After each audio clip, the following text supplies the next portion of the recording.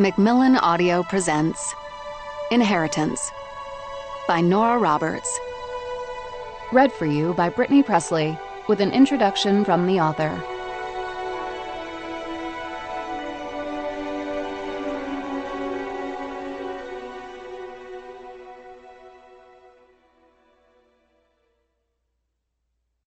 Dear listeners, when I think of hauntings, I first think of my maternal grandmother.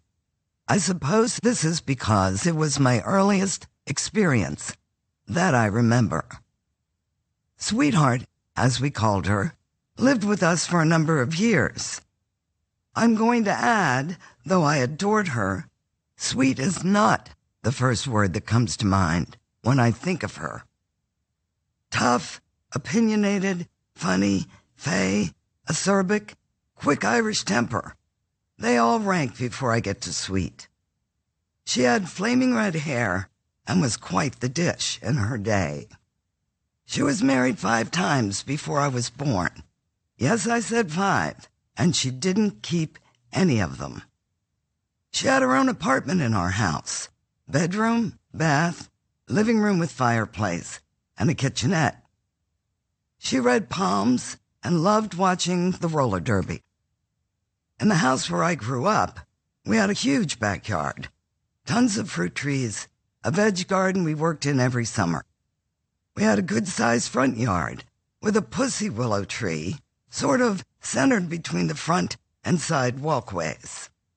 My father hated that tree. I have no idea why. My grandmother loved that tree. Also no idea. He would periodically threatened to cut it down, and she'd bring the axe down on my father. The tree stayed. One evening, a week or two after Sweetheart passed, my father thought of that tree. I remember him saying, "Well, Epps is gone." Epps was his nickname for her, something from a comic or cartoon. "She's gone, and I'm cutting that damn tree down tomorrow morning." And that night, it was hit by lightning, split cleanly in 2, and taken to the ground. She just wouldn't give him the satisfaction. She stayed in the house for some time, winding her cuckoo clock, closing doors, probably watching the roller derby, or kibitzing at the Friday night pinochle game at our dining room table. I know my mother felt her often, and it brought comfort and amusement.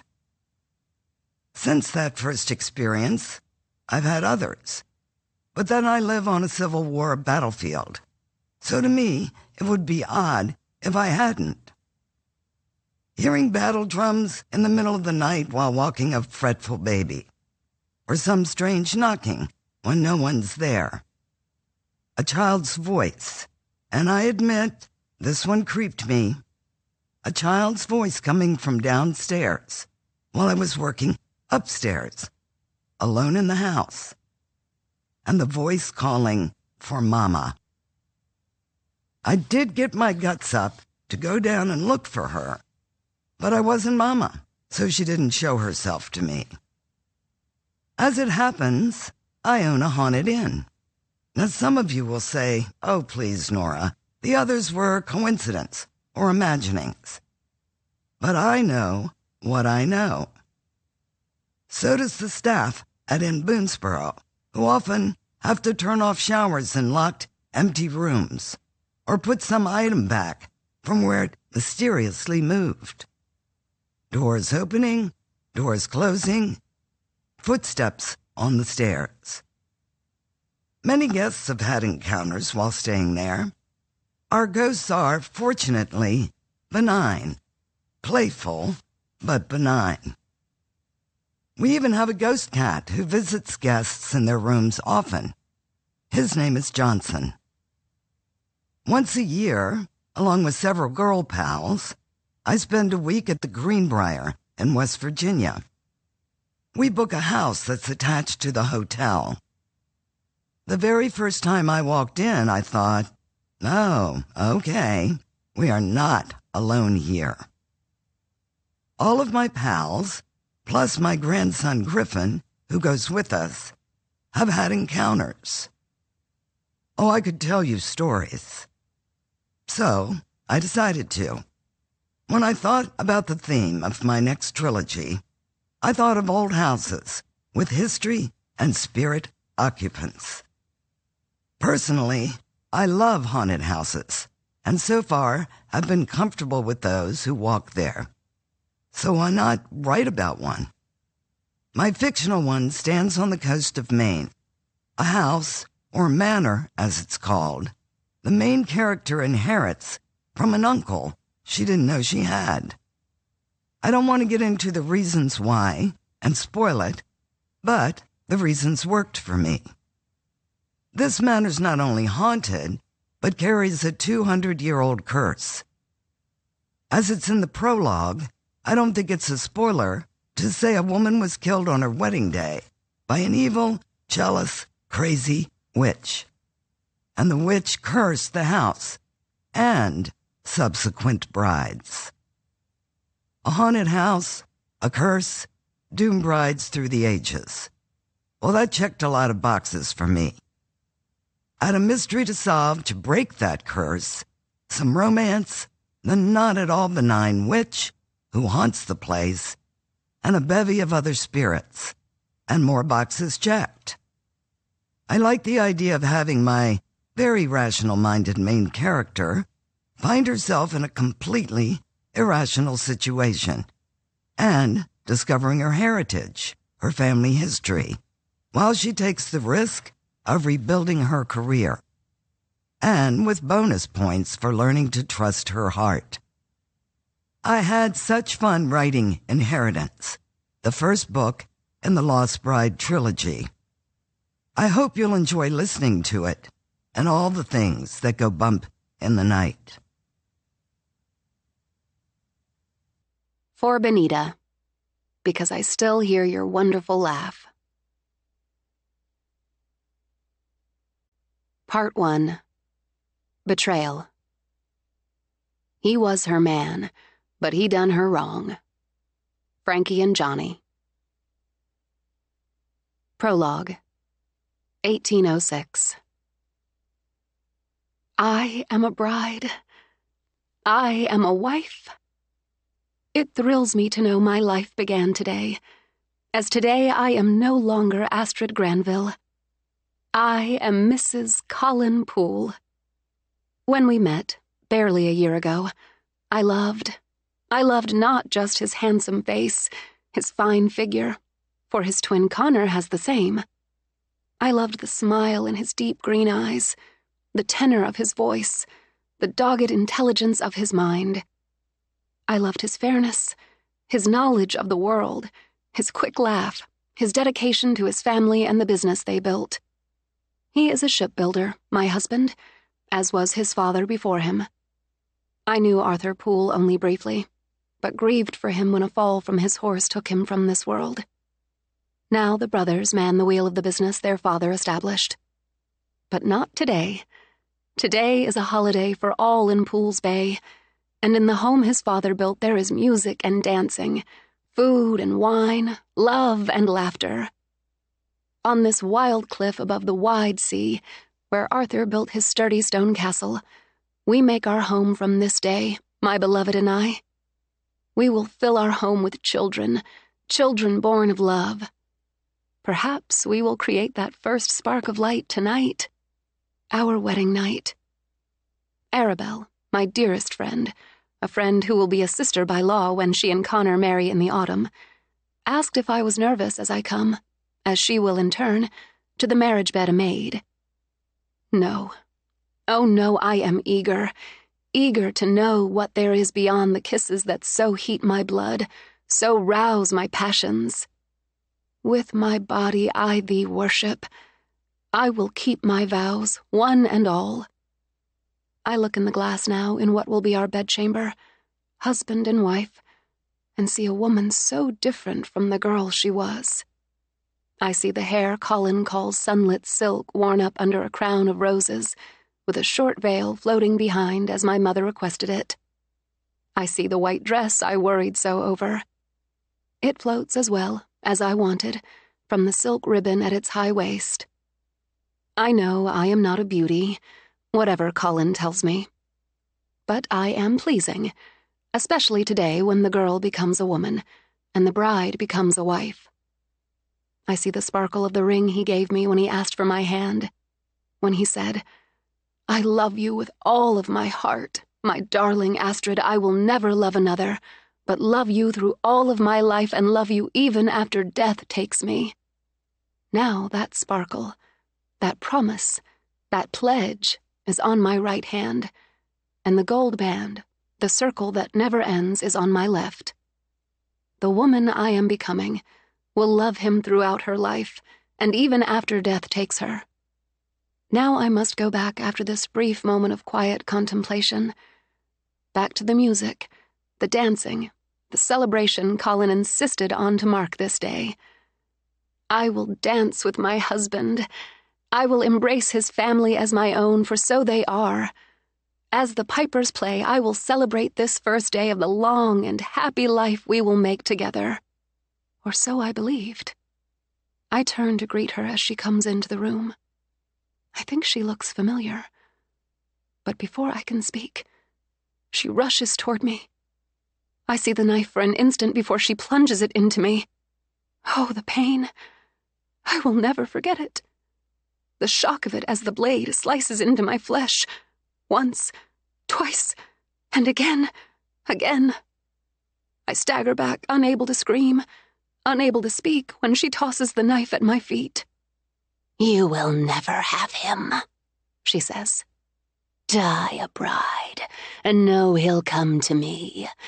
He will come to me, or by your blood on my tongue, bride after bride will join you in death." To my horror, she licked my blood off her finger. As I fall, she takes my wedding ring. And this act is somehow worse than the pain. A marriage isn't a marriage until it is consummated. Only a bride, forever lost.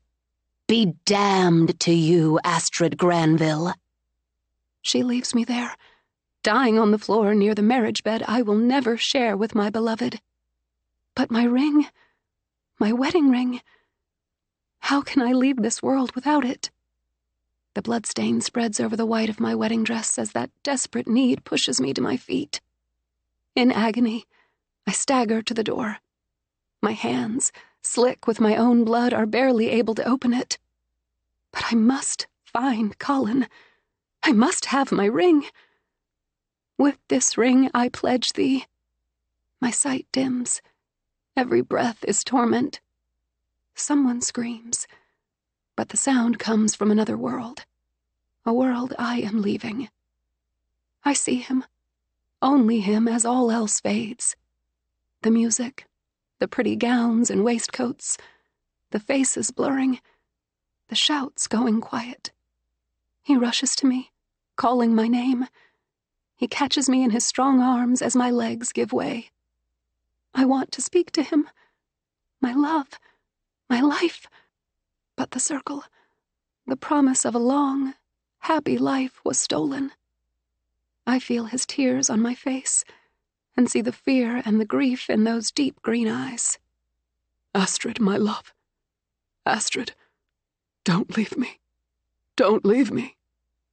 As it all fades away, I speak my last words, give him my promise with my last breath. I never will. And I have not. Chapter 1. Present Day. Planning a wedding equaled insanity. Sonia decided that once you'd accepted that as incontrovertible fact, you could just get on with it. If she had her way, she'd ditch the whole crazy circus. She'd buy a fabulous dress she could actually wear again, have family and close friends over for a backyard wedding, a short, sweet ceremony, then bust it all open for the best party ever. No fancy, no formal, no fraught and fuss, and all the fun.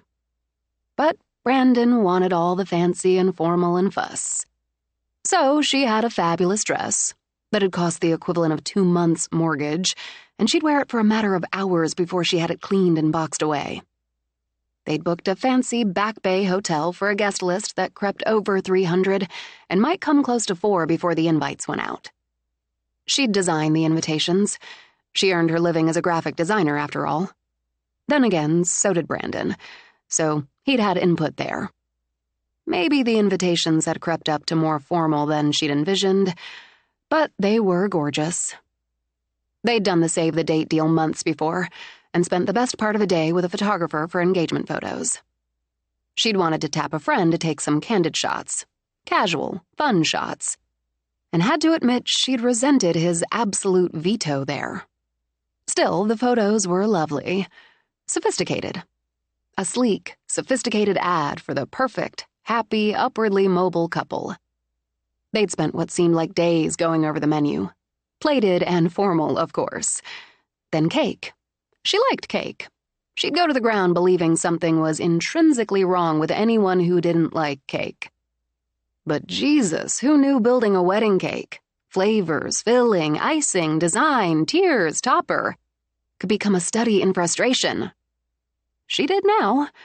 And that didn't count the groom's cake, or the pedophores with their initials in gold on the top. Add the flowers, the music, seating charts, colors, themes, and despite the efficient and incredibly patient wedding planner, it all boiled down to nightmare. She couldn't wait until it was over and done. And that probably made her an aberration. Weren't brides supposed to want the fuss and bother? Didn't a bride want her wedding day to be special, unique, a fairy tale? She did want it to be special, unique, and she very much wanted the happy ever after. But... And those buts had been coming fast over the last few weeks. But it didn't feel like her day, her special, unique, gloriously exciting day, at all. Somehow it had slipped right out of her control. When she reminded herself it was Brandon's wedding day too, and he should have some say, it struck her he had all the say. None of it reflected her vision or her wishes. It clearly reflected all of his. And if their vision and wishes were so dramatically different, didn't that mean they just weren't suited? If she dwelled on that, she worried. Like she worried when they spent 3 Saturdays house hunting and he pushed for the sleek, contemporary McMansion, and she wanted the rambling old house with character. But if she didn't dwell on it, if she remembered the last 18 months of being a couple, she couldn't find anything to worry about. A wedding day was just one day, and why shouldn't Brandon have the fuss he wanted? A house? It's what you put inside it that counted. They'd find a compromise and make it a home. Wedding jitters, she told herself. The big reality was setting in, and she had proof, literally in the wedding invitation proof in her bag. Accepting jitters, she canceled an appointment with the florist, couldn't face it, and headed home. She'd have a couple of quiet hours. Brandon had some groom thing to deal with, so she'd have the place to herself until he got home. She decreed when he did, they'd open a bottle of wine, go over the wedding invitation proof, finalize that, then finalize the ever-growing guest list. Order the invitations and be done with it, since he'd hired a calligrapher to address them. Something she could have done, but hey, she wouldn't complain about not addressing a couple 100 invitations. She pushed through Boston Saturday traffic with the windows down and the music up. In 8 weeks, she thought, the color would have exploded with fall, her favorite season, and all this would be behind her. She was 28, closing in fast on 29, and the end of another decade. She was ready to settle down, start a family, and in 8 weeks, she'd marry the man she loved. Brandon Wise, smart, talented, romantic. A man who'd taken it slow and easy when she'd been cautious about starting a relationship with a coworker. He'd won her over, and she'd enjoyed being won over. They rarely fought. He was incredibly sweet to her mother, and that mattered. He enjoyed the company of her friends, and she enjoyed the company of his. Sure, she could think of a lot of ways they diverged. He'd go to a cocktail party, dinner party, art opening, name the social event every night. And she needed to spread those things out, hold on to the quiet-at-home times. He had more shoes than she did, and she liked shoes. When he talked about buying a house, he talked about grounds crews, and she imagined mowing the grass and planting a garden. But who wanted to marry and live with a clone? Differences added variety. By the time she parked, she regretted canceling the appointment with the florist. She should have taken care of it. Flowers, like cake, should make you happy. She'd make up for it by tossing something together for dinner. A ploy to head off a let's eat out suggestion, she considered as she walked to her side of the duplex. Maybe. But he'd come home to a meal in progress, a bottle of wine, and that was a good deal. They'd eat, drink, and finalize that damn guest list. A big checkmark in the done column would lift a weight. Weight lifted, they could spend Saturday night naked in bed. She heard music when she opened the door and stepped into the foyer. And saw, a few feet ahead as the foyer gave way to the living room, a woman's shoe. A red stiletto. She set her purse on the entrance table, dropped her keys in the bowl she kept there, and slowly bent down to pick up the shoe. Its mate lay on its side near the turn toward the bedroom, along with a white, full-skirted strapless dress. Music flowed out of the bedroom, a quiet, sexy score punctuated by a woman's breathless cries and moans. Brandon liked having music on during sex, she thought dully. He made a point of it. She'd found it endearing. Once, since they hadn't bothered to shut the bedroom door, she stepped over the discarded dress, kicked the man's shirt and trousers out of the way.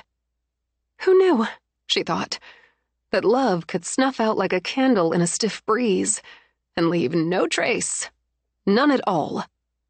She watched her fiancé's ass grind as he thrust into the woman under him. The woman whose legs were wrapped around his waist as she called out his name.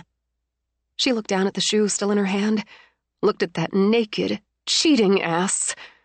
When she flung it, when it struck, she thought, oh yeah, that'll leave a mark. He reared up, scrambled around. The woman managed a quick shriek and tried to drag up the rumpled sheet. Sonia, shut the fuck up! She snapped at him. Jesus Christ, Tracy, you're my cousin! You're part of the bridal party! Sobbing, Tracy dragged harder at the sheets. Sonia, listen! I said shut the fuck up! I'm in the middle of a goddamn cliché! Get dressed! Get out! Both of you! I'm sorry! Still sobbing, Tracy snatched at the bra and panties on the floor. Don't speak to me! Don't ever speak to me again! If your mother wasn't my aunt and someone I'm very fond of, I'd kick your slut ass here and now. Keep your mouth shut and get out of my house! Tracy grabbed the dress on the run, dragging it over her head, sans underwear as she went. She didn't bother with the shoes. She didn't shut the door behind her. Sonia, I have no excuse. I slipped. I see. You slipped and your clothes just tossed themselves around the room while you fell naked on my cousin. Get out, Brandon. You can get out naked or pull on some clothes first, but get out of my house. Ours, he began. My name's on the mortgage. Sweetheart, you'd seriously dare call me that? Try it again and I swear to God you'll leave bleeding. I said, get out. He dragged on khakis. We need to talk. You just need to calm down Where are you going? To get my phone. She walked to her purse, took it out, to call the police so they can remove you from my home. Now, Sonia. The way he said it took on that you're just adorable tone. You're not going to call the cops. She stood, phone in hand, studying him. Gym fit, dark blonde hair tousled from another woman's hands. The smooth, handsome face, the killer blue eyes. If you really believe I won't, you don't know me at all. She picked his keys out of the bowl, removed the key to the house, tossed the rest out the door. Get out! I need shoes! She opened the coat closet, pulled out a pair of his slides, tossed them at him. Make do and go, or I start screaming and calling 911. He bent, picked up the slides, slipped them on. We'll talk when you've calmed down. When it comes to you, to this, consider that the far side of never." She slammed the door behind him, turned the security bolt, and waited for the tears, the despair, the misery. None of it, she decided, could burn through the rage. She looked at the phone in her hand again. Taking deep breaths, she walked to the sofa, sat. She started to send a text, realized she couldn't manage it the way her hands shook. She called instead. "Hey! Cleo, can you come over? I really need you to come over now. Wedding crisis. You could say. Please." Amusement turned to concern. "You okay?" "Not really, no. Can you come?" "Sure, I'm on my way. Whatever it is, Sonia, we'll fix it. Give me 10. "I fixed it already," Sonia thought, and set the phone down. On her second glass of wine, Cleo circled the living room. Long legs and tiny white shorts covered the ground. She had her mass of curling, burnt honey hair bundled back in weekend-at-home mode. Her jungle cat eyes flashed. The more incensed she became, the more the traces of her Louisiana childhood flowed over the heat, and the calmer Sonia felt. This, Sonia decided, was love. That bastard! That lying, cheating son of a bitchin' bastard! And Tracy? I don't even have words slimy enough. Your own cousin? And that miserable big-titted slut was helping me plan your wedding shower. She ugly cried. Not enough, not close to enough. Oh, she is going to hear from me. You'd better believe she's going to feel my wrath, two-faced whore bitch. I love you, Cleo Faberé. You're the best. Oh, baby. Dropping back down on the couch, Cleo set her wine aside to pull Sonia into a fierce embrace. I'm sorry. I'm just so sorry. I know. What do you want to do? Cleo pulled back, looked at Sonia with her long-lidded tawny eyes. Tell me what you want and it's done. Murder? Decapitation? Castration? For the first time since she'd walked in the door, Sonia smiled. Would you use your great-grandfather Haruto's samurai sword? With pleasure. Let's keep that in reserve. Why aren't you screaming? Why aren't you kicking something? I want to kick something. I want to kick Brandon in the balls. First, I want to go buy a pair of combat boots so I can wear them while I kick him in the balls. Then, I want to go buy brass knuckles so I can wear them when I punch Tracy in the face. But that's just me, she added, and picked up her wine again. What do you want to do? I'm doing it. I'm sitting here drinking wine and watching my best friend get pissed off and outraged for me. Sonia took Cleo's free hand. She ugly cried. I didn't. If you need to, I've got a shoulder right here. I don't. I'm not sure what that says about me. It was like walking into a scene in a movie. The clueless bride-to-be discovers her fiancé and one of her bridesmaids naked in bed. You're not clueless. Well, I was about this, so... Beyoncé's video phone was playing. Come on. Seriously? Cleo struggled against the laugh. Sorry. Don't be. When I think, if I hadn't canceled that appointment, if I hadn't walked in on them. Now Sonia pushed up to circle the room, and her legs in running Saturday errands cropped jeans ate up the floor. She gestured with her wine glass with one hand, shoved the other through her hair, and dragged out the tie that held her maple syrup brown hair out of its long, straight tail. That's what gets me, Cleo. Really fucking gets me. I'd have gone through with it. I'd have married the cheating asshole. And I'd have married him his way, and that kills me. The hotel ballroom he wanted. The big, slick production of it he wanted. The stupid 5-tier wedding cake with the fondant and gold sugar design he wanted. How the hell did I let myself get lost in there? Looks like you're found now. I liked him. I actually liked him, and that kills me. Maybe I thought the wedding was over the top for you, but hell, it's the day, right? So why not? But, and before I get to the but, let me say it's good to see you found your rage again. Oh, never lost that. I just liked seeing yours take over a while. Okay, but You did cancel the appointment. You did walk in on them. And you're not going to marry the asshole. The fates looked out for you. If fate looked out for me, I'd have told him to get lost a long time ago. You need more wine. Oh, I'm going to get it. And a lot of it. Sonia pressed her fingers to her eyes, not against tears, but sheer frustration. Cleo, I have to cancel everything. The hotel, the photographer, the videographer, the cake, the flowers. Jesus, the stupid string quartet I never wanted. The band. I'm going to lose the deposits. Damn it. I just picked up the proof for the invitations. When I think of the hours and hours I worked on that design. Keep it. We'll put a curse on it. Bury it in a pair of his boxers under a full moon. And every time he thinks about roping another woman in, he'll get a chronic case of jock itch. That's your Creole granny talking. Bien, sir. I'll help you cancel everything. And maybe we can sweet-talk some of the deposits back. And you bill the bastard for half of the rest. I never liked that you laid all the money out. After huffing out a breath, Cleo slugged back more wine. And when I think about that, and I really look, I realize I didn't like him as much as I kept telling myself I did. He was paying for the rehearsal dinner, the honeymoon. Doesn't matter. Lesson learned. I could really use some help with the cancellations. Oh, God, the registry. Because it jittered, Sonia pressed a hand to her stomach.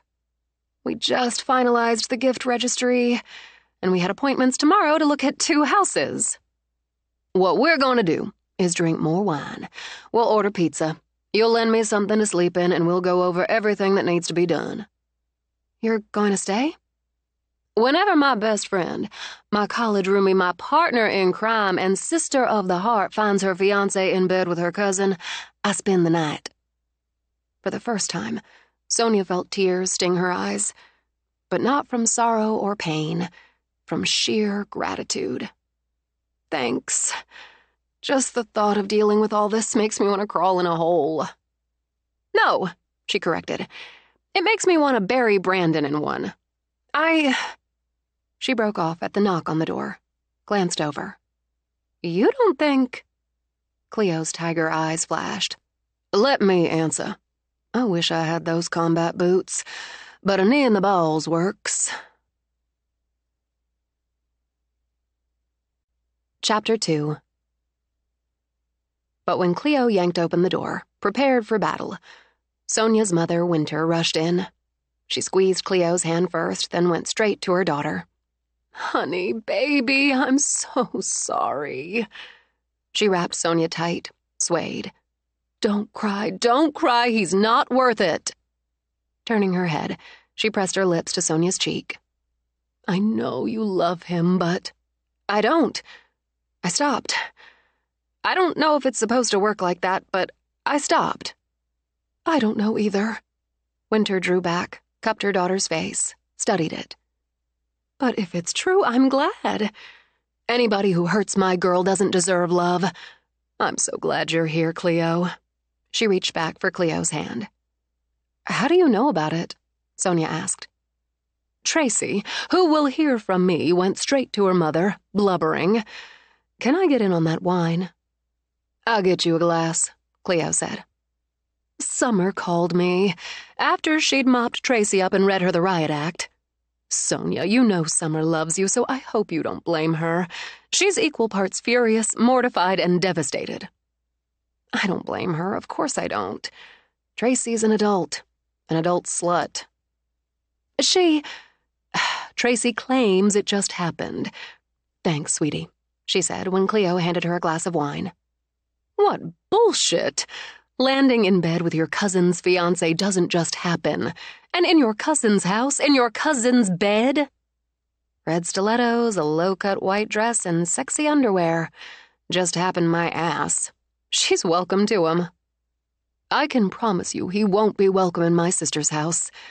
Now, I'm going to go strip those sheets off your bed. I already did.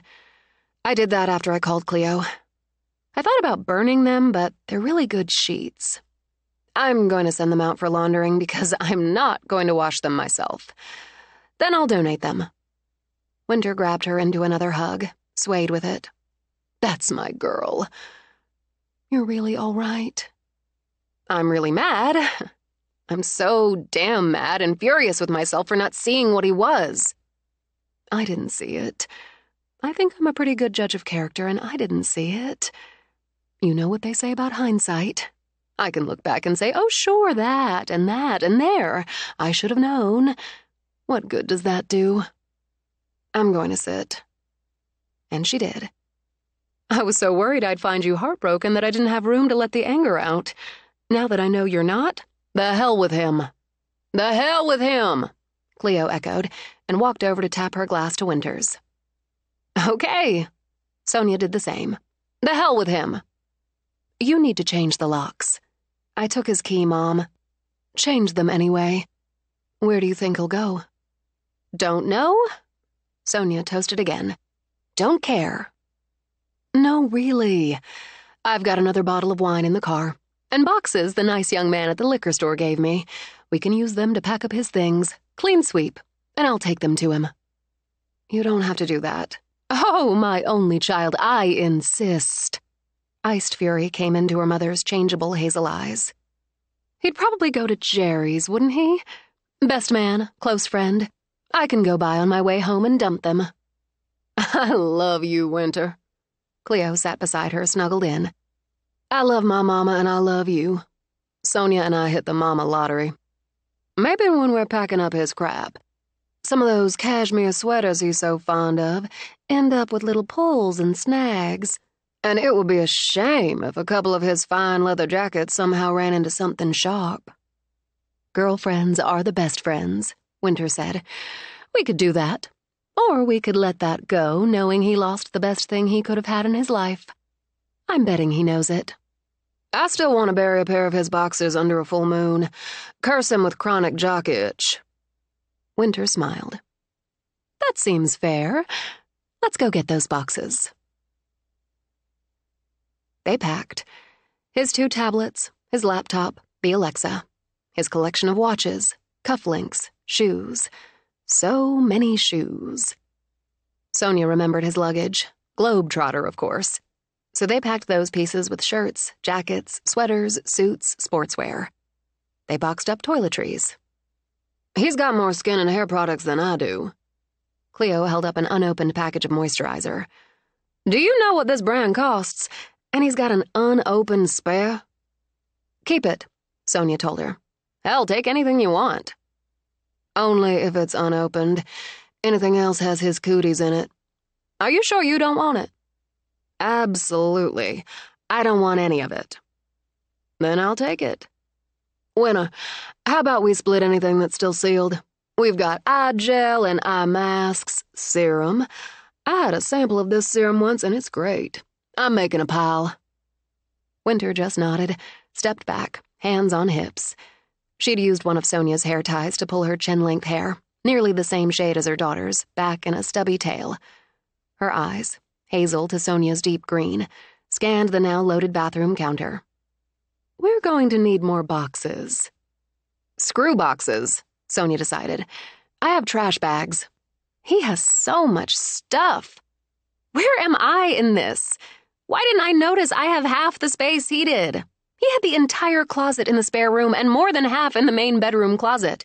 And somehow he took over the desk in the spare room for work, and I ended up using the dining room table. Erosion happens gradually. Winter rubbed Sonia's shoulders. A rock's strong, but it doesn't notice how the water's wearing it away. You look so much alike, Cleo murmured. The shape of your faces, that heart shape, your hair color, that peaches and cream skin that tells me I need this high-dollar skincare more than either of you. You have gorgeous skin, Winter told her. Gold dust on caramel, a gift from your wonderfully diverse ancestry. My girl has her father's eyes. Winter gave Sonia a quick hug. He'd have kicked Brandon's ass. I don't think I'd have tried to stop him. Andrew McTavish was a gentleman, but when roused, she gave Sonia another squeeze. Stand back. Then she nodded. Trash bags. Yeah, seems fair. More than. I'll get them. And order the pizza, Cleo offered. We're closing in on done. She's a treasure, Winter said when Cleo went out. I know. She says the fates saw to it we were roommates in college. What do you say? Luck of the draw. Really lucky for me. For both of you. Your art, your work didn't hurt. Now she's an illustrator, you're a graphic designer. I'm proud of both of you. I need to go into work Monday. So will he. I should never have gotten involved with someone at work. Stop. Winter turned her around. Don't let what he did, what he is, shake who you are or what you do. You loved him enough to plan a life with him. You thought he loved you enough to do the same. I was wrong. You were wrong, Winter agreed. The mistake wasn't in loving someone. He wasn't faithful, and you ended it. You know what I haven't heard from you? What did I do wrong? Why wasn't I enough? What did he see in her he didn't in me? Mom, you know why I haven't heard that? Because you're too smart to fall in that ditch. You know this isn't about you. It's about him, his character. You believed in him. He proved you wrong. That's all there is to it.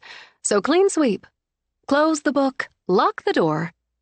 Change the locks, she amended. Then lock the door. I'll call a locksmith tomorrow. He'll corner me, or try to, at work on Monday. And you'll deal with it. I'll deal with it. She shut her eyes. I'm embarrassed. Of course you are. Anyone would be, even when it's not their embarrassment. So, Sonia Grace McTavish, make it his embarrassment. She kissed Sonia's forehead. That, especially to someone like Brandon, it's more painful than chronic jock itch. They ate pizza, and while Sonia and Cleo drank more wine, Winter switched off to iced tea. Together they made a plan. Then they carted boxes, suitcases, and hefty bags out to the car. On the second trip, her neighbor stepped out of her side of the duplex. Do you all need some help with that? Bill's home, he'd give you a hand. Winter sent her a winning smile. Thanks, Donna. If you wouldn't mind, we've got a couple more loads. No problem. Bill, come give Sonia a hand. She put a hand on her hip. A woman with 3 grown children who'd downsized with her husband and had moved into the duplex just over a year before. A nice couple, Sonia thought. Neighborly, but not pushy. Important qualities in her view when you shared a common wall. Bill came out in a Red Sox t-shirt and cargo shorts that showed off his knobby knees. Moving out on us? He grinned when he said it, making a joke. Sonia figured she'd had just enough wine. I'm booting Brandon out. Or I already did after I found him naked in bed with my cousin Tracy. Inside his scruffy goatee, Bill's mouth dropped open. On the other hand, his wife Donna's mouth thinned. Is that the blonde with the big boobs? Why, yes, it is. You might have seen her run out of the house a few hours ago, barefoot and holding her underwear. No, and I'm sorry I missed it. I'm sorry it happened. But I'm going to tell you I've seen her come around twice before when you weren't home. I thought they were working on some surprise for you, for the wedding maybe, but I won't lie, I wondered. Twice before today? That I saw. Last Saturday when I was washing windows, and it must have been about 3 weeks ago. I'd taken some cookies to Marlene's across the street. Her little boy's fond of my snickerdoodles. I was just leaving to come home. So yeah, that's Saturday again, 3 weeks back. We went to the salon, Cleo said, for you to try out styles for the wedding, and shoe shopping for wedding shoes. I remember, Sonia murmured. I'm sorry it happened, Donna said again, but I'm glad you found out sooner than later. Bill, go on and get the rest of that douchebag stuff out of Sonia's house. Anything else we can help you with? She added. You just ask. At least 3 times, Sonia said when they'd loaded the last of it. Now I have to get rid of the bed. Maybe the couch. They might have used the couch. Or God knows where else. No, you don't. I'm going to White Sage the whole place. She looked at Cleo. Seriously? Deadly. I might have some in my purse. Otherwise, I'll run home and get some. We are clearing him out, and her, and anyone else he might have banged in there. Sorry, son, but maybe. Yeah. Though it made her a little sick, she nodded. Maybe. Now she needed to get tested, she realized.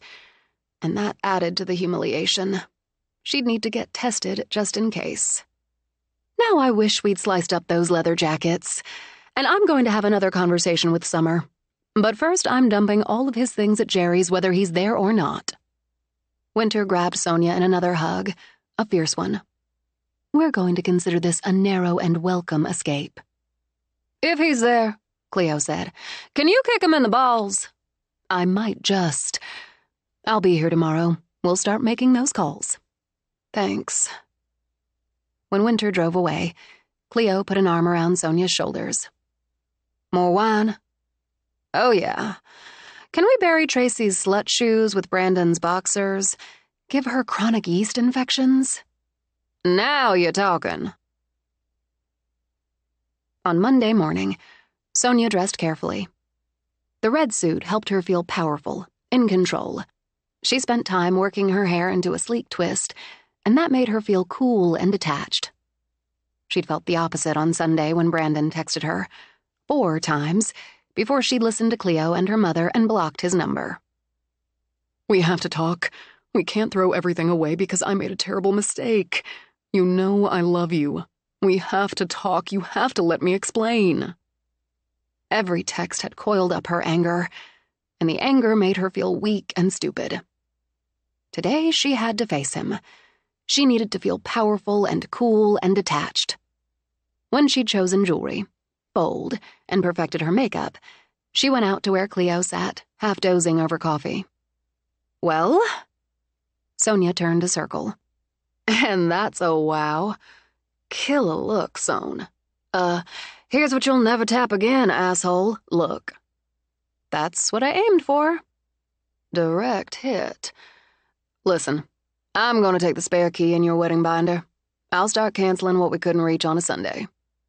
Cleo, you've already given me Saturday and all day yesterday. And I go nowhere until the locksmith comes today to change those locks. Then I'm taking the binder and the key home with me. I'm in a good place on my project to take a few hours, so I'll finish the rest of the calls. I'm guessing since there were alterations, you can't just return the wedding dress. No return policy. Mom paid for that ridiculously expensive dress, Cleo. I know.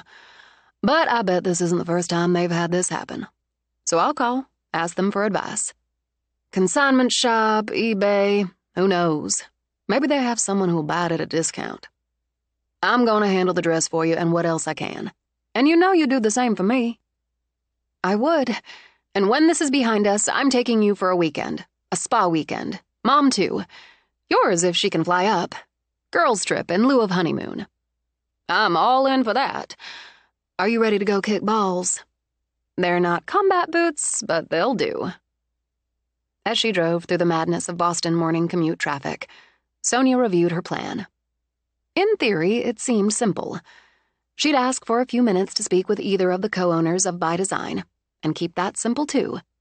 She'd called off the wedding after realizing she and Brandon weren't suited, and weren't ready for marriage.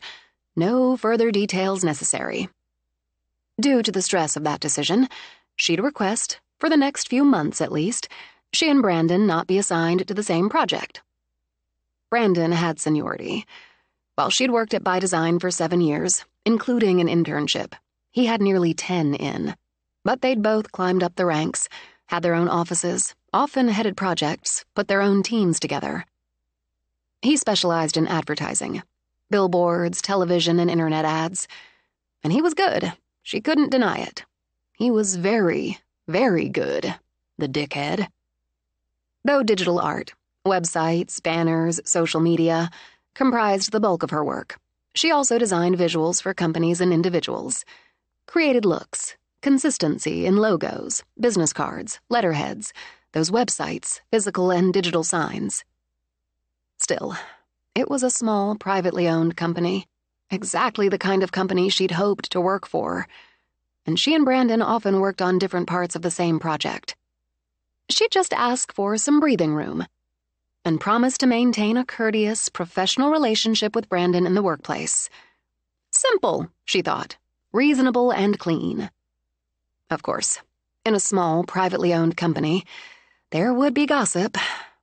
She'd handle it. In fact, despite Cleo's objections, she'd take the blame. Simpler, cleaner to say she'd realized she wasn't ready, that she and Brandon had different goals in life. His being to screw her cousin, but no point in mentioning that. And in a few weeks, the talk would die out, replaced by some other drama. She could wait until then. Meanwhile, she had no doubt Brandon would find some way to corner her. So she'd meet that head-on. She'd make it clear to him, in private, face-to-face, that they were done. And she'd do that calmly, dispassionately. He'd hate the calm and dispassion, she thought, and smiled as she pulled into the employee parking of the 2-story refurbished factory that housed By Design. She went in the side door, straight into what she thought of as the nesting area.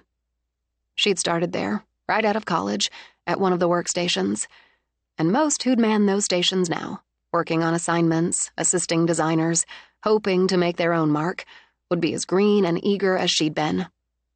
Some would move up, some would move out, others would take a leap and strike out on their own. She'd moved up, happy with the rhythm and tone of her workplace. From production artist to graphic designer, and now senior graphic designer. She'd come in early deliberately and walked straight through to her office. Not big, not grand, but it had a window, and she'd put her treasured African violet Xena in that stream of southern exposure. It rewarded her with pretty pink blossoms and glossy green leaves. She set her briefcase on her desk, glanced at her mood board. She routinely created a physical as well as digital mood board for a project.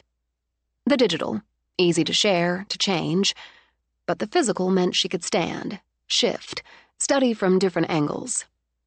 And this one, laying out the plan, the visual for a startup company, just worked. Baby Mine, founded by crafty sisters, created handmade baby clothes. No charge for personalization if desired. For preemies, specific to the needs of infants in the NICU, and up to 18 months.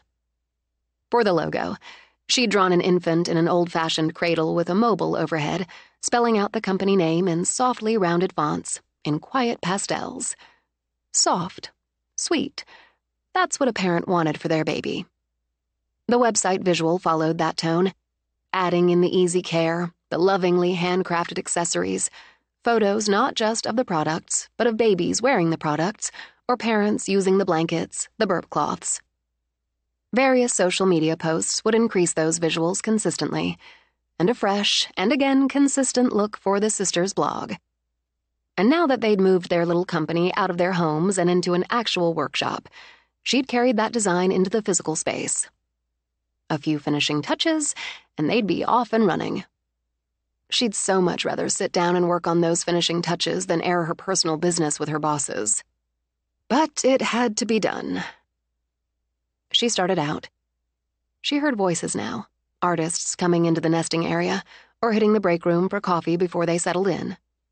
She walked up the metal stairs to the second floor. It held the directors' offices, art, design, creative, and their assistants' work areas. The presentation room where designers pitched their concepts and completed work to the directors, the owners' offices, a second, snazzier break room. Since Lane Cohen had hired her, she went there first, knocked. "Come!" When she opened the door, she saw Lane, hair a sharp, angled wedge of mahogany, bright blue readers dangling from the silver chain around her neck, at her desk. Her partner sat on the corner of her L-shaped workstation. The window behind her offered a view of the Boston Common on a perfect summer day. Posters of designs created in-house lined her walls. She rotated them every few months. Sonia currently had one displayed. So did Brandon.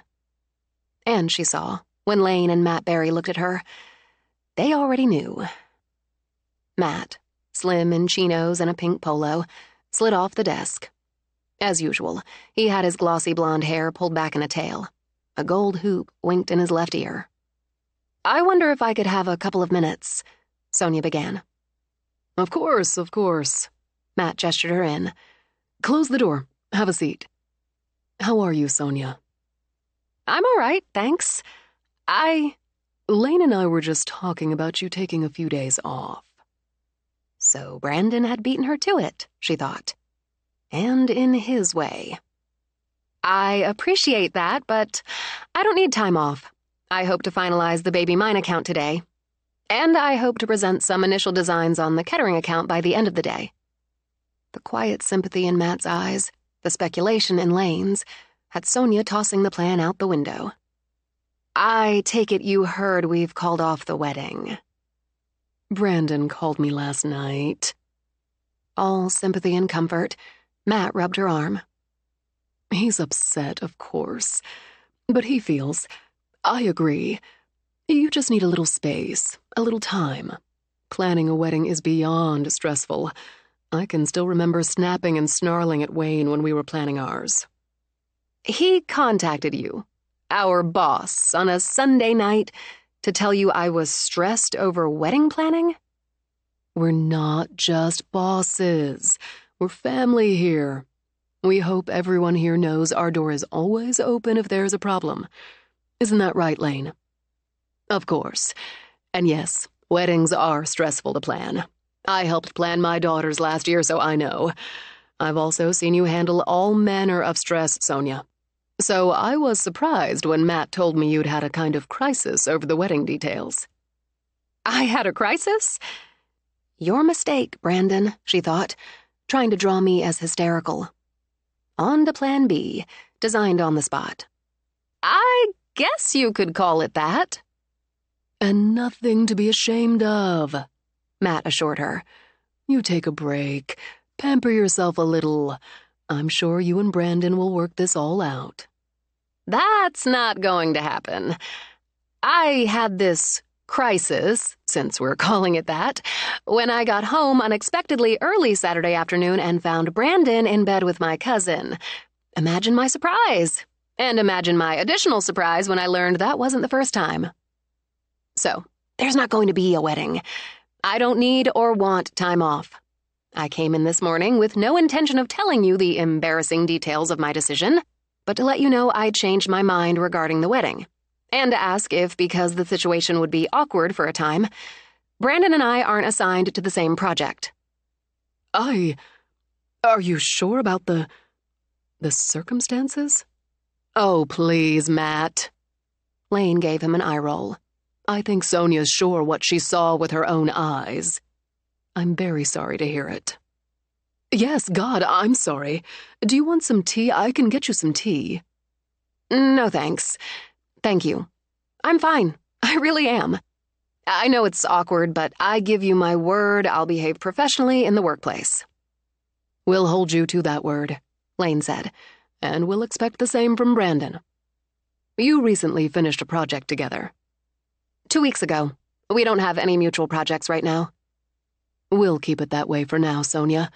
If you want a day or two to decompress and to handle what I know must be a slew of cancellations, notifications, you can certainly have that time. Lane lifted her hands.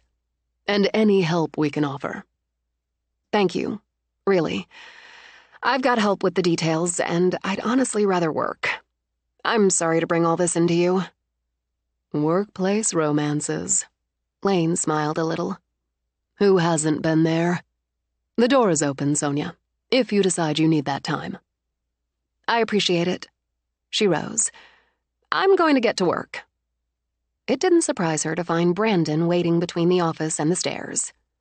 We need to talk. When he reached for her arm, she stepped back. Don't put your hands on me. We're not having this discussion out here. He gestured toward the door of the presentation room. I prefer to keep my personal business private. Then you shouldn't have called Matt last night and lied to him. But she walked through the door. I certainly didn't lie. He shut the door with a snap. I told him you'd called off the wedding. You were upset and stressed. You failed to mention why. He had the grace, or the wit, she thought, to look shamed and sorrowful. Listen, Sonia. Nobody feels worse about what happened than I do. I made a terrible mistake and I hurt you. I was weak, stupid. I panicked." She smiled, oh so pleasantly. "I thought you slipped." "Please." He reached for her again. "Touch me and you'll be up on charges of harassment and inappropriate behavior in the workplace. Try it and see." "I know you're hurt. You're angry.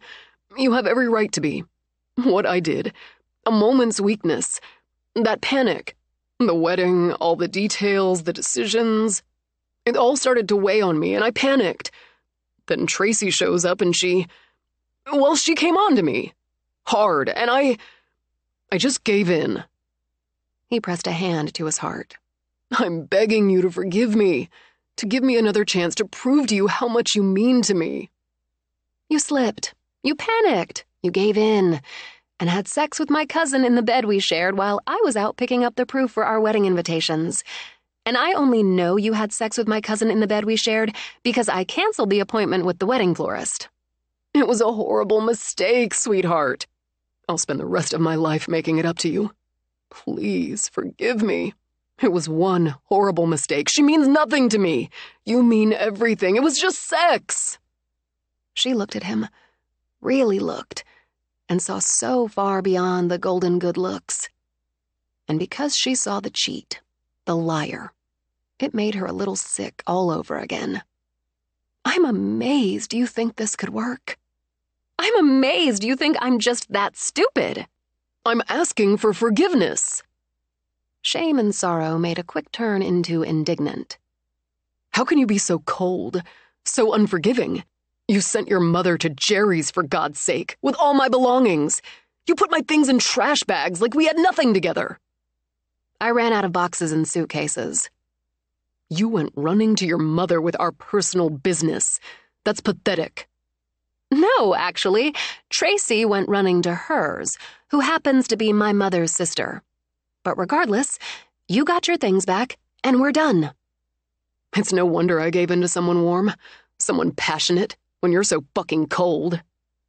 "Lucky escape for both of us, then, isn't it? Going forward, since you tried your end run with Matt, I've told them all of it. Not my intention, which was to simply let them know I'd called off the wedding, but I refuse to let you dump this on me. I've given my word I'll behave professionally with you, and they expect you to do the same." Indignation snapped back, of the righteous sort. "You couldn't wait to smear me to the bosses. I was human. Tracy ambushed me. She was all over me, and I was human." "That one time? How about the Saturday before? Or 2 weeks before that? Was it just being human when the two of you romped around naked then, too?" "You spied on me? That's how you handle problems, issues? By spying on me? That's contemptible." "I didn't have to. You and Tracy didn't cover your tracks very well. We're done. I just want to get on with my life, and I suggest you get on with yours." "If you think you'll get away with spreading this around the company..." "I don't intend to talk about any of this. Your mileage may vary. I've canceled the venue, the band, and so on. All of it. I'll send you a bill for half the non-refundable deposits." "Good luck getting a dime out of me." "I figured that. I'll just write it off as a bad investment. Now get out of my way. I'm going to work." "You're not wearing the ring I put on your finger. I want it back." When she smiled and meant it, it felt so damn good. Let me echo your good luck sentiment there. Legally, it's mine. I'm selling it and donating the money to a women's shelter. You need to move, Brandon, or I call Lane's office and report you. He stepped aside. "You'll be sorry for this," he told her when she opened it. "No, I won't. But I am sorry I wasted over a year of my life on someone like you." She considered it done, finished, closed. And she spent what she deemed a productive day finalizing the designs for the Baby Mine account. She moved forward on the Kettering account, creating her mood boards, sharing them and her pitch with her design director. She noticed the looks, especially the ones who pretended not to look. She noticed the awkward pauses in conversations when she walked in or by. She suspected Brandon of doing exactly what he'd accused her of planning to do, He'd twist the story, lay blame on her head, outright lie. She wouldn't let it matter, and it would all die down in a week or two. She made it through a week, then 2, then a month, and another 2 weeks. Every time she thought it had died down, he managed to resurrect it all again. She caught wind of a rumor she'd cheated on him. Another went around that their wedding planner had dubbed her Bitch Bride from Hell. He covered his tracks there, as he hadn't with her cousin, and the rumors seemed to pop up out of nowhere. And they lingered. Someone keyed her car. She came in one morning to find a design she'd worked on wiped off her computer, and her backup corrupted. She spent 15 straight hours reconstructing it, and when she finally left the office that night, she had 4 flat tires. Knowing he was behind it meant nothing. She couldn't prove it, but she'd had enough. The next morning, she knocked on Lane's door. "I'm sorry, I need to talk to you." "Come sit. You look tired." "I am tired. I worked until midnight. The Happy Pet account, the design I'd worked on, had nearly completed, was gone. Wiped off my computer. My backup was corrupted." "It wasn't user error, Lane." "I think you know I'm more careful than that. I reconstructed it, maybe even improved it, and when I went out to my car, I had 4 flats." "Oh, Jesus, Sonia." "I know you hear the rumors that come and go. Most people don't believe them, but there are always a few. I could handle that. I have been handling that. But this was my work, a lot of hard work. If I hadn't been able to replicate it in a timely fashion, we might have lost the account. My tires weren't slashed. Someone let the air out. Regardless, I had to take an Uber home and arrange for a garage to deal with the tires." "I'm sorry. I'll talk to Brandon, believe me." "Please don't. I can't prove any of this is on him. And I won't. He'll be shocked, appalled. Why, he's moved on. Isn't he dating other women?" She shrugged. "But it won't stop as long as we both work here." "Sonia, I can't fire Brandon over the possibility. I'm going to make that probability. He had some part in this." "I'm not asking you to. I don't expect you to. I know he does exceptional work." "He does. So do you. It's time for a full staff meeting." "No, Lane. It's time for me to resign. I thought I could weather this, but I dread coming to work now. I loved working here, and now I dread it." "We'll find a way to fix this, Sonia. You know we value you."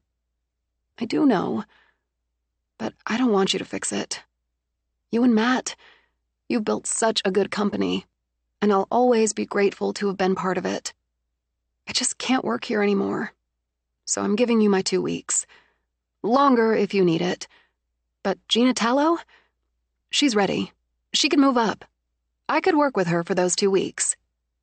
But I need to go. For me, Lane. I need to go." Lane sat back. "This sucks. It just sucks." "It really does. But Lane, I'm so unhappy. I don't want to be unhappy in my work. I don't want to get up every morning and have a hole in the pit of my stomach because I have to go to work. I have to move on." "To a competitor. I'm going to hate that. But Matt and I will give you bright and shiny references. We don't want you to be unhappy, and I'm furious you've been made to feel unhappy." "I think this is what's best for me. But I don't plan on going to a competitor, at least for now. I'm going to freelance. I need the time, the space, and I need to see what I can do on my own." Head back, Lane stared up at the ceiling. "We're going to lose accounts. I'm going to hate that." "I won't go after by design accounts." "Then you're stupid. Don't be stupid. Take the Baby Mine account. They're going places. It's a gift," Lane said before Sonia could think of anything to say. "Not much of a gift, seeing as they came to you on a recommendation of another account you worked on. I'm telling you that's your account, and Matt will agree with me." "Thank you. Really, it's more than I could ask." You're right about Gina. We've had our eye on her. She needs a little more polish, and we'll see she gets it. Now listen to me, on a personal level, as I've got a daughter about your age. You've got 2 weeks vacation you haven't used for a honeymoon you can celebrate not going on. Take it. Take today to clear up any projects to the point they can be passed on. Then walk out of here and be happy. I can't leave you in the lurch.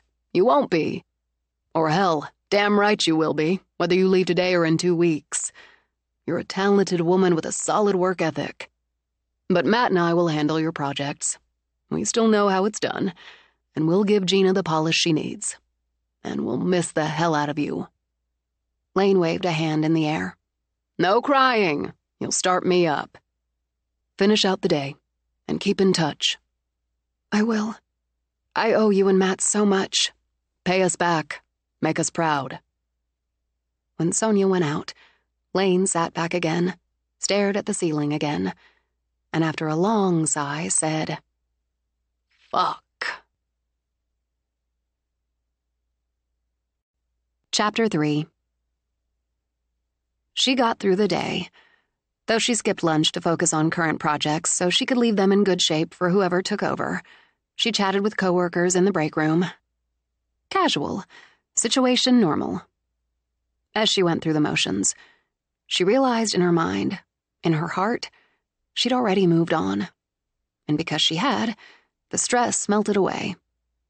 At the end of the day, she boxed up her things, her personal tools, her emergency power bars, spare chargers, the fluorite obelisk Cleo had given her, her African violet, and all the little things that had made her office her work home. A single box, she thought, to sum up 7 years, 2 as an intern, of her professional life at By Design. The whole, so far, of her professional life. She took one last look around her office, and Matt stepped to her doorway. I wanted to wait until... Lane said your mind's made up, and for good reasons. I feel I wasn't supportive enough, that I should have found a solution. No, it was a bad situation. An impossible one for me.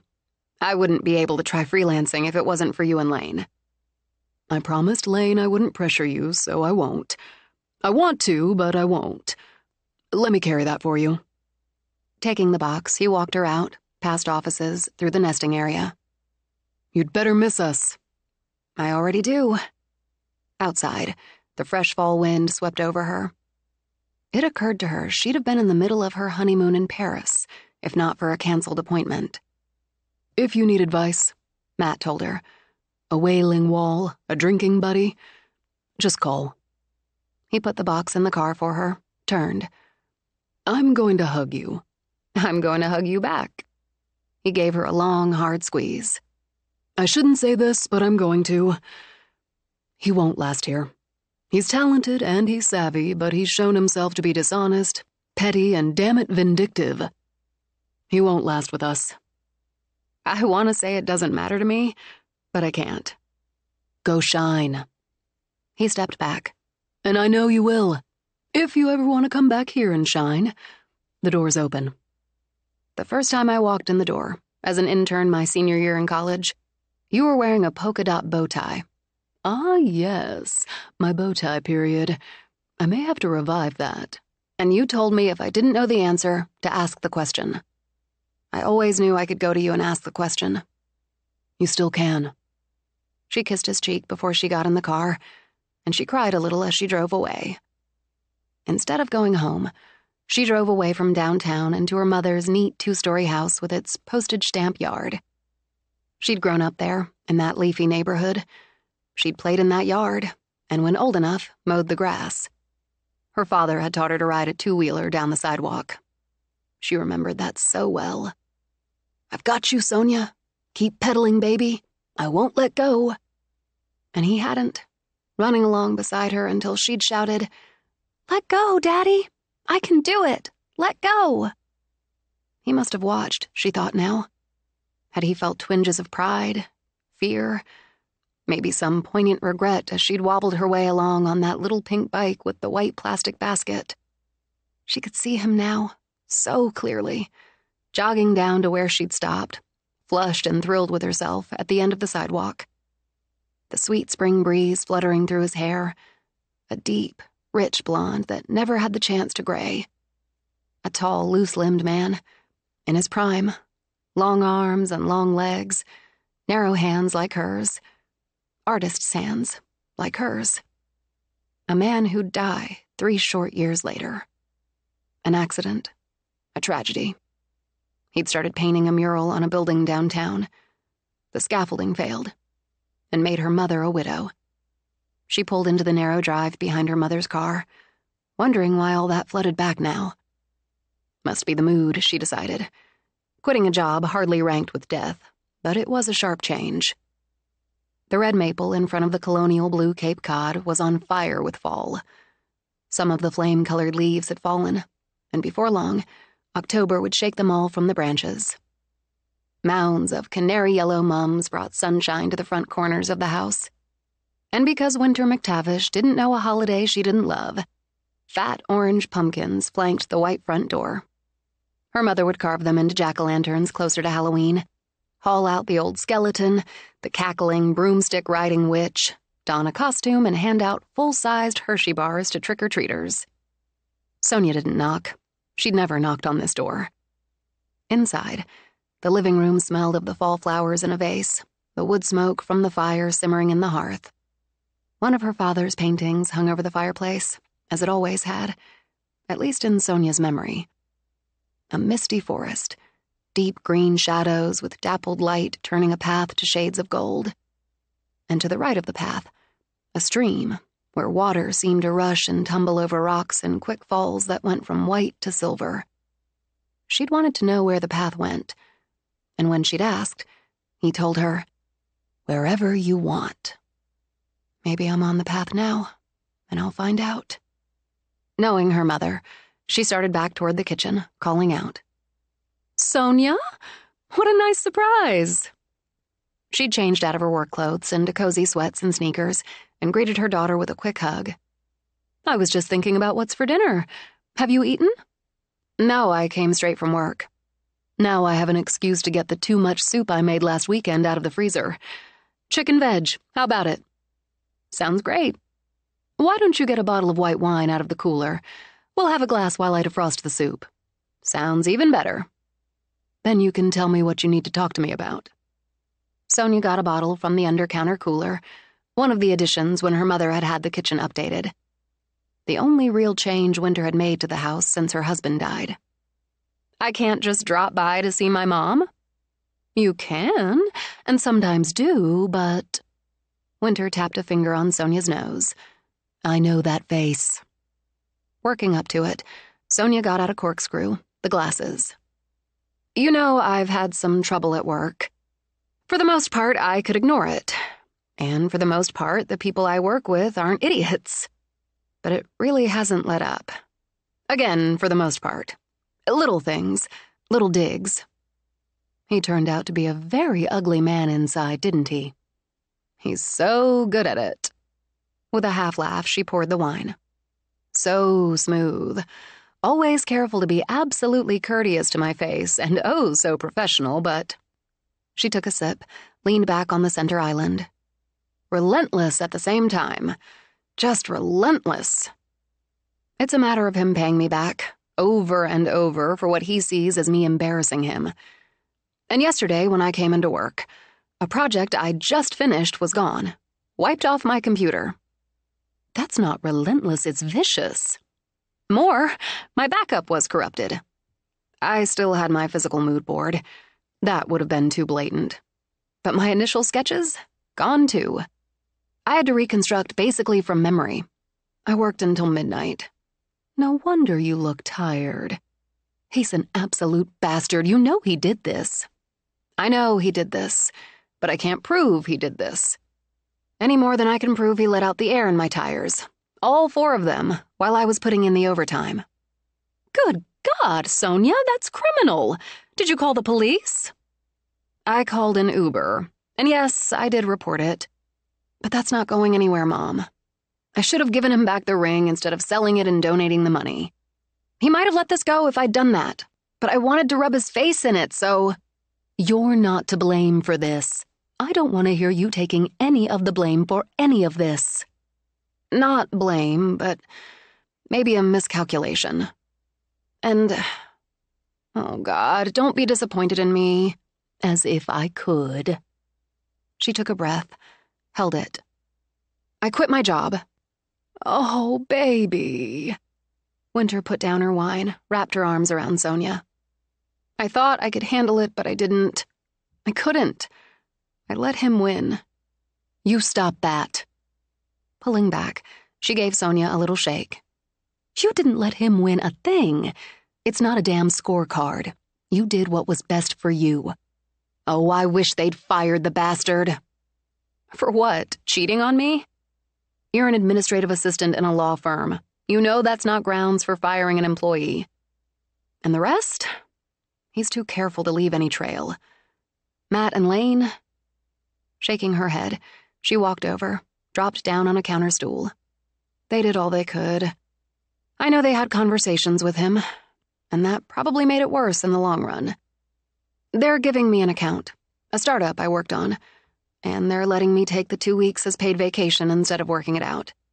They didn't have to do that. It's not their fault. It's no one's fault but his. What do you want to do now? I'm going to freelance. I've been toying with the idea for the last few weeks, and yesterday capped it off. I have savings, I have experience, I have contacts, and I have the Baby Mine account if and when they need or want what I can do. It's a great little company, and I did good work for them. I'll show you. She grabbed her mother's tablet off the island, brought up the website. Well, that's adorable. Oh, look at the outfits. Now I need a baby to buy them for. Wait, Sylvia from work. She's having her first grandchild in early December. A girl. I'm going to send her a link to this site. Please do. Handmade. Oh, look at the little caps. Little cat caps. Sonia found her mood rising as she watched her mother scroll through the site. User-friendly, mobile device efficient. Just let me send this link. You're so talented. You got your father's artist genes. I wish I could paint like he could. You paint beautifully when you want to, but that's not your passion. This is, and it's wonderful. There, Sylvia's going to love it, and your clients are going to get a big order. Now, let's have some soup and talk about your plans for your new company. I'm not sure a one-woman operation qualifies as a company. It absolutely does. And not that I'm advocating revenge, but you know what they say about it.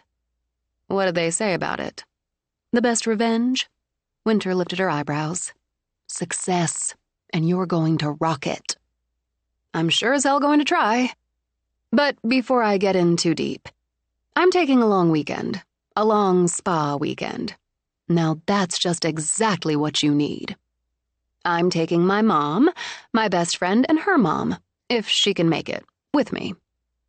Oh, now, Sonia, you can't afford that, especially now.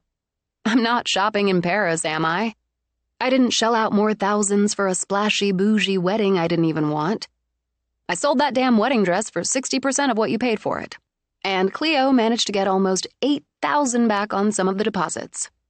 She's a clever girl.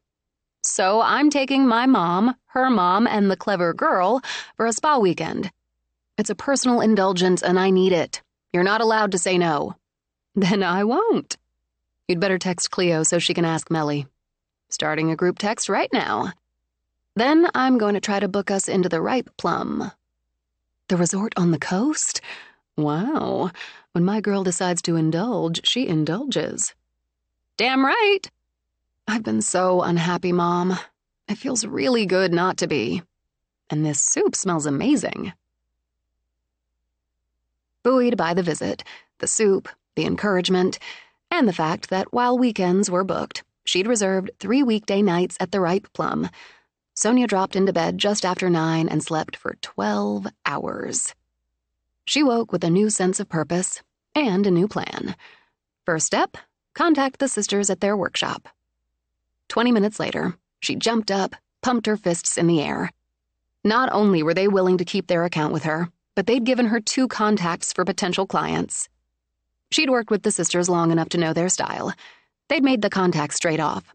So she'd wait an hour, and that gave her time to work on a logo and the design for business cards, her website, social media, and everything else. Mid-afternoon, she answered the knock on her door. "I come bearing pumpkin spice muffins and macchiatos." Cleo shifted the takeout bag, angled her head. "And look at you! I haven't seen that look on your face in weeks. A lot of weeks." "What look?" "Happy.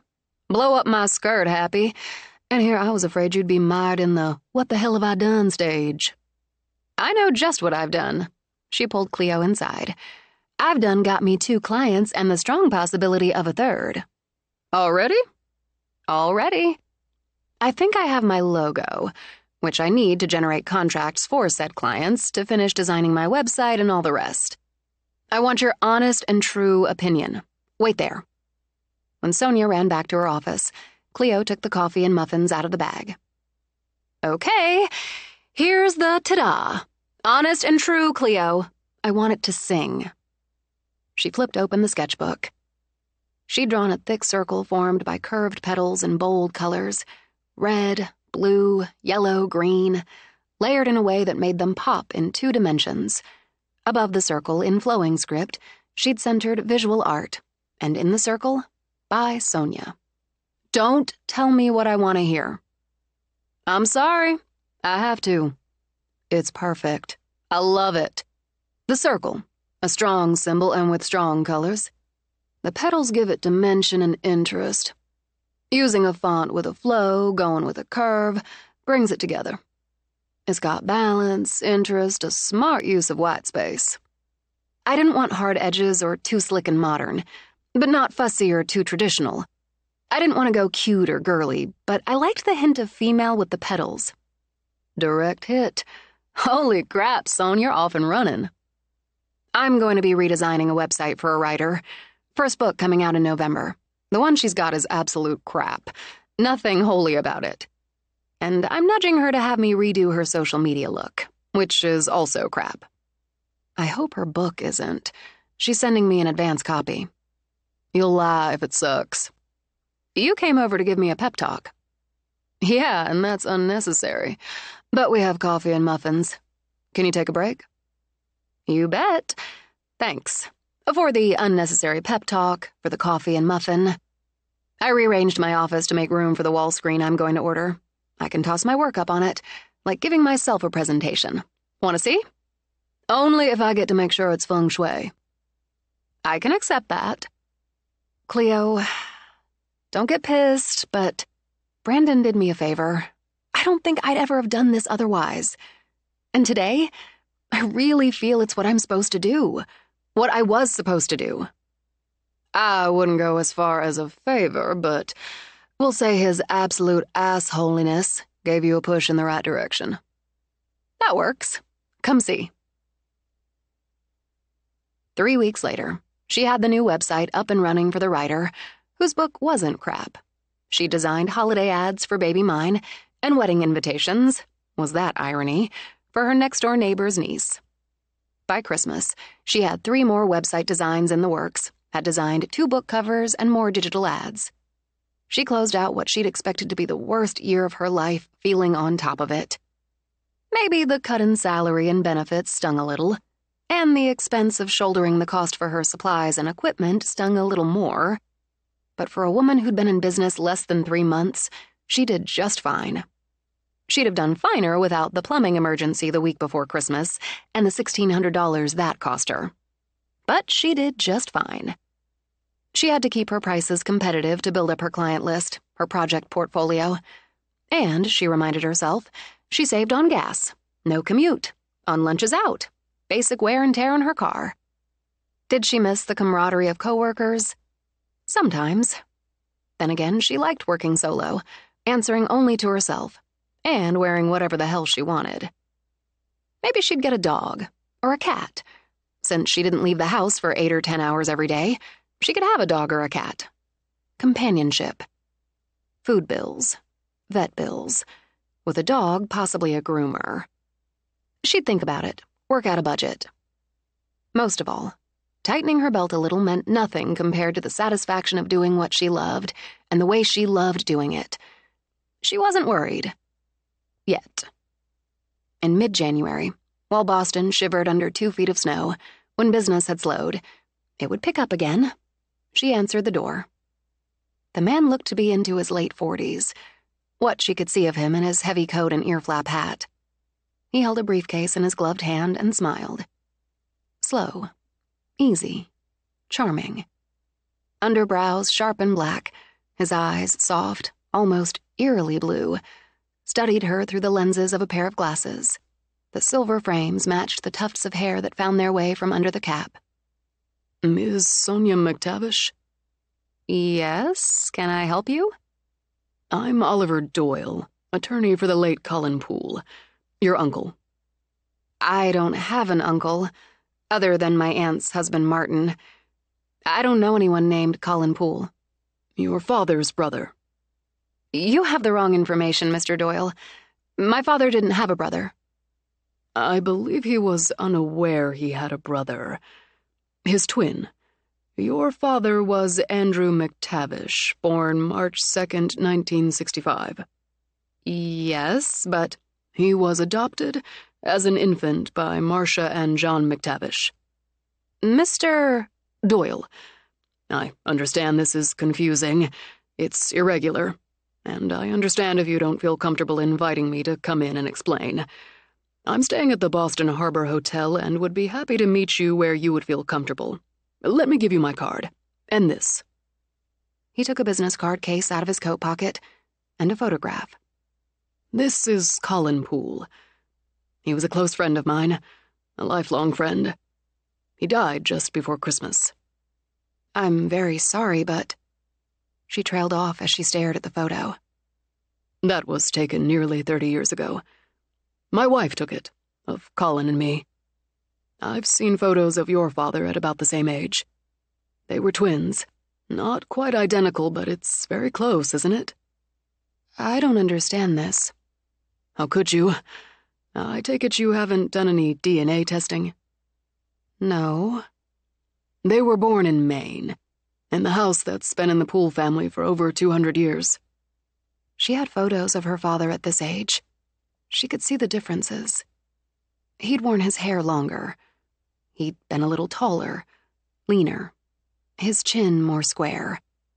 But for those slight differences, she'd have sworn she was looking at her father. You'd better come in. I appreciate it. I'm a Mainer, born and bred, but this wind cuts. You have his eyes. As I said, I've seen photos of your father, and I knew Colin very well. You have the same deep green eyes, from the Poole side of the family. Family seemed wrong. Family seemed impossible. Let me take your coat. Thank you. When he pulled off the cap, she saw the black of his eyebrows running through the silvery gray hair. I can make coffee. I'd appreciate that. Just a drop of milk in mine. She felt numb. How could her father have had a brother, a twin, and not know it? How could her grandparents not have told him? How could they have separated brothers, taking only one as theirs? And why hadn't this uncle ever contacted her or her father if he'd known? You have questions. Mr. Doyle stood, studying photos she had on shelves along with pretty or interesting things that had caught her eye over the years. I'm going to try to answer them. Can we sit here, at the table? I also have some other things to show you. Some papers. All right. She set his coffee on the table. Sat. You said he died last month. Was he ill? It's kind of you to ask. I'll try to explain that, too. First, I want to tell you Colin didn't know he had a brother. Not for many years. That was kept from him. He learned about your father shortly before your father's death. From me. Genealogy is my hobby. A kind of passion, really. I decided to research Colin's as a gift. Do an extensive family tree, as it seemed there were missing pieces, or branches, we'll say, on that tree. He opened his briefcase. This is a picture of Colin's father. Your father's father. This was their mother." He laid another photo on the table, smiled a little. It was the 60s, after all. The woman, girl, really, had long, straight blonde hair. She wore a colorful band around it, over her forehead. A pretty face, Sonia thought, heavy on the eyeliner around blue eyes. A thin build in a t-shirt and low-slung bell-bottom jeans. She held up a 2-fingered peace sign with a hand studded with rings. Lillian Crest, though apparently she went by the name Clover when this was taken. She died giving birth to the twins. A home birth that went very wrong, it seems, and a storm that knocked out power and phone for 2 days. The house, the manor, is a bit remote. Not inaccessible by any means, but a few miles from the town of Pools Bay.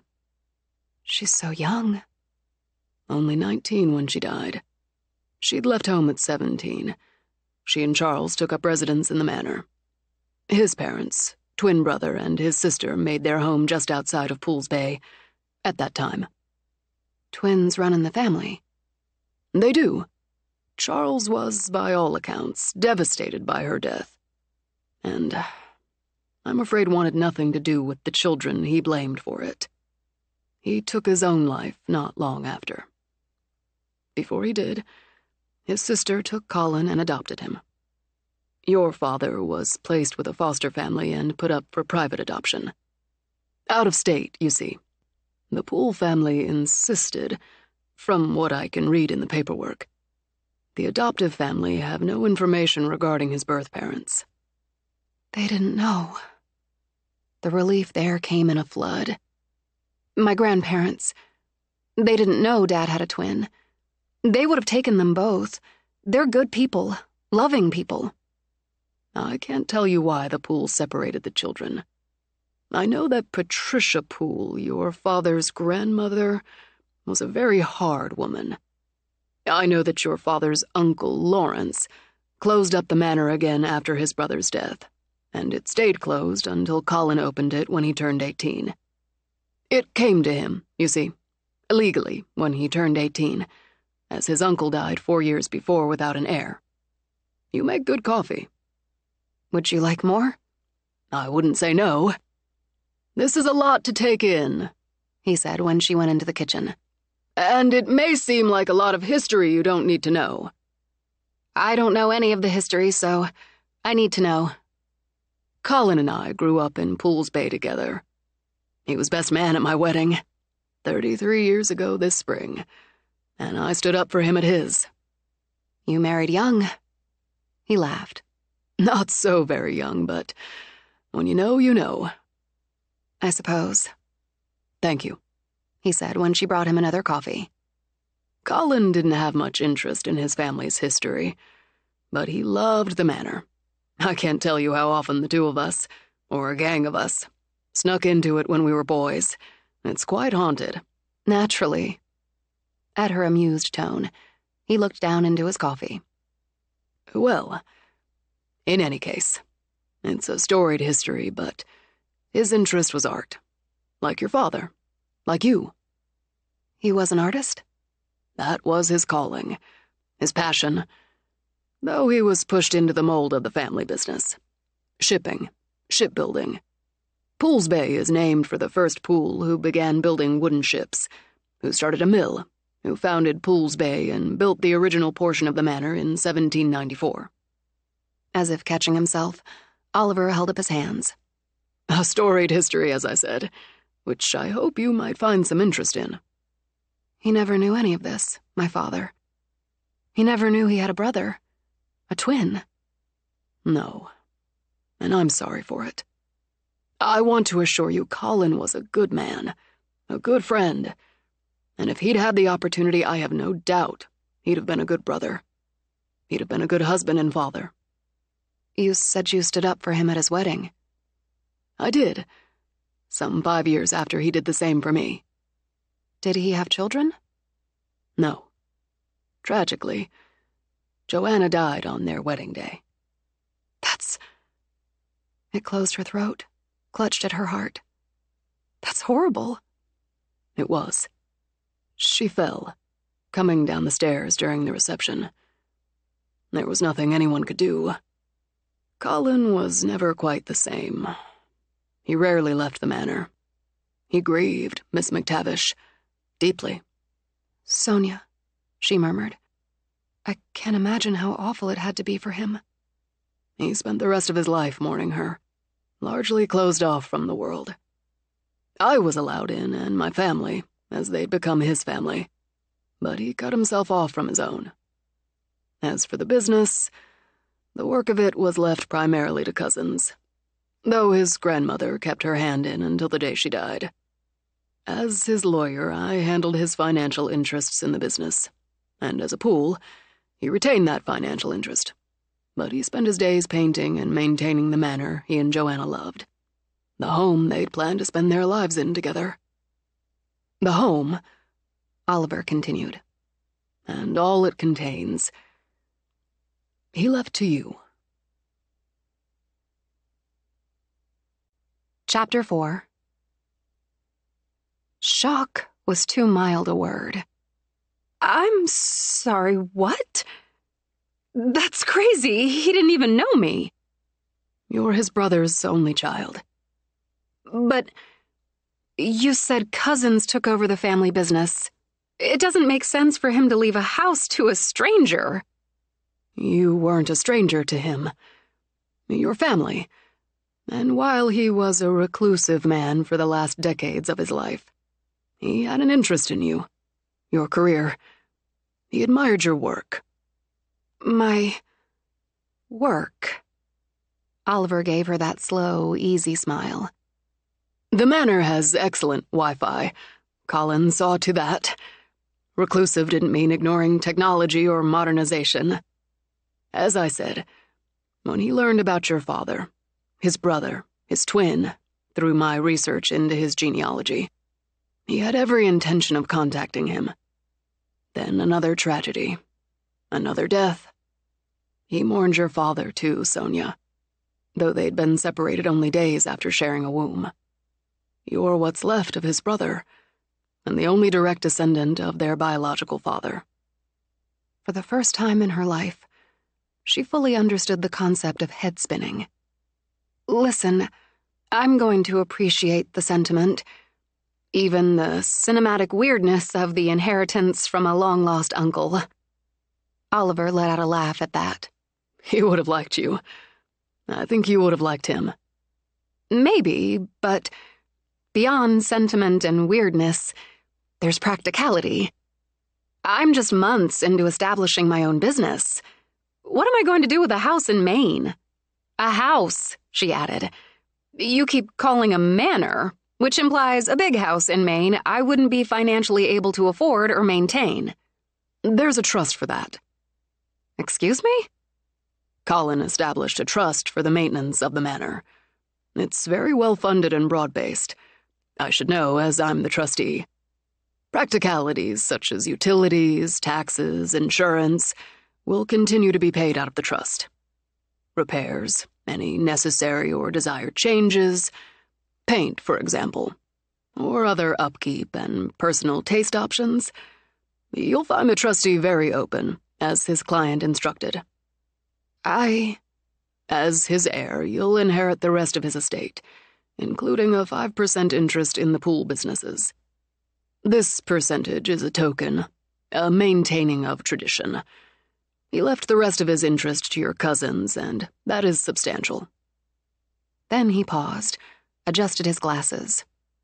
Your inheritance is contingent upon you taking up residence in the manor for a period of no less than 3 years, for no less than 40 weeks per year. Live there? The shocks just kept coming. I'm supposed to just pick up and move to Maine? You can contest the will. I'm a good lawyer, Sonia, so the terms are tightly knit as my friend and client wished. But you can contest it, and may prevail there. It would cost you a great deal of money and time. On a personal level, I'll tell you I wish she'd taken my advice, as his friend and lawyer, and contacted you. I can just say no. I could just refuse to accept any of it. Of course. I hope you won't. He took 2 thick packets out of his briefcase. I have a copy of his will. Financial data, information on the businesses, the house, photos, an inventory of the contents of the house. He smiled at her. A great deal of legal nonsense, which I'll be happy to explain once you've had time to absorb all of this. Right now, I think that might take years. It's a beautiful home, Sonia.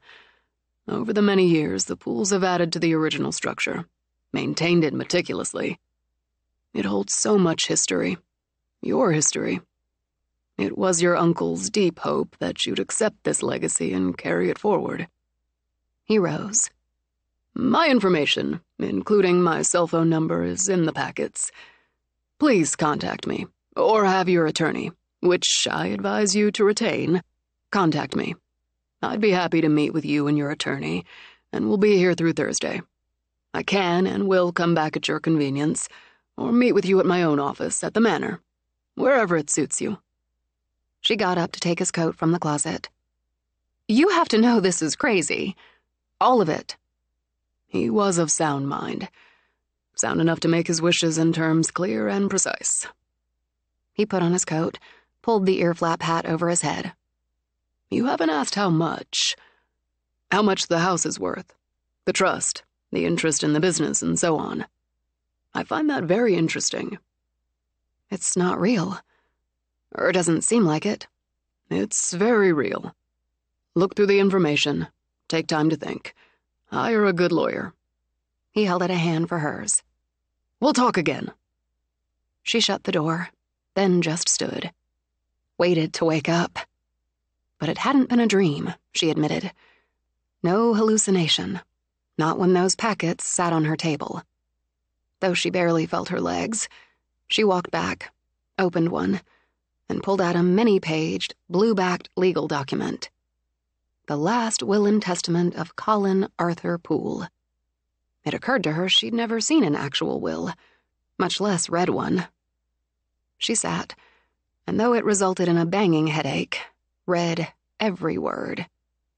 He'd left, bequeathed, some things to his lifelong friend. A specific painting titled Boys at Sea, an antique chess set and board, a first-edition copy of H.G. Wells's The Time Machine. Other bequests, a carnelian bowl, antique pearl earrings, to a Corinne Whitmer Doyle. Probably the friend's wife, Sonia thought. Separate bequests to Oliver Henry Doyle II and to a Paula Mortimer Doyle. Another painting, some jewelry. More yet to Oliver Henry Doyle III. Son? A Louisville Slugger signed by Mickey Mantle. 8 Matchbox cars circa 1975. To an Anna Rose Doyle, a pearl necklace. Various monetary bequests, 45 of his 50% interest in the shipping company. And to her shock, antique diamond and sapphire earrings to Winter Rogan McTavish, her mother. When she reached the end, she pressed her fingers to her eyes. How was she supposed to think? How could she absorb any of this? He'd left everything else to her, including a house and its land, 8.3 acres worth. All its contents, inventory listed in a separate document, a trust to maintain said house, property, and contents. Life insurance policy, brokerage accounts, investments, and more she just couldn't begin to comprehend. But rolling over all of it, her father had a brother, a twin. He'd had family he'd never known. And so had she. She grabbed her phone. Cleo, I need you to go to Mom's with me. Now. What happened? Is she all right? Yes, she's fine. Something's happened, but I'll explain on the way. I'll pick you up in 10 minutes, please. Give me 15. Jesus, Sonia, you sound like you've seen a ghost. Maybe I have. 15. She dragged on boots, her coat, reminded herself of the cold and swung on a scarf, yanked on a wool cap. In 5 minutes, she was out the door, packets in hand. Her mother needed to know and not by a phone call, and she needed Cleo to talk her through it, And hell, she guessed she'd need that lawyer. She doubted she was coherent during the drive. God knew she didn't feel coherent. Cleo's reaction, as expected, hit shock, amazement, suspicion, curiosity, and some outrage. What kind of heartless excuse for a human separates brothers like that? You know your grandparents would have taken both babies. Exactly what I said. God, why is there always so much traffic? And what you're saying tells me the grandmother, her daughter on the poolside, they could have kept both. They had the means. I don't know. I don't know why they did it or hid it. I definitely got the sense from Mr. Doyle that the family hid it all. The real parentage, the twins. I don't know why, and I don't know what to do. I wonder if your dad knew. I don't mean knew, but felt. Like they say twins can. And oh, his poor brother, losing his bride, his love on their wedding day. But think about it, Sonia. He was an artist like your dad. They had that bond even though they never knew. Where the hell is Pools Bay? I don't know. Let's find out. Cleo pulled out her phone, Googled. Okay, pretty small. One of those juts of land along the Maine coast. It's probably beautiful, scenic. Whatever, it doesn't make any sense, Cleo. Sure it does. This Colin Poole didn't know about your dad until he did.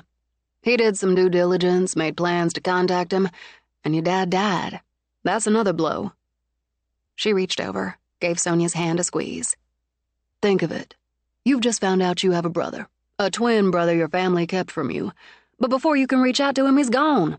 That's devastating. But he must have felt the bond, so he left his brother's only child his home. Well, pretty much everything from what you've told me. But why didn't he contact Mom or me? Maybe he couldn't face it. Face the possibility of another emotional blow. What if you'd told him to stick it? Or you'd been all, fine, what's in it for me? I wouldn't have done that. I know that, Son, but maybe he was just too emotionally fragile to handle it. It seems like, in the end, he tried to do the right thing. He didn't have to. You'd never have known. Or if you did the DNA thing and found out, he still owed you nothing, really. Here's why I called you. Some of the tightness in her chest loosened. Why I needed you to come with me. When you talked to your mom, when you smoothed out some, you need to find out all you can about him. And about all of it. So I need that lawyer. You do. Let me Google the other one. Oliver Henry Doyle II, you said. Pools Bay, Maine. Okay, here we go. He's 57. Really? I put him 10 years younger even when he took the flap cap off. And I saw a lot of black, like his eyebrows in with the gray. Looks like his father established the firm like 50 years ago. So that's a lot. Married, 2 kids. Son Oliver III is 32, daughter Anna 28, so our age. Everything seems solid and above board. And I like that this Mr. Doyle told you to get a lawyer. What's the worst that can happen? Cleo added. You end up with a house on the Maine coast. You live there a few years. You can work anywhere, right? You think I should? I think you should seriously think about it. Hell, Sonia, it's an adventure, and you're due. And you'd find out more about your ancestry. Your grandparents are always going to be your grandparents. Nothing changes that. This is just more, and a chance to clear your decks and find out that more. Sonia pulled into her mother's drive. I have a life here, a home here. You and Mom are here. I'm trying to establish my business. Working backward, you're just as capable of establishing your business there as here. Your mom and I are always going to be there for you, and Maine's not a distant planet. You have a duplex, which I know very well has always been a stepping stone for you, and right now, your life here is work. She gave Sonia's hand another squeeze. But stay or go, let's find out what there is to find out. And step 1 to all of it is telling your mom. They found Winter putting another log on the fire. Well, look at this! I was just thinking about making do with a grilled cheese for dinner. Now it's a party. Then she got a good look at her daughter's face. Something's wrong. Not wrong, but we need to sit down and talk. You're scaring me, baby. I don't mean to. And there's nothing scary, but let's sit down. Sonia took off her coat, her hat. A man came to see me today. A lawyer from Maine. A lawyer? Are you in trouble? No, Mom, stop. After putting the packets on the coffee table, Sonia took Winter's hands, drew her down to sit on the sofa. Dad had a twin brother. What? No, he didn't. Honey, this has to be some sort of con because Nan and Grandpa didn't know, and I'll get to all that. But Dad had a twin. Their birth mother died when they were born, and their birth father couldn't handle it. He ended up committing suicide. Sonia, just hear me out on this part, please. The family separated them. I don't know why. The aunt took one, and they put the other, Dad, up for adoption. A private adoption. You know Nan and Grandpa adopted Dad privately and weren't given any information on the birth parents. The brother, Dad's brother, didn't know any of this, any more than Dad knew. The brother, his name was Colin Poole, found out right before Dad died and never had the chance to connect. What does this man want from you, Sonia? Nothing. He died last month. The lawyer came to see me because Colin Poole left me, well, pretty much everything. What do you mean? He made me his heir, in his will. There's a house in Maine, a small percentage of the family business that's been around a couple 100 years. There's everything in the house. There's a trust to maintain the house and financial accounts. He left you antique diamond and sapphire earrings. What? I guess he wanted to leave his brother's wife something. A family heirloom. The lawyer, Mr. Doyle, and Colin Poole were friends since they were boys. Colin never had children. His wife died, and so I'm his brother's only child. His niece. She took out the photo Oliver had shown her. This is Mr. Doyle and Colin Poole. Oh, God. God, are you sure this is real? It's starting to feel that way. I need to... Winter stood up, walked to the window, to the fireplace, back again. Your father had dreams sometimes. Recurring. One was he looked in the mirror, but the face looking back wasn't quite his. And the man looking back was talking to him, but he couldn't hear. He'd had them most of his life. A boy looking in the mirror at a boy with his face. Almost his face. Sometimes he'd draw the dream and show me. This is the face. A twin bond, Cleo murmured. Always the same mirror. Full length, freestanding, ornate frame. And this face looking back at him. Not dressed like him, but always the same age. Eyes damp, she looked at Sonia. If we'd had a boy, he wanted to name our first son Colin. Do you think he knew somehow? I don't know. I honestly don't know what to think. I know he would have loved having a brother. I wish he'd had a chance to know. Do we tell Nan and Grandpa? Oh, yes. Yes, they have a right to know. They loved Drew so much, and he loved them. She sat back, closed her eyes a moment. You say his brother died last month? Before Christmas, Mr. Doyle said. I didn't think to ask how. And he left you a house? In Maine, on the coast near some little place. Poole's Bay. The Pooles started a shipbuilding company and built the house, or the original house. Mr. Doyle said they'd expanded it over the years. He called it the Manor. He said there were photos. I didn't look yet. I read the will, then I got Cleo to come here. She opened the second packet.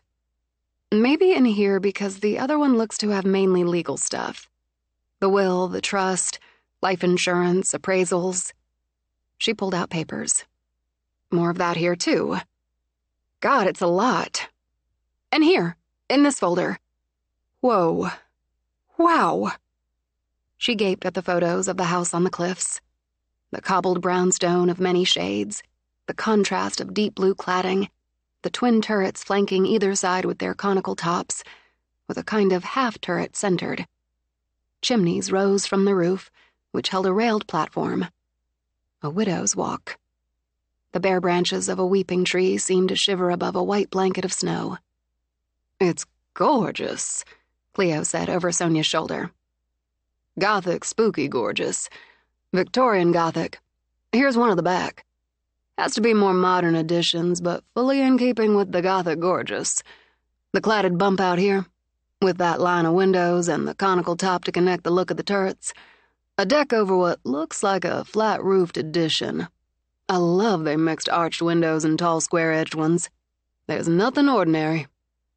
I'm gonna have to use this someday. I just need a book to illustrate the works. Your dad drew this house. Mom? I don't know if he painted it. I never saw if he did. But he drew this house. Wait. She stood and rushed upstairs. Okay, first the face in the mirror and now this. Sense memories. Blood memory. Something. Cleo laid a hand on Sonia's shoulder. I'm going to open a bottle of wine. I'll order Chinese. I think we've got a lot to talk about. By the time Winter came back, Cleo had the wine opened, 3 glasses poured, and the order placed.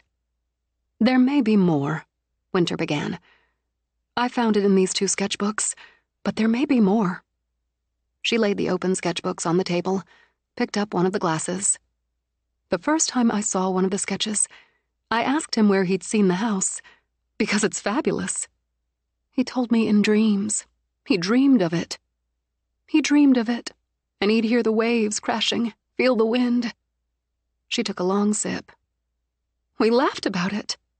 He'd tell me he'd had the dream house dream, but this time there was a woman in a white dress on the widow's walk, or this time there'd been a party, with women in long gowns and men in old-fashioned suits strolling around the yard.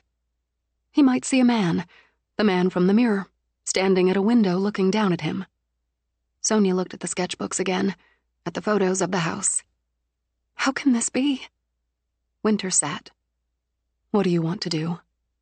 I have no idea. Maybe Dad saw the house as a child, and it imprinted.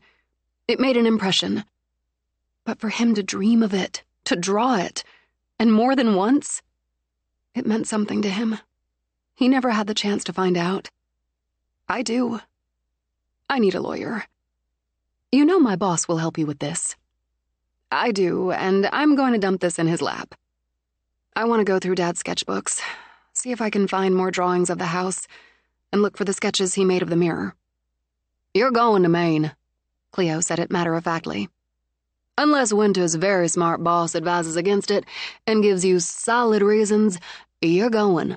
And you'll want to, she added, because your dad had this visceral connection. Because that house is you, Son, right down to the ground. Last, because you're just going to need to know. She picked up her father's sketch pad. I do need to know. I'm going to call Marshall. Oh, Mom, you don't have to call the boss at home. There's no hurry. I think you'll sleep better tonight knowing he's on top of this. I know I will. Go on up, both of you. See what you can find. I'll let you know when dinner gets here. Her father had converted the attic into what he affectionately called his garret. Sonia remembered climbing those steep, narrow steps, coming into the space, the light, the smell of paints and oils and solvents. She remembered how he'd looked standing at an easel. Battered jeans, a sweatshirt in the winter, a t-shirt in the summer. The mop of dark blonde hair shining in the light from the windows, the light shooting down from the skylights. And the focus in his green eyes that inevitably turned to a smile when he turned to her. Let's set you up, monkey, and see what you've got. He'd never turned her away, never told her he was too busy. And he'd taught her, as patiently as he'd taught his high school students, how to use space, color, the absence of color, how to add texture and dimension, light, shadow. After his death, months and months after, when they could face it, she'd helped her mother store or give away his paints and tools, box up his sketchbooks. Some of his canvases had gone to galleries and eventually sold. Others, unfinished, were still stacked against the wall. I've always loved coming up here. Cleo slid an arm around Sonia's waist. I never met him, but coming up here always makes me feel like I did. I know. Sonia tipped her head toward Cleo's. When I look back, I think how much patience, How much simple good-heartedness he had to make time for me. Not just giving me time, but giving me his interest. When I was about 10, I showed him a drawing for a poster for a school project. After he looked at it, he looked at me. So serious. So serious, I thought. Oh, it's a silly drawing, just dumb and silly. Then he told me to come back on Saturday. He'd get the poster board, and I could use the studio. And that was the moment. When he looked at me, when he said that to me, I knew I was going to be an artist, not just play at it or have a little fun. He changed my life that day. Shaking her head, she brushed a hand over the easel that still stood under the skylight. He didn't have enough time. His art was just starting to move, but he didn't have enough time. She moved over to one of the storage boxes that held his sketch pads. Mom and I didn't go through all of these. Later, we talked about doing that, but never did. What would we do with them? We'd never throw them out. We wouldn't sell them even if we could. She's never used this space. Not even for storage. Some loves are forever. They sat on the floor, each with a pile of sketchbooks. As she paged through, Sonia understood the full meaning of poignant. It hurt, and it warmed. It brushed the dust off old sorrows even as it lifted new joy. He was so good. Look, it's Mom holding me when I was a baby. Both of us curled up sleeping. Here's another one of you. What were you, about 6 or 7? Having a tea party in your room. Wearing a tiara. I need a tiara. She set the book aside, picked another. Oh, Sonia, look. A dream sketch, Sonia thought. Not the manor. The mirror. Her father, in those battered jeans, a paint-splattered sweatshirt. He held a paintbrush in one hand, his palette in the other. In the glass, the reflection, the man, the brother, stood in rough boots, a plaid shirt loose over a tee. He, too, held a brush and palette. Her father wore his hair back in a stub of a tail, as he did when he'd gone too long without a trim. Colin, for surely it was, wore his above the collar of the shirt. Animals snarled and flew on the thick frame of the cheval glass. Wolves, fangs sharp. A hawk, wings spread, talons curled. A buck, with antlers tipped like razors. A coiled cobra, a two-headed dragon. A bear rearing up on its back legs. A cougar on the spring. He saw this, Sonia. It's so detailed. And Jesus, that mirror is creepy. There's more in here. The same mirror, but they're wearing different clothes. And different ages. Some younger, some older. They're just boys here. He drew these from memory. Has to be. The same mirror, but they can't be more than 6 or 7. Dad's holding a little car. But in this one, Colin's holding it. It's the same car, Cleo, isn't it? It looks the same. He passed it to his brother through the mirror? That's not possible. In a dream, everything's possible. Dinner's here, Winter called from the bottom of the steps. She insisted they eat at the table, like the civilized, and on plates, not out of cartons. Marshall contacted Mr. Doyle. Mr. Doyle is emailing Marshall the files, and they're meeting tomorrow. Already? Marshall wanted the meeting, and Mr. Doyle, Marshall told me, was more than amenable. You'll be able to make a better decision once Marshall goes over all the documents and meets Colin Poole's lawyer. I'm really grateful. It takes a load off. See? We'll all sleep better. Sonia didn't count on it. We found a sketchbook with at least a dozen drawings of the mirror dream, some with them as boys. Your dad said he'd had the dream his whole life. The mirror's a nightmare, Cleo put in, plucking up a pot sticker with chopsticks. Decorated with predatory birds, animals, reptiles. Nothing I'd want to use to check out how my butt looks. Didn't Dad have a bunch of little cars? Toy cars? His beloved Matchbox cars? Winter smiled as she ate. You played with them when you were 2, 3, but lost interest. You didn't play with dolls much either. Always arts and crafts for you. Matchbox cars. Do you still have them? After Drew died, I gave them to your cousin Martin. And apparently he took good care of them because he mentioned he put them away for when he has a kid of his own. I love knowing that. Drew really treasured those cars. Colin Poole left a collection of Matchbox cars to Mr. Doyle's son in his will. Twin synergy. Cleo lifted her shoulders. It's a real thing. In one sketch, a boyhood sketch, Dad's holding a little car. In the next sketch, Colin's holding the same car. I wonder if Colin had the same dreams. No way to ask, I guess. You could try a seance. At the identical stares from Sonia and Winter, Cleo gave an exaggerated shrug. Okay, that's a bridge too far, even for me. I don't think it's smart to stir that sort of thing up. But it wouldn't surprise me if he had similar dreams. You said he and the lawyer were pals since they were kids. You could ask him if he knows. Maybe I will. I'd like to take the sketchbook, Mom. And the ones with the house, if that's okay. Of course it is. I'm going to call your grandparents in the morning. Let me do this part, baby. It's going to upset them to find out Drew had a brother and they weren't told. They'll want to talk to you, but let's give them a chance to get through that part first. It wasn't their fault. No, it wasn't. One of the things I want to find out, whatever you decide to do, is whose fault it was. Chapter 5. By the end of the week, she had her own meeting with Marshall in his office. She'd been there before, of course, and enjoyed the leathery, old-world feel of his space. But she'd never sat in one of those deep leather chairs as a client. Marshall Tibbetts had a shock of gray-flecked brown hair swept back, dramatically, she'd always thought, from a handsomely weathered face. He tended toward classic Armani suits, tailored to his broad-shouldered frame.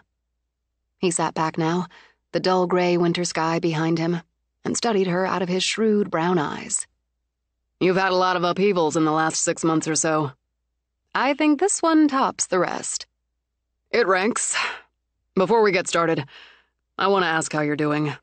Really doing. And remember, it doesn't leave this room. Attorney-client privilege. I honestly don't know how I'm doing.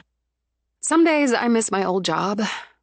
Other days, and that's most days, I'm thrilled I'm running my own show. My own little show, but still mine. I have moments when I'm still incredibly pissed at Brandon. But days, even weeks, when I don't think of him at all.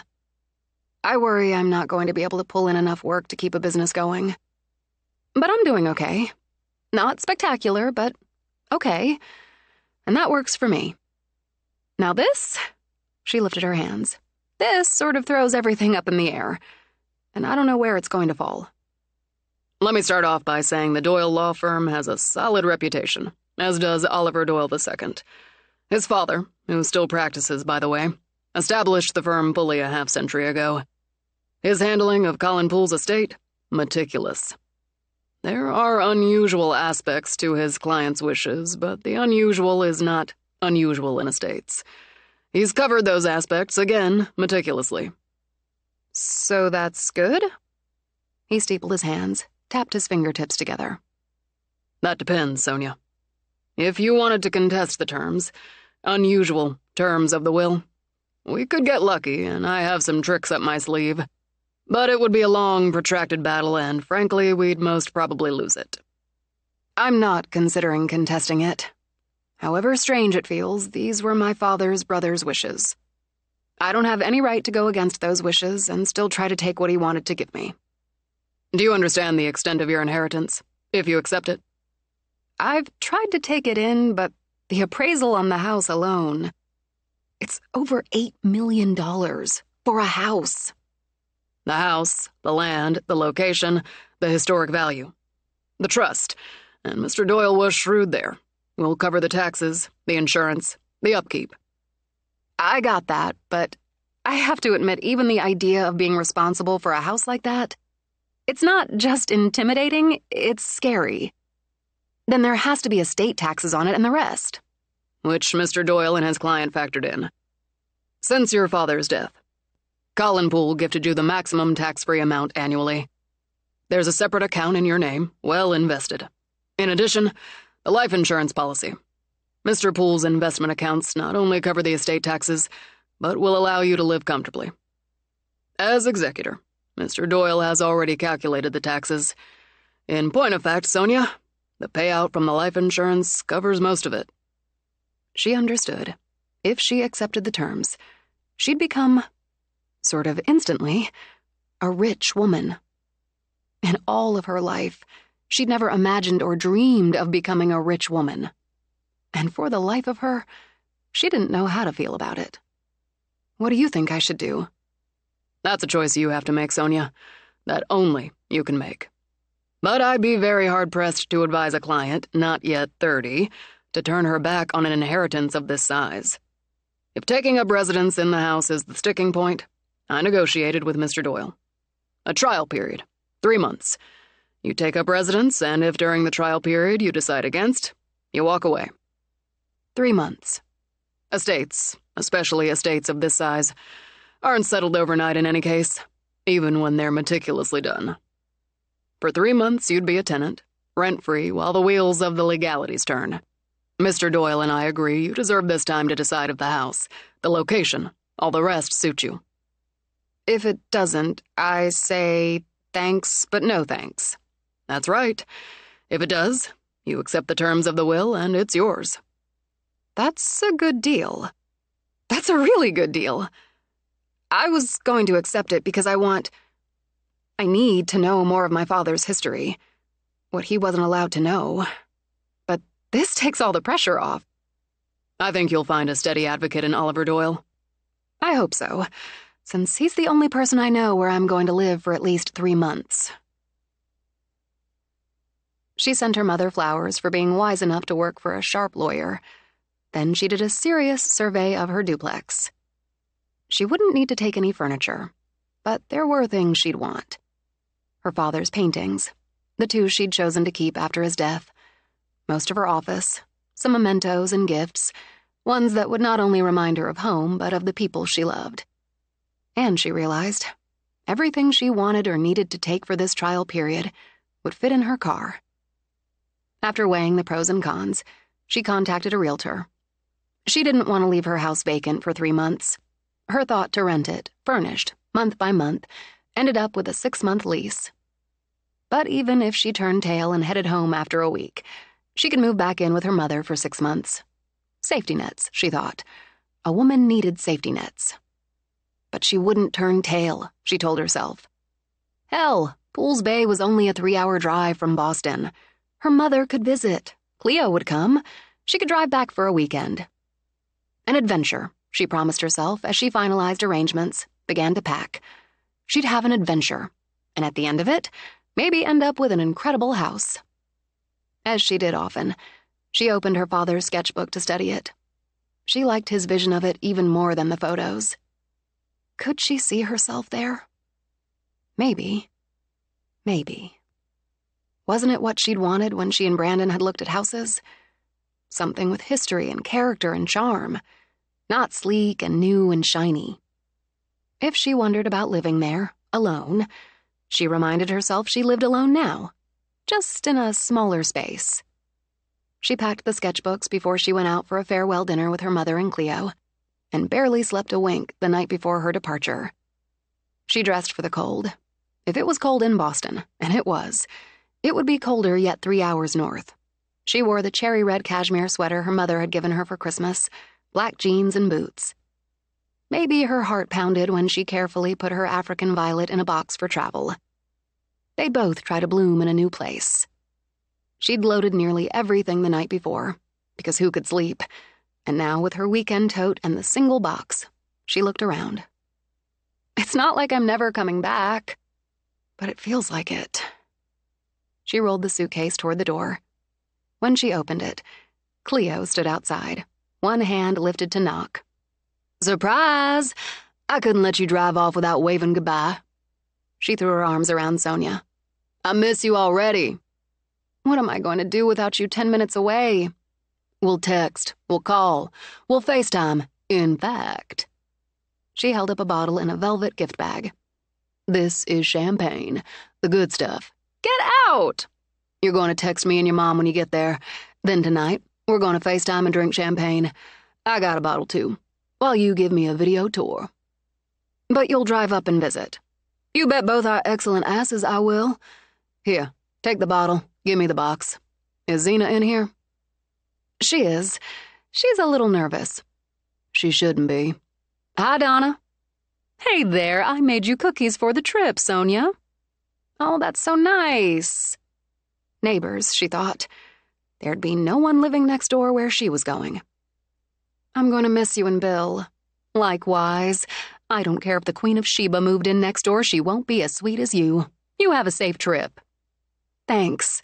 Thanks so much. Don't start watering up, Cleo muttered, and get me started. This is day one of Sonia's amazing adventure. They loaded the suitcase, the box, the bottle, then just held on to each other. Since we met, you've never lived more than 10 minutes away. Sonia pressed her face into Cleo's hair. Text me when you get there. I will. I have to go before I do a lot more than water up. I love you. Love you right back. Embrace the change, Son. I'm going to try. But she kept the image of her friend, waving with both hands, inside her head and heart, and she drove away. She topped off her gas tank the night before, so she wouldn't need to stop. Then stopped anyway due to a nervous bladder and a gnawing need for more caffeine. Though her stomach churned too much to risk a cookie, she sipped a Coke and let the GPS guide her. The landscape changed as she drove into Maine and shifted to the coast road. She had the ocean, sandy beaches and rocky ones, little towns that struck her more as villages, forests, space, and she couldn't deny beauty. She'd been a city or suburban creature all her life. And though she found the inlets, the bays, the endless stretch of the Atlantic amazing, the sturdy charm of seacoast towns fascinating, she wondered how she'd manage. No quick runs to the market, no impulsive trips to a local restaurant or bar, no friendly neighbors next door or kids riding bikes down the sidewalk. She had to remind herself she wasn't a coward, and never had been. But the nerves kept jumping under her skin. At just over the 3-hour mark, she drove into the town. Village? Hamlet? Of Pools Bay. Charming, yes, propped on its finger of land into the bay. A bay silver under the leaden sky. Clapboard buildings, white, colonial blue, soft yellow, ran up and down what the GPS called High Street. Buildings with covered porches and shutters, some with smoke curling out of chimneys. She spotted a restaurant called the Lobster Cage, another called Gino's Pizzeria.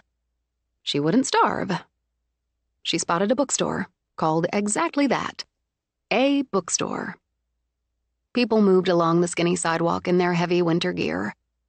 She was out of town again in less than a minute and promised herself she'd explore the other side of the village, the side streets, the bay. But for now, she was rambling along the coast and climbing. The peaceful Silver Bay was behind her, and the sea made itself known crashing against a rocky beach, churning under cliffs that rose jagged and fierce enough to stop her breath. The road narrowed until she wondered if 2 cars could pass without scraping fenders. It snaked, so she slowed to a crawl, with the cliffs and windy sea on one side, a thick forest of shadows and blanketing snow on the other. Mr. Doyle had said remote, she remembered, and someone had plowed since the last snowfall, as the narrow, climbing, winding road was clear for the most part. Not that she feared winter driving, but her experience there lay centered in the city.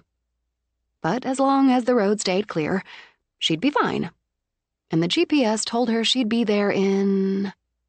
She rounded a curve, and there it was, rising up, spreading out on the cliffs under the brooding sky. Astonished, she braked. She'd thought herself prepared. She had the photos, she had her father's drawings, but there it stood on its carpet of snow, atop the rise of cliffs and over the lashing sea. Like something out of a novel, she thought, or a classy horror movie, with its twin turrets and many windows, the deep blue cladding against stone that showed dull gold in the gloom. There rose the big weeper, its curving branches glittering with ice. The house had the forest at its back, like a wall of green. Smoke rose in lazy curls from the chimneys, and someone had shoveled paved walkways, One led to the wide, covered portico at the entrance. And Sonia fell in love. However foolish, she felt the house waited for her and stood ready to take her in. Nerves conquered, sheer delight rising, she drove forward. A muscular black truck was parked at the far end of the main walkway, and she pulled in beside it. She got out, simply stood in the kick of wind and studied what, through fate or lineage or the luck of the draw, could be hers. She saw a shadow move across a window on the second floor. Someone watching for her arrival, she thought. As she lifted a hand to wave, the main doors opened. She'd expected Mr. Doyle, but the man who stepped out, hatless, a parka tossed over a flannel shirt, was considerably younger. The wind caught at his hair, a lot of black hair, as he strode toward her in scarred brown boots. She caught the resemblance quickly, the shape of the face, the blade of nose, the sharply carved lips curved in a quiet smile. And she couldn't mistake the eyes, that wonderfully eerie blue rimmed in black. As those eyes held hers, she smiled back at him. "I'm Sonia. You look like your father. Oliver Doyle III." She made it a question as she held out a hand. She'd expected smooth lawyer's hands, but his had the feel of a man who worked with them. "Guilty. Welcome to Lost Bride Manor." "I'm sorry, Lost Bride Manor?" "So the locals dubbed it a couple centuries ago. How was the drive from Boston?" "Uneventful." "Best kind. And you beat the snow. Let's get you out of the wind, then I'll get your bags." "I don't mind the wind, and it's not that much, but I could use a hand." She opened the trunk. "I'm going to get my purse from the front." She grabbed it and the still unopened container of cookies. "Is your father inside?" she asked as she pulled out her weekender. "No. He wanted to be here to greet you, give you the tour, but he's a little under the weather." "Oh, I'm sorry." "Just a cold." He hauled out her 2 suitcases as if they weighed nothing. "But my mother laid down the law. Is this it?" He gestured to the 3 boxes she'd sealed and labeled. "That's it." "I'll come back for them." She nodded, looked back at the house. "It makes a statement." "What does it say to you?" "I'm here," she said, as they carried the first load to the entrance. "I see, I know, and I'm spectacular." She stopped, looked out. You can see the bay, the marina, the village. Oh, there's a boat way out there. I'm surprised you can't see Greenland. I hope my room faces the sea." He gave her a curious look. "You've got your pick. But we figured you for the master, and it does face the sea." "God, look at these doors!" She ran her hand over the deep carving. "Original. Arthur Poole, also the original. Had the mahogany shipped over and built them himself." "Really?" 200 years, she thought. She'd wanted history, and here it stood, right under her hand. Well, they're amazing, and obviously built to last. She stepped inside and attributed the sudden buzz in her ears, the quick shiver of energy, to excitement. The floors of the wide foyer gleamed as they led the way to a staircase she could only call grand, as 4 people could have walked up abreast. A massive iron chandelier showered down light from its 3 tiers. A pair of ladder-back chairs with tapestry seats flanked a long table by the wall between 2 doorways. It held a collection of pewter candle stands. Above it hung mirrors of varying shapes and sizes. Across from the table, needlepoint pillows plumped on a curved settee in peacock blue. The painting above it held a woman, young, her pale blonde hair worn up and graced with flowers. Diamonds glittered at her ears, and a necklace of teardrop sapphires draped around her neck. She wore a long, white, high-waisted gown embroidered at the hem and the cuffs of puffed sleeves. At first glance, Sonia thought her hands ringless. Then she saw a gold band on her left hand, a diamond on her right. "Astrid Granville Poole, the first bride. There's a fire in the front parlor." He gestured to the right, to the doorway beyond the portrait. "I'll get the rest of your things." She nodded and stood where she was, texting her mother and Cleo as she studied the painting. You could sense the movement in the skirt, she thought. That was the artist's skill. Had he meant to paint her with sadness in her eyes? Eyes as blue as the sapphires she wore. And the way she stood, the way she held a small bouquet down at her side, the pink and white rosebuds pointing down. She felt that sorrow, a wave of it, as it seemed those sapphire eyes looked into hers. She turned as he brought the last of her things in. How did she die?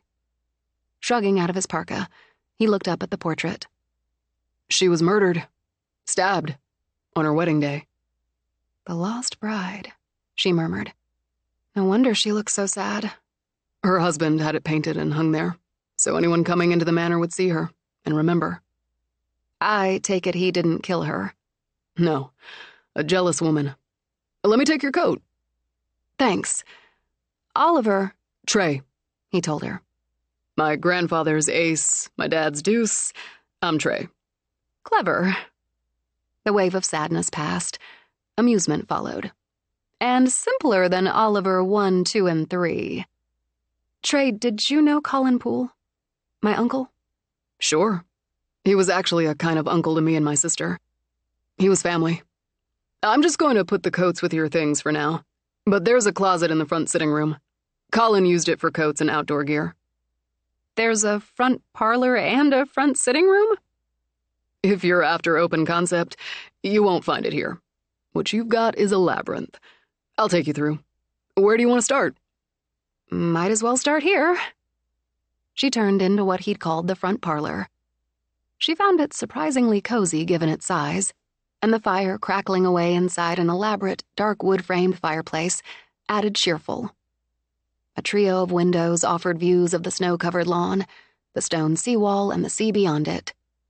Another chandelier, iron again but considerably smaller, dropped from a ceiling medallion. The sofas, chairs, all softly faded, would easily seat 20. Like the floors, the tables gleamed, as did a piano tucked in a corner. Did he play? Colin. He did, and pretty well. Do you? Chopsticks is the top of my game. But she ran her hand over the piano as she wandered the room. Do you? I can fake some boogie-woogie if I've had enough beer. Most of the paintings in here are Colin's work. He'd painted the sea in myriad moods. Your father was an artist. Yes. Their styles are very similar. I don't know if that's comforting or disconcerting. It's a lot to deal with. She heard comfort in his voice and took it. Working on it. So, this is a friendly room. I didn't know what to expect. Through here's another, smaller sitting room, then the solarium. He led the way. Oh, the base of the turret, it's wonderful. They didn't square it off. The tall, rounded windows poured light into the room. It held deeply cushioned chairs in that same peacock blue, a love seat in that strong blue with rose-colored stripes. Tables she thought must be antique. And plants. A potted tree that dripped with what looked like tiny oranges, another with lemons. Another plant with glossy leaves showcased a pair of large white flowers. She recognized a jade plant, as her mother had one. But the one gracing a stand was fully 3 times as big. So much light, even on a day like this. Now I'm terrified I'll kill the plants. Colin had a knack for them. I'm sorry. She straightened from sniffing at one of the white blooms, so fragrant it made her heart sigh. I should have said it before. You were close, and it's a loss for you. Thanks. It is. They continued on. Another parlor, another space he called the morning room, a music room with another piano, a baby grand this time, and other instruments including a floor harp, a hurdy-gurdy, a cello. Collected by various pools over the years, Trey explained. In a lot of ways, the house is a museum of your family history. Formal dining room. I'll say. Geez. A dozen tall, curved-back chairs lined each side of the massive table, while 2 more stood at each end. Another fireplace, fire simmering. And still the room had space enough for a pair of huge buffets. Art and mirrors ranged along the walls papered with fat white geraniums over deep blue. She imagined that the pair of candelabras serving as table centerpieces were actual silver. You know, I was nervous the entire drive up here. Couldn't even eat any of the snickerdoodles my neighbor gave me for the trip. You have snickerdoodles? I do. He made her laugh a little. I'll share as your fee for this tour. But I want to say those nerves disappeared at my first sight of the house. Now they're back. Big time back. Not a formal dinner party for 20 kind of woman? More a let's order pizza sort. I don't suppose the pizza place I saw in town delivers up here. I was afraid of that. It's a beautiful room, in a terrifying way. He led her through another door. Oh, hear my sigh of relief. Family dining room and kitchen. The kitchen was put in sometime in the 20s, I think. Colin updated it a couple of times. But it still fits the house, doesn't it? Not in-your-face modern. And a little fireplace. She moved past the pretty table and its sensible 8 chairs, into a kitchen with dark wood cabinets, some with pebbled glass fronts, against walls that reminded her of the forest shadows. The white appliances kept it from looking too sleek. He'd contrasted the dark cabinetry with cream on the island. Counters of pale gray covered it and ran alongside a deep farm sink. He was a hell of a good cook. Really? Oh, yeah. He and my mom, also a hell of a good cook, used to exchange recipes. You cook? That depends on your definition of cook. Yeah. He slipped his hands into his pockets. I fall into that category. Fortunately, my friend's the head chef at the lobster cage in the village, and I can mooch off my parents, my grandparents. Anyway, we stocked the fridge and butler's pantry. There's a butler's pantry? Overwhelmed, she blew out a breath. With a dumbwaiter. Get out! She turned into the L of the main kitchen. More cabinets, another sink, a wine cooler and ice maker under the counter. Trey opened one of the lower cabinets. He had it updated, but wanted to keep the original feel. It goes down to what was the original kitchen. He pressed a button, and the bottom lowered with a mechanical hum. It made her laugh. It's my first dumbwaiter. What did he use it for? He renovated some of the servants' area. After pressing the button to bring it back up, Trey closed the cabinets. He made use of a lot of the space. He must have loved the house. Thanks for stocking me up. I didn't expect you to do all that. No problem, especially since I'm going to bum a Coke. Bum one for me while you're at it. She walked back into the kitchen, to the window over the sink. So a deck over the... Is it a basement? Not the actual basement, no. Colin added that. A kind of apartment. Self-contained. He had a couple. Housekeeper, handyman. Living here until about 6-7 years ago, I guess. They retired and he never had anyone else live in. Want a glass? No, the bottle's fine. I've got a list of names for that kind of thing. Cleaning, repair, yard work. Oh, I wasn't thinking about hiring anyone. It's a big house, he pointed out. You'll probably close some rooms off, but it's a big house. You've got a snowblower and a lawn tractor in the little shed, but it's a lot of work. I'll think about it. They wound their way back to the front of the house. Another powder room. She'd made use of the first they'd come to. A den, and the first television she'd seen in the place. Did he game? She asked, noting the system. Not really. He put that in for me and my sister, our pals. You spent a lot of time here. After his wife died. Another lost bride. Yeah. Before, Dad says Colin was outgoing. He liked to travel. You've seen some of his art as of Europe, or out west, all over. But after, he closed in. He liked having us come. My family and some of my friends, Anna's. But he hardly left the house, the grounds, especially in the last few years. If he wanted to go somewhere, he'd go on the internet. That's what he used to tell me. He used this as his office. She could work here, Sonia thought as she stepped in. A good desk, space for her mood boards, a fireplace for warmth and cheer. Decent light, or it would be on clear days. What she assumed was a closet for storing supplies. Then she saw it, over the fireplace. The manor in the magical glow of a full moon.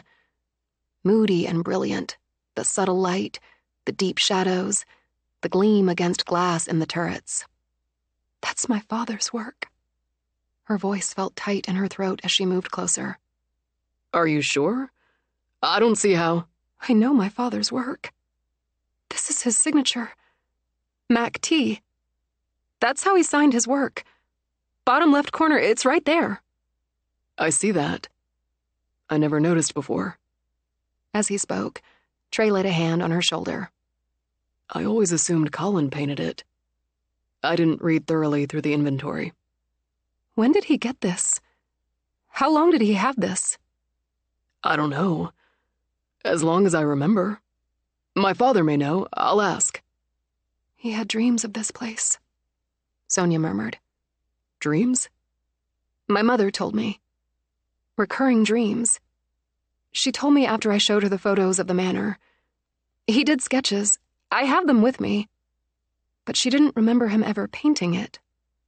But he did. She said it quietly. He did. And it's here. Right here. She took a step back.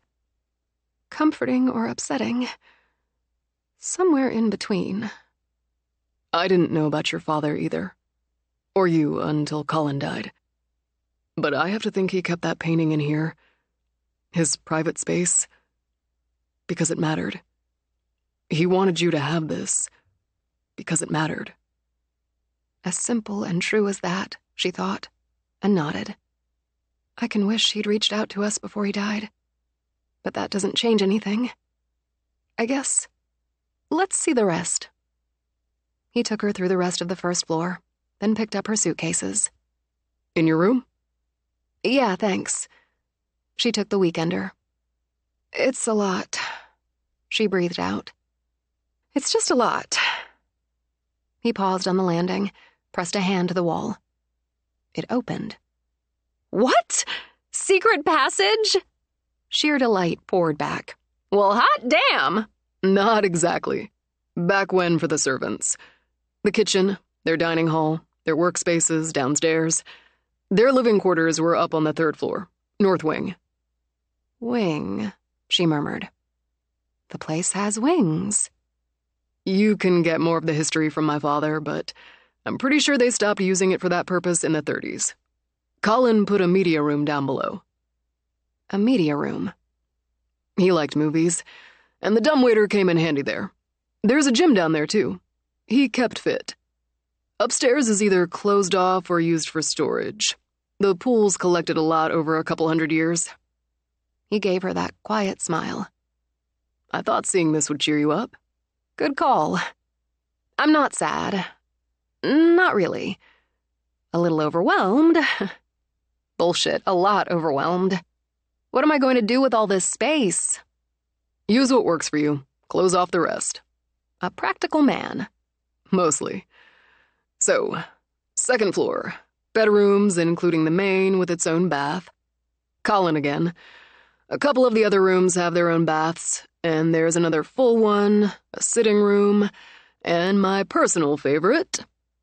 He opened a set of pocket doors to what she knew would be a turret room, and she gasped. Chapter 6.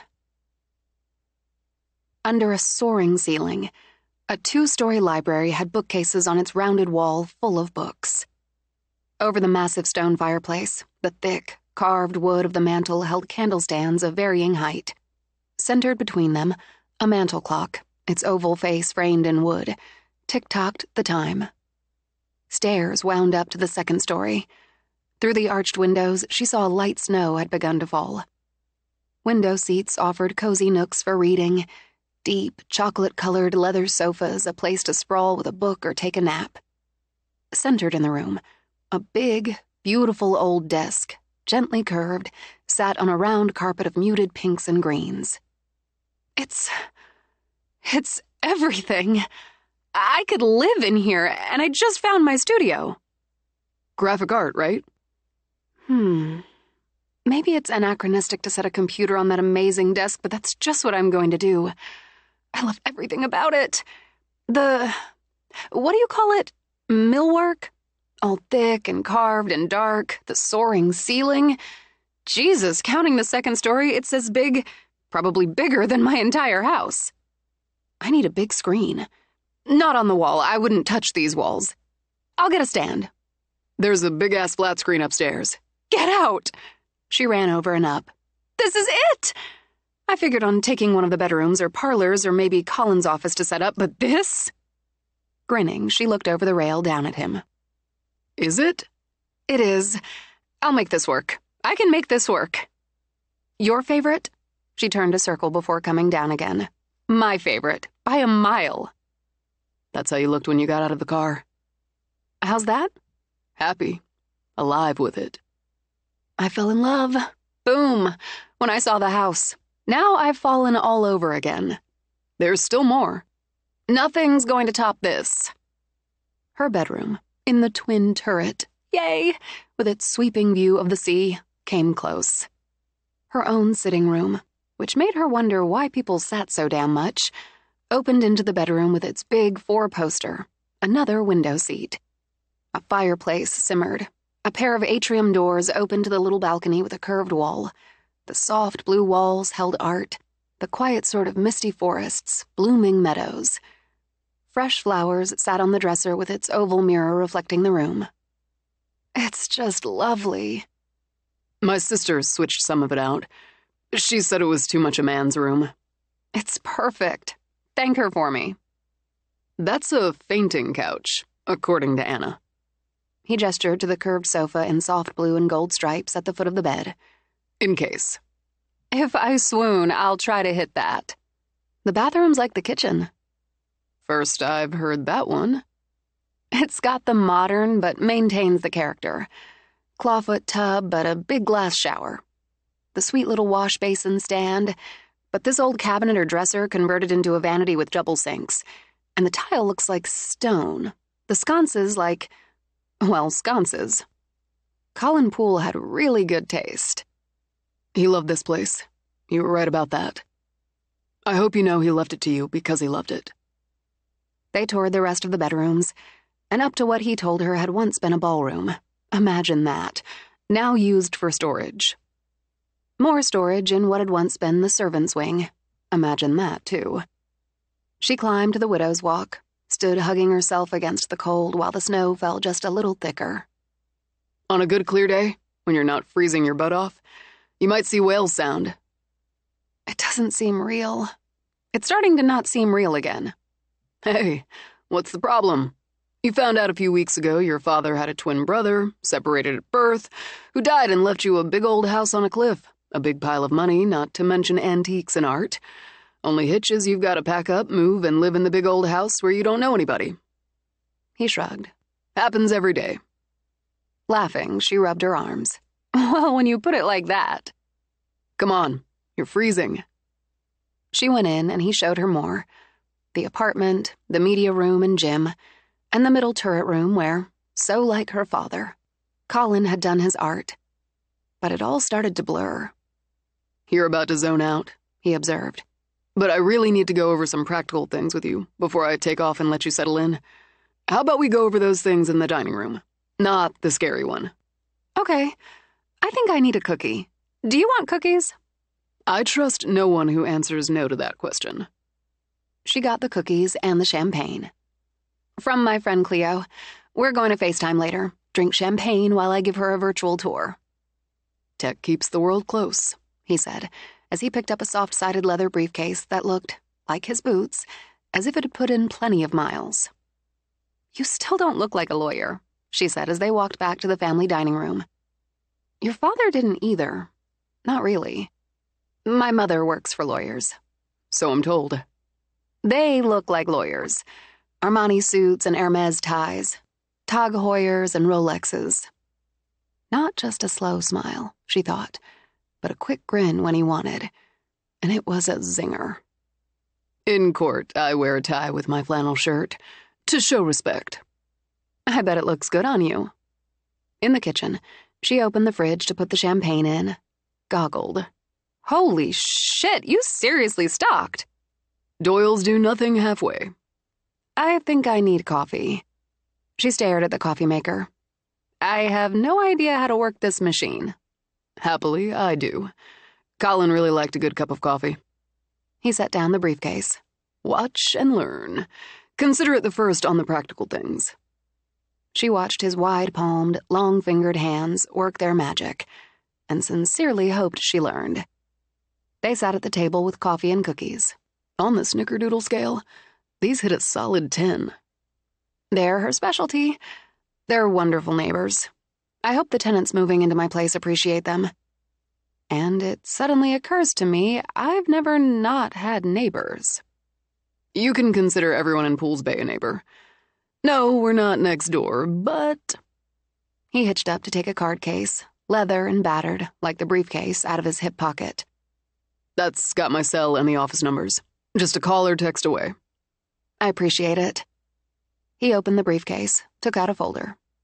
More numbers. He handed her a paper with a list of names. Hal Coulson, Chief of Police. The manor's considered part of Pools Bay. Also the number for the county sheriff. You've got Ace, Deuce, and Trey on here too, along with names and numbers of a plumber, electrician, a general handyman, cleaning service, yard service, a mechanic, and towing service if you have car trouble. John D's be plowing your road, clearing off your deck, walkways. You can expect to hear him out there before dark, and again in the morning if we get enough to warrant it. He also likes a good cup of coffee, if you're open to it. I can be.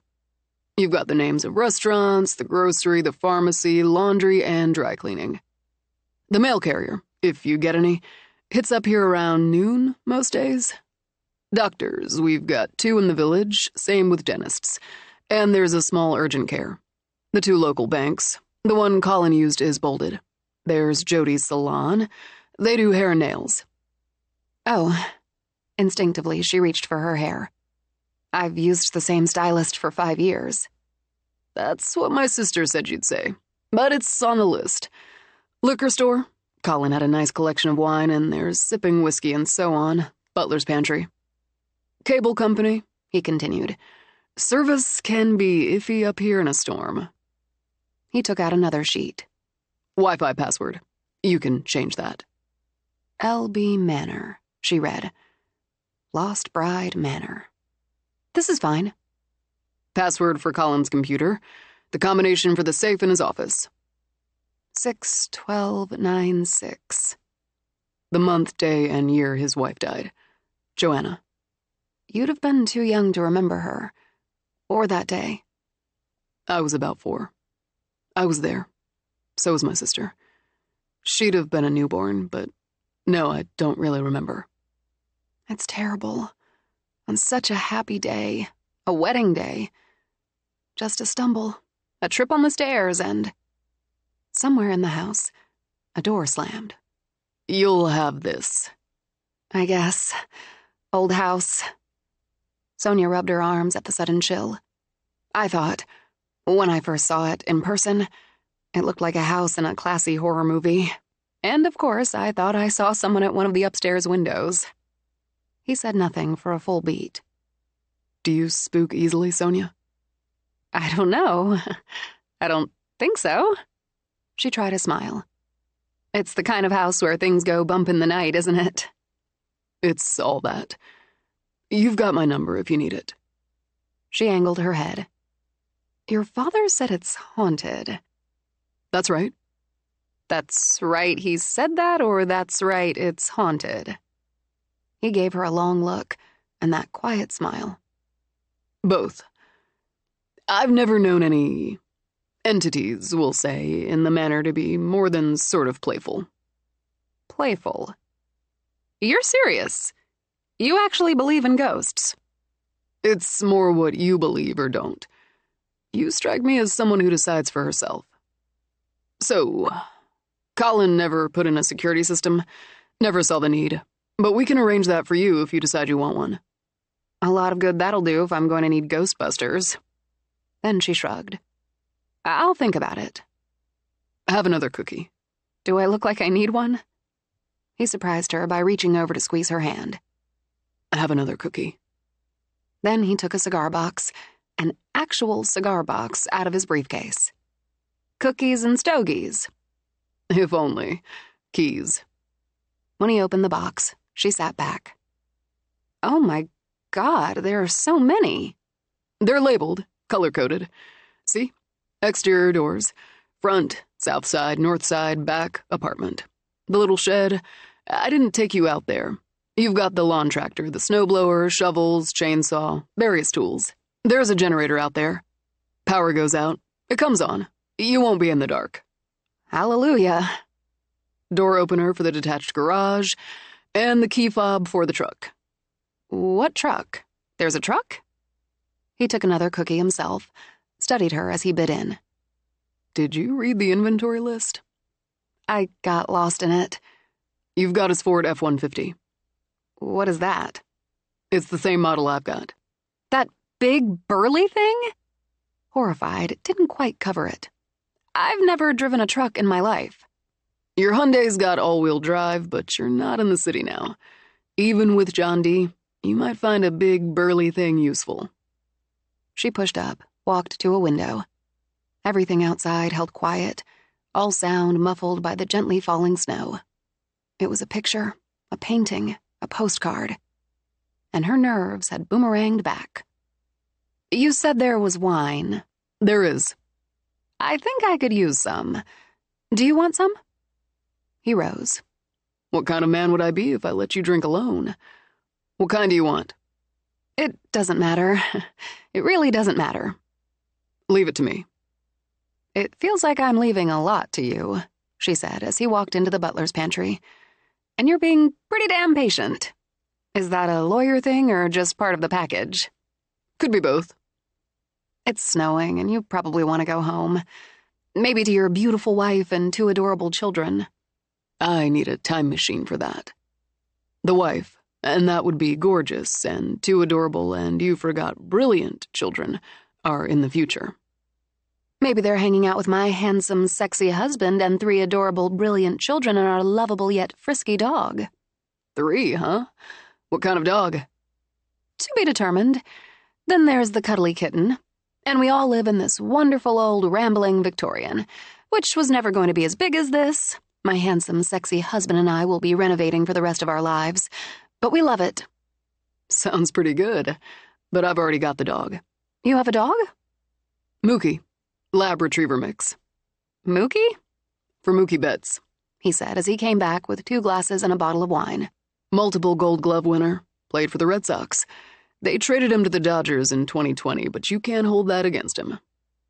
I won't, and I'm from Boston, so I know Mookie Betts, thanks, she added when he handed her a glass of straw-colored wine. She downed half in one go. Wow. Kudos. Okay. She let out a breath. Why didn't you bring the dog? I didn't know how you felt about dogs. I'll bring him next time. Good. I like dogs. I was thinking about getting a dog before all this, because I wasn't spending all day in the office. He's probably a nice dog, Mookie, since you seem to be. I like him. I like you. I like your patience and how you don't actually look like a lawyer. Less intimidating. And I think I have a thing for blue eyes. I almost married a guy, asshole, with blue eyes. They weren't as good as yours. That's a story I'd like to hear. Maybe next time. Keys. She sat again. Jesus, so many keys. He went over them with her, then closed the box, nudged it aside. I don't see any reason you'd lock up most of the interior doors, but you've got keys for the ones that lock. Colin kept a couple of files in his office of instruction books, warranties for the appliances, for everything. But if you need help with any of that, just ask. Okay. Fireplace in the master and other bedrooms are gas, but most of the fireplaces are wood burning. Have you ever handled wood burning? Yeah, I'm good there. My mother has one. I grew up there. Good. There's the rack just outside, and it's full of wood. You've got half a cord stacked back by the little shed. That sounds like a lot. Is it a lot? Maine winters are long. If you need more, you tell me or John D. You've got a log splitter, but you're going to do me a favor and not mess with it. She swiped a hand over her heart. I can give you my solemn oath on that one. Anything I didn't cover you want to know? Anything I did you have questions about? I'm hoping I don't forget half the things you went over, but I think I'm good. Or good enough. But I do have one question. Your father didn't tell me how Colin died. He fell down the stairs. The same stairs Joanna fell down nearly 30 years ago. He'd taken a sleeping pill. Just one, according to the coroner, but enough to make him woozy. And some over-the-counter cold meds. He'd caught a cold and it lingered. For whatever reason, he got up in the night and fell. My mother had made him some chicken soup, and I stopped by to bring it and check on him. You found him? I did. For a moment, she thought she caught the scent, just a hint of the aftershave her father had worn. Then it faded. That was hard for you. He was family. So the way it comes down, Sonia, makes you family. I understand he was family to you, and you to him. I don't understand why he left all this to me instead of to you and your family. He wanted you here, Trey said simply. Now you are. Personally, I think you'll stay. Why? The manor weaves a spell. I've been watching it weave one on you. I'm going to leave you to settle in. He got to his feet. You need anything or have any more questions, you know how to reach me. Take half the cookies. You more than earn them. She took a handful out, gave him the tin. That's more than half. So share. She walked with him to the front door. It's snowing pretty good now. I hope you don't have far to go. I've got the 3rd floor over the law offices. It's not very far. Handy. No commute to work. I've gotten used to that myself. You're going to hear John D. in the plow before long. You might wait to blow off your walks until morning. Either way, I'll have coffee. Thank you for everything, and tell your father I hope he feels better soon. You're welcome, and I will. In his parka, still hatless, he took her hand. You'll be fine. You sound sure. Because I am. Welcome home. Trey, she said as he opened the door to the wind and blowing snow. Just one question. Have you ever actually seen a ghost? He gave her a long look and that quiet smile. Yes. In the manor? That's 2 questions. Same answer. She was on the widow's walk, dressed in white. He left her shivering in the doorway. She waited until he'd started the truck, backed out of the drive. She closed the door, leaned back against it, and looking at Astrid Granville Poole's portrait said, well, shit. The best thing to do, the smart thing to do, was go up, unpack, give that champagne time to chill. She'd FaceTime with Cleo, call her mother. She'd make something to eat. God knew, from the look of the fridge, the Doyles had supplied her with enough for a month. She walked up the stairs, trying not to think 2 people had died on them, and down the long hallway into what was now her bedroom. She walked to the window, and the view simply entranced her. The blowing curtain of snow with the steel-gray sea behind it. That curtain hid the bay and the village.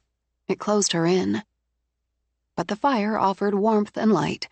The room smelled of fresh flowers. She would be fine, she told herself, and she could be happy here if she gave herself a chance to be. Opening a suitcase, she began the task of making the room hers. Clothes tucked in drawers, hung in closets, cosmetics and creams in the vanity drawers, to be organized later. Her tablet sitting on a nightstand charging. Her great-grandmother's old silver-backed brush and mirror on the dresser, along with 3 pretty little bottles she'd found antiquing with Cleo, and a 4th holding the perfume she'd indulged in post-Brandon. More hers now, she decided. In the morning, she'd set up her office in that fabulous library. She'd hang her father's paintings there. He already had one hanging in the manor, she thought. How had Colin come by it? That's a question she wanted answered. Halfway down the stairs, she felt a wave of cold air and turned, half expecting to see someone behind her. Old house, she muttered. Drafts expected. She went into the kitchen, slapped a sandwich together with the provided bread and cold cuts, She ate it over the sink, watching the snow, and felt a ridiculous lift when she heard what had to be John D. and his plow. A quick hunt scored her a lidded mug, and she filled it with coffee. She'd watched and learned. Gearing up, she took it outside to meet another neighbor. When the shadow moved at the window, she didn't notice. Chapter 7. After the drive, the tour, the unpacking, a somewhat more abbreviated tour FaceTiming with Cleo, and the consumption of the best part of a bottle of champagne, Sonia called it early. By 10, she lay in bed in a dark so complete it seemed the world had flipped a switch. Eyes firmly shut, she listened to the crash of waves, the wail of the wind, the moans and groans of an old house settling. 2 minutes later, she switched on the bedside light, got up, turned the fireplace on low. A person could walk into a wall, she told herself. Or, obviously, fall down the damn stairs. Not that she was afraid of the dark, she assured herself, as she climbed back in bed. But there was dark, and there was dark. Satisfied with the quiet flicker of light, she turned off the bedside lamp. She'd pick up some night lights, plug one in the bedroom, another near the landing. Maybe... She drifted off. Somewhere in the night she dreamed. Music drifting, voices murmuring. The woman in the portrait danced with a dark-haired man. He wore a high, starched collared shirt and jacket, and like in a costume drama, close-fitting breeches. They laughed into each other's eyes. Their smiling lips met in a sweet kiss. Even in death, we will not part. As they danced, red spread over the white dress. The music became a dirge, and shadows smothered the light. In those shadows she lay, the white dress soaked in blood, and he hung over her, a rope around his neck. Throughout the house, a clock struck the hour. 1, 2, 3. For a moment, the low fire boiled up, snapped, snarled, then quieted again. In the foyer, the portrait wept.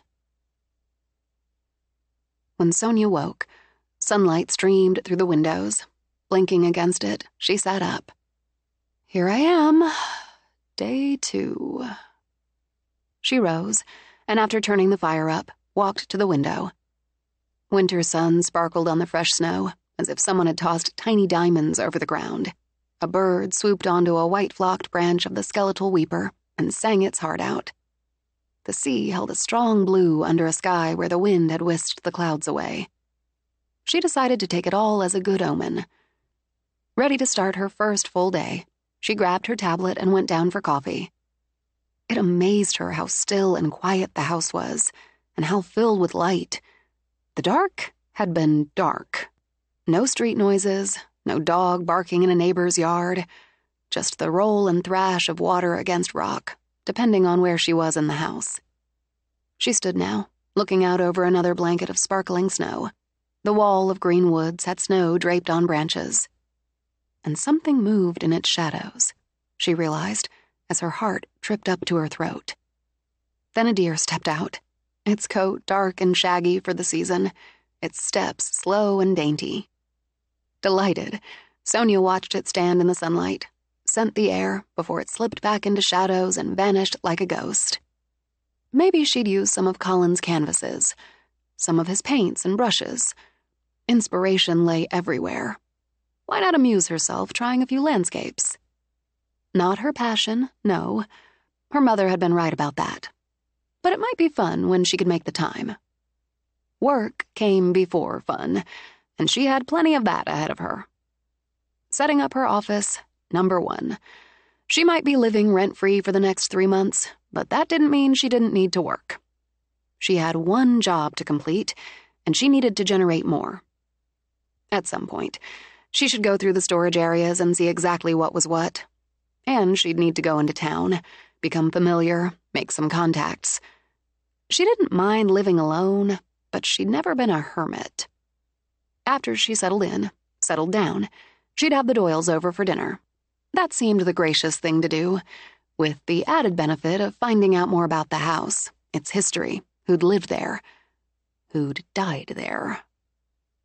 With a second cup of coffee, she scrambled up some eggs and, hearing her mother's voice in her head, sat at the island rather than eating standing up. She checked her email, as relieved as pleased to find her website had generated a new inquiry for a quote. A caterer, just starting up. A web design to include menu, prices, service area, and so on. I love a startup, so let's hit it. She answered on the spot, posing a list of questions that would help her and the potential client make some decisions. Added a few careful suggestions to test the waters. That done, she dealt with the dishes, then went up to take the shower she'd been too tired for the night before. Hot water flowed generously from the rain shower head in a shower double the size of hers in the duplex. I miss shower sex. She lifted her face to the water. I miss sex altogether. Oh well, priorities. And it wasn't like she had a lot of candidates for shower sex anyway. It made her smile to remember her conversation with Cleo, when Cleo had demanded 3 words to describe Trey Doyle, then John D. Patient, personable, and hot for Trey, cheerful, married, and gay for John D. She started to imagine shower sex with Trey, then shoved that aside. That way, she decided, lay madness. Plus, he probably already had someone, or someones, in his life. And though she missed sex, she didn't miss relationships. Not yet. And she didn't feel ready for sex without the relationship end. So scratch that entirely for now. She stepped out of the shower, reached for a towel, and frowned at the bathroom door. She thought she'd closed it, out of habit. But it stood open. She closed it now as, alone in the house or not, an open bathroom door made her feel exposed. After wrapping the towel around her body, she wrapped another around her hair, opened a vanity drawer, and frowned again when she saw her skincare supply neatly organized. She thought she'd just dumped it to sort out later, but had she been in that much of a daze when she'd unpacked? Apparently. After using what she wanted, she hung the towels to dry, bundled into the robe she'd hung on a hook. Because her mother's voice nagged in her head, she went in to make the bed, and found it already made, pillows fluffed. Dazed, she told herself, she must have made it on autopilot. Since she'd spend the morning setting up her work area, she decided sweats equaled the uniform of the day. She walked to the dresser, started to open a drawer. This time a chill sprinted up her spine. Her 3 pretty bottles lined up in front of the mirror. The silver-backed brush and mirror lay together on the left with the vase of flowers dead center. She'd arranged the bottles near the corner, in a kind of triangle, to balance the flowers on the other side, with the brush and mirror off-center between them. She was sure of it. Too much champagne? She wondered. But she hadn't had any before she'd unpacked. Obviously, she'd moved them after that, probably when she'd gotten ready for bed. She moved everything around the way she wanted them, gave the display a determined nod before taking out sweatpants and her beloved Boston College sweatshirt. After pulling her wet hair back in a tail, she put on sneakers and considered herself ready for the day. She switched off the fire before she left the room, then went straight to the library. After plugging in her tablet, she programmed music. Quiet was nice, but quiet could be a little much. Next order of business, light a fire. The Doyles made it easy, she noted. Wood right there in the rack. She'd bring in more. A starter log, the long matches. Pleased when it crackled to life, she stood and admired it. Now, she thought, decisions. She could set up down here. Then, if and when she needed or wanted her work on the big screen, take her laptop up. Or she could just set everything up there. Easy choice, because this room really is everything. She opened the boxes she and Trey had carted up the day before and got to work. It took time, but she had plenty of it. With her computer set up and, yay, running, her sketchpad within easy reach, she made use of the desk drawers for supplies. Pencils, markers, rulers, extra sketch pads, client files. Since she had the space, she thought she'd use the computer in the office on the main level, do her personal business in there. A nice way, she decided, to separate her business. She put Xena in a south-facing window. "We're going to bloom here." When she opened a freestanding cabinet, she found decanters inside. Whiskey in one, brandy in the other, according to her sniff test. Lowball, highball glasses and snifters stood on a pair of shelves. She could clean it out, use it for more supplies, but she could so easily see the man with her father's face sitting by the fire with a book and a glass of whiskey. She didn't have the heart. Neither did she have the heart to set her printer next to that gorgeous desk. No question she'd find a sturdy table or stand somewhere, but it would just ruin the look of the room. She could network with the printer in the office, but inconvenient. Wandering the room, she looked for options. Set another log on the fire, then went up the curving stairs. More books, another killer view, a smaller, more feminine desk, a big, wine-colored leather sofa, a big flat screen, and a cabinet under it. She opened one of the doors and found a DVD player, along with an impressive collection of DVDs. Add these to the ones she'd seen in the media room, and yes, Colin had loved movies. All sorts of movies, she mused as she browsed through them. Books, movies, art, antiques. Children? He'd put in a gaming system for his friends' kids. So yes, children. So much like Dad. Really, I think you were a lot alike. And I think you'd have enjoyed each other. You should have had the chance to find out. On her tablet below, the music stopped, then started again with what she recognized as the Byrds' Turn, Turn, Turn. To everything there is a season. Because her father had often played it, and to her other ancient records on his old turntable in his studio. "I guess that suits the moment," she muttered. But more to the point, she could make room in the cabinet, set up her printer, her letterhead, a ream of paper. Of course, that meant hauling the printer, and its considerable weight up those curving steps. So that could wait, as much as it pained her to admit, until she had someone with more muscle and a strong back to carry it up. By early afternoon, she'd done all she could do, both personal and professional, office-wise. Time for a break, she thought, and debated grabbing something to eat or cleaning up a bit more and venturing down to the village. Before she could decide, a trio of bongs all but boomed up the stairs. By the time her heart stopped jumping and she realized it had to be the doorbell, they sounded again. Okay, Jesus! Hoping it was Trey or John D. Muscles, strong backs. She jogged downstairs to answer. A woman with a vari-colored knit cap over short black hair stood on gorgeous knee-high boots in the portico. She held a cake carrier. "Hi, I'm Anna Doyle. Welcome to Pools Bay." "Oh, thanks." She should have noted the resemblance, but the eyes were more blue-gray, the face more heart-shaped. "Come in. I hope you're not working. Trey said you'd probably be working or setting up your work area." "I'd just finished setting up. Or enough. This is for you. Coffee cake. I bake when I'm thinking." "I eat when I'm thinking. Can I take your coat?" The fabulous red suede coat. "If you don't mind me pushing in for a few minutes." "I don't, at all." Anna handed over the coat, the hat, and the amazing scarf of butter-soft wool.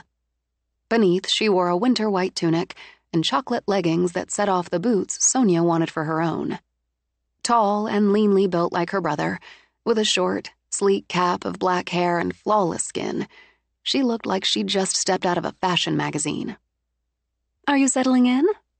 Anna asked as Sonia took the coat to the closet to hang. "It's such a spectacular house."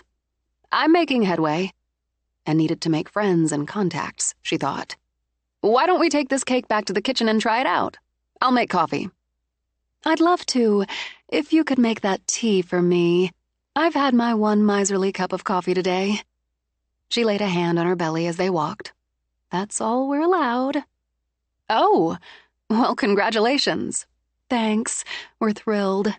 I've hit my second trimester and got the all clear. So, other than my family, my husband Seth's family, and a few select friends, you're the first to know." She paused outside the office. "Trey said the painting's your father's work." "It is. I've always loved it.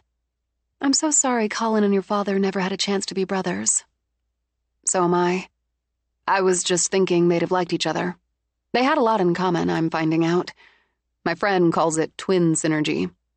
I think I saw T in here." Anna gestured to a cabinet. "I helped Mom stock you up. Do you mind?" "Go ahead. I appreciate all your family's done to make this easy on me." "Can't be easy." Anna opened the cupboard, selected a tea from what Sonia noted were half a dozen choices. "Finding out you had an uncle, and finding out the way you did? Relocating, adjusting to a place like this?" She filled a copper kettle as she spoke, obviously at home. "We were Colin's family, so we want to do what we can. We hope you'll stay. First, because he did." She got out 2 dessert plates, a cake knife, forks. "And next, because my dad and my brother both liked you. I thought I'd take a chance and drop by, see if I did."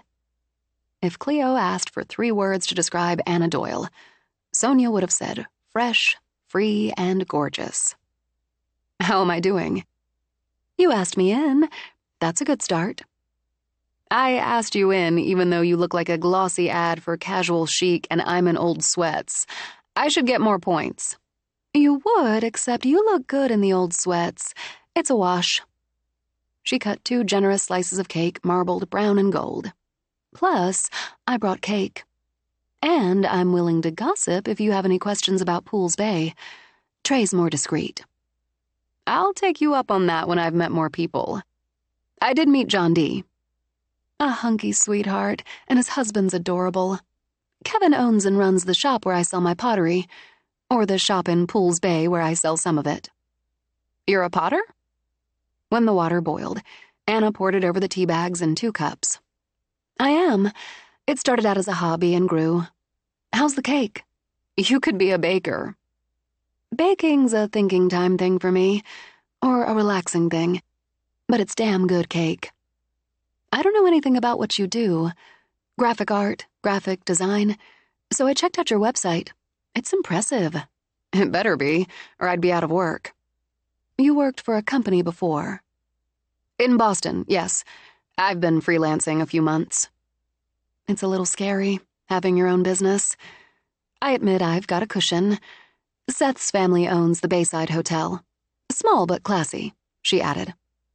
"We're not Bar Harbor here, but we do get tourists. Nevertheless, it's still a little scary trying to have my own business." She sipped some tea. "After I saw your website, I have another reason for coming by. I wonder if you'd take on another client." "You?" "My website it's just not good. I know if I had a stronger website, I could build a stronger internet presence, build up online orders. As it is, I'm lucky if I sell 1 or 2 pieces a month." Sonia took her phone out of her pocket. "Plug it in." "Oh, it's going to be even less than not good on a phone." "If you want traffic, your site has to work well on mobile devices." Anna's shoulders hunched, then fell. "And it doesn't." "I'm set up in the library." "Oh, good choice." "Let's go take a look." "Really? You don't mind?" "I had cake. I need clients. And I really hate when a website's not good." "I think you'll probably have to start from scratch." Anna pushed up as Sonia did. "We'll see, but that's probably what you're going to want anyway. Fresh start, fresh look. Is the business on social media?" "Sort of. In a half-assed sort of way." "We'll fix that. I'm going to show you another client I designed for. Ground up. Baby mine. Infants to toddlers, clothes, gear, stuffed toys. It's going to suck you right in." "It doesn't seem fair to taunt me with baby stuff." "If we do this, I'll be taunting them with your stuff." "I'm going to join Dad and Trey in liking you. Isn't this the most fantastic room?" she added when they stepped into the library. "And your monitor on the desk just adds to it, I think. Where's your computer?" Sonia tapped a small box beside her keyboard. That little thing? That works? If it does, I want one. Sonia woke the computer up. Give me the website. Sonia typed it in, looked at the page with its square banner reading, Pottery by Anna in a swirly font, the pale colors. She clicked on the shop tab. Waited. It takes too long to load. I've heard that. When it finally loaded, she studied the photos. You did the vase in my room. Yes, good eye. And the candle holders on the mantel in the front parlor. Very good eye. I like your work. The photos are good. Show it off. But it's not organized. And they come off a little muddy against your background colors. You've got vases, and I love this one. She hovered the cursor over it. You've got them mixed in with bowls, platters, baking dishes, she continued, and waited while it brought up the next page. Pots with mugs and wine coolers and so on. I can fix this. Already seeing it, Sonia nodded. You and your work aren't pale and muddy. You need something more striking, more arty. And you need a much better format. It needs to load fast. People have no patience. Revise the shop tab, she muttered. We'll add an About the Artist tab. We should have some photos of you making pots and stuff. Throwing. You throw pots. That. At least one piece from, a hunk of clay through the stages to complete? Oh, I like that. Facebook? Instagram? Anna made a non-committal sound, shrugged. I'll fix it. Do you have business cards? No. I'll fix it. Brochures. Small, colorful trifolds, I think.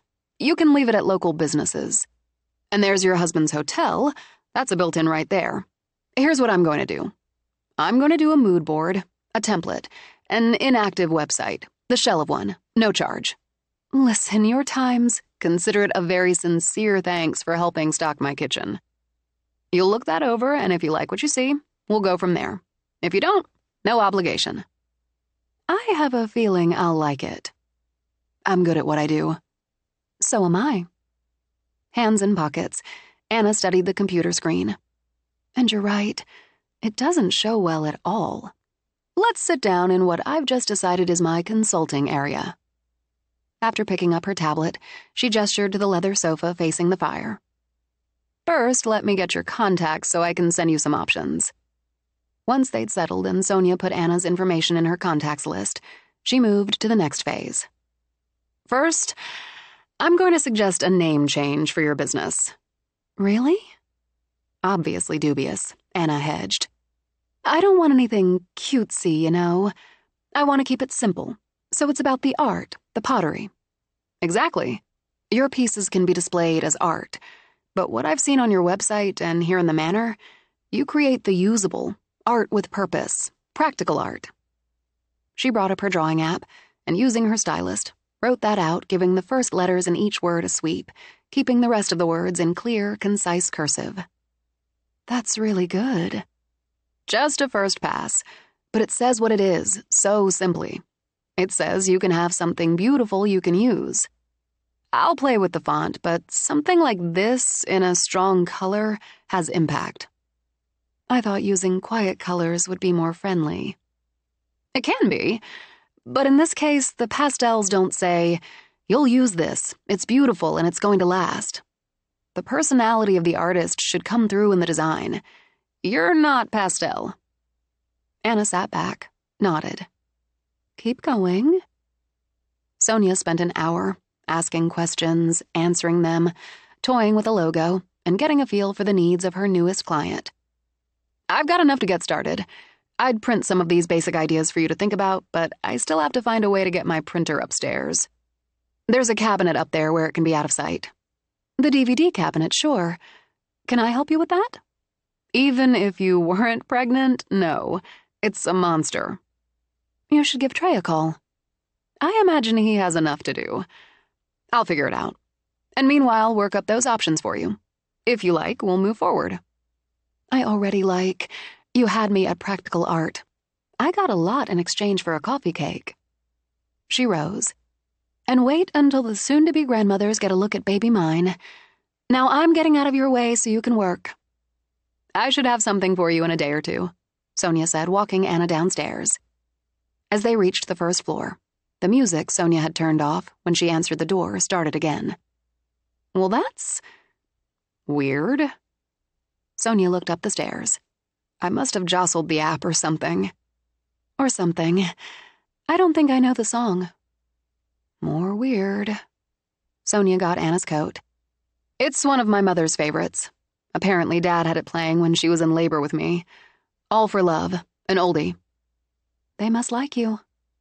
Anna spoke casually as she put on her coat. They? The Lost Brides, and the rest. They picked a song that has personal meaning for you. You don't actually believe in ghosts. Anna just pulled on her hat and smiled. Ask me again after you've lived here for a week. Thanks for taking me on. I realize now I need you more than I thought I did. Talk soon. When she closed the door, Sonia stood staring up the stairs as the music flowed down. A technology glitch, she told herself. They happened. Ghosts didn't. It may have taken her a few seconds to push herself up the stairs again, but she went up and got to work. Chapter 8 1828 I am, I believe, first a sensible woman. I have been educated, speak French fluently, play the pianoforte quite well indeed, as well as being more than competent on the harp. As the oldest daughter, I have learned how to run a household, as I would, of course, one day make a fine match. Above all this, I am pleased to say, my father instructed me from a young age on the workings of the family business. Some would say a young woman has no need to understand business matters. I do not find those who say that sensible. My father, the younger of twins by 7 minutes, inherited the manor and his brother's share of the Poole family business when, in the autumn of 1806, my uncle died by his own hand, soon after the tragic death, by murder, of his bride of only hours. My dear parents, already betrothed at the time, married the following spring. I was born 10 months thereafter. I have 2 brothers and 2 sisters. Though I am the eldest, I must accept that the manor will one day pass to my brother Horatio, as is Poole family tradition. This is of no import as, with that fine match, I will have my own household. Being a sensible woman, I did not, as my flighty sisters do, subscribe to Jane Austen's novel's entertaining but unrealistic view that romantic love must, can, or should factor into a match. Like minds, mutual respect, and of course social standing are much more important to a successful marriage. I found all of that in William Cabot. To my surprise, I found love as well. Our courtship began with those like minds and a mutual attraction that, I admit, added a thrill. That attraction bloomed into love. The day I accepted his proposal of marriage and my father gave his blessing was the happiest of my life. Until our wedding day. I, a winter bride, we do not wish to wait, take my vows. I, a sensible woman, wear white silk, embroidered with stars at the hem and trimmed in ermine, sashed at the waist in satin. Given the season, the sleeves are long and gathered, with stars forming the poof at the shoulders. I have never thought myself beautiful, though William tells me I am. But I feel beautiful in my wedding dress, with my hair swept high under my veil, and my grandmother's pearls around my throat. And William, in his black tailcoat, so handsome as he looked in my eyes and put the gold band on my finger. I return to the manor a wife, to celebrate this match that is all my heart desires. I dance with my husband, with my father, my brothers. I embrace my mother and kiss the happy tears on her cheeks. As we will wait for the spring crossing for our honeymoon in Europe, we spend our wedding night in my girlhood home. And I become a woman in William's arms. He shows me love well into the night, and I find nothing sensible here. It is all feeling and discovery and awakened passions. And I think I dream when at last we sleep. I dream of wandering my childhood home in my nightclothes, holding a candle aloft to guide my way. I see the great doors my grandfather built standing open. I walk through them into spring, into flowers madly blooming in the sunlight. I, a sensible woman, laugh and toss my candle away, where it gutters out in the snow I neither see nor feel. I walk through the snow, through the wind blowing wild, and feel only soft grass and balmy breezes. I see a woman at the seawall, beckoning to me. When I reach her, I see a stranger who looks at me with mad eyes. She grips my hand so hard, and I feel then the bitter bite of cold that has seeped into my flesh, into my bones. She speaks. He chose death rather than me. He chose death to stay with her. Be damned to them, and now to you. Walk with them, Catherine Poole, forever a bride. I try to run, but the wind batters at me. I stumble in the snow. I hear her laugh, more bitter than the wind as I fall, drag myself up, fall again. The world is white now and swirling. The wind a screaming gale that blows my desperate calls out to sea. I think of William, sleeping in our marriage bed, and cry out for him to save me. I reach up toward the manor, my home, but it is lost in the snow that covers me in icy blankets. I see my hand, raw and red, nearly purple. The ring William put on my finger is gone. I drift away, drift to sleep in the cold and the snow, and die. Sonia worked through the dinner hour, took a break when she realized lack of fuel was making her lightheaded. Down in the kitchen, she told herself no on making a sandwich. Instead, she heated up a can of soup, put a salad together. While she ate, she played with a few more ideas on her tablet. She answered a text from her mother. Everything's good. Pretty much set up, and been working most of the day. Met Anna Doyle, lawyer's daughter, and I'm pretty sure new client. Big cheer. She's a potter, a good one. I'm having soup and a salad, so I'm not starving. Planning on getting into the village tomorrow. Next day latest, so I won't be a hermit. Love and more love. They texted back and forth a few times, and when they signed off, she sent a text to Cleo. Hey, met Trey's sister Anna. More gorgeous. She's a potter who needs a design package, so woo to the who on that one. Texted with Mom, and she's hoping to come up for a day soon, maybe spend the night. You have to come visit. And because she knew just how to tempt her friend, she added, not only is the manor amazing, they're saying it's haunted. Portrait of a pool bride from the early 1800s in the foyer, murdered on her wedding day. Spooky. The response came quickly, as Sonia knew it would. Ghost bride, you know I'm there. Give me a couple weeks to clean up some work. I'll come for a weekend. We'll go ghost hunting. Yeah, sure, Sonia thought, but gave Cleo a thumbs-up emoji. After she tidied the kitchen, she went back to work for another hour. Too early for bed, she thought, but had to admit her brain had worn down. She'd go over it all again in the morning, and if it still looked good, she'd send the options to Anna and drive into the village, get out of the house, and explore a little. But right now, too tired to work, too wound up to sleep, she decided on a glass of wine and a movie. After all, she had dozens of DVDs to choose from and a big screen right upstairs. She settled on a romantic comedy. Something fun, she mused, frothy and fun, and sprawled on the big couch. She made it through most of the glass of wine and most of the movie before she drifted off. The clock chiming 3 woke her. Her heart pounded as she lay, confused and half-dreaming.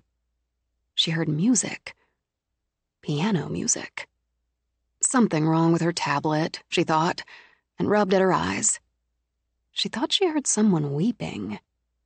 She must have turned the TV off before she fell asleep, she decided, and turned the lamp on across the room, and pulled down the throw currently tucked around her. Just more tired than she'd thought, and still adjusting to a strange house and all its strange spaces. Still groggy, she groped for her phone to take with her and charge overnight. Or what was left of the night. It wasn't on the table. Yawning, she pushed her hands into the pockets of her sweats. Instant panic struck when they came up empty. Jumping up, she shook out the throw, began searching the cushions of the couch. She told herself she wasn't one of those people whose life depended on her phone, but her life was on that phone. She got down on the floor, hunted under the couch, under the table, and noticed the wine glass.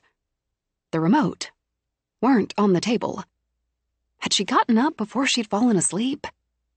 She yanked open the drawer of the coffee table, and there sat the remote, exactly where she'd found it. Okay, I put it away. That's something anybody might do and forget when they're half asleep. She pushed up, walked to the railing and looked over. The fire simmered.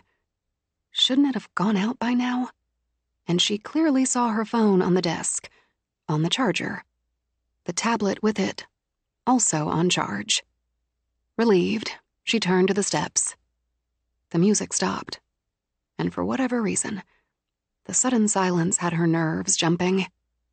She left the tablet where it was, grabbed her fully charged phone to take with her to her bedroom, where the bedside light glowed, and the duvet and sheet were smoothly turned down. Sleepwalking?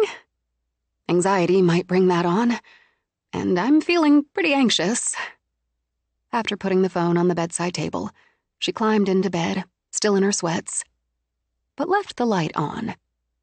A precaution, she thought. Just a precaution. As she closed her eyes, she thought she heard, a door softly close. For the first time in her life, Sonia pulled the covers over her head. When she woke in the light, she convinced herself she'd imagined things. Just anxiety, she thought again. She hadn't allowed herself to admit how much stress this move entailed. Enough she'd slept in her clothes. No big deal. She'd get coffee and some of that coffee cake. Check the work, fuss with what needed fussing with. Then she'd shower, spruce herself up a bit and drive into the village. She needed to get out, stop at the bank and open an account, visit some of the shops, take a close-up look at the bay. She went straight down to the kitchen and saw her wine glass standing beside the sink. Okay, that's it. No more crashing in front of the TV. After she made coffee, sliced some cake, she took both up to the library. She'd go over the work while she ate. Since she only planned to work an hour or so, she didn't bother with a fire. She spent a little more than 2, but knew when good was good. And this was damn good. Let it sit, she told herself. It was still shy of 9, so she'd let it sit, get that shower, change, then take one more look before she sent it off to Anna. When the doorbell bonged, she nearly jumped out of her ancient slippers. Jesus! I've got to ask if I can change that thing. When she went down and opened the door to Trey, her first thought was, why? Why hadn't she showered and changed first? Morning, he said. I hear you have a printer that needs moving. Oh, Anna shouldn't have bothered you about that. She stepped back to let him in. It's not urgent. I'm heading out to see a client, so it's not much of a detour. Where's the printer? She had a moment to think he smelled good. Fresh, outdoorsy good. And she almost certainly didn't. First floor in the library. I'd like to set it up on the second floor. Can I get you coffee? That's okay. I'll be getting some. The client drinks it by the gallon. Wishing she'd at least taken a brush to it, she shoved a hand at her hair. How's your dad? The boss cleared him to work today, so he's good. The boss being your mother. You got that. Anna said you're redoing her website. I'm working on a design I hope she likes. She walked upstairs with him. I networked with the printer in Colin's office to get started, but that's not really practical day to day. It's helpful to print out some of the design, add it to my mood board. Mood board. Then he nodded when he walked in, saw hers. Okay, I get it. That's a major change for Anna. Too much? I like it, if that matters. He hooked his thumbs in his front pockets and studied the board. Really studied, Sonia noted. Took time. Yeah, I like it. She had a college friend do most of the ones she's got now. It didn't have much, bang, I guess, and was a pain in the ass to load and navigate. This looks like it'll have the bang. It'll also be quick to load, easy to navigate. They stood elbow to elbow studying her work. Is this a logo? She doesn't have an actual logo. She should. That's one option for it. She wants simple, so I thought a sketch of a vase and candle holder. Strong colors. Different shapes, but both her style. I thought a sketch rather than a photo, but we can try that too. You've gotten a lot done in a short time. He glanced around. This is a good setup for you. You don't want the printer down here? Easy access? See that thing? She pointed to it. Efficient but unattractive. This room's too wonderful to have that monster sitting here. There's a cabinet upstairs. Yeah, DVD cabinet. We'll haul it up. He started to lift it, shot her a look that made a laugh tickle her throat. I said monster. Look, it can wait. Maybe I can get John D. to help you haul it up sometime. Now you're impugning my manhood. He took off his coat, tossed it on her chair. No flannel shirt this time, but a navy sweater and black trousers. She actually gripped her hands together when he picked it up. It's so heavy. We really can't wait until... I've got it. When he hauled it up the stairs, she followed him. Which side? The left. She rushed to open it. Everything else is on the other side now, and the power strip's right there. God, thank you. Let me plug it in. I'm down here anyway. While he did, she glanced over at the couch. The throw, folded, draped over the back. Want it on? What? The printer. Do you want it on? Oh, yes, please. You're stronger than you look. When he straightened, he smiled at her. How do I look? Well, lanky. More like a runner than a weightlifter. You can do both. Apparently. Are you sure I can't get you coffee? Or coffee cake? Anna's coffee cake's tempting, but I've got a client. I really appreciate you taking the detour. No trouble, he said as they started down. How's it going for you? Figuring things out? Sleeping okay? Slowly figuring. And sleep hasn't been a problem, as I've conked early 2 nights running. A little off, I guess. Moving things around when I'm half asleep. Watching her, he shrugged back into his coat. Really? Like, not remembering putting my phone on the charger. But hey, there it is. Absent-minded stuff, which tells me I need to get out. I'm going into the village today. Try to get my bearings there. Good idea. He looked at her, she thought, as he had her mood board. Taking time. If you're up for it, you could come by the office, meet with Dad. He'll want to follow up with you. I could. Should, she amended. I'll call for an appointment. I've got that. Trey pulled out his phone. His schedule's on here. Since Ace and I would handle his appointments if the boss didn't clear him. He's got 11:30, 1:30, and 3 open. Ah, well, 3? You're in. We're on Bayview, a block off High Street, north side of the village. Thanks, really. You're welcome, really. The minute she shut the door behind him, the music started. Are you serious? Hooked on a feeling, she thought, rolling her eyes as she started upstairs. She hadn't known she'd put it on her playlist, only recognized it from the Guardians of the Galaxy soundtrack. And I'm not hooked on a feeling just because he's got those blue eyes and the rest. Plus, I'm going to stop talking to myself. Right now. Calculating the time, she decided to start a fire after all. She could take a couple hours, print out what she wanted, go over the work for Anna one more time, then send it off before she cleaned up and drove to the village.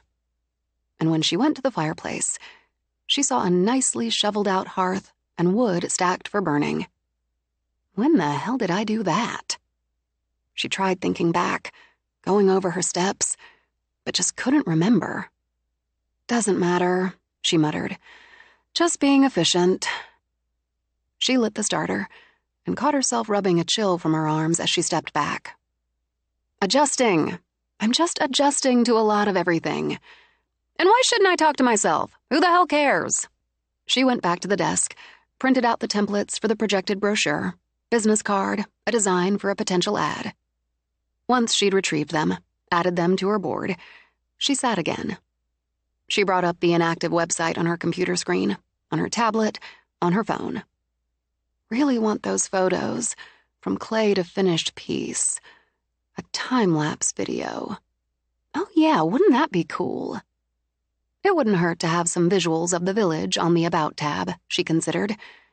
She'd take some with her phone when she got there, upload them, see how they worked. The bare bones of it looked good on a mobile, she thought as she scrolled through on her phone. The typography, the color, the shapes. Of course, there would be photos to load, the shopping cart to build. But yeah, good bones. Satisfied, she wrote the email to Anna and sent the links. If she didn't like it, well, she'd be wrong, but she was entitled. She turned her tablet off, left it charging. Taking her phone with her, she crossed to the bedroom, where the fire simmered. She didn't remember turning it on. She sure as hell didn't remember making the bed. Pressing her fingers to her eyes, she did her best to breathe through the sudden crash of nerves. She just needed to get out, get some fresh air, walk outside. She felt steadier after a shower and decided on a dark green sweater, a gray wool vest, and pants. She took her time with makeup because she planned to meet shopkeepers, locals, and first impressions mattered. Better. Definitely better, she thought. She looked friendly, professional, and sane. Deliberately, making a mental note of it, she turned off the fire. Downstairs, she got her coat, a cap, fussed a bit with the arrangement of her scarf. Not just for warmth, she thought, but style. As she reached for her gloves, she heard a door creak open. Or closed. Ignoring it, she grabbed the house keys and left. The air hit fresh and cold, with a brisk wind blowing in from the water. It filled her, she realized, that endless view, the wonderfully fierce sound of water surging against the rocky shore. She needed to get out like this, even just for a walk. She crossed the pavers to her car and sent a thanks to John D. for clearing them and her car after the snowstorm. The road wasn't bad either, she noted, as she carefully navigated the curves. At some point, she needed to check out the garage and the truck in it, but her car held its own just fine. She had a solid 90 minutes before her appointment, so she'd make good use of it. She liked the hints of the bay, the village as she drove down, and noted the white, red-capped lighthouse on the far point beyond it. Something worth another visit, maybe in warmer weather. Today, she'd find a place to park, pop into a few of the stores, meet some people, buy a little something, as supporting local shops mattered. Maybe grab some lunch. She wondered if the pizzeria served it by the slice. She'd like a slice of pizza. She'd drive down to the bay, take some photos, potentially for Anna's website, hell, maybe her own, but also to send to her mother, to Cleo. As she drove into the village, she let out a happy sigh. Just what she needed. People, places, movement. After only a couple days in the manor, she'd begun to understand how easily it would be to become a recluse, as her uncle had. With everything right there, the space, the views, winter roaring outside, why not stay in the warm and the quiet? And talk to yourself, she thought. Whoever took charge of street cleaning had done the job, and she parked at the curb in front of the bookstore. She'd make a note of town businesses, check their websites, their online presence. A woman with a 2-story library hardly needed books. But to Sonia's mind, nothing held the pulse of a community like a bookstore. She studied the sign. Well done. Good graphics. Then climbed the trio of steps to the covered porch.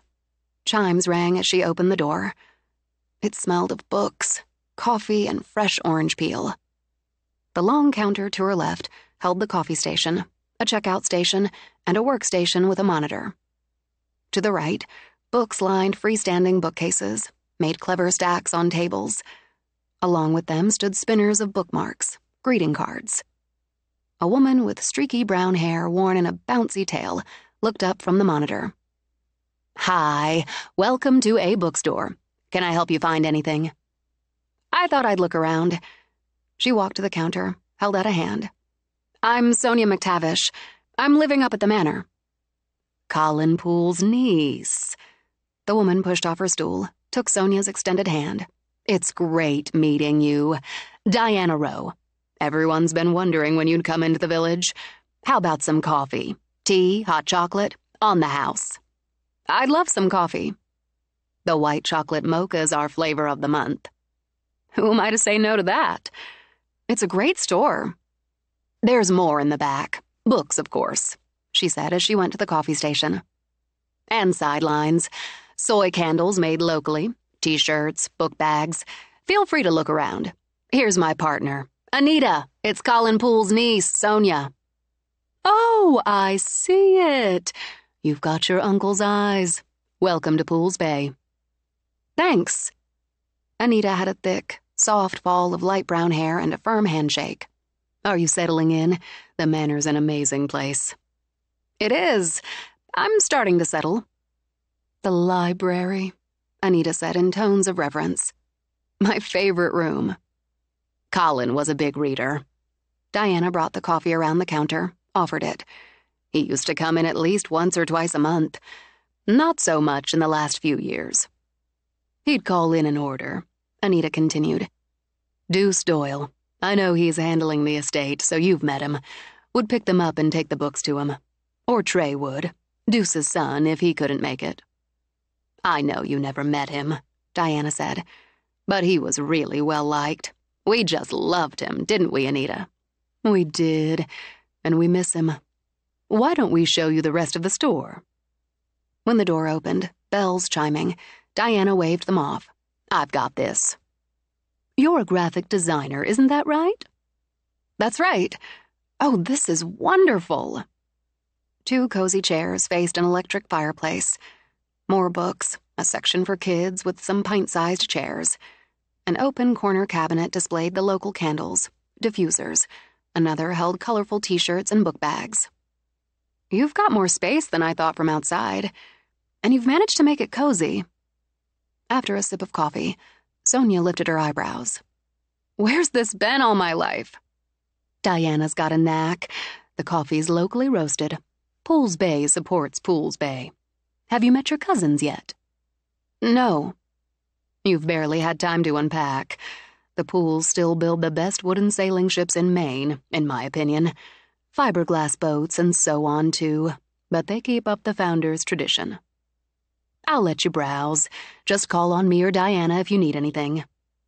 The woman with a 2-story library ended up leaving with 3 books, 2 bookmarks, and a pretty bag to carry them in.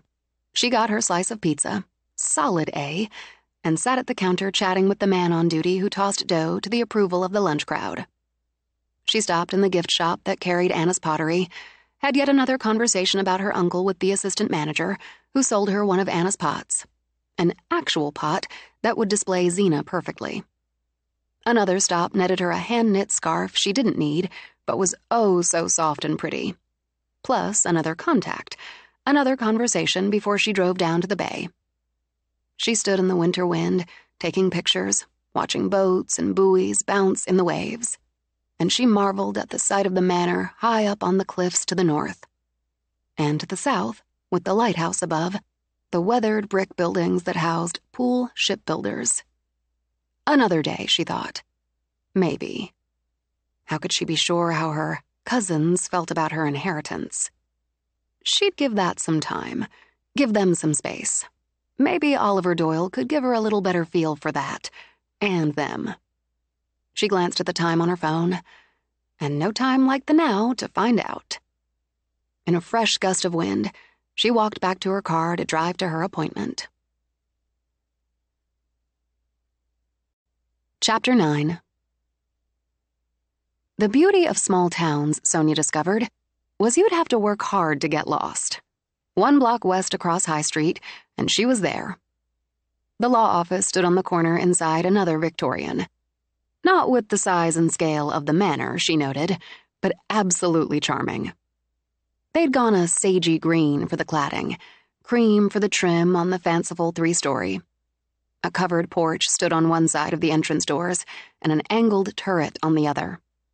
Peaked roofs, a pair of dormers, what she thought of as kind of a half turret on the far side of the 3rd floor. Trey's apartment, she thought, and it would have a wonderful view of the bay, the point, the lighthouse. They'd provided a space for parking, but since it seemed nearly full, she pulled up to the curb and wound her way up the path to the short stairs with their twin rails to the entrance. No doubt it had once been a home, and if it remained one, she'd have knocked. But thinking business, she tried the door and walked into the hum of an office. The requisite fireplace crackled with light, and the generous windows offered more. They kept it homey, she supposed, yet dignified with the dark millwork. A waiting area with chairs upholstered in burgundy and navy.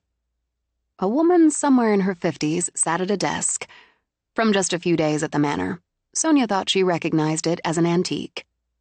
The woman had a short cap of steel gray hair, a sharp-jawed face, and cheaters perched on her nose. The fingers flying, no other word for it, over a keyboard paused. "Good afternoon." And there, Sonia thought, was the down east accent she'd wanted to hear. "Hi, I'm Sonia McTavish. I have a 3 o'clock with Mr. Doyle. The second Mr. Doyle." "You've got the look of him. Pool green eyes. Could use a little more meat. You don't want to get blown off in a nor'easter. Have a seat. I'll let Deuce know you're here." "Thanks." Sonia chose a chair, noted another desk, currently empty, sat across the room. "Colin's niece is here, ya," the woman said, so Sonia had to bite back a smile.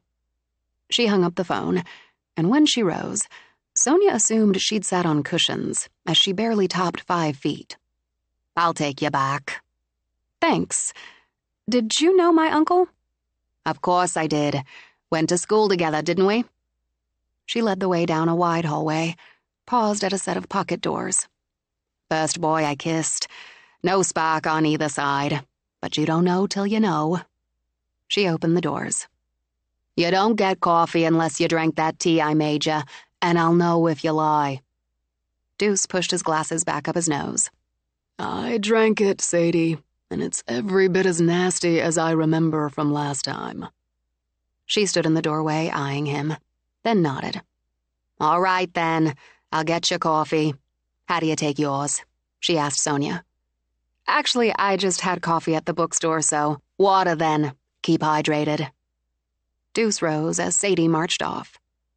"Sadie runs my life here. My wife runs it at home. What I need is a hunting cabin." He crossed the room to take both her hands. "I'm sorry I wasn't there to welcome you to the manor. I'm glad you're feeling better." Just a cold, but between the 2 women running my life, you'd think I had the plague. Sit. Come sit. Tell me how you are." He took one of the 2 wing chairs facing the desk. "I'm told you're working up something for Anna." "Yes, I sent her some options before I came into the village. I want to thank you, your family, for everything you've done." "Colin would have done the same for mine. What do you think of the manor?"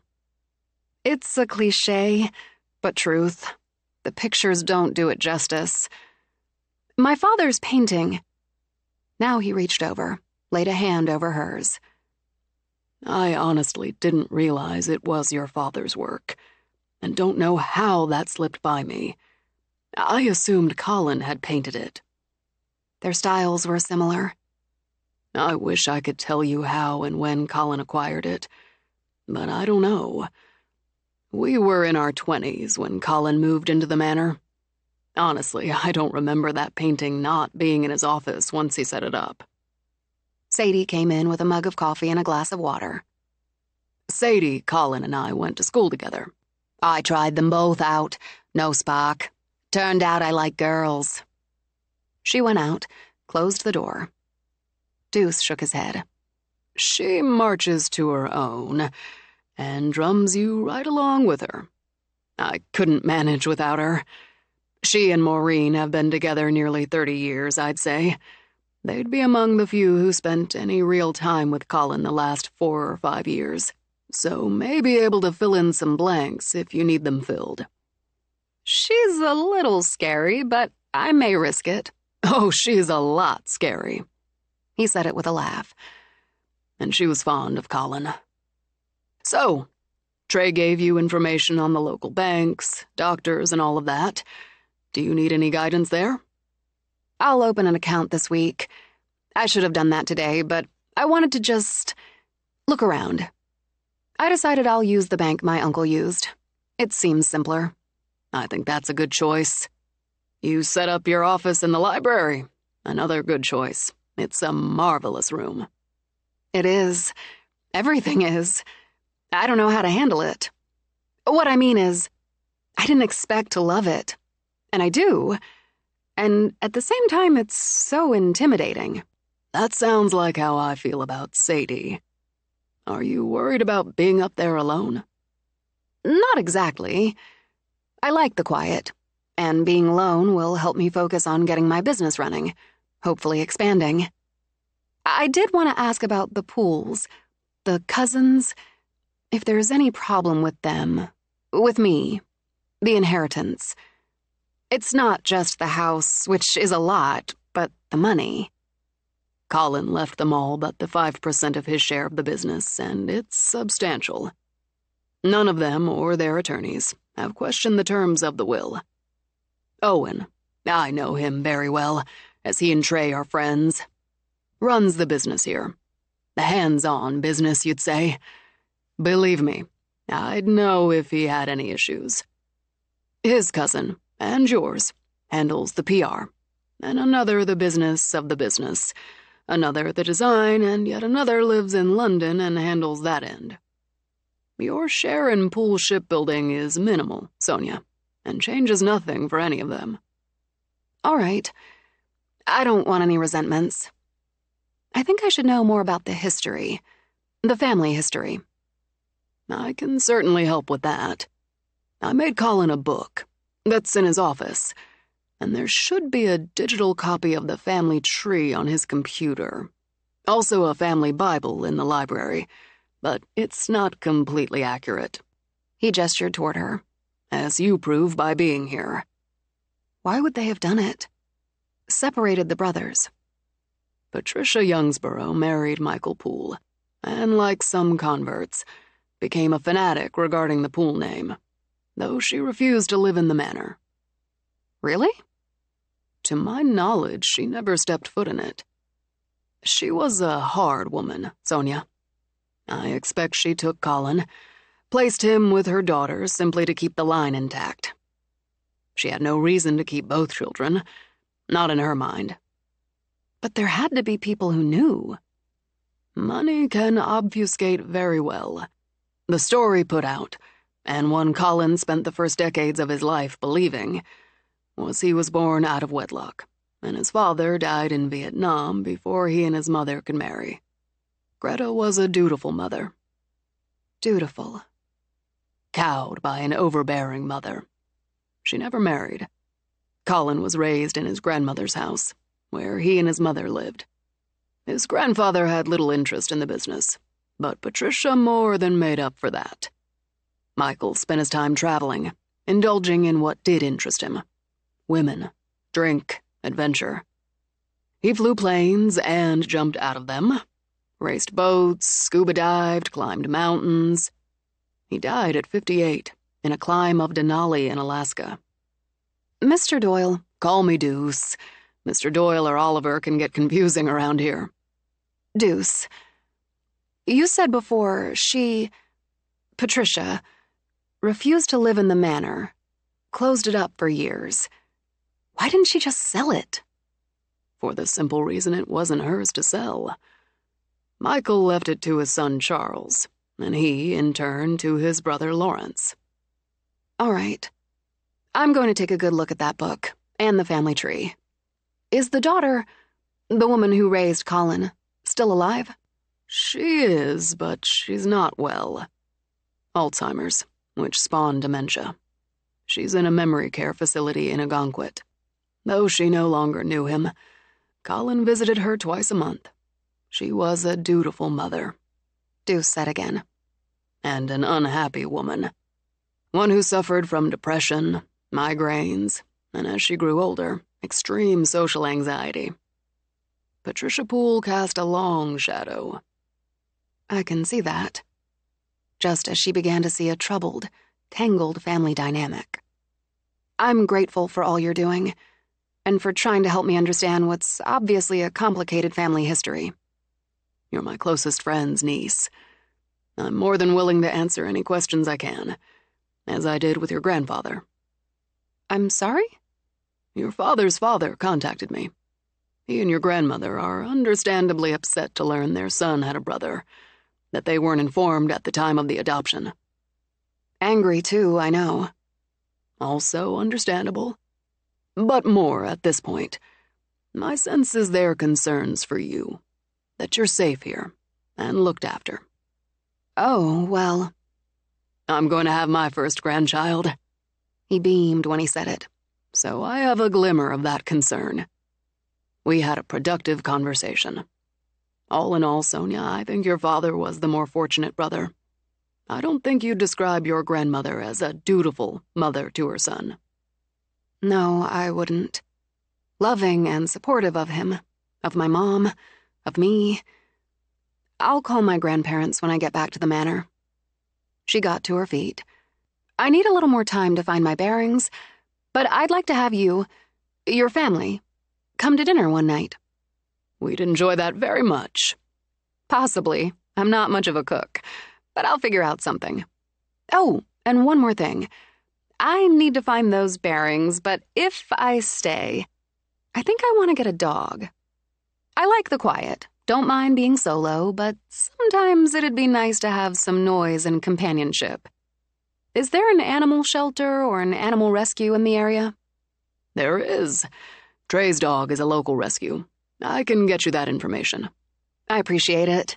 She held out a hand. I really do. You took a leap, Sonia. I appreciate that. When he walked her out, a man sat at the second desk. About her age, she judged. A very cute man in a sports coat and sweater, his black hair in short twists. Another man stood looking over his shoulder, and there was no mistaking the resemblance. This Doyle looked like a lawyer from the top of his full mane of hair, white as fresh snow, to the tips of his polished Oxfords. He wore a very sharp gray, three-piece, chalk-striped suit. Now that's what we're after, Eddie. He gave the man at the desk a slap on the shoulder. He looked over, pushed his black-framed glasses back up his nose, and gave Sonia a long look. You must be Sonia McTavish. He strode over, grabbed her hand in a quick clutch and shake. Ace Doyle, you're a looker, aren't you? She'd never thought of herself that way, but felt her smile spread. You sure are. He laughed, a big boom of one. Quick, too. He had those blue eyes, no less gorgeous behind bifocals, with those sharp, black brows over them. He had to be in his late 70s, maybe early 80s, but as with his son, she'd have cut a decade off. How are you liking the manor? Everybody up there treating you all right? I like it very much, but it's just me. He winked at her. It's never just you in Lost Bride Manor. Ace? And just grinned at his son. Hell, ghosts are just people who aren't ready or able to move on or recycle. You can bet I'm going to haunt this place after my time comes. He pointed at Sadie. Get used to it. You already haunt this place. At her dry response, he let out another boom. You give me a call next time you're coming into the village. I'll take you to lunch. I like taking pretty girls to lunch. Keeps me sharp.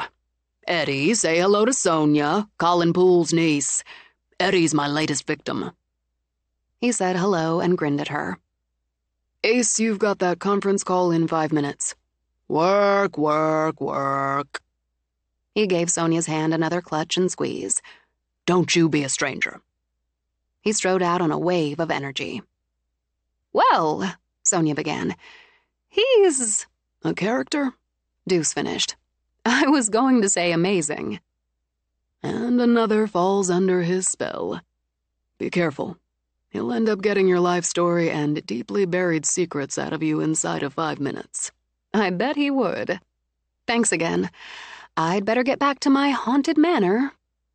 She realized as she went out that she'd only been half joking, and that she'd better shake that off. After checking the time, Deuce walked back, past his father's office, past his son's assistant's office, where Jill clicked away at a keyboard, and into what had been the kitchen when he'd grown up in the house. Now, transformed, it served as his son's office, with a view of the backyard through the windows. Trey sat at a desk Colin had given him when Trey passed the bar, a desk from the Manor's attic, and one Trey had lovingly refinished himself. Trey held up his index finger as he talked on the phone, so Deuce took a seat. As he did, the dog dozing beside the desk got up, stretched heroically, then walked over for a pet. Even as he scratched the dog between the ears, he could see his mother at the old stove, stirring up oatmeal she claimed would stick to his ribs before he walked to school. See himself sitting with his father at the kitchen table, having his first legal beer. See himself and Colin sneaking cookies from the jar on the counter. Now, where the counter had been, a shelf held law books. A good old house, he thought, and as a good old house should be, full of memories. It served a new purpose now, made new memories now, and had for nearly as long as his son had been alive. And he was glad of it. Trey hung up, puffed out a breath. "Heidi Gish got another speeding ticket. Lead foot. She wants to take it to court and sue the state trooper who clocked her doing 94 because she claims he was rude. She's going to have her license suspended this time. She doesn't want to hear it. Or that this time, it's going to cost her more to try to fight it than to suck it up. Anyway, how's your day going?" "I just met with Sonia." "Right." Trey looked at the time. "Forgot. I can't fault the way she's handling this, but I find myself annoyed with my dead friend for not reaching out to her, talking her through it, answering her questions before he died. He might have down the road. He had to think he had plenty of time left. Did he?" Trey sat back. "Dad, there's nothing that says it was anything but an accident. Nothing but hindsight. The last conversations we had." Absently, he patted the dog's head when Mookie laid it on his knee. "I told you. He'd bring her up, ask me to be sure to convince her to come, to take over the manor. He wasn't sad, and I never thought suicidal, but he was absent, somehow, as if he'd already left. Still, I couldn't convince him to contact her. He'd just smile, tell me he would when the time was right. Which goes back to him thinking he had that time." Deuce just nodded. "Ah, well. You'll keep looking after her." "I wouldn't call it that. I'm betting she wouldn't like calling it that. You're right there. Just check in on her now and then." He cupped the dog's face, rubbed. "Take this one. She's thinking about getting a dog. You should send her the information for where you got this mutt right here.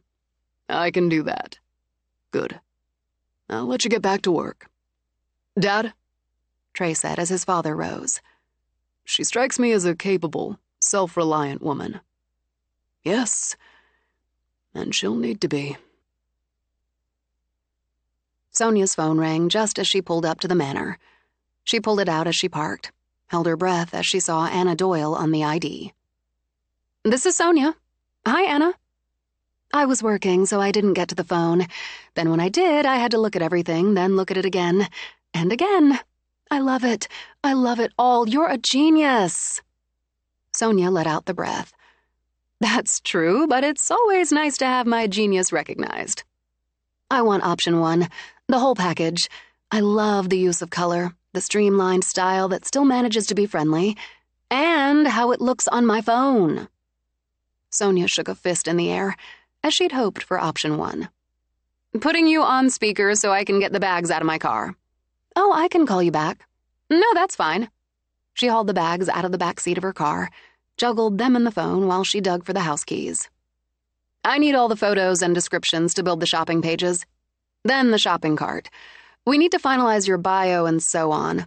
That list I attached. And we're ready to... She broke off as something drew her eye up. As on the first day, she saw a shadow at the window. She'd have sworn the curtain moved. Then she shifted a bag, and it was gone. Ready to... Sorry, distracted. Just the way the light hits the window at this angle, she decided, and walked to the portico. Ready to launch your social media? Yeah, that's my hitch. I can get it up and running, and keep it updated for you, as long as you give me those updates. But you need that presence. She unlocked the door, dumped the bags. Let's start with the photos, she said as she took off her coat, and the bio. I dragged my mother into my studio today to take pictures of me at the wheel, and moving a piece through to firing. She's a really good photographer. Some of her work's at the same shop mine is. I was in that shop today. I bought one of your pots. Hooray! Send me the pictures. After hanging up her coat, she went back for the bags to carry them upstairs. We'll start there, and I'll finish the design for the brochure. When she walked into the bedroom, she caught the scent of perfume. Her new perfume, since she'd tossed out what Brandon had given her for Valentine's Day the year before. The bottle stood with the 3 decorative ones, and not beside the hand mirror. Sonia? Sorry, I missed that. Could be because I'm talking so much and so fast. Send me the contract. I'm in for the works, and I'll get you the pictures. I'm going to ask my guy to help with the bio. He writes a lot of the publicity stuff for the hotel. Deliberately, Sonia walked over to the dresser, moved the perfume bottle back where she wanted it. Groggy this morning, she thought. She'd been groggy. I'll send it this afternoon. You should have one of your 3 handsome lawyers look it over. I can take care of getting your business cards printed if you want. I've got a source through the hotel, so that's no problem.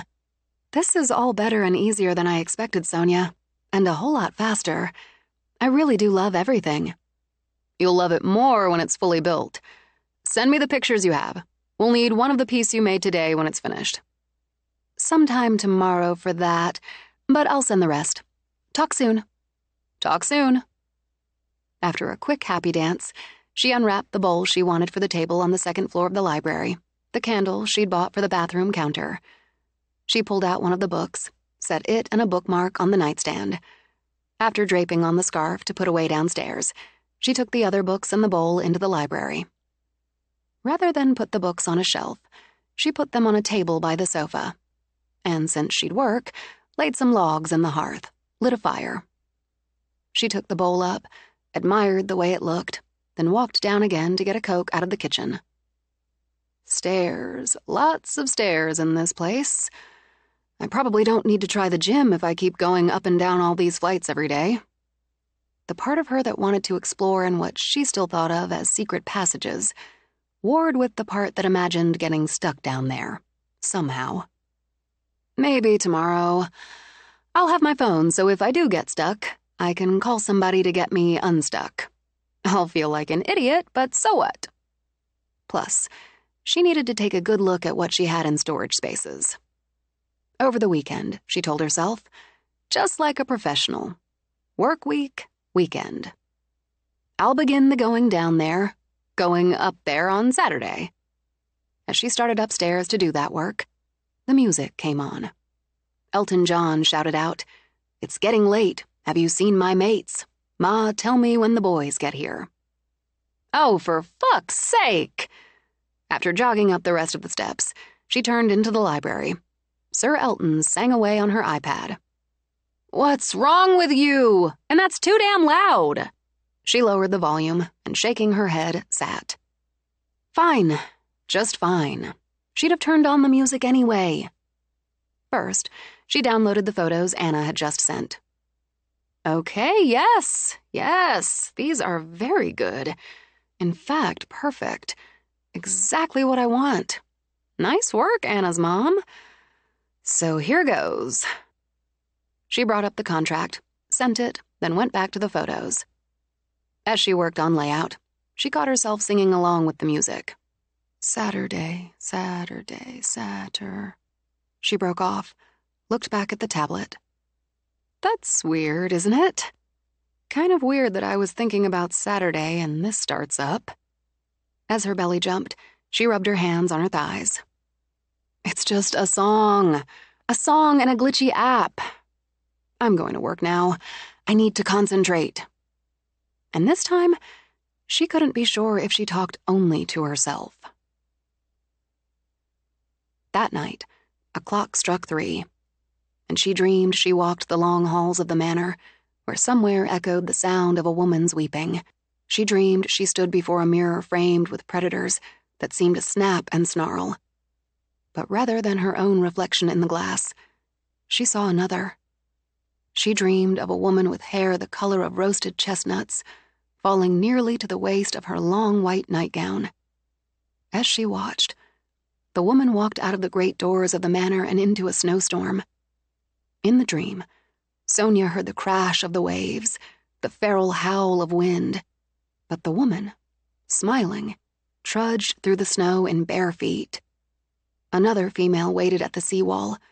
In a black dress the wind didn't seem to touch, her dark hair falling in waves. They spoke, but Sonia couldn't hear the voices.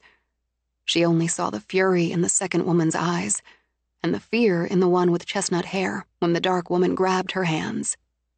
Now, the woman in the nightgown shuddered in the cold, tried to run back to the manor on feet that must have been frozen. The manor that stood, shadowed against the whirling snow, its grand doors firmly shut. She fell while the other watched, her lips going blue as she struggled up, fell again. Her eyes, green, pool green, shed tears that went to ice on her cheeks. She fell a final time with the snow falling over her like a shroud. In the dream, Sonia walked the long halls, slid back into bed.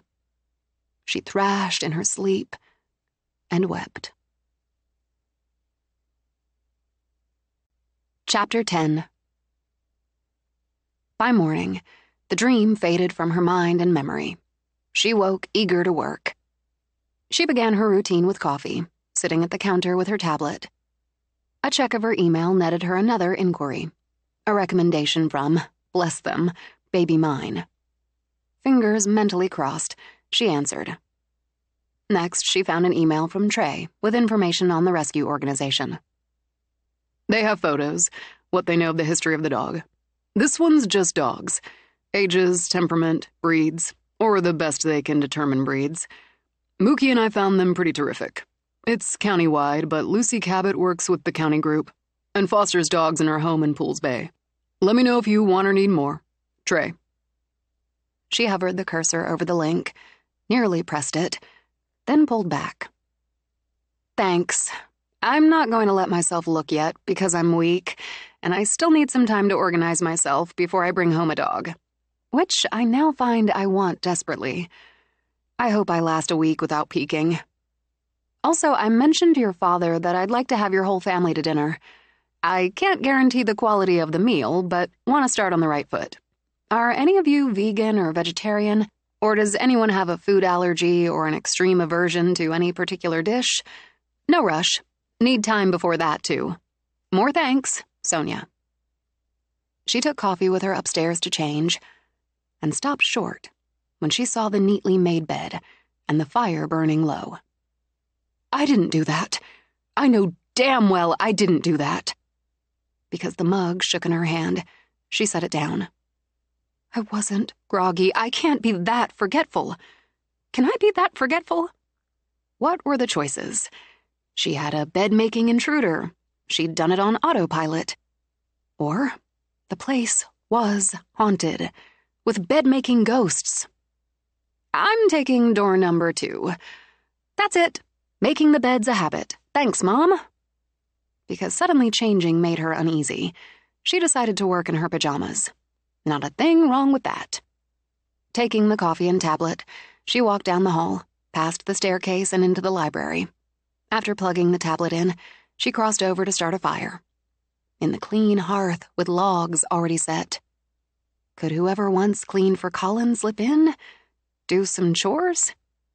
And that, she admitted, hit the ridiculous scale as much as bed-making intruders or ghosts. Autopilot. She lit the fire, took a steadying gulp of coffee. As she turned to go to her desk, her tablet hit a disco beat with, "She works hard for the money." After a burst of involuntary laughter, she shuddered. One more door, she thought. Someone was trying to scare her. Maybe Deuce was wrong about the Poole cousins. Maybe they wanted her out of the house, wanted her to forfeit the inheritance, and they'd found a way to pull some tricks.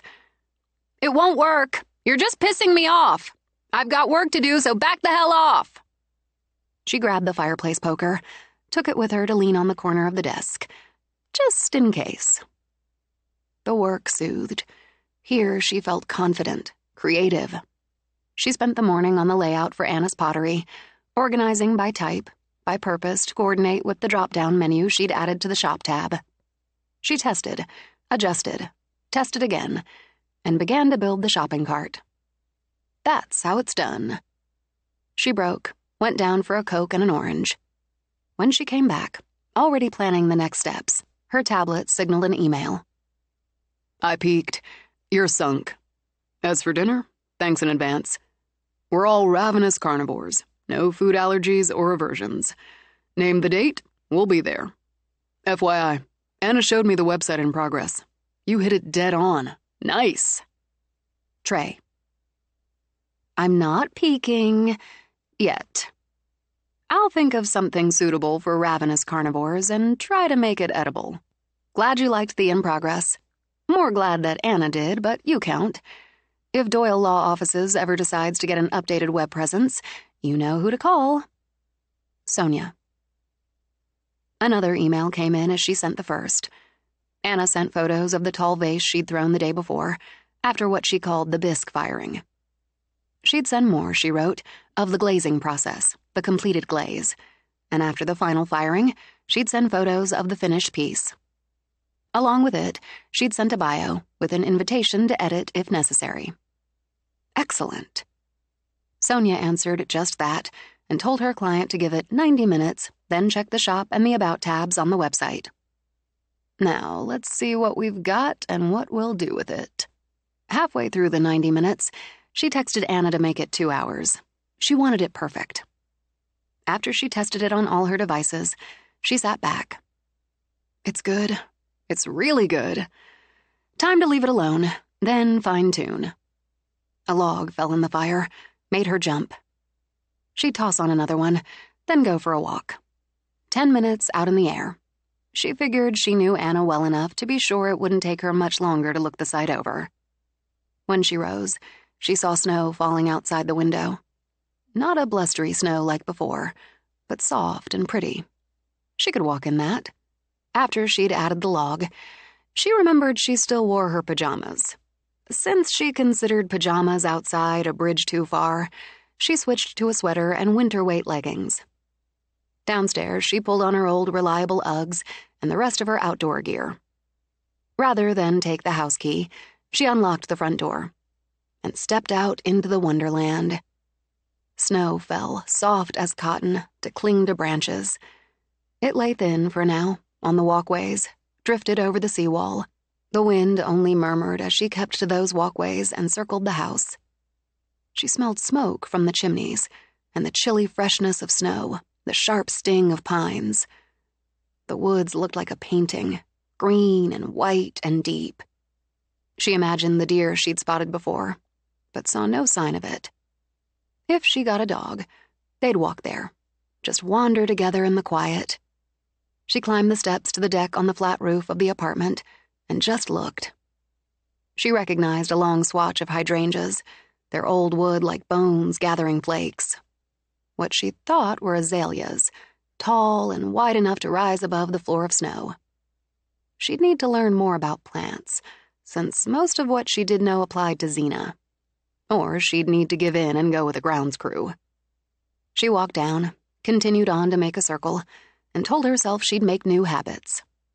Trips to the village, strolls outside, longer ones, she hoped, once spring broke through. She loved her work, and work was necessary, but she'd take time for this. Take time to go through other parts of the house. She'd put that off, she could admit that, because it felt so big, so overwhelming, and keeping to a handful of rooms just less so. The house deserved better. Hell, so did she. For another moment she stood, looking out to sea, listening to the waves. Maybe time for some hot chocolate, she thought. Hopefully the Doyles had stocked some instant. Hot chocolate by the fire on a snowy afternoon sounded glorious. She turned, pressed the tongue on the iron handle of the front door. It didn't budge. She tried again, and felt the first tickles of panic in her throat. She'd unlocked the door. Unlocked it, then checked to make sure. Now she yanked at the handle, nearly pounded on the door. The wind came up, sudden, frigid, blowing what felt like needles of ice in her face. And with it, images blew into her mind. Walking barefoot through a blizzard in a nightgown. Walking toward a woman standing at the seawall. She looked over her shoulder, half terrified she'd see a figure standing there. A woman in black. But she saw only the snow and the sea behind it. Shaking now, she pulled her phone out of her pocket. She'd call Trey. Embarrassing, yes, but... Even as she started to punch in his contact, she heard a thunk. Like a lock turning. And when she tried the door again, it opened smoothly. She rushed in, slammed and locked the door behind her. As she leaned back against it, heart pounding, she knew her eyes were wide and wild. Deliberately, she closed them. It was probably stuck. Just stuck. I unlocked it and it was unlocked. So it jammed for a minute. That's all. And the rest? Stupid panic. She pulled off her boots, carried them to the closet, carefully hung up her coat, unwound her scarf. Though she'd lost her yen for hot chocolate, she followed the agenda. No handy packets of Swiss Miss in the cupboards or in the butler's pantry. She did find a fancy canister with instructions, so she got out a pan and followed them. No handy canister of Ready Whip either, but a small carton of whipping cream.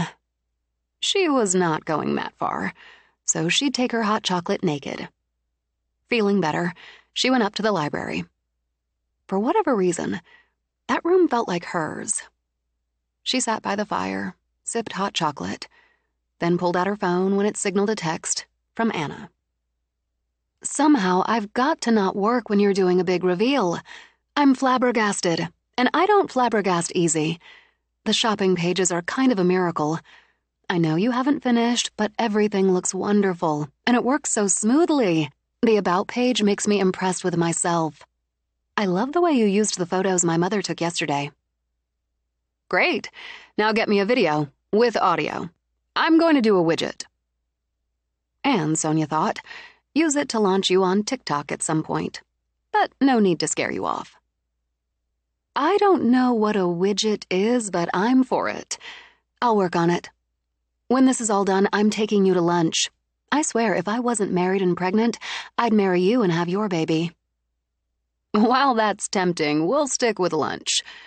I'll get your social media up sometime within the next 10 days, so watch for that heading your way. I will. Thank you. Anna.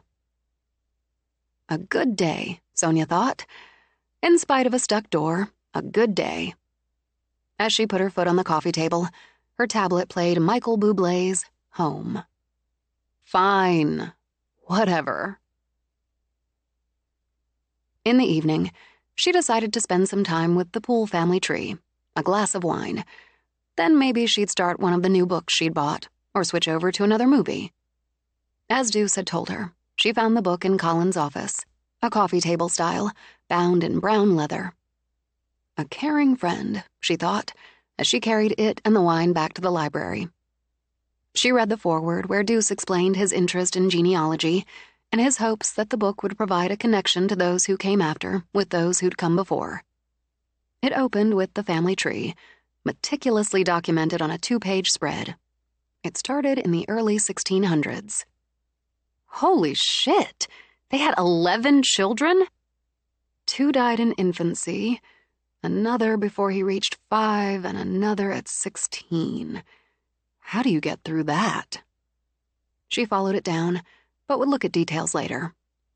And there was her father and his twin brother. Her mother's name and the date they'd married, the date her father died. The woman Colin had married, that date and the date of her death the same.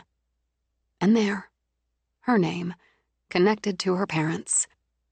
So many on those branches, she realized. She'd never thought about it. The only child of an only child, so she'd believed, on her father's side. 1 aunt and 3 cousins on her mother's. Now there were so many more. Dad would have loved this, she murmured. Engrossed, she didn't notice when her tablet played, "We Are Family." So many births, she mused, with twins running through them. So many deaths. She turned the page. Deuce had gone deep into his research, she realized after spending more than an hour reading through the ancestors in the 17th century. There had been lords and ladies, soldiers and farmers in her ancestry, and their share of triumphs and tragedies.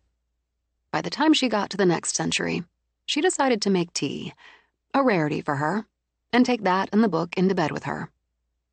Tucked up, fire simmering, she worked her way through to the Arthur Poole from Liverpool, who'd made his home in Maine and founded the family business. An adventurous man, she thought, as her eyes began to blur. Making his way across the sea at the age of 17, heading to a brave new world and leaving the one he knew behind. A shipbuilder by trade, after years of apprenticeship. And by the age of 24, he'd started his business and had married a wealthy young heiress, one Letitia Armand, and begun building what would become Lost Bride Manor. Love for Letitia, she wondered, or money?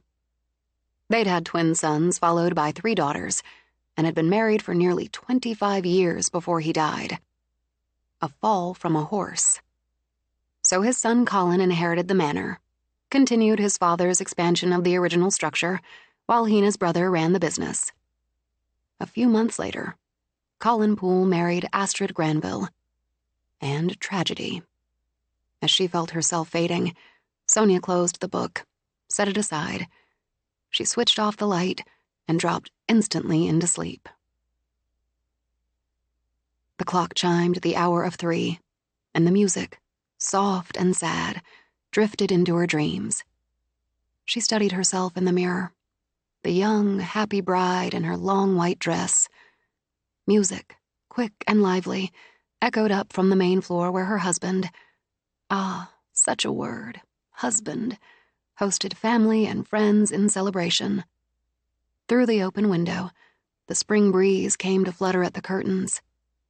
On the other side of the mirror, Sonia smiled at her. "You look beautiful," she thought. The bride smiled in return. "I will always be beautiful, young and beautiful, a bride to my groom, a wife to my husband, a mistress of the manor, and I will always return to this day when I held true love and joy in one hand, despair and grief in the other." It happened so fast, the woman with the knife rushing in. On the other side of the mirror, Sonia shouted, but the sound couldn't penetrate the glass. As the knife plunged, she pushed and beat on the mirror to try to get through somehow, but she could only watch in horror as the blood spread red over the long white gown. As the young bride fell and the woman cursed her, the murderer took the ring from the dying bride's finger, put it on her own. For a moment, an instant only, darkness flooded her, swept through the room, and she was gone.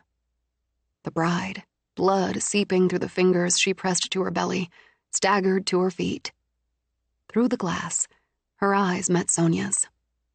Again and again, over and over, year by year and bride by bride. Find the 7 rings, break the curse. Like the woman in black, she was gone. The music, the soft and sad, the lively and quick, went with her. With the dream having faded, Sonia woke just after first light to the sound of the snowblower. Remembering her duty, she went down to make coffee and took some out to John D. A bear of a man with a brown beard and eyes to match, he grinned at her. "Getcha up?" "I'm a working girl. I need to start my day too." "That's a seriously blue sky." "Yep. Should have a stretch of clear days coming. Only got about 6 inches with this last one." They stood, drinking coffee, him in his bulky navy coveralls, her in a coat tossed over her pajamas. "Heard you ventured into the village." She had to laugh. "Is that news?" "Most everything is in Pools Bay. That was my brother's wife sold you a scarf. Friend of my mother's daughter's who makes them." "It's wonderful work. You ought to be wearing it. It's a cold one." He polished off his coffee, handed her the mug. "Appreciate it. How about I stack some more wood by the back door for you? You're going through it." "Oh, that would be great, thanks." "Happy to. I've got to get back to it." He winked at her. "I'm a working boy." "Here's to the workers of Maine." She'd unlocked the door and put the keys in her pocket as backup. As the snowblower started up again, the door opened smoothly. Okay, then. A working girl did best with routine, she decided. Hers began with a quick breakfast, a check of emails and texts. Yesterday's inquiry moved to a consult. Fingers crossed, she scheduled one for late morning. A shower, sweats, her water bottle. She refused to think about the neatly made bed as she dressed. Not today. Today, she'd focus. She took the Poole family book into the library to set on the coffee table before she started the fire. The rack by the hearth was full. As John D. said, she'd gone through it, so it shouldn't be. The logs in the hearth, neatly laid, waited only for a match. Maybe she'd look up what supplements or herbs, something, helped with memory. But she wouldn't think about it. Not today. Not even when her iPad pumped out the Beatles' "Good morning, good morning." She sat down, began refining Anna's website design. She broke for the consult and did a shoulder wiggle chair bounce as they moved from consult to contract. Just after noon, Anna sent the final photo and, bonus, a 68-second video. Anna at the wheel, and looking good, holding some sort of thin blade to the turning clay, and explaining she'd have a new piece, inspired by the last snowfall, on her website in a few days. Smart, Sonia decided. She added it to the inactive website, tested it. When she broke again, she geared up and took a walk, this time venturing down to the seawall under those clear blue skies. With the PB&J she'd made, always hit the spot, she sat on the stones and watched a couple of boats glide along. Fishing boats, she thought, doing their cold, hard work. She nearly dropped the sandwich. As far out, the sea parted and a whale rose up, its massive body spearing toward the sky. Water spewed up, streamed down as it sounded, as he gleamed with it in the strong sun. When he dived again, the sea rippled and stilled. I saw a whale. I'm just sitting here eating a PB&J and I saw a whale.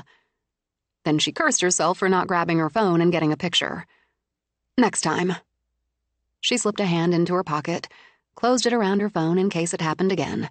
She waited until she had to admit it was just too cold to sit on a rock wall hoping to see another whale. She didn't see the shadow at the window again, and the door didn't give her any trouble. Progress. Settling in. She studied the portrait as she took off her boots. I read about you last night. About you and your Colin, and the crazy bitch who stabbed you. Hester Dobbs. Killed him too, when you think about it, since he hanged himself, apparently because he couldn't live without you. As she went to hang up her coat, Taylor Swift's Lover played in the library. I'm getting used to that. She spent the rest of the day on Anna's project, shifted briefly to start on a mood board for the next client, and the evening reading a bit more Poole family history. It seemed Hester Dobbs escaped from her cell shortly before she was to be hanged for Astrid Poole's murder, only to leap to her death from the seawall at the manor after Colin Poole's suicide. Various tools of witchcraft were found in her cabin.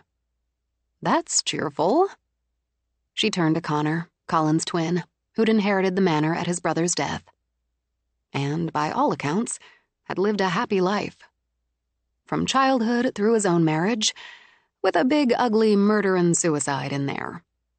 He, too, had expanded the manor and the business while producing 5 children. One of which, she noted, had died on her wedding day. Just creepy.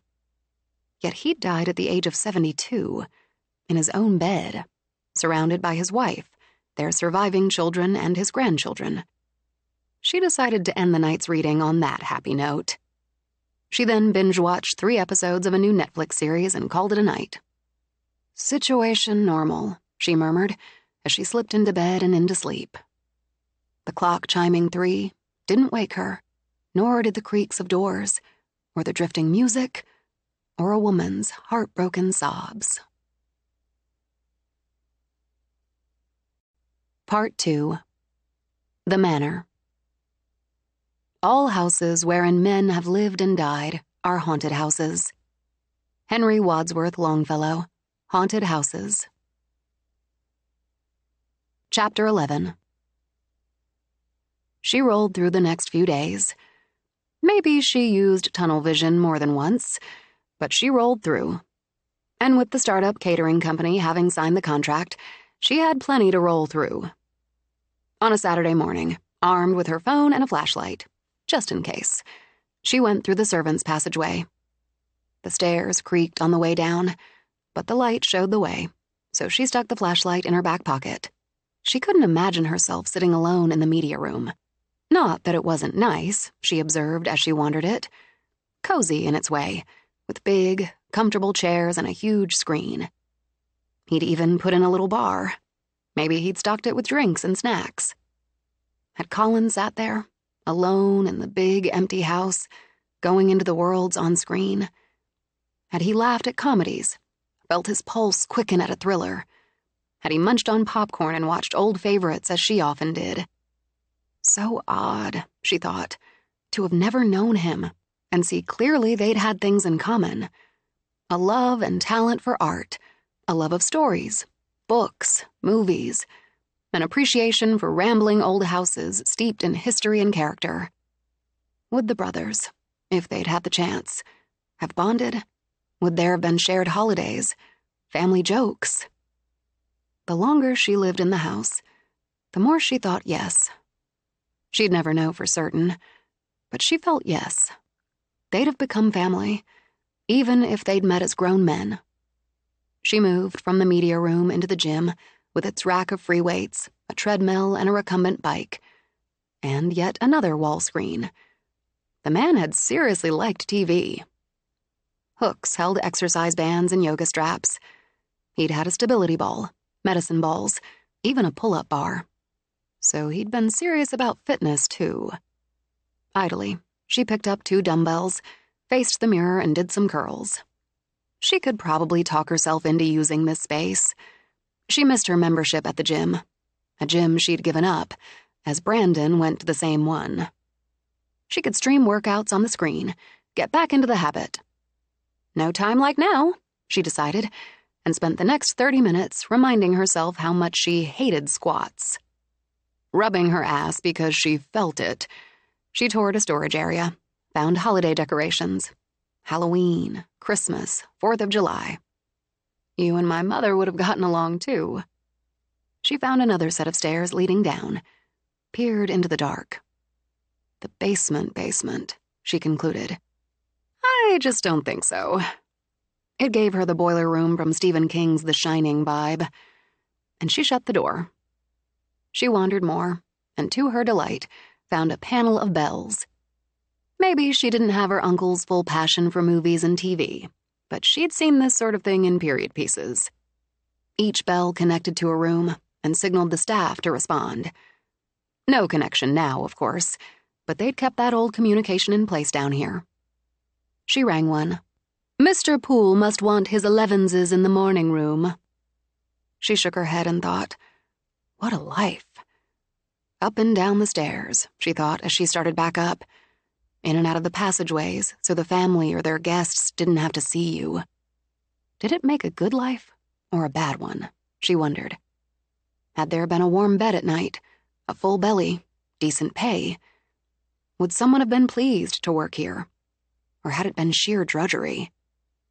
As she started to the 3rd floor, the bell, far below, marked the gold room, rang. But she'd walked into another storage area and didn't hear. She found furniture. Tables, desks, chairs, what she thought might be a cabinet for sheet music. She discovered an old Victrola, and a stash of the thick old records that played on it. For the fun of it, she cranked the Victrola, chose a record at random. Billie Holiday. She'd heard the name, didn't know the music. After carefully placing the needle, she heard a few seconds of scratchy, jazzy piano and a horn. Then, magic. Okay, she mumbled as the music, that voice, filled the air. I get why I've heard the name when you recorded this about 60 years before I was born. Ms. Holiday, the Victrola and all of it, she determined, needed to find a home in the music room, once she figured out how to get it down there. When she opened the first of a treasure trove of trunks, she actually squealed, then sighed in pleasure as she ran a hand over the lace and silk of the top dress. Careful packing layers of tissue and the cedar lining had helped preserve the deep green material. She didn't have a clue what era it represented, only that it was gorgeous. Afraid to disturb it, she lifted an edge, saw more dresses beneath, just as meticulously packed. They should go to a museum, she thought. She needed to have someone who knew fashion and eras come in, go through them. Maybe keep a few, she considered. This would kill at a costume party. And if the manor isn't the spot for a killer costume party, where is? Sitting back on her heels, she realized it hadn't taken 3 months. It hadn't taken 3 weeks. She'd already decided to stay. One by one, she opened trunks. More clothes, for the lady and the gentleman. Shoes and hats, all lovingly wrapped. A museum, she thought again. Or if they weren't worthy, at least a vintage shop. My great-whatevers wore all this stuff. They need to be seen, admired, worn again. She stood up, looked around. On impulse, she chose another record.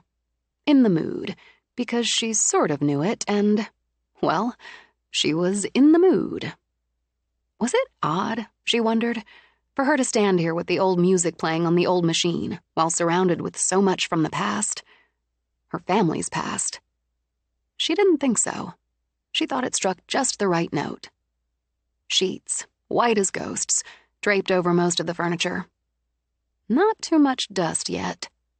And she could thank the Doyles and the meticulous inventory for that. But too much stored away, hidden away, that could and should be used and appreciated. Heirlooms, yes, but maybe the cousins wanted some of it. Or at least a select piece or two. And her mother. Yes, her mother should have something. It wasn't a matter of selling it. Selling it didn't seem right somehow. And some, maybe most, should be kept for future generations. Family history, in wood and glass, in silks and satins, in thick old records. It would take her days, more realistically weeks and months, to go through it all. Going down the inventory list simply didn't do the job of seeing, touching, feeling, she admitted. Okay then, this goes on the handle it list. So does hiring a cleaning service, because I really can't maintain this place the way it needs to be maintained by myself. She made notes of the pieces she wanted to move downstairs, added finding a consultant on vintage clothing, picking a cleaning service. The practical thing, she thought as she wandered, would be to close off most, if not all, of the 3rd floor, the attic. After she'd opened that door to the cousins, her mother. A seasonal cleaning should work there. She walked into the half-turret, Colin's studio. Light poured in from the windows on 3 sides, spilling onto the polished wood floors. He'd kept his supplies on shelves on the rear wall, and a work table. A couple of easels stood folded there, but another stood in that semicircle of glass. What do I do with your things? Maybe I'd use some of them eventually, but... She trailed a finger over the brushes in one of the brush easels. Brushes for oils, for acrylics, for watercolors, color shapers, spatcher blades, palette knives on a rack of their own, sketchbooks, pencils, charcoal. Her father had had nearly the same setup, and had used the same brush washer, the cold-pressed linseed oil, the mineral spirits. It would have smelled the same in here as in her father's studio, and the thought of it made her eyes sting. I don't have the talent for this, or the time. Or, Mom was right, the passion. But what do I do with your things? One of the cousins again? Or Cleo? Unsure, she opened the door beside the work table and lost her breath. The full-length portrait stood framed in simple dark wood. Though not as large as the one of Astrid Poole, it had the same impact. The woman stood again in a long white dress. Not the same dress, but unmistakably a wedding gown, with its off-the-shoulder sweetheart neckline, the full frothy skirt.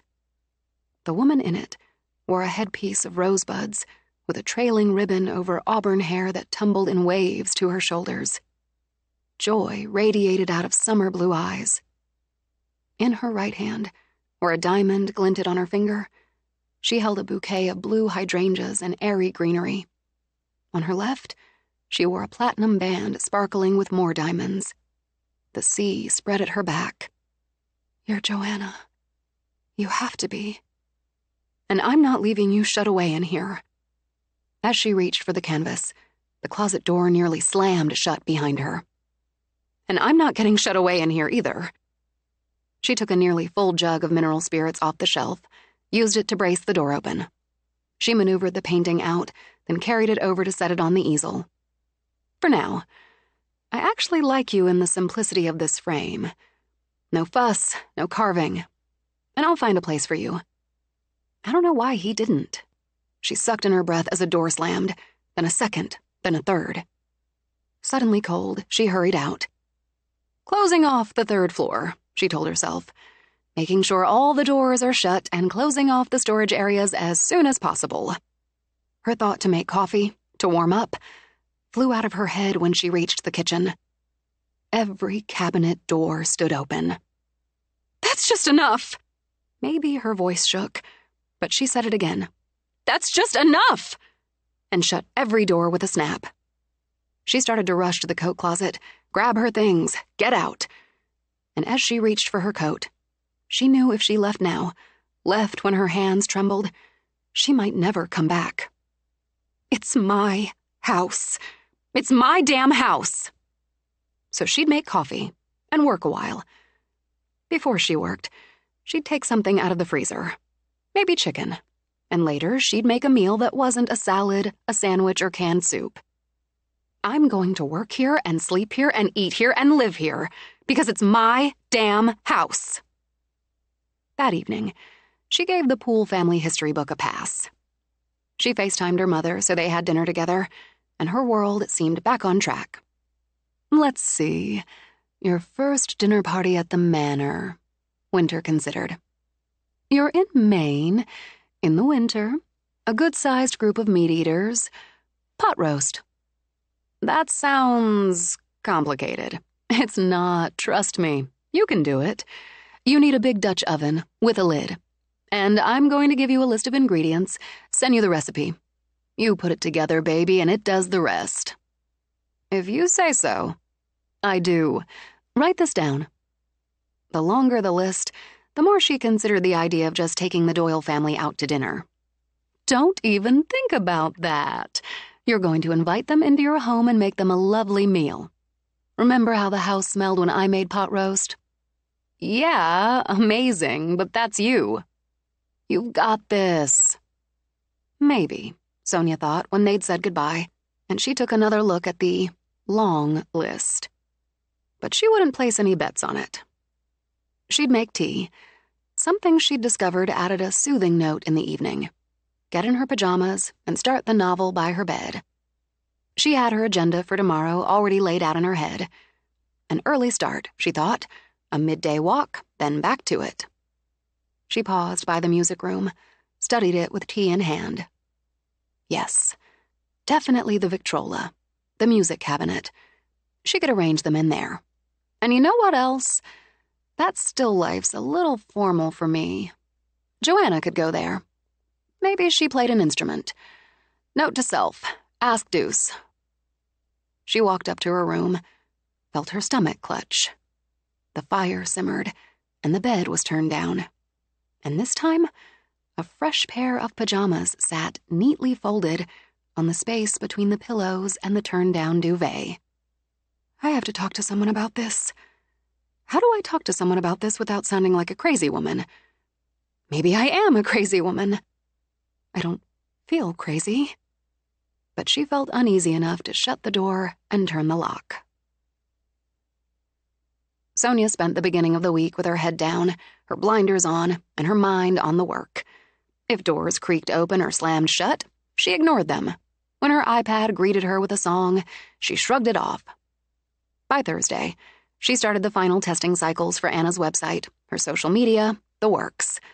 Incredible, Sonia thought, what she could accomplish with long hours and few distractions. But today, she cut her work time short.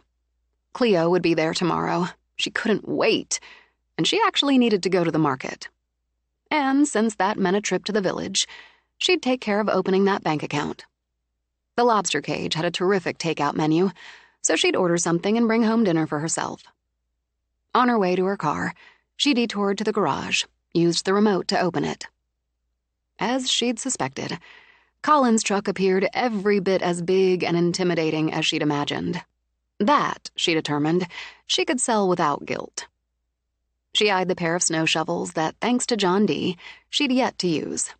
A big, red, freestanding tool cabinet stood next to a workbench.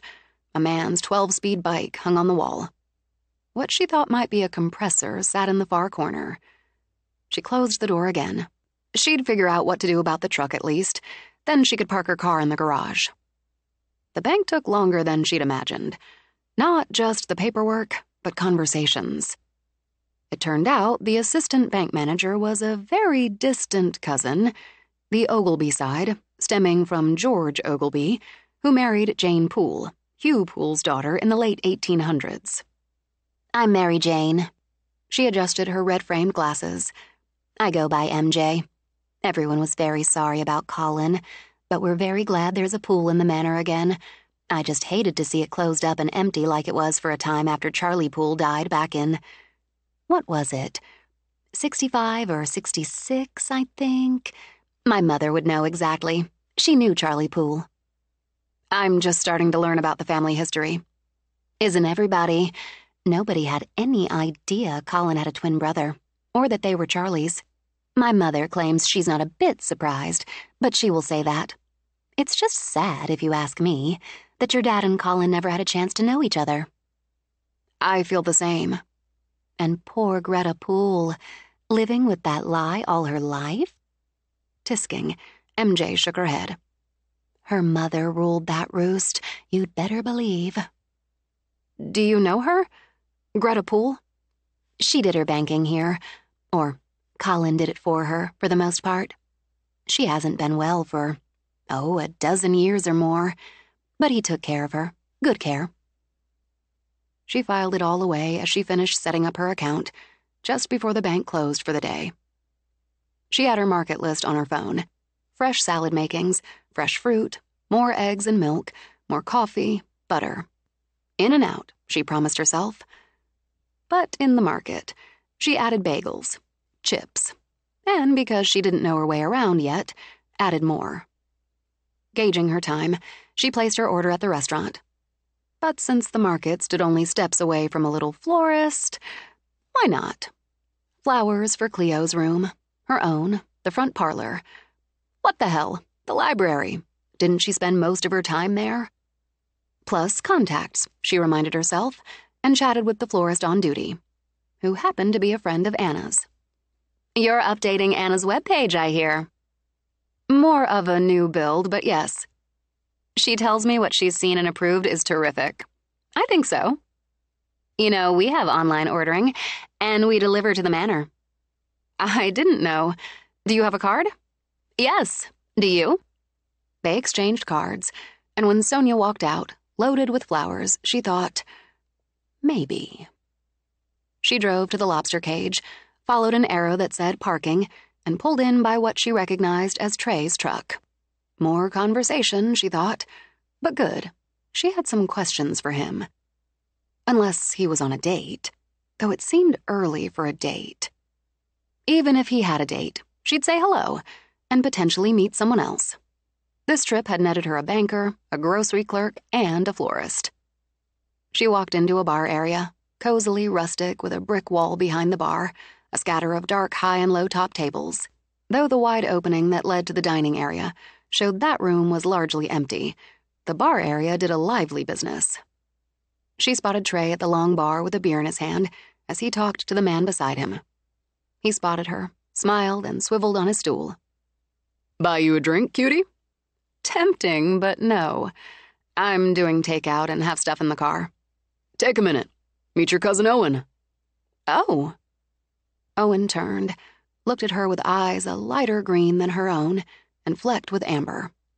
His hair, a deeper brown than hers, fell unruly around an angular face, carrying a couple of days' worth of stubble. She supposed if she looked hard enough, she'd find a resemblance. It's good to meet you. He took the hand she held out in one as hard as a wood plank. Yeah, you're a surprise. You too. Actually, I was hoping to meet you. I went through some of the storage areas over the weekend and wondered if you'd want anything. Want what? There's so much stored away. So much altogether, really. I thought you or the other cousins I didn't know I had might want something. I can't think of anything offhand, but thanks.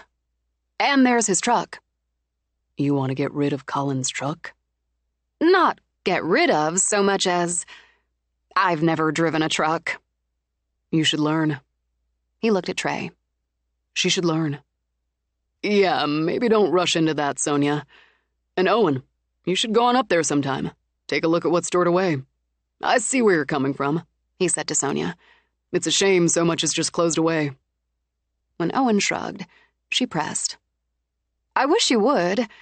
I'm there most of the time. I work right there. You could just let me know. She dug out a card. And tell the others. Sure. I'll pass it along. Good. And Trey, do you know anybody who could move a few things? I did find a few items I'd like to move down. And there's a painting I want to switch out. You've got 2 able-bodied men right here. Why don't we run up there this weekend, Owen? 2 birds for you. He shrugged again. It's not a lot.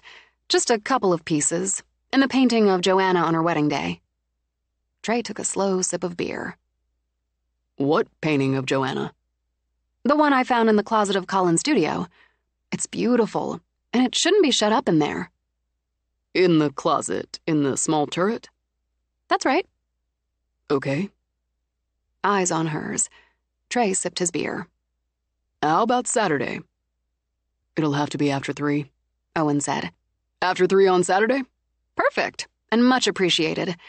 I need to pick up my order. I'm glad I met you, Owen. Don't get rid of that truck. If you want it out of the way, I can park it down by the dock. Thanks. Maybe. See you both on Saturday. Owen watched Trey watch her walk away. He took a sip of his beer. She might not know your poker face, but I do. There wasn't a painting in that closet, was there? Not as of a few weeks ago, and I'd remember if there had been a wedding portrait of Joanna Poole in the inventory. Well, somebody wants her to have it. Apparently. Idly sipping his beer, Owen watched her leave with her takeout bag. Do you figure she'll last up there for the 3 years? I wouldn't bet against her. She's your type. Surprised, amused, Trey swiveled back. Since when do I have a type? Since she walked in. Huh. Maybe. Still need to keep it light. Because...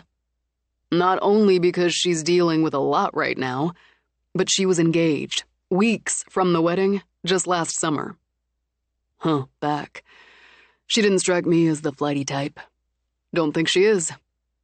Could be she has bad taste in men. That gives you a shot. Trey met Owen's smirk with one of his own. Let's order some nachos and another brew. I'm for it. When she got home, Sonia carried half the flowers and half the groceries into the kitchen, then went out for the rest. She'd bought too much, obviously.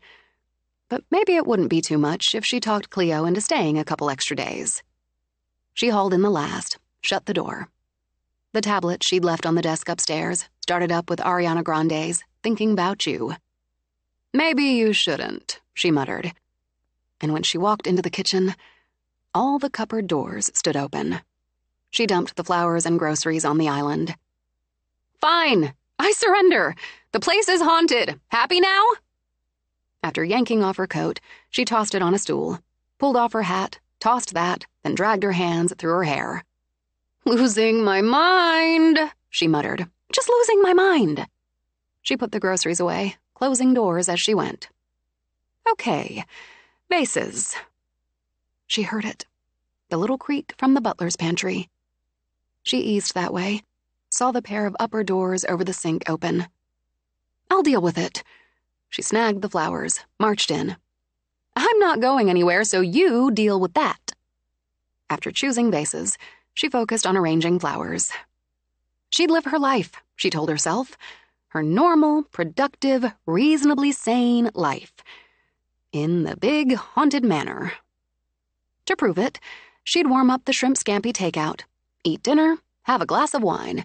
She'd take the flowers upstairs that went upstairs, make sure the room she'd earmarked for Cleo had everything ready for her. Put in an hour, maybe 2, on work, then settle in for the night with her book. Normal. This is my house now, she said as she poured the wine. So get used to it. Late in the night, pounding woke her. She pulled herself out of sleep, tossed the covers aside. Someone pounded on the door. The front door, she thought. She heard it still over the howling wind, the thrash of the sea. As she rolled out of bed, she saw the snow. Fast, thick, whirling outside the windows. A storm had come up, and someone needed help. She rushed out, grateful for the night lights she'd plugged in down the hallway. Someone stuck in the blizzard. An accident, a breakdown. As she hurried down the stairs, she thought she heard them cry out for help. But the noise, the wind, the waves, stormed through the air. Breathless, she twisted the deadbolt, pulled the door open. To a cold, calm, clear night. No storm raged. No desperate traveler stood calling for help. Shocked, she nearly stepped out. But remembering the stuck, locked door on her first walk, she pulled back. Not a raging blizzard, but bitterly cold. She wouldn't risk getting locked out of her own house in the middle of the night. Shuddering, she shut the door. Maybe by morning she'd convince herself she'd dreamed it all. But now, it was all too real. Had Colin heard pounding at the door? Had he rushed to help and fallen on the stairs? Fallen to his death? That leaped a long way, a hell of a long way from playing music, opening doors, making up the bed. Now, as she stood alone in the foyer, the house stayed silent around her, as if it waited. I'm pretty steady on my feet, and I'm not going anywhere. Her voice seemed to echo back to her as she walked to the staircase. As she climbed, the clock struck 3. Chapter 12. In the morning, it remained real. She knew she hadn't dreamed it all. She'd seen what she'd seen, heard what she'd heard. And she'd handle it, because she wanted to live here. She wanted to work in the library and wake to sunrises over the sea. She wanted to watch whales sound and spot a deer coming out of the woods. She toasted a bagel, made coffee, and with her tablet sat at the table answering emails and texts. A check on her weather app told her they'd likely see snow, 2 to 4 inches by mid-afternoon. Hopefully Cleo would arrive about noon as planned. After filling her water bottle, Sonia went back up. She'd shower, put on actual clothes, then work until Cleo got there. The made-up bed and fluffed pillows barely gave her a jolt this time. Ignoring it, she went into the bathroom, firmly closed the door. She needed to talk to Cleo, she thought as she showered. If anyone stood wide open to ghosts, spirits, poltergeists, whatever the hell, it was Cleopatra Faberé.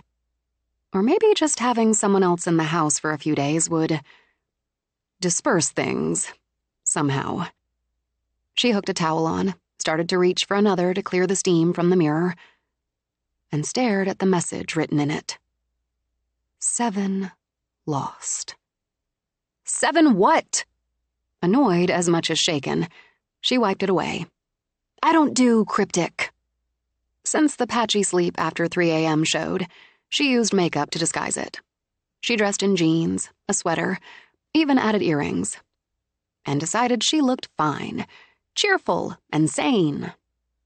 In the library, she set her tablet on the desk, walked over to start the fire.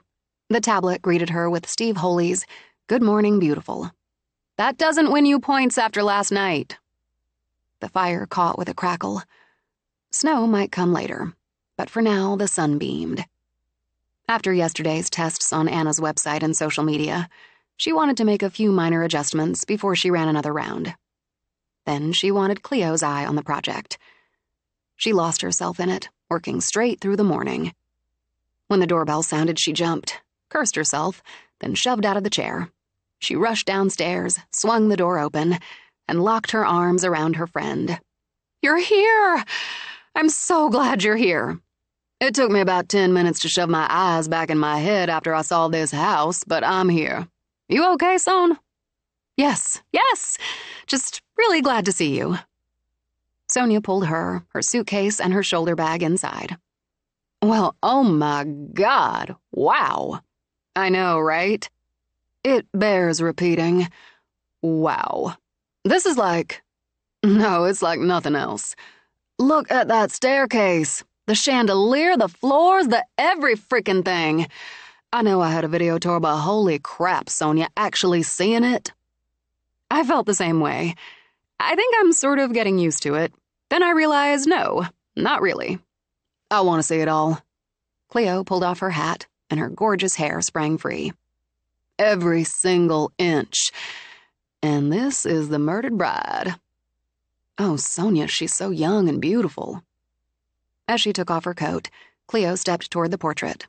He must have loved her, really loved her, to have this painted after. And hanged himself as soon as it was finished, Sonia added. Which is awful. Tragic all around. But she's still here, isn't she? Young and beautiful. So, where do we start? Turret sitting room, coat closet. She hadn't started a fire in there, or in the front parlor, but in both rooms, fires burned cheerfully as she guided Cleo through. I have to come up with better than wow, but I'm sticking with it for now. Let's take your bag up so you can see where you're sleeping. We can go through the rest down here later. I picked out your room. Sonia continued as they started up. But you can pick another if you want. We got plenty of them. You'd have to in this place. The library. Oh, yeah, it's just perfect. What a workspace. I'm crazy about it. Me too. Or it was making her crazy. Take your pick. I'm on the other side, end of the hall. Let's start there, work our way back. Jesus, the length of this hallway.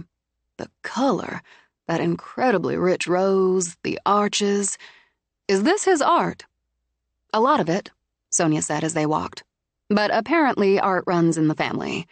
I've found some signed Arthur Poole, Jane Ogilvy, who was a Poole, a Letitia Poole Bennett, and so on. Talent in the genes. And you've got double doors. Pretty frickin' grand. Cleo nodded as she wandered Sonia's room.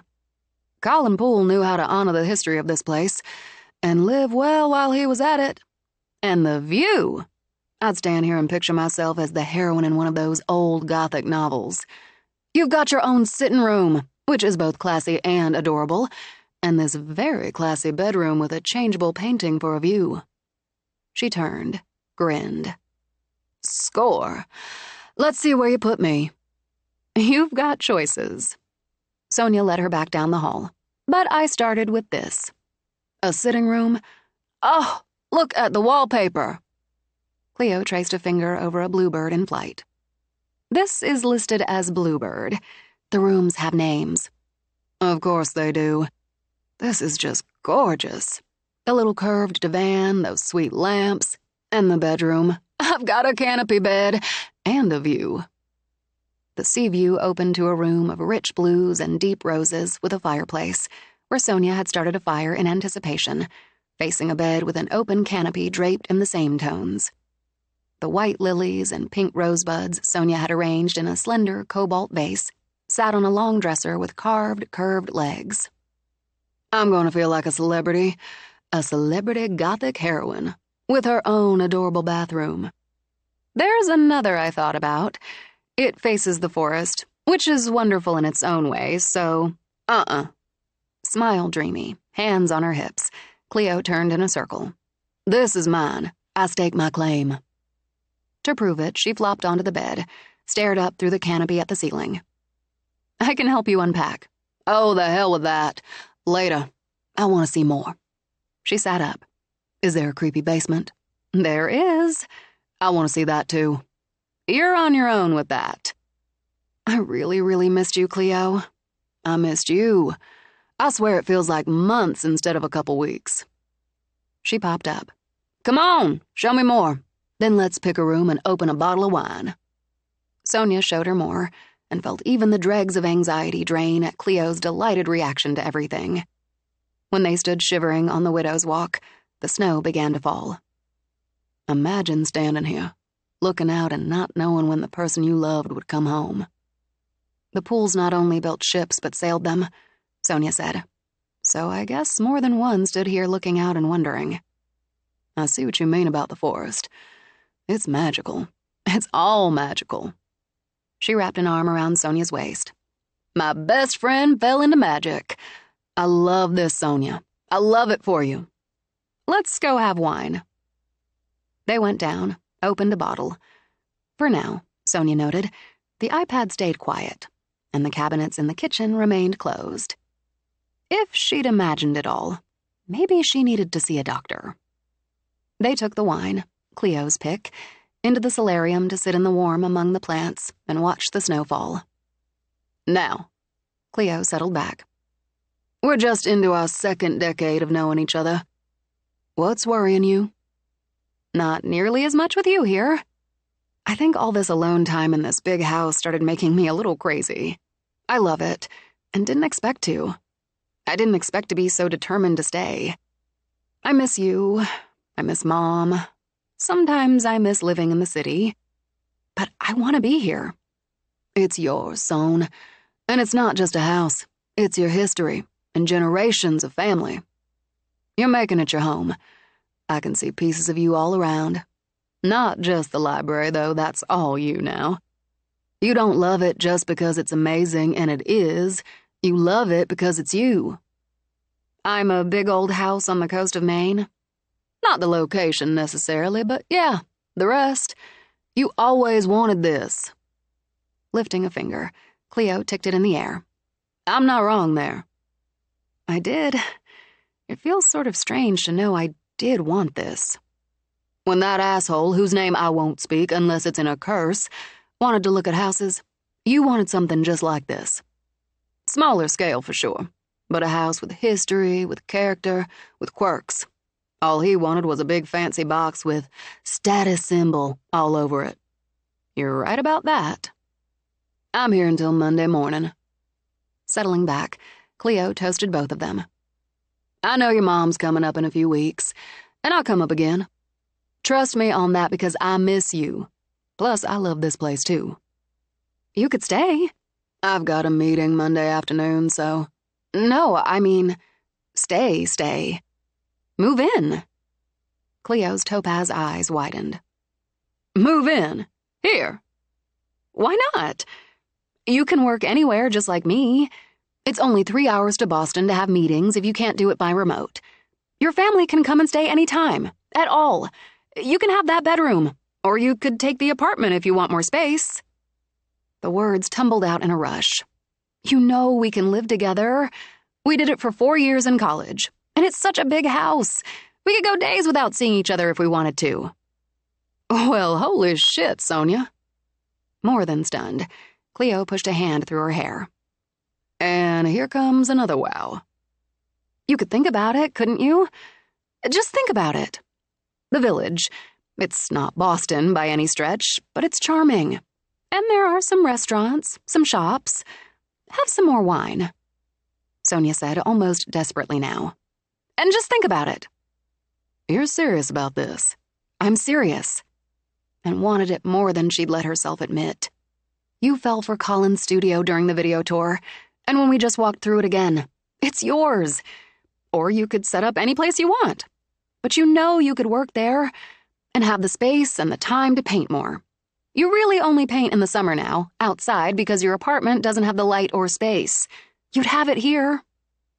Eyes narrowed. Cleo pointed a finger. You're playing dirty with that turret space. It's made for you. You have to at least think about it. It's hard to think of anything else right now. Good. That's good. Bracing herself, Sonia took a long sip of wine. Because I need to tell you, either I'm having some sort of a breakdown, I've got a brain tumor, or the manor's haunted. Cleo said nothing for a moment, then picked up her own glass. Those are words I never expected to hear coming out of my most sensible friend. I know, but... Cleo held up a hand. You're not having a breakdown. You don't have a damn brain tumor. And of course the manor's haunted. I don't know how to... As she stared, Sonia's breath hitched in, hitched out. How do you know it's haunted? They haven't done anything since you've been here. Well, Jesus, son, because they're here. Because I felt them the minute I walked in. At least one of my wows was for them. Cleo angled her head. What do they do? They... God, I can't sit down. She pushed up, paced around the plants. They open doors, shut them, move things. Music starts playing on my iPad. Sometimes they open all the kitchen cabinets. They clean out the wood-burning fireplaces and set the logs. I think they bring logs in, too. They make up my bed in the morning and turn it down at night. Do you thank them? Sonia goggled. Thank them? If someone made up my bed and turned it down for me, I'd thank them. No, I haven't thanked them, or it, or... Because you didn't want to believe they exist. Why would I? Exhausted by the rant, Sonia dropped down again. Why would anybody want to believe they might be living in a haunted house? Last night, she closed her eyes, breathed deep. Last night, someone pounded on the door, the front door. It woke me up. And when I looked out the window, I swear, Cleo, there was a blizzard. Snow, howling wind. I went down. I thought someone had an accident or their car broke down. But when I opened the door, there was nothing. No snow, nobody, no howling wind. I didn't dream it. Okay. With a nod, Cleo took another sip of wine. It'll take me 2 or 3 weeks to get everything together and move up here. You... Sonia covered her face with her hands and burst into tears. Oh, come on, Son. Come on. Rising, Cleo shifted seats and wrapped around her friend. It's okay. We'll be roomies again, in really big rooms. You don't think I'd let you have a haunted house all to yourself. I love you so much. I love you right back. You're sure? Not about loving me, but moving here? Absolutely sure. And I hope whoever's in charge of housekeeping turns down my bed, too. If they don't, I will. With a laugh, Cleo drew back. We're gonna have some fun. Anyway, if loving my best friend and the ghosts hadn't done it, that turret studio did. I've been obsessed with it since we FaceTimed. Do you want the apartment? Laughing, Cleo gave Sonia a little shove. Do you think I'm giving up the beautiful bluebird? No possible way. Come on, let's go get me unpacked. They unpacked, then finished the wine in one of the sitting rooms by the fire. They made canned tomato soup and grilled cheese sandwiches for dinner, a college days staple.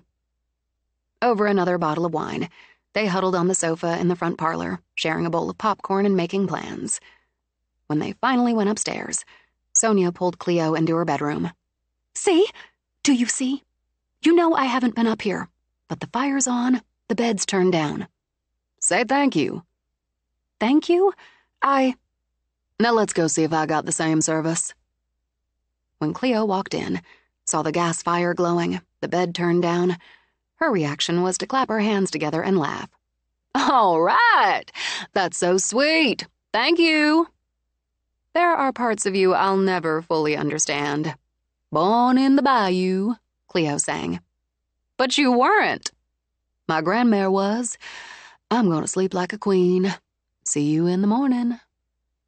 Sonia might have shaken her head as she walked back to her room. But when she slipped into bed, she smiled, knowing Cleo slept just a few rooms away. "Sonia, wake up!" With the stage whisper voice in her ear and the hand shaking her shoulder, Sonia shot from dead asleep to wide awake with a single wild jolt. What? Shh! Listen." Cleo gripped her shoulder now. The piano music seemed to float upstairs. "Do you hear that?" In the dim light of the fire, Sonia clutched at Cleo with both hands. "Tell me you hear that." "Of course I hear it. It's why I'm waking you up at 3 a.m. We have to go check it out." "We have to go check it out," Sonia repeated, struggling against dread as she got out of bed. "Do you know the song?" Still whispering, Cleo tugged Sonia out of the room. "It sounds familiar. Sort of familiar. I thought I dreamed it." "Unless you and I are having the same dream at the same time while we're walking out of your sitting room, that's a no." As they approached the staircase, the music came clearer. "Wait!" Sonia dashed into the library, arrowed toward the fireplace. She grabbed the poker. "Son, I don't think a piano-playing ghost is looking for a fight. Plus, what are you going to do with that? Kill them?" Gripping the poker with both hands, Sonia sent Cleo a "don't argue with me" glare. They crept down the stairs, and when they reached the base, Sonia nodded toward the music room. Light flickered there, as if from candles or flames in a hearth. The song played on as they approached. Then came a long, distinctly human sigh, and it faded away. Armed with the poker, Sonia rushed the doorway. She saw nothing but shapes and shadows in the dark. Cursing, she groped for the light switch. Under the glitter of the chandelier, no one sat at the piano, but for the instruments, the furniture, the room was empty. "This is bullshit. I saw light in here, and I can still smell candles. They heard us coming and took off." "Sonia, we were almost at the door when it went dark and the music stopped. Nobody could have gotten by us without us seeing them." "There could be a passageway. Another passageway, like for the servants." Determined, she put the poker down to search along the walls. "The wainscoting, what do you call it? Chair rail. There could be a button or pull worked in." "I'm going to do reverse X-Files. You don't want to believe." "Of course I don't want to believe." Her voice pitched up 2 full registers. "Especially at 3 a.m. I don't want to believe some ghost got the urge to play the damn piano. Help me look." Obliging, Cleo took the next wall. "You'd rather believe someone sneaking around the house, opening doors, moving things, and so on, and playing the piano in the middle of the night. This person can also blow out the candles and zip into a secret passage in about 2 seconds. At least I could give them a good smack with the poker and tell them to get the hell out of my house. So yeah, I'd rather believe that." She stopped, scrubbed her hands over her face. "No, I don't actually believe that. Before you got here today, I was torn between accepting there's something in the house or accepting I was going crazy. Hallucinating. Maybe that brain tumor. Well, I am here, and I can tell you you're not crazy or hallucinating." Cleo walked over, wrapped an arm around Sonia's shoulders. "There's more than one something in this house, and the one playing the piano's a female." The sigh, I heard it too. She's sad. I don't think many people are happy to be dead. Maybe it's Astrid. Getting murdered on your wedding day is bound to make you sad. The song. Wandering to the piano, Cleo tried to pick it out. Sort of like that, right? The basic notes. I really think I've heard it before, but I can't place it. And that's the most important element in this scenario? Could be a clue. Cleo brightened. It's like when Nancy drew, and this is the case of the haunted piano. I'm going back to bed. Good idea. The candle wax is still a little soft in these tapers, she said as she poked a finger in one. You're not the least bit freaked out. Not yet. Right now, I'm freaking fascinated. Hey, don't forget your polka. Ha ha. You'd have been glad I had it if we walked in here to an axe murderer. That would be the axe murderer who takes time out to play the piano. The axe murderer who sweetly turns down the beds at night. That one? Sonia let out a sigh of her own and took Cleo's hand as they walked upstairs. I'm glad you're here. I'm gladder of it every second. Oh, when I was falling asleep, I had this thought. Don't tell me if it involves calling in Paranormal R-Us. Not that. When the lawyer and the cousin come tomorrow to move those things you wanted, can I ask them to move anything else if I see something? I don't see why not. Did you see something? We went through before we talked about me staying and working in that fabulous turret space. I could look, pay more attention, with that in mind. Anyway, tomorrow. They paused at Cleo's door. There's a desk, a great desk. The one you use now. It's serviceable, but you could have better. And you need some seating.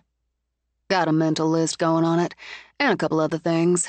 Tomorrow, Cleo repeated. We've got men coming, so I need sleep so I don't look like a hag. And that happens never. If you hear something and I don't, come get me. Count on it.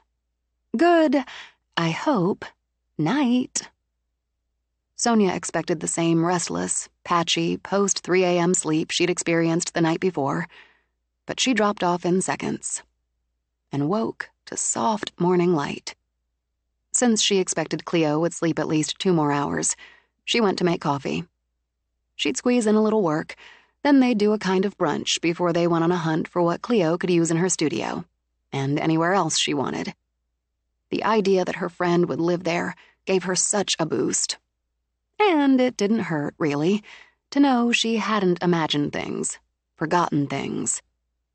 Optimism ruled the day as she sat at her desk. Even her tablet deciding to play Come Saturday Morning didn't dim it. Just after 11, Cleo came in. Her hair fell in perfect corkscrews. The lids on her long, amber eyes showed just a hint of bronze. She wore snug black jeans with an ombre sweater that went from the palest of lavender to the deepest purple. You're all duded up. Company's coming. Male-type company. She struck a pose. First impressions are first. Plus, my best friend bought me this sweater because she knows what I like. Working? She added. I can get scarce. I was working until you got up. She checked the time. They're not coming until after 3, so I've got time to put myself together. I hate you can look like that before putting anything together. I've always hated you for that, but my love's stronger. On cue, the music switched to Queen's You're My Best Friend. Cleo laughed in delight. You've got like a ghost DJ. You know that's cool. I'll shut down and we'll go have a girl brunch. Don't shut down yet. Let me see what you've got for the Potter. We didn't get around to that last night. I'm running tests. I'm going to have it up and running next week. That's fast. Plenty of time to work here. First, here's what she had. Cleo came around, looked over Sonia's shoulder. Okay, I like her work. The site's not horrible. Load times are, and it didn't work worth shit on mobile devices. You saw the mood board there, and this is what I designed. She approved, and I'm testing. Cleo cackled, gave Sonia a light punch on the shoulder as the website came on screen. Okay, baby, that sings. Classy but approachable. Arty but down to earth. Strong colors, more impact. Good call on the little video. Can you enlarge it? Yeah. She's got a face. Great bones. The hair shows them off. I may have to sketch that. Sonia clicked on the shop tab. And I change like her work to love. Your new format really shows it off. Zena's new pot's Anna's work. What? Cleo walked over to the window. How could I not have noticed her new outfit? Love it. And Zena looks happy with it. She's got some new buds coming in. So I see. Enough work. I've been up since 8 and I'm starved. I want to eat in that major dining room. Really? Absolutely. We'll be completely bougie. You've got a big house, pal. Let's use it. Boy, did I need you. And we'll talk about some terms. Terms? Sonia shut down. You're not paying rent, Cleo. I don't pay rent, so you don't. I get that. I do, and it's appreciated. But I will contribute. I'll do the grocery shopping. We'll make weekly lists and buy the food. I'm a better cook than you, which isn't saying much about either of us, so I'll handle dinner. Let's say 5 nights a week, roughly. We'll work it out. Yeah, we will. Cleo grinned as they started downstairs. It's what we do. Chapter 13. At Cleo's insistence, Sonia duded up after brunch. It seemed wasteful, since she'd probably help move furniture. But at that point in time, if Cleo had asked her to do handsprings in the foyer, she'd have tried it. So, in rust-colored suede pants and a stone-gray turtleneck, she guided Cleo through storage areas again. This desk. Sonia had to maneuver her way back to it while Cleo cooed over a floor lamp shaped like a mermaid holding a crystal ball. I want this lamp in the studio. Sonia swiped at her hair, nodded. I should have known that. She's perfect. I'm doing a book on mermaids. Did I know that? I haven't started yet. It's the Monday meeting. An adult book. She circled the lamp. Coffee table, illustrations depicting various lores, various cultures. That's your wheelhouse. It is. The desk. Oh! She danced to it. It's going to weigh a ton, Sonia predicted. And it'll take some work to get it down there, considering the L-shape extension. Where there's a will, it's gorgeous. Reverently, Cleo ran a hand over the surface and its leather insert. I wonder what kind of wood it is. No clue, but drawers for supplies, room for your monitor, and you could use the extension for hand sketching. Well, I want it, and the mermaid. I can bring my own desk chair. It works for me. Same with my desk lamp. I could probably use a small couch, settee, divan. Something curved would be nice, considering the shape of the studio. At least one chair for when my best friend hangs out up there. Laughing, she looked around. God, Sonia, it's like shopping for free in a fabulous antique shop. A board creaked overhead. Attic space, Sonia murmured. I remember. The trunks of clothes and more. Let's go see. Hedging, Sonia slid her hands into her pockets. It's pretty chilly up there. I remember from yesterday. I didn't really get a good look. They went up now, and Cleo pointed. I wanted a small, curved sofa, and there it is. You know, that was covered with a sheet yesterday. And when I went through before that. Well, it's not covered now, and it's just right. Beyond delighted, Cleo circled it. I love this deep royal blue color. It's velvet, and look at the hearts carved in the frame. So sweet. It'll really work in there. A chair, a couple tables, and kaboom! A sitting area, a work area, that view, and a room to paint when that mood strikes. Use Colin's supplies. They'll go to waste if you don't. Later on, when it's not as cold up here, we should go through everything. Take the sheets and tarps off and go through it all. Then we will. After one more circle, Cleo nodded. You know, I think we could get that little sofa down there. Sonia studied it. Won't know unless we try. It proved heavier than it looked, but small enough to maneuver down steps and hallways. When, a little out of breath, they set it in the curve of windows in the studio, they fist-bumped. The doorbell bonged. Now I know why it's so freaking loud. Well, let's go let the manly men in and hope they're up for it. They went down, opened the door to the 2 men. And 2 dogs. It's Mookie! Since the big blonde swished his feathery tail, Sonia crouched down and was rewarded with more wags and a nuzzle. And who's this? That's Jones, Owen told her. Sonia cooed over the scrappy-looking black dog with an eye patch over his left eye. What happened to his eye? He lost it in a bar fight with a Doberman.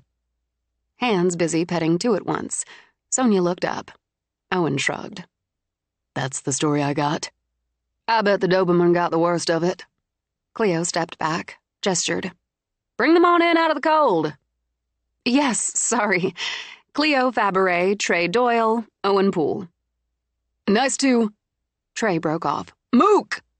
The dog, already heading into the front parlor, glanced back. He tends to make himself at home. Fine with me. Let me get your coats. First, we really appreciate the help, and second, full disclosure, we've found more stuff to move. Owen handed Sonia his coat. Got beer? Yes. Then we're good. You're a tough little guy, aren't you? Cleo bent to scratch Jones between the ears, along his square jaw. He huffed.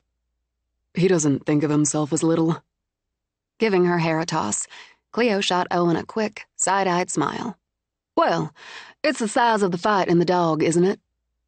Jones has plenty of it. Where's the accent from?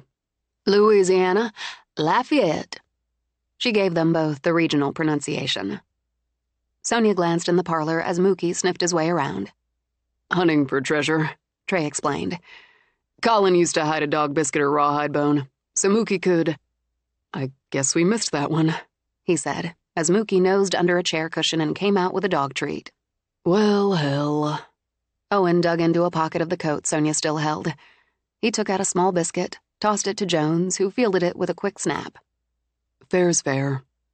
That's it. I'm getting one. We're getting a dog. The idea had Cleo slapping her hands together. We need a cat, too, Son. This place is made for a faithful hound and a good, slinky cat. More disclosure. Sonia carried the coats into the closet. Cleo's going to move in. That's okay, isn't it, Trey? I mean, it doesn't break any terms, does it? Yeah, it's okay. And no, it doesn't. It's good. Welcome aboard. Thanks. Cleo spread her arms. I don't know who could resist a place like this, but I'm not one of them. From the library, Cindy Lauper rang out with, Girls just want to have fun. And that, she said with a laugh, is only one more reason why. Did everybody but Sonia know the place is haunted? She had full disclosure there. Trey hooked his thumbs in his jean pockets. She wasn't buying it. So that's not unusual? Sonia asked, queuing up songs on my tablet. They like music, Trey said simply. And you? She pointed at Owen. No reaction. I'm more into rock than pop, but Lauper's always cool. My friend's a realist. Cleo gave Sonia a one-armed hug. So this is a little tough for her. I'll balance that out. Let's not keep these men and their dogs standing in the foyer. We've got things moving from there to here and here to there. If any of it's too much, that's fine, but I have beer. She led them up to start with the Victrola. That's a nice piece. Owen ran a hand over the wood cabinet. In damn good shape, too. I meant it, Owen. If you want something, it's yours. He can't have the mermaid. Interest flickered as Owen turned to Cleo. What mermaid? She's in another section. A floor lamp, but you can't have her. She's already mine. I'll negotiate on the desk in case it has any sentimental meaning. I'll go as far as rock, paper, scissors on the settee we already moved, but I stand firm on the mermaid. Anything but the mermaid, Sonia qualified. I want to move the Victrola down to the music room. Unless you want it, Owen. I'm good. They hauled it down, then the cabinet for sheet music, while Sonia and Cleo carried boxes of old records. The dogs trailed up, trailed down, then sensibly wandered into the library to nap by the fire. That's where I want to put Colin's painting, Joanna's portrait. I can find another place for the still life. If you need a break, Sonia. Trey set a hand on her shoulder. We carried 2 pieces. I think we've got more in us. We've got the mermaid and a big desk. Cleo's taking over Colin's studio. You paint? Owen asked as they started back up. Now and then. I make a living illustrating. What's the difference? How much time do you have? Dumb it down. Okay, condensed version. She gestured to a painting as they walked. Stands on its own, eye of the beholder.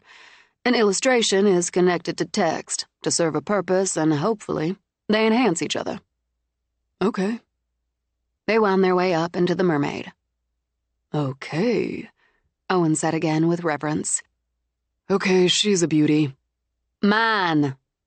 Ignoring Cleo, he ran his hand over the carving, the long fall of windswept hair, the knowing smile, the smooth breasts. She's solid mahogany, Trey. He glanced at Cleo. What's her name? Cleo had already given him points for helping Sonia, had added more for Jones. With the question, she doubled them.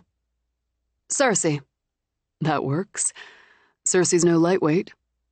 The desk won't be either, Sonia warned. All right. Rubbing his hands together, Trey nodded. A challenge. Somebody got it up there, so somebody can get it down. Owen worked his way to it, crouched down to test the drawers. Cherry wood. Pristine. The wood's a little thirsty. This and the mermaid need a good buff with paste wax. Don't be using any supermarket spray shit on these pieces. Any of them. You can do the lemon oil, orange oil between, but once, maybe twice a year, you buff with a good paste wax. We'll get some. None of my business. Owen straightened, turned to Sonia. But do you figure the 2 of you can maintain all this furniture the way it needs to be? Keep it dusted, protected, not to mention the acres of wood floors? No. Sonia huffed out a breath. No, I have to swallow getting a cleaning service. It's on my list for next week. Or the week after. I wish you'd take something, Owen. More than one something. As she spoke, a sheet slid slowly to the floor. Sonia gripped her elbows. That's creepy. Come on, that's just creepy. Little bit. But Owen walked over to the chest of drawers with the sheet now pulled at its feet. Needs a little work. Got a handle missing. The bottom of this drawer's cracked. Looks like some dog chewed on the front leg here. I'll take it. Really? I can fix it. And maybe you'll stop feeling so damn guilty. And with that, he earned more points on Cleo's scoreboard. Look at the back, Owen. Trey crooked a finger and grinned. Somebody, probably a kid, carved his initials down at the bottom. ODP. Owen David Poole, your initials too. Yeah, well, like I said, I'll take it. Let's tackle the desk first. It's going to be a bitch. It took some muscle, some geometry, and some inventive cursing. Sonia hugged one of the drawers to her chest as the men turned it, braced it, eased it into the studio. You deserve a lot more than beer. Oh, look at the way the light hits it. Can you put it over there? Cleo ran ahead of them, spread her arms, swooped them down. Right here, angled this way. Look how it's already coming together in here. I'm going to name my firstborn Colin Oliver Owen. You should put a painting on the easel, Cleo, when you're not working there. It just adds. But, Sonia added, Joanna goes downstairs. Trey walked over to the portrait. You said you found this in that closet? Yes. Maybe it made him sad to look at it, so he put it away. But, Sonia, I can't count the number of times I've been in this studio. And I went through this space myself after Colin died. I've never seen this portrait before. And there wasn't a painting in the closet. He stored blank canvases in there. It was in there. I believe you. That's Joanna. Owen stepped over to stand by Trey. I've seen pictures. Colin didn't paint people much. Landscapes and that sort of thing. That's a shame, Cleo said, because he had the talent for it. She's beautiful. His use of light and lines and movement, beautiful. Sighing over it, Cleo tapped a hand on her heart. He loved her, It shows. It was in the closet, Sonia said again. Then I'd say he wanted you to have it. Trey turned to her. Let's get the rest of what you want moved. Then we can talk about it over that beer. Sonia pressed her fingers to her eyes. Are you always this calm? Mostly he is, Owen told her. But if you push the wrong button, step back. It took well over another hour, then an outdoor break for the dogs, before they gathered in the kitchen. That took a while. Cleo got a bottle of wine, while Sonia poured beer into Pilsners. And we owe you more than the beer. I don't suppose anyone cooks. He cooks better than I do, Trey replied. Considering, Cleo looked at Owen. You cook? Somewhat above average. That's about where I hit, which is a full step up from Sonia. I can make a pasta thing. I could eat a pasta thing. All right, then. I'm going to see what we've got around here. I am going to cook. For the Doyles. Decision made, Sonia thought. How about next Friday night? Or Saturday? Trey took out his phone, studied his calendar. Friday looks clear. Anna and Seth have a thing Saturday. You have everyone's schedule on there? He's an organizer. Owen took a counter stool. Whether you want him to be or not. Just avoid scheduling conflicts. I'll pass the word. Let me know if that works for everyone. I think 7's good. Owen, you're more than welcome. I'll let you have this Doyle thing, but thanks. There's a chair at the table and possibly an edible meal if you change your mind. Now, she picked up her wine, turned to Trey. Can we talk about the invisible elephant in the room? Why don't you tell us what's been going on? Besides the song list. Okay. Sonia paced along the island as Cleo hunted up what she wanted. Doors open, doors close, boards creak. I could dismiss that. Old house. And solid as the rock it's built on, Owen pointed out. The floors, ruler level. Sure, it's settled, but you're not going to have doors open and close on their own. I get that. I'm not pulling a Scully. Not anymore. The day you moved my printer for me, Trey, I'd watched a movie the night before upstairs in the library. I woke up, and I had a throw over me. The TV was shut off, the remote back in its drawer. And when we went up with the printer, the throw was folded again. She paused, sipped. I need to start documenting. I use the fireplace in the library every day, and every day it's cleaned out and set. I'll come down and make coffee in the morning, and when I get back, my bed's made. And at night, turned down like a hotel maid service. I could use one of those, Owen commented. Who wouldn't go for one of those? Taking a moment from her search, Cleo glanced back at him. I know, right? I thought I was just losing it, forgetting things. Oh, the things on my dresser? They're in different places than where I put them. Piano music, Cleo reminded her as she began to mince garlic. Middle of the night. I thought I dreamed it, or imagined it, but we both heard it last night and went down. There was light, like candles make, in the music room, until we got there, and no light, no music.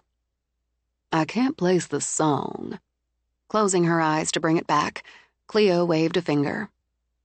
Da-da-da-da, da-da-da-da. There was a young maid dwelling, Trey sang in a clear, easy tenor. And every youth cried well-a-day. Her name was Barbara Allen. That's it! Plus he sings. An old folk song. The lyrics change depending, but the tune's the same.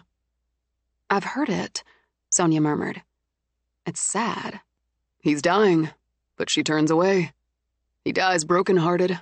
She dies out of guilt and sorrow. So yeah, Trey agreed. Pretty damn sad. I think it's Astrid. Cleo added the garlic to the pan where she'd melted butter. Murdered on her wedding day. Doesn't get much sadder. I've come in here, and all the cabinet doors are open. And one day, maybe it was stuck, but I went out for a walk, unlocked the door, but I couldn't get back in. Not at first. You didn't tell me about that one. I forgot. And the night before Cleo came, I heard someone pounding on the front door. It woke me up. When I got up, there was a blizzard. I could hear the wind just howling and see the snow flying. I thought someone's had an accident or needs help. But when I went down, opened the door, no one. And it was a clear night. No howling wind, no flying snow. I nearly stepped outside. Then I remembered getting stuck out there, so I didn't. That's not playful. That's on the mean side. Trey exchanged a look with Owen. That's something I haven't heard before. No, me neither. Maybe I pissed them off. I don't have any experience in this area. But you're sticking, Trey pointed out. I'm sticking. Sometimes, like that night, I don't know why. But I want to be here. Another I forgot. I got out of the shower, started to wipe the steam from the mirror, and it was like someone wrote on it. 7. The number. 7 lost. There were 7 brides, Trey told her. As she stirred in tomato paste, Cleo glanced back. Like the musical? Owen looked blank. Trey laughed. No, 7 lost brides. Astrid was the first. Didn't you read the book? He asked Sonia. I started it. I read about Astrid and Colin, and about his brother, Connor, and Arabelle? And Hester Dobbs. I started on Connor and Arabelle's children. Keep reading. It read like Connor and Arabelle had a good long life here. A bunch of kids. One of their daughters was the second bride. Don't sugarcoat it, Trey. Is that vodka? Frowning, Owen pointed toward the stove. You're putting vodka in there? It's essential for pasta and vodka sauce. When Owen got up to take a look, Trey pointed to a stool. Why don't you sit down? Do I need to? Sonia sat, reached down to pet Mookie when he walked to her. Her name was Catherine. She married William Cabot. They spent their wedding night at the manor with plans for a honeymoon. Early spring in Europe. She went outside that night, or early that morning, in a blizzard. She froze to death. She went out in her nightgown. Just her nightgown, Sonia murmured. And bare feet. She didn't feel the cold. She didn't feel it. There was a woman in a black dress by the seawall, and she walked all that way in the snow in her bare feet. The woman took her hand, took her ring? Wedding ring? Then she felt the cold. She said something. The woman in the black dress. I couldn't hear. And Catherine tried to get back, but she was so cold and she kept falling. Then she didn't get up again. I dreamed it. Pressing a hand to her bouncing heart, Sonia rubbed it there. How could I have dreamed it? I'm gonna give you creepy on this, Sonia. Cleo went to her, hugged her hard. That's a horrible dream. It's horrible. Is that what happened? No one could explain why she went out in the storm. But when they found her the next day, she wasn't wearing her wedding ring. They never found it. Hester Dobbs' curse, according to local legend. Owen stirred the sauce. A bride every generation dies, on her wedding day, or within the year. At the manor. I'm not sure about the ring thing. Joanna would be the last. Now there's me. On an expelled breath, Sonia picked up her wine again. Good thing I'm not a bride. I never bought into the legend. Some, like Lillian Crest, died in childbirth. Unfortunately, not that uncommon. Especially back then, and carrying twins. I'd have to refresh my memory, Trey added. But I think one, at least, died choking on some food. Also not that uncommon in the 19th and early 20th centuries. And you had others, like Connor and Arabelle, who lived long lives here. But 7, like on the mirror. Someone wanted you to know.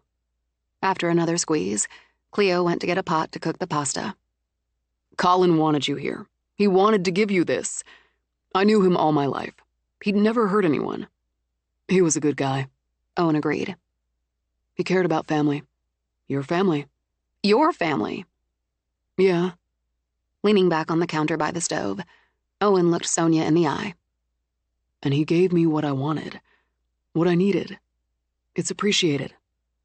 I wasn't sure what I'd think of you. Long-lost cousin from Boston. But I figured Colin had his reasons for wanting you here. and you'll figure it out. How soon is this ready to eat? It needs another 20. I'm getting another beer. Don't let the witch scare you off. My grandmare's a witch, so she says. I'm going to ask her for advice. I'll be back here to stay as soon as I can. This pisses me off. Here comes the stubborn. Cleo carried the pot of water to the stove. Determined. I like determined. So no, I'm not going to let some dead, murderous witch scare me off. It's not her house. It's mine. I don't believe in curses, but if I did, if you can cast one, you can break one. Cleo picked up her wine, toasted. That's damn right. It's easy to say that when I'm sitting here with 3 people and 2 dogs, but I mean it. The music rang out. It's gonna be all right. The Ramones. Owen walked in with a beer for himself, another for Trey. Now we're talking. You've got Trey's number in your phone? Yes. Give it. He held out his hand. I'll put mine in. You're freaked, you call. Trey lit a hand over hers. You're not alone, Sonia. Sonia glanced toward the music. That's for damn sure. Chapter 14. Monday morning, Sonia stood in the foyer with Cleo. You've got 2 capable men who'd come if you needed them. You'll have company for your dinner party on Friday. As she spoke, Cleo took Sonia's hand, glanced around. Your mom's coming the next weekend, then I'll be back. Don't worry about me. If you have worry to spare, save it for the innocents subjected to my first, very likely only attempt at pot roast. It'll be great. When you set your mind to something, Son, you get it done. Maybe that's why you're here. Houses need people, don't you think? Or they're just walls. I think. Seeing you here, you needed this house, and it needs you. She wrapped Sonia in a hug. I've got to go make that meeting. I'll send some of my stuff with Winter when she comes. Just shove it out of your way until I get here. See you in a couple weeks. Sonia watched Cleo walk to her car, load in her weekend bag. After a final wave, she watched her drive off. The minute she closed the door, her tablet sang out with, I think we're alone now. I am not amused. To her surprise, the track stopped, then picked up with Joel Corey's Sorry. Sonia just shook her head and went upstairs. Before she started work, she decided she'd start documenting incidents. She backtracked as best she could and found something solid, even logical in making an organized list of the illogical. Satisfied, she focused in on the practical art project. For 3 hours, she worked undisturbed. The fire simmered. The house and whatever inhabited it with her stayed quiet, and the tests she ran smooth. It's ready to go live, she told herself. She texted Anna to give her a heads up, and a request to send any desired changes ASAP. She'd switch over to the caterers project, she thought, as she got up to add a log to the fire.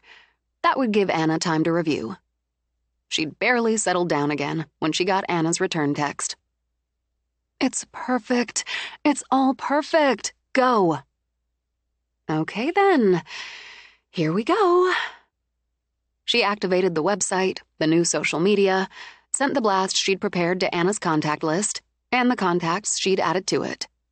Obsessively checked it all again on her desktop, her phone, her tablet.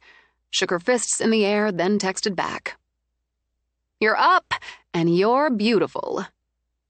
Queen's We Are the Champions rocked out. I'll allow it, Sonia decided. And singing along, she went down to get a celebratory Coke, then got back to work.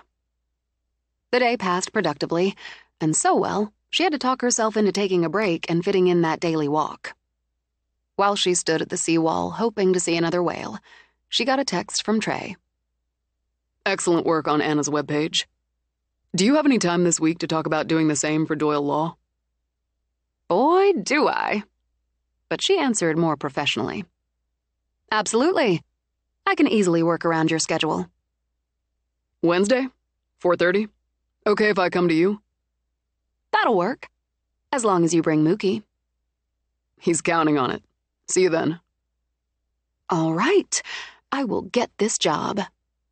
She turned, looked at the house. She saw the shadow in the window. Not a trick of the light. Someone, something, stood there, watching as she watched. Maybe it made her heartbeat shake its way up to her throat. Maybe it made her skin go cold. But Cleo was right. She needed this house.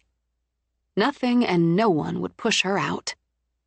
She went back in, but instead of going to work, she finally allowed herself to open the file Trey had sent her on dog rescues. 20 minutes later, she had an appointment and was on her way out the door again. This doesn't mean I'm bringing a dog home, she told herself as she drove to town. It just means I'm starting the process of bringing a dog home. At some point.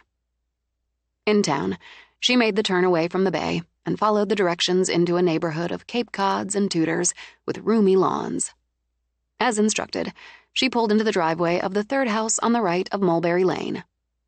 The house had a covered front porch with a pair of benches and a welcome mat that read, "Wipe your paws." A calico cat sat in the front window. Barking sounded before Sonia lifted her hand to knock. The woman who answered wore a tie-dyed sweatshirt over black leggings. She had a dish towel over one shoulder, and her sunny blonde hair was scooped back in a tail. She shoved a pair of blue-framed glasses back up her nose as a trio of dogs danced around her feet. "Sonia?" "Yes, Lucy Cabot." She stuck out her hand. "Nobody bites." "Good to know. Come on in. Settle down," she ordered, and the dogs more or less obeyed. The biggest, with fluffy white fur, thumped his fan of a tail as he sat.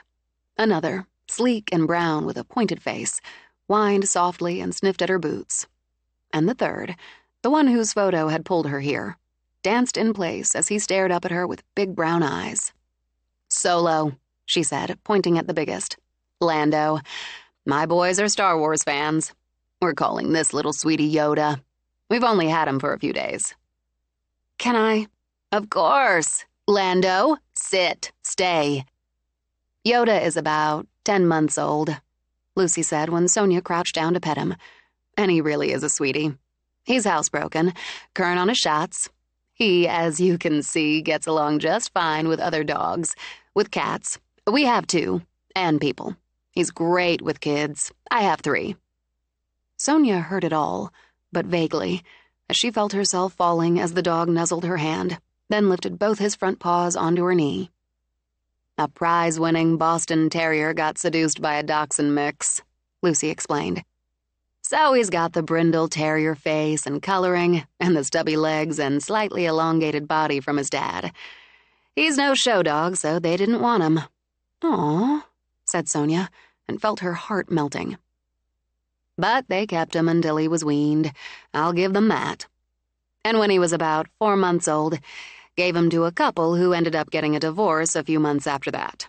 Neither wanted him, poor little guy." "He likes you," Lucy observed. "But then he likes everybody. Have you ever had a dog?" "Yes." Sonia gave up, sat on the floor, and let the dog crawl into her lap and kiss her face. "When I was growing up, when I lived in Boston, worked in an office, I wasn't home enough to have a dog. It didn't seem fair." "Look at you! Look at those ears!" "You're up at Lost Bride now." "That's right, and I work from home." "Planning on staying, then?" Cuddling the dog, Sonia looked up. "Yes." "I'm asking because he deserves a stable home. He's been passed off twice already. I'd keep him myself because, well, he really is a sweetheart. But I made a deal with my husband we wouldn't have more animals than humans, and we've got 2 dogs, 2 cats, and a guinea pig."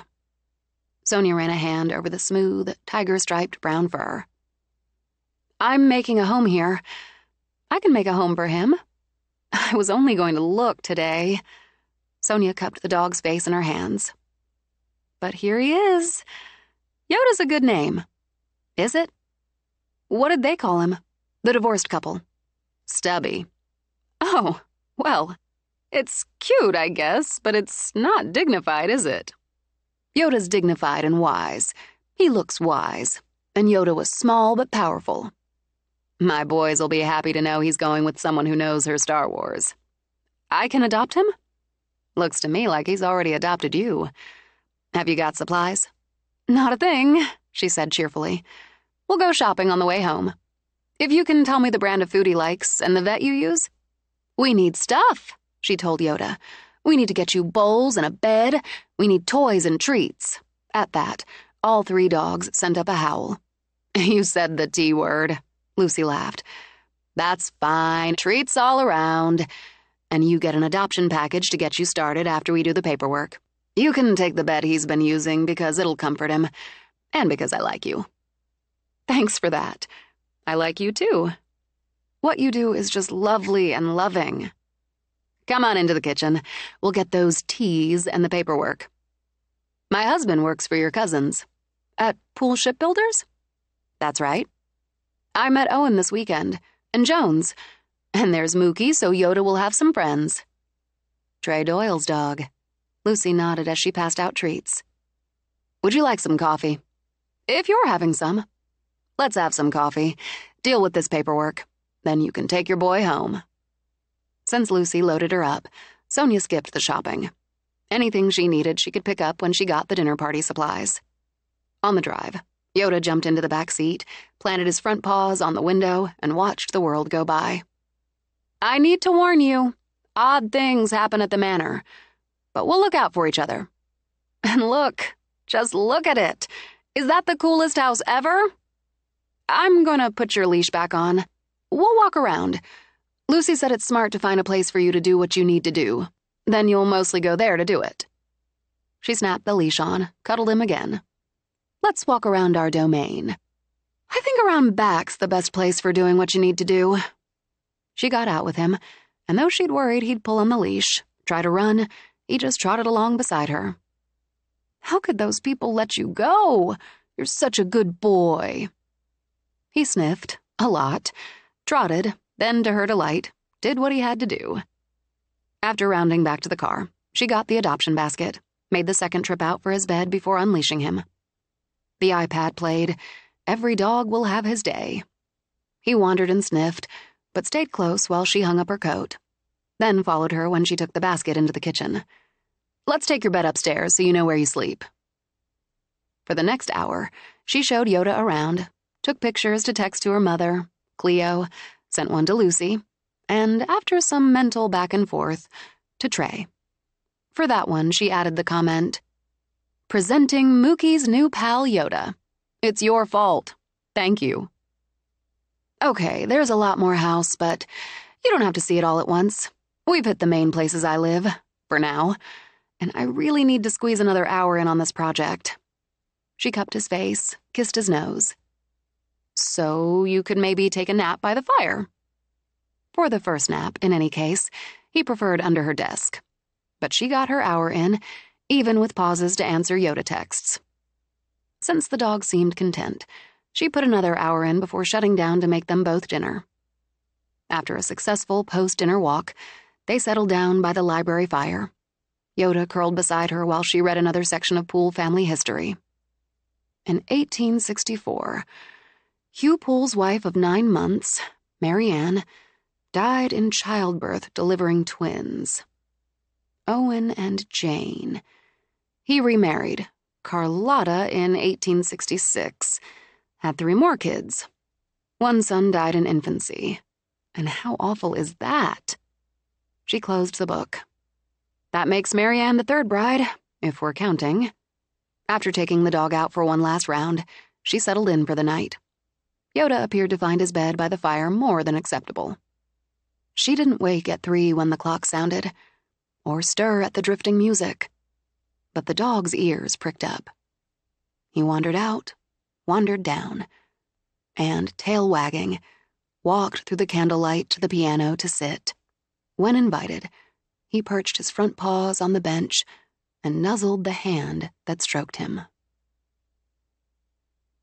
In the morning, Sonia started her new routine. She made coffee, put on her outdoor gear, leashed the dog, and walked him outside. She had hopes that, in time, he'd handle the early morning and late night session on his own. He ate his breakfast while she ate hers and checked her emails. Gotta go to work, she told him. He followed her to the stairs, started up with her, then stopped by the hidden door, wagged his tail. Something in there? She shook off a chill. Maybe, but we're not going in there. Not today. In the bedroom, she let out a long breath at the bed, freshly made, pillows plumped. Yoda's dog bed had been nicely smoothed out. Okay, thanks. It's not necessary, but thank you. Fine. After she'd changed into sweats, Yoda walked with her to the library. He took his place under the desk. She put her mind into the work. Twice, she heard doors closing. So did he, as he lifted his head. It's not me, she muttered, and kept working. She decided to consider walking the dog time as thinking time. The catering project had some challenges. The packages, the a la cartes, all the images, the pricing. And she wanted it appealing but streamlined, so potential clients wouldn't have to wade through everything. By the time she shut down for the day, she'd rejected 2 designs before settling on one that hit appealing and streamlined. And because Yoda paused by the damn hidden door every time she went up or down, she opened it. You want to see? We'll go see. I'm supposed to work out anyway. He did a lot of wandering, and occasionally stopped, wagged at nothing. At least, nothing she could see. He seemed entertained by the poor excuse for a workout she managed before she just wanted out. This time, as she passed the bells, she heard one ring. The gold room. Which one is that? I think that's on the 3rd floor. It's closed off. She steeled her spine. We're going up. She picked Yoda up as much for comfort as to spare his little legs the steps. She wasn't sure of the room, but she'd start where she had a blurry picture of a large room papered in deep gold. One of the important suites, she thought she recalled.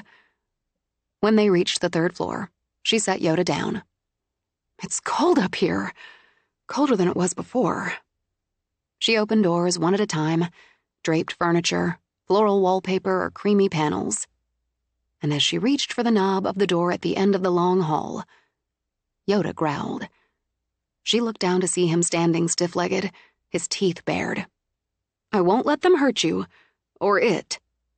Though her stomach clenched, her heart pounded, she pushed open the door. She swore the air flowed like ice. The drapery over the furniture shook with it. At the threshold, Yoda barked like a mad thing. It's my house! She scooped him up. It's our house! But because the dog trembled, or she did, she shut the door again. It's all right. As she walked away, she kissed Yoda's head. Everything's all right. Let's go downstairs. You can have a treat. He didn't manage a howl, but more of a whine. Still, she took it as a good sign. In the kitchen, all the chairs at the small table lay on their backs on the floor. Somebody's trying to scare us, but they won't. She put Yoda down, righted the chairs, then rewarded the dog with a treat and herself with a glass of wine. The dog brought comfort, a sweet little warm body to share her space. After their last round walk, she decided to skip pool family history for a night and went back to her novel with Yoda curled in his own bed by the fire, and slipped into sleep with the book sliding out of her hands. Did she dream? She stood in front of the mirror from her father's dreams. The predators framing the glass seemed to snap and snarl. But rather than her own reflection, she saw a room beyond, shadowy movements, as if the glass was a window and not a mirror at all. The shadows began to shift, and the light grew brighter.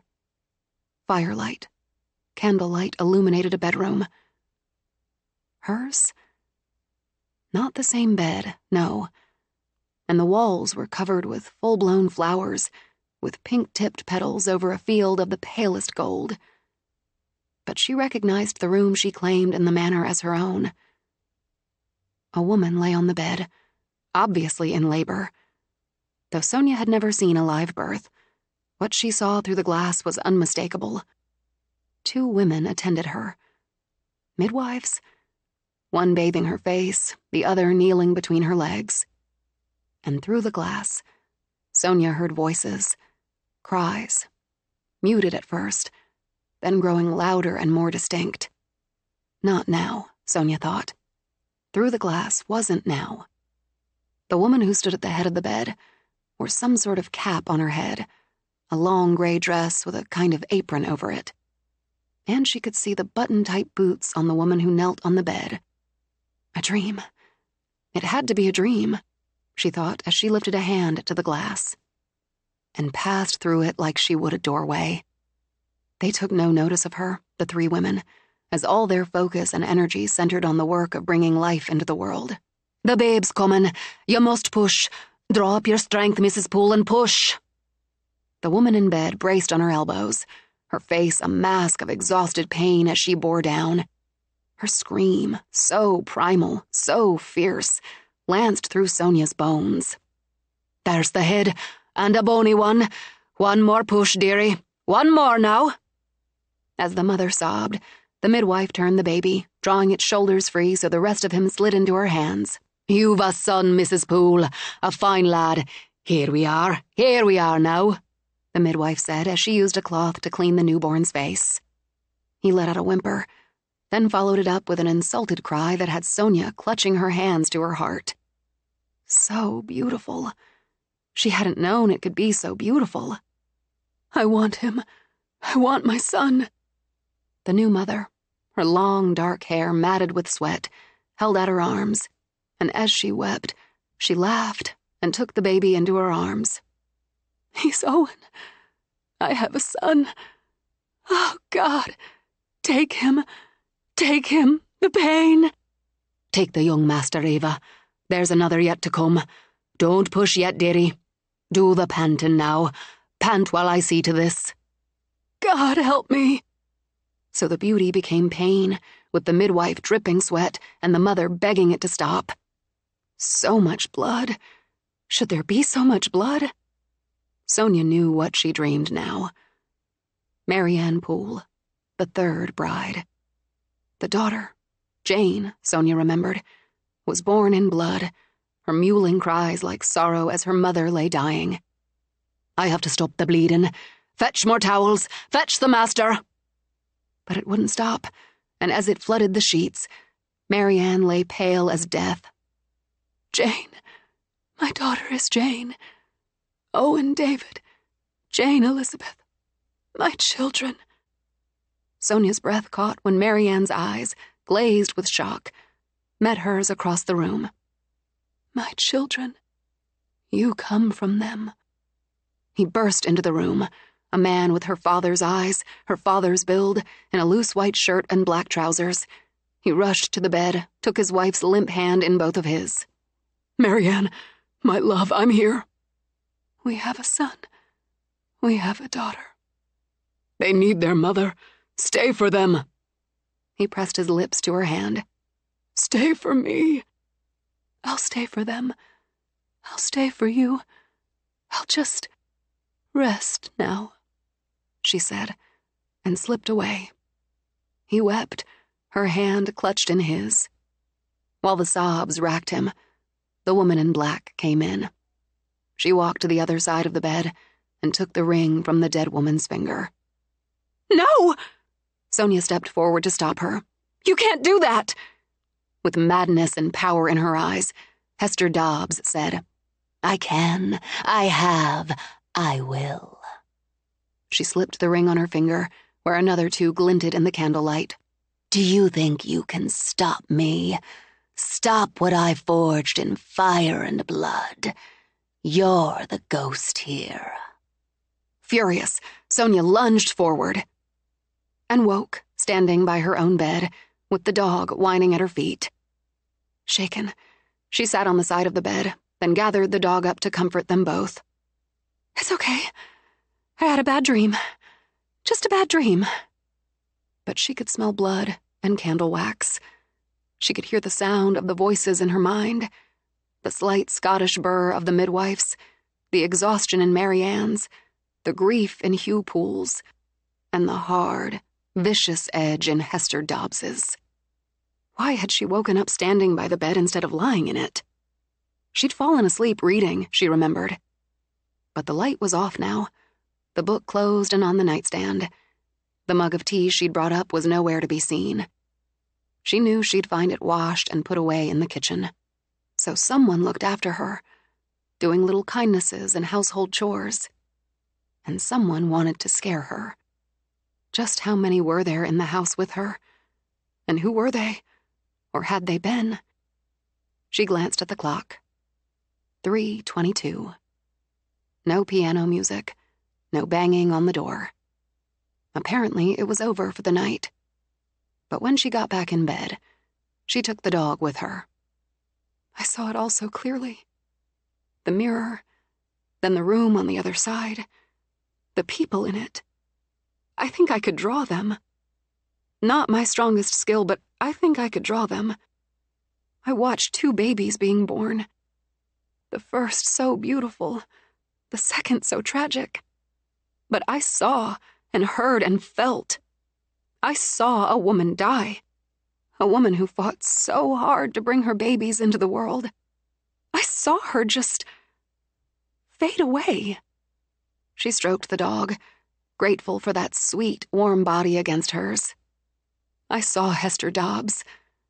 I saw that bitch take Mary Ann's ring while her husband grieved. And she saw me. She saw me, spoke to me. Mary Ann saw me, spoke to me as she died. But no one else did. I was the ghost there. Hester Dobbs had that right. On the other side of the mirror, or whatever the hell it is, I was the ghost. Chapter 15. Considering the night she'd had, she might have slept through the morning, but she dragged herself out of bed for the dog. A walk in the brisk wind did a lot to blow the cobwebs away. Determined to stick with routine, she sat down at her desk, a little late and in her pajamas, but she sat down at her desk. The first order of business, adding the mirror dream incident to her log. Once done, she got out a sketch pad and did her best to draw the figures in that dream incident. She didn't have Cleo's skill with illustration, but she thought she managed decent likenesses. Then she set them aside. A girl and her dog still have to eat, she said, and got to work. Nothing and no one disturbed her. She no longer counted the musical iPad greetings, as she'd grown used to them. She shut down at 3:30. I'm not meeting Trey Doyle, man and/or potential client in my PJs and with a naked face. She tapped Yoda's nose and made him wag. Gotta be professional. Plus, he always looks so damn good. You haven't met him yet, she added as they walked over to her bedroom, but take my word on it. She stopped short at the sight of the short, sort of sassy red dress laid out neatly on her bed. Okay, that's new. Not the dress, but the gesture. And, thanks? But this is more for date night than client meeting. It's a great dress, though. And now, Sonia thought, she talked to ghosts as well as to herself. Holding it up, she turned this way, that way in the mirror. And who knows when I'll have a reason to wear it again, but not today. She hung it back in the closet. She hadn't thought of wearing a dress, but she could. Client meeting and all that. But not anything suity. Something casual. She pulled out a slim, ribbed knit dress in a dark, deep green. Simple lines, long sleeves, and the midi length looked good with booties. And done. When she'd changed, she studied herself in the mirror again. Okay, this works. It's like I take my work seriously, but I'm still friendly and easy. Amused, she pointed at Yoda. Not that kind of easy. Although, God, I do miss sex. No thinking about sex during a client meeting, she told herself, and went into the bathroom to deal with makeup. Same rules applied. Professional, but casual and friendly. As she debated just the right eyeshadow, she asked herself if she really intended to carve in a 6-hour-plus round trip to visit her longtime hairdresser. The sensible thing? Give the local salon a try. If they screwed it up, she'd never return. She added earrings, just studs, and took a last look. I think I hit the mark, and it only took me 3 times as long as it would have if I'd tossed on jeans and a sweater like I figured I would. But this is better. Her iPad let out with Roy Orbison's classic, "Oh, Pretty Woman." Thanks. I'm getting pretty comfortable here, despite everything. It doesn't hurt to remember how to take some time. The whole self-care thing. Now I should make coffee. She'd use the coffee service in the butler's pantry, set it up in front of the library fire. Or would the kitchen suit better? No, the library. I'm thinking about it too much. And not, she admitted to the dog, just because he's a potential client. He's just so damn attractive. The way he looks, yeah, but also the way he is. What I know of the way he is, because I hardly know him, really. And this has to stop. She made the coffee, then carried the tray up. Professional, she thought. A woman running her own business. She plumped the pillows on the sofa, added another log to the fire, and decided, perfect. The dog let out a series of barks and raced out of the room seconds before the doorbell sounded. No one's going to sneak in from outside anyway. She went down, pointed at Yoda, who danced in place by the front door. You behave. This is business. She opened the door, and there he stood, tall, handsome, with his big, adorable dog. Right on time. Come in. Meet Yoda. Hey there. Inside the door, Trey crouched right down and gave the dancing Yoda a good rub. You've got Yoda eyes, all right.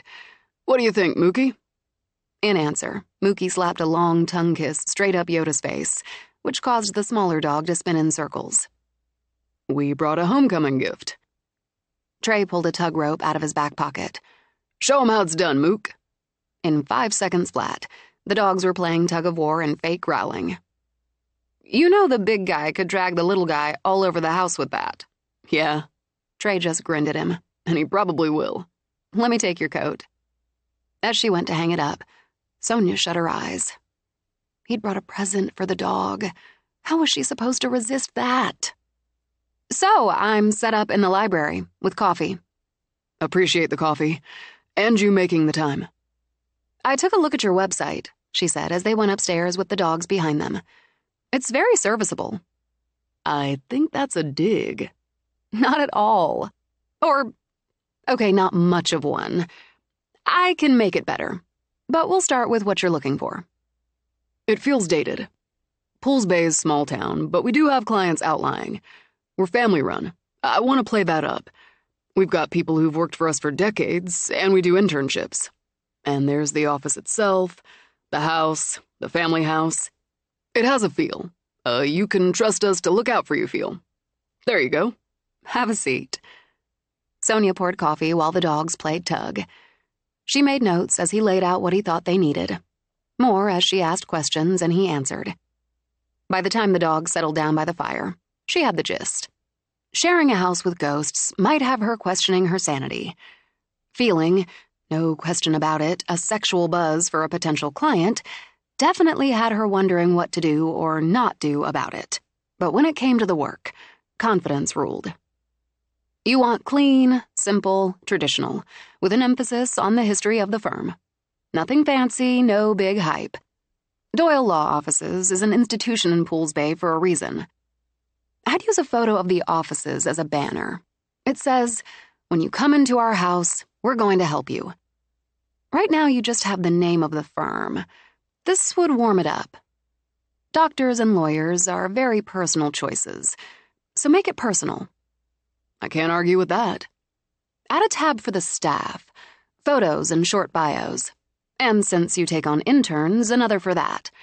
With your success stories. Julie Smith went on to Harvard Law, that sort of thing. And you need a page for each of you. Ace, Deuce, Trey. I like it, but it doesn't sound simple. My job's to make it simple. For you and for the potential client shopping for a lawyer. Take your business cards. The one your father gave me is slightly different than yours. They should all have a look, a consistent Doyle Law Offices look.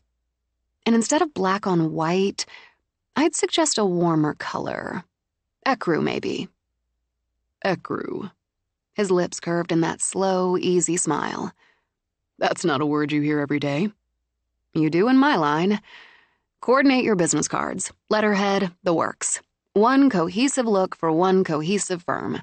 Right now, your website's a white background with bright blue font, blue backgrounds on the photos. It's too staid. Staid? And you're not. None of you are. Let it reflect who you are and what you do. Your father traveled to Boston, sat at my table and changed my life. And he was so kind, so patient. You came here on your weekend and moved furniture for me. Neighbors do for neighbors. And Colin was family. Family does for family. Yes, she beamed at him. Exactly. You're the neighborhood law firm. You're the people a family can trust to take care of them. You're good at this. I am. Can you work up a proposal? I can. And if you decide against, no harm done. You'll be making a mistake, but that's on you. He laughed, sat back. Anna's over the moon. I'm really glad. She told me she sold more since the new site went up than she had in the previous month. What I'm looking for isn't really to generate more business. Or not primarily. It's to keep up. You're not looking for slick. You're looking for a fresh look that reflects the firm and the people in it. That sums it up. So that's done. How are things going here? Any problems? A lot of what's become the usual. I've started documenting, just to have a record. There's the in-house DJ, but that's gotten to be almost entertaining. Hell, she admitted, it is entertaining. There's doors opening, closing, and Yoda hears that too, which is oddly comforting. Something on the third floor. The thought of it had her rubbing a chill from her arms. The dog kept stopping by the servant's door on the landing. So I finally went in with him. I'm trying to talk myself into using the gym anyway.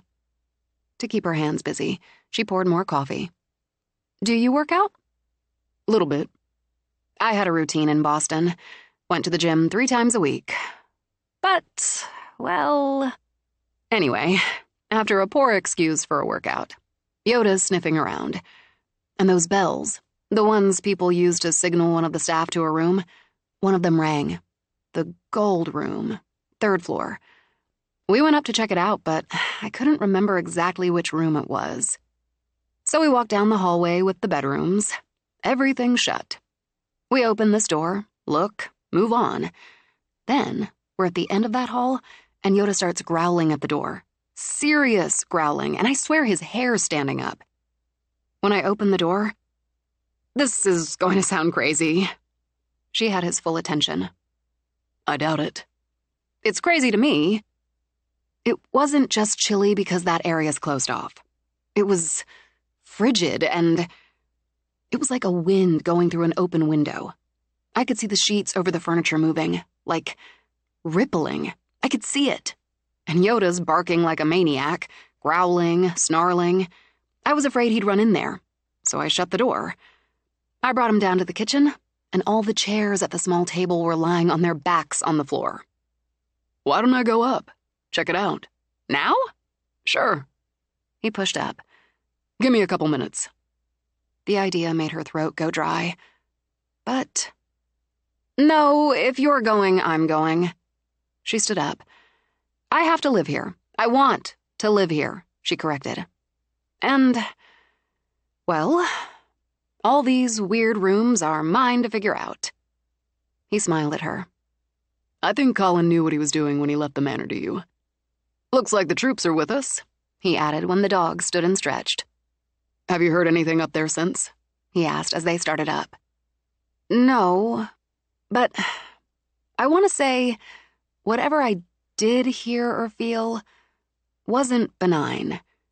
Not like the invisible DJ or housekeeper. I think, and here comes crazy again, I think it's Hester Dobbs. The half-assed witch who killed Astrid Poole.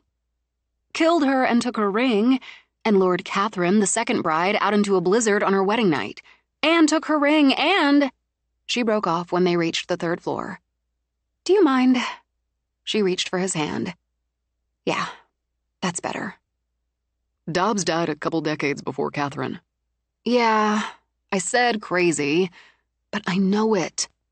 Don't reach for the straitjacket, but I saw it. I dreamed it, or think I dreamed it. Everybody dreams, but these were so lucid. Then last night... Last night? Let's do this first, she said as they reached the door at the end of the hall. Look at the dogs. They're not growling, but they're braced, aren't they? Like they sense something and don't like it. Trey shifted, a subtle move that put him between Sonia and the door. When he opened it, both dogs made warning sounds in their throats. But inside, nothing moved. Feels colder. To Sonia's dismay, he released her hand and walked inside. Skirting draped furniture, he checked the windows. Nothing open, but it's definitely a cold spot. Easily 10 degrees under the hallway. We walked through all of this the first day, and I went through with Cleo. It wasn't like this. Nope. It is now. Steeling herself, Sonia started to step inside. The door slammed in her face, and the dogs went wild. As they barked and Mookie leaped at the door, she grabbed the knob, turning, tugging when it refused to move. Giving up, she pounded on the door, shouting for Trey. Inside, Trey stood as the temperature dropped enough for him to see his breath. Around him, the drapes over the furniture fluttered and snapped. Under its white sheeting, the bed began to shake, then hammer against the floor. The drawers on the covered bureau flew open, slammed shut as wind roared down the chimney. His hands wanted to ball into fists to fight what he couldn't see. Instead, he tucked them into the pockets of his black trousers. Is this all you've got? A bunch of noise and cold air? Even dead, you're still a half-assed witch. On a shriek, the pale gold damask wallpaper split open like wounds. It bled. Right. I could do this all day, but the lady's waiting. He walked to the door, paused to look back. This isn't your house. It never was your house. It's never going to be your house. You want this room? You've got it.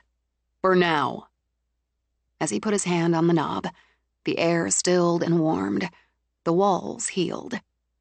When he opened the door, he found his arms full of Sonia and a pair of dogs leaping and licking. Are you all right? Sonia ran her hands over his face, his shoulders. The door wouldn't open. It slammed shut and wouldn't open. I couldn't hear anything. You couldn't hear anything? I mean, yes. The dogs were barking and jumping at the door. I pounded on it, called you, but you didn't answer. I didn't hear any of that. After a last look inside, he shut the door. That's interesting. Interesting? Interesting? I have to sit down. She did, on the floor in the hallway. Yoda scrambled into her lap and Mookie leaned on her shoulder. Trey hunkered down so they were at eye level. Let's go on down. And it's probably best to stay out of that room until we figure it out. Oh, you think? Staying out of the evil, scary room? There's an idea. The room's not evil, Sonia. Right. She pressed her hands to her face. Full panic. I don't know if I've ever hit full panic mode before, but now I'll know what to expect if I ever do again. Dropping her hands, she reached for his again. I didn't know what was happening in there to you. What happened in there? Somebody put on a little show. Not all that impressive, but I think you may be right about Hester Dobbs. So let her have the room, for now, and we'll figure it out. What show? Be specific. Rising, he brought her up with him, then shifted to put his arm around her shoulders to lead her away. The room got meat locker cold. The bed bounced some. Drawers opened and slammed. The best trick was making the walls bleed. She stopped dead. The walls bled? She couldn't keep it up, he said, and nudged Sonia forward. As soon as I touched the doorknob, it all stopped. Situation normal. Your situation normal and mine don't exist on the same planet. You're cold. Let's go back in the library, and you can tell me about last night. How are you so calm? I mean it, how? Mostly calm's my crisis mode. Giving in, Giving up, she leaned against him as she worked to get her breath back. Well, Jesus. I guess that's a good thing, even though it's completely baffling. In the library, she dropped down on the couch. Trey stirred up the fire, added another log. They're still bringing them in, by the way. I haven't filled the wood rack since I've been here. That wouldn't be Dobbs. No, she said as he sat beside her. And I don't think whatever is making up my bed, washing my teacups, is the same as what's playing music on my iPad. And the piano player's probably something else. She's outnumbered. Hester Dobbs. She hadn't thought of it that way. But now that she did, some of the knots in her shoulders loosened. I suppose that should inspire calm crisis mode. Last night, Trey prompted and took her hand. Last night, I fell asleep reading in bed. Then I woke up. Or didn't. If it was a dream, it was incredibly detailed. I was in front of a mirror. My father dreamed of the same mirror, one with the glass full length. Predators carved into the frame. Owls, foxes, hawks, bears, all on the hunt. But I didn't see me. I saw a room through the glass. So clearly. And I walked through the mirror like it was a door. Really? Obviously fascinated, he kept her hand in his, and those deep blue eyes never left her face. Where did you go? It was Marianne Poole. She'd be bride number 3. I think it was my bedroom, but the walls were papered, and she was in a different bed. She was birthing her twins. She told him, the details still fresh and clear in her mind. When she was dying, I've never seen anyone die, but I knew. I'd have known even if I hadn't read it in the Poole book. She looked at me. She saw me, Trey. No one had seen me, but as she was dying, she did. She said she had a son and a daughter, and I came from them. Sonia swiped a tear away. She'd fought so hard to bring her children into the world, and she was leaving it. I saw Hugh Poole rush in, and I watched him grieve when she died. He loved her. That was real. God, I could feel his grief. Then I saw her. Hester Dobbs. She just walked in. He didn't see her, but I did. She took Marianne's wedding ring. After a calming breath, she continued. I said, no, you can't. You can't do that. And she looked at me. She saw me. She said, and this is verbatim because I'll never forget, I can, I have, I will. Do you think you can stop me? Stop what I forged in fire and blood? You're the ghost here. She put the ring on, and she already wore 2 others. Wedding rings, I'm sure of that. And I woke up. Or came out of it, whatever the hell it was. Standing in my bedroom with poor Yoda whining and shaking. She laughed a little. I guess I whined and shook some too. Why didn't you call me? At 3-something in the morning? Yes. She looked at him, those oh-so-appealing blue eyes filled with concern. You actually mean that. Most people who say call anytime don't actually mean at 3-something in the morning. She gave the hand still holding hers a quick squeeze. Who are you? I can't claim I always say what I mean. I'm a goddamn lawyer. But if I tell you to call anytime, I mean it. You were afraid and had a right to be. You don't have to be alone. It helps having the dog. I know that's silly, but... No, it's not. No, she agreed. It's not. And it helped telling you all of it, and you believing me. Hold on. She rose to get her sketch pad. I drew them. The midwife, Marianne, everyone I saw. He took the sketchbook. These are great. I didn't know you could draw like this.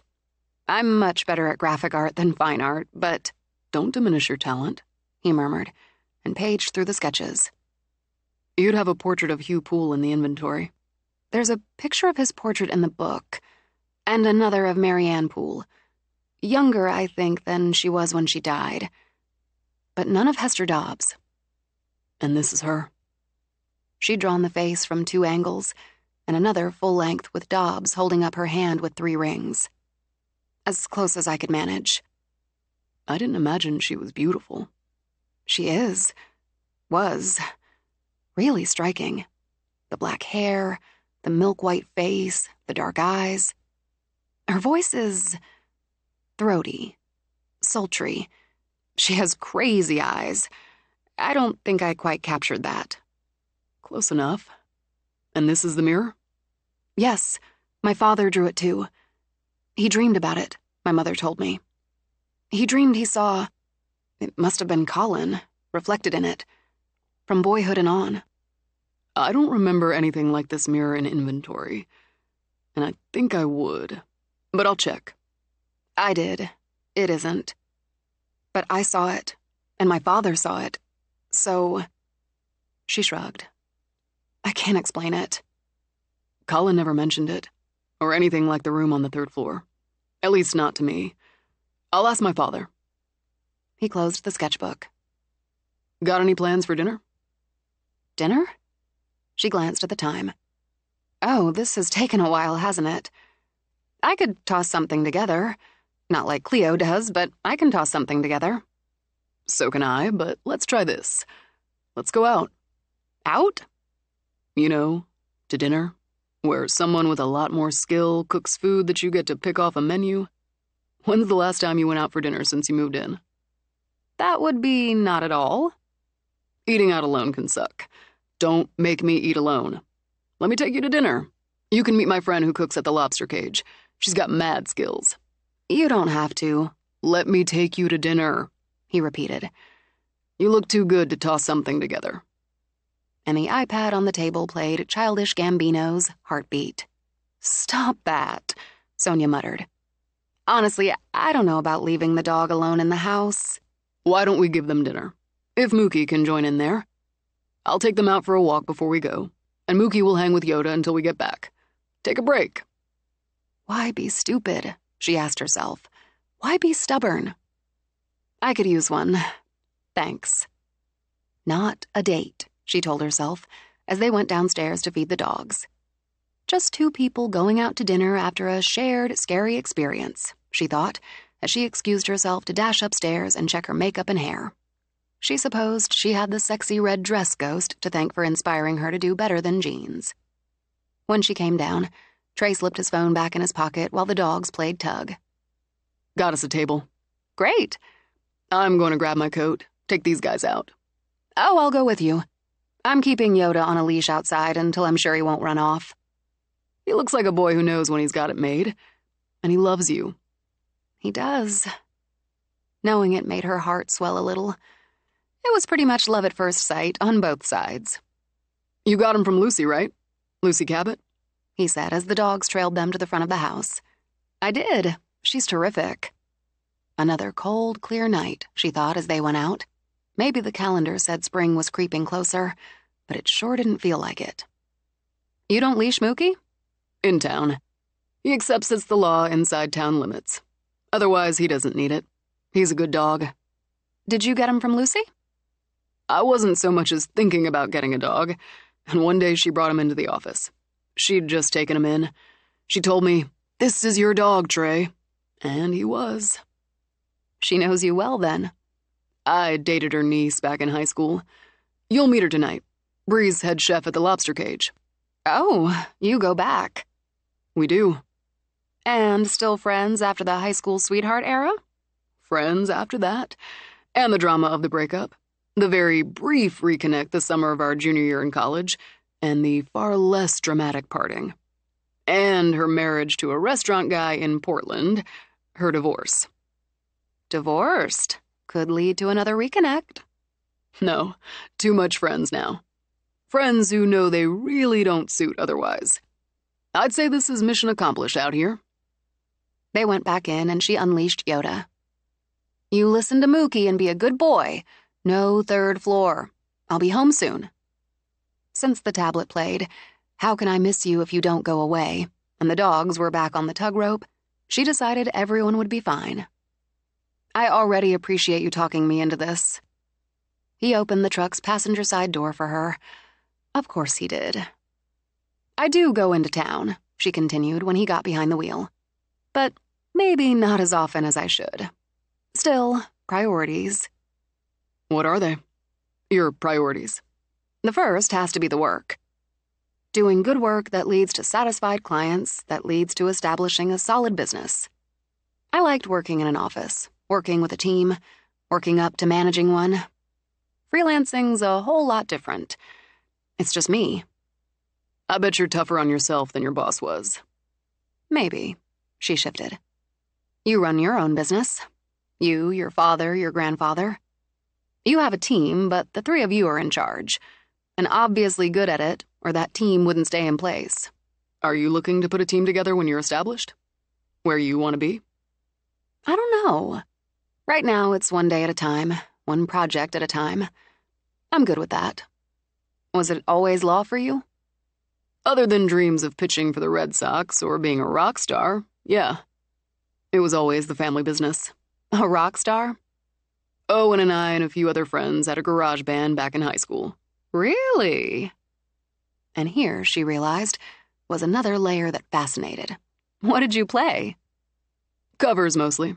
Foo Fighters, Green Day, Van Halen, some Bon Jovi, a little Aerosmith, like that. And some really bad originals. You wrote music? I wouldn't exactly call it music. And what instrument? Rhythm guitar. Never could fully master the G major ninth. Owen was lead guitar. He's got the hands for it. This is fascinating information. A whole new side to the village lawyer with his rescue dog and pickup truck. Do you still play? Play at, he corrected. Now and then. I'd like to hear you play. God, I'm relaxed, she realized as they drove into town. I wasn't sure what it would take to relax again after the gold room. He shot her a look of mild surprise. You're resilient. I figured that out in 5 minutes after we met. It's a very attractive quality. He pulled in to park. Resilient, she thought as she got out of the car. She'd take it. Chapter 16. The hostess, who might have been old enough to buy a legal beer, greeted Trey with a quick, flirty smile. Heard you were coming in. She flicked Sonia a look caught between wistful and envious. With a friend. Sonia, this is Hallie. Sonia Poole? McTavish, Sonia corrected. Right. I meant you're up at the manor. Wow. Welcome to the lobster cage. Your table's ready. She picked up 2 menus, the wine list, then escorted them through the dining area to a corner table for 2. Ian will be your server tonight, she continued as Trey helped Sonia with her coat. Enjoy. Oh, Trey, my dad really appreciates your help with the, you know. Give him my best. I will. Ian will be right with you. She's crushing on you. She's 20. And still, she's a very pretty girl, so you get points for not flirting back. She's 20, Trey repeated. Their server, short, wiry, with orange-streaked dark hair twisted into a topknot, arrived with a cheerful smile. Hi, Trey. Welcome, Ms. McTavish. I'm Ian, and I'll be taking care of all your culinary hopes and dreams tonight. How's it going, Ian? Going good. Grinning, Ian made a check mark in the air with his finger. Aced it. I never had a doubt. That makes one of us. Can I start you off with drinks? A bottle of water for the table? Wine? Trey asked Sonia. That's a yes. He skimmed down the wine list. We'll take a bottle of the Sauvignon Blanc, if that works. It definitely does. He added a bottle of water before Ian walked off. So, since you know everybody, what did he ace? Short version, Ian's dad got sick a couple years ago, so he dropped out of college to come home and help out. Got his degree online, and now he's working on his master's. In what? Environmental engineering. Ian's bright and committed. On behalf of planet Earth, I'm grateful. His dad? In remission. That's good. A busser delivered the water and had a quick word with Trey before Ian brought the wine. The lady'll taste it. Trey tells me you're working on your master's in environmental engineering. Yes, ma'am. I did some graphics work for Green Engineering and Environmental in Boston. Ian lit up as he drew the cork. That's one of the best. Tops my list when I'm ready to send out resumes. When you're ready, you could let me know. I'll put in a word. His jaw dropped a full inch. Seriously? I can't promise it'll have weight, but it can't hurt. Wow. That would be awesome. When he poured the wine, she sampled. And this is perfect. Ian ran through the night's specials, then backed off to give them time. First, you made his night, possibly his month. Second, you'd put in a word for a server you just met. You said he was bright and committed, so he is. He put his family first, which shows loyalty and heart. If we're going to save the planet, we need the bright, committed, loyal, and plenty of heart. We're on the same page there. Now, let's get down to immediate priorities. You eat here all the time. What should I order?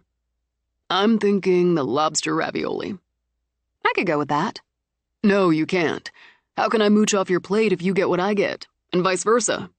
I see. Considering, she perused the menu. I feel a pull toward the crab-stuffed lobster tails. Surrender to it. You won't be sorry. You should go with the mashed potato puffs with that. If you want a starter... How am I supposed to eat the main, potato puffs, and the lemon-grilled asparagus if I have a starter? Fine, but you need the jalapeno hush puppies. I have to be firm on that. Deal. She closed her menu. My plans, loose as they were, included opening a can of tomato soup and making a grilled cheese sandwich. One of my personal staples. I'm a grilled cheese master. Is that right? I've never met a grilled cheese master. She leaned forward. Tell me more. Pepper jack cheese, sourdough bread, and chili oil. You'll thank me later. After Ian took their order, she sat back, picked up her wine. So, lawyer, grilled cheese master, teenage rocker. What else should I know? How about where you studied law? Cambridge.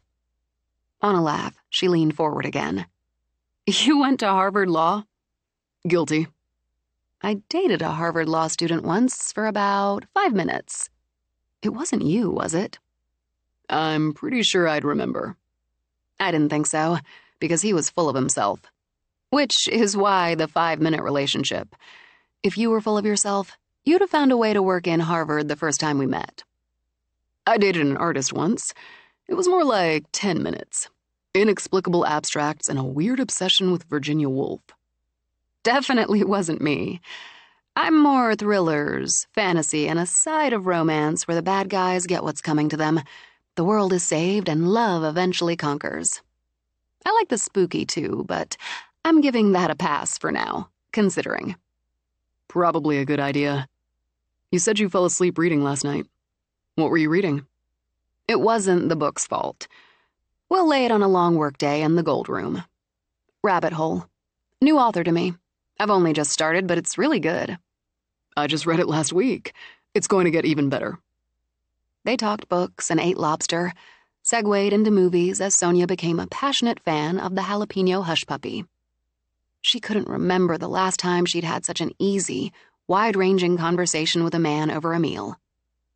That was amazing. Now I have to work out tomorrow, which is totally on you. You're all right going down to the gym? It's my house. She's got one room, and that's temporary. But it's my house. I'm thinking of asking Cleo to talk to her grandmother about a juju or mojo or whatever the hell it is. Is that a serious thing? Cleo's grandmother's serious about it. I met her when we spent an amazing spring break in New Orleans. She's fascinating. And spooky. Fascinatingly spooky, not scary spooky. She read my palm, my cards, tarot. What did your future hold? Some of it's more reading into who you are and what you're looking for. She was pretty damn accurate, but I put that down to her reading people well, and knowing me through Cleo. Then you get to meeting the tall, dark stranger, or going on a long sea voyage, and... She trailed off as Ian came back with dessert menus. Pulling herself out of the memory, she smiled at him. Just where would I put it? Between the two of them, they talked her into a cappuccino and the signature house-bred pudding. And? Trey prompted. You thought of something before. It's strange. I haven't thought of any of it for years. She said I'd face a betrayal, which would hurt but provide a fortunate escape and open opportunities. I'd be wise to take both. And that I'd make my home in a house of history and secrets overlooking the sea. She picked up her water glass. Looks like she was pretty damn accurate on that part, too. Spooky, she repeated and drank. I never believed any of it. Any of the, well, spooky stuff before I came here. How do you feel about it? Yet to be determined, she shrugged. Or partially. I love that house, Trey. Like Yoda, it was love at first sight, which I also didn't believe in before I saw the house or Yoda. Practicality or cynicism? Maybe a little of both, and I insist on maintaining at least some of both. That and your resiliency will help you deal with what's in the house. Charmed, simply charmed, she shook her head. You're not even the tiniest bit, we'll say, cynical about the manor. I grew up with it, and to some extent in it. You've had about a month. He glanced over as a woman with short, boldly red hair arrowed toward their table.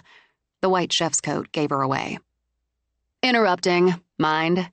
She snugged into the booth beside Sonia. Bree Marshall. Sonia McTavish. Trey told me you were a wonderful chef. He didn't say you were a goddess in the kitchen.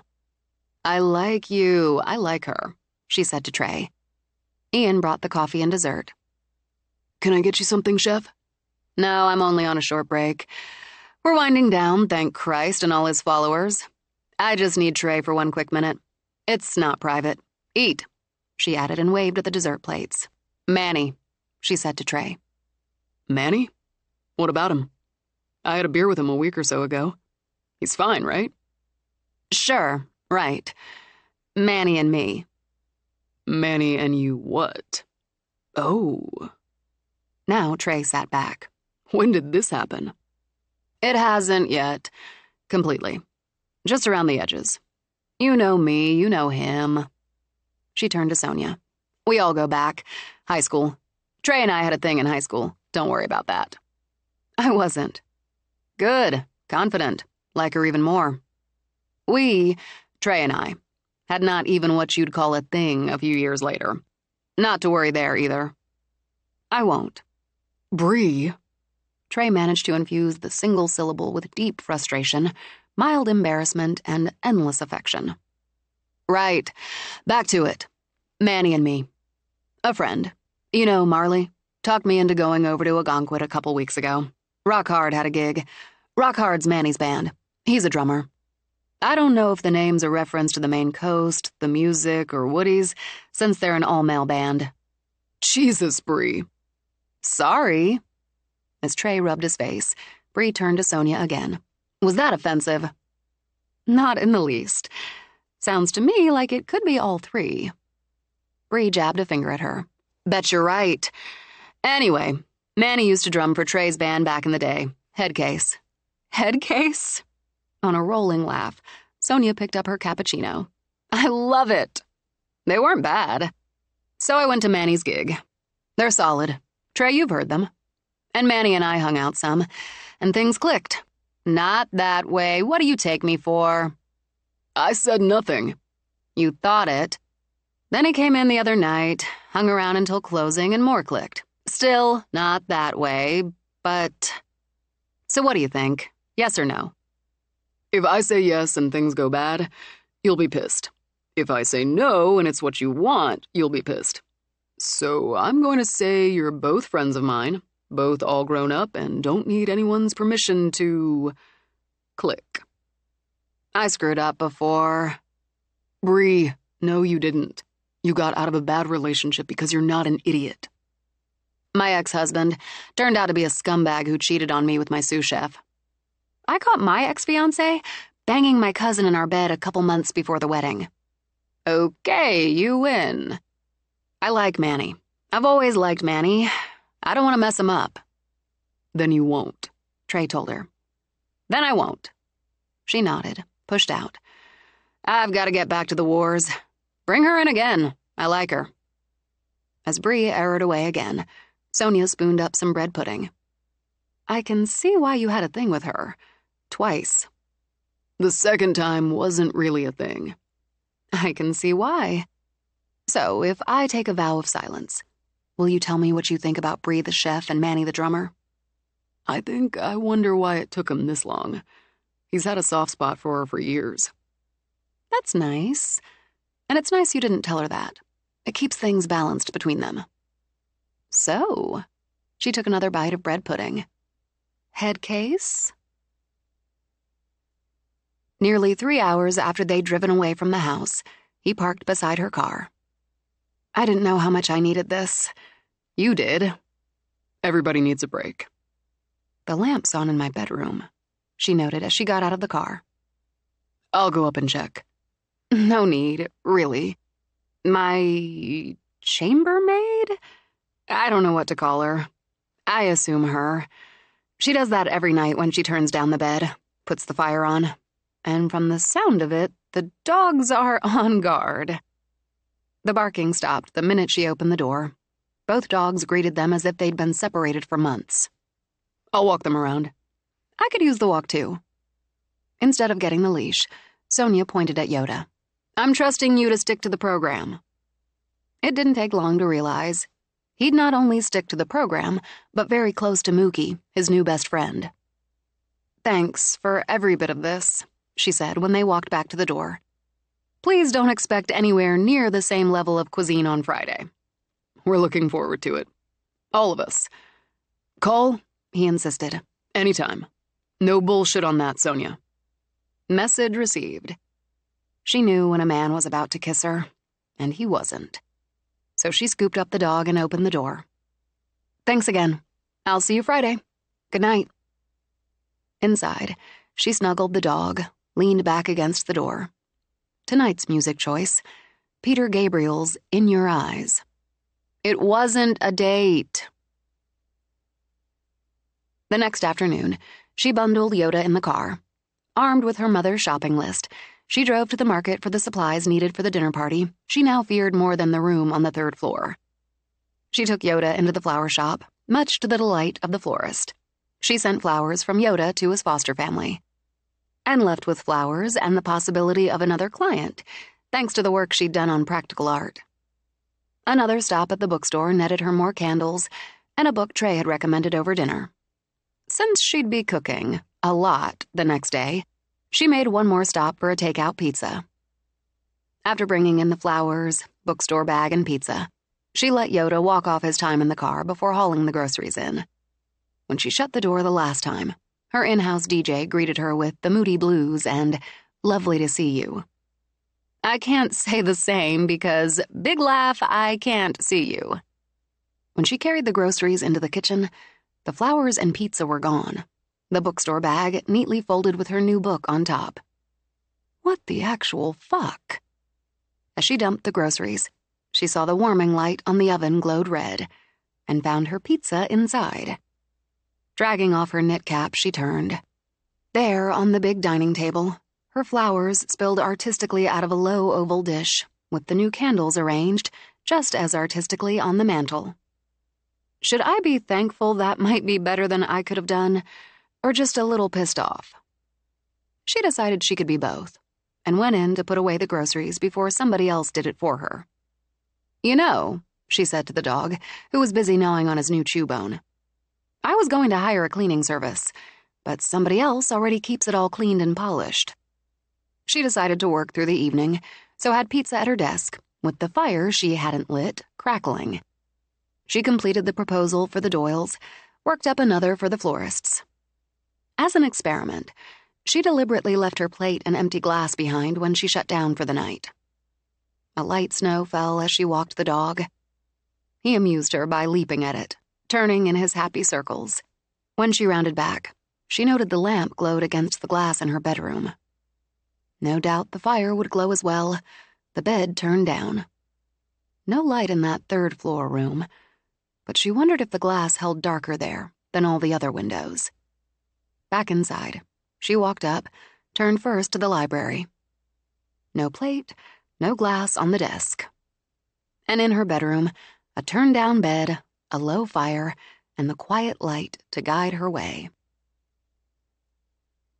She planned out her dinner party day, not like a general prepping for battle, but like a lowly recruit who'd been inexplicably field promoted. Stage 1, marinate the giant slab of cow, then say a desperate prayer she hadn't screwed that up. Stage 2, work until noon and pretend she had no other tasks. Stage 3, put on an apron, line up all the ingredients, and face the music.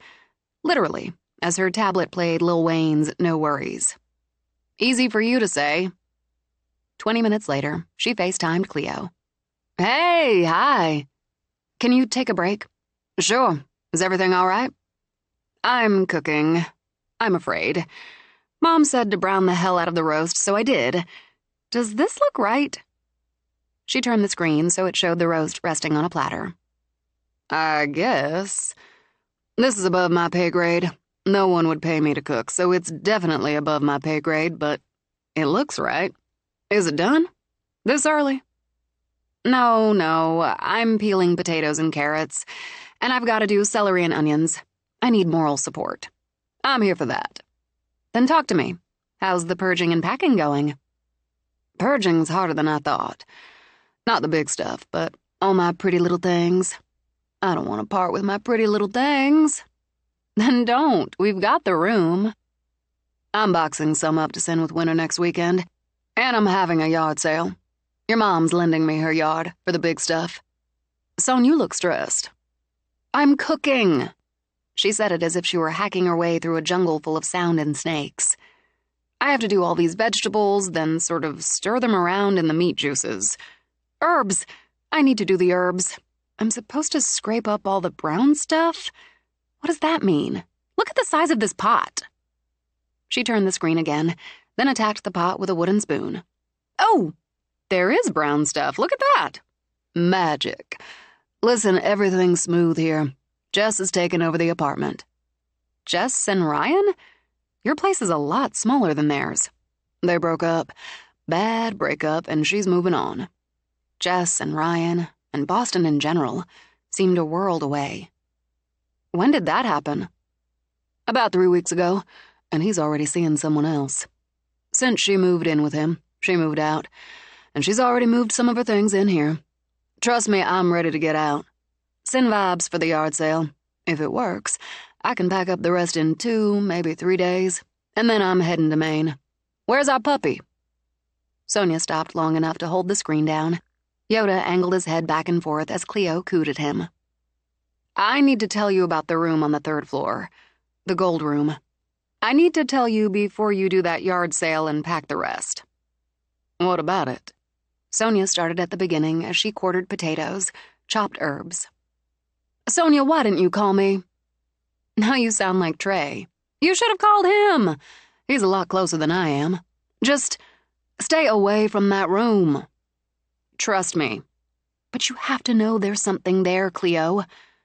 Not like the rest. I think it's evil. I hear myself saying that and want to roll my eyes, but I do. I think it's evil. Then we'll get rid of it. We'll find a way. I'm glad Trey was there to, well, experience it. There are more of us, Sonia.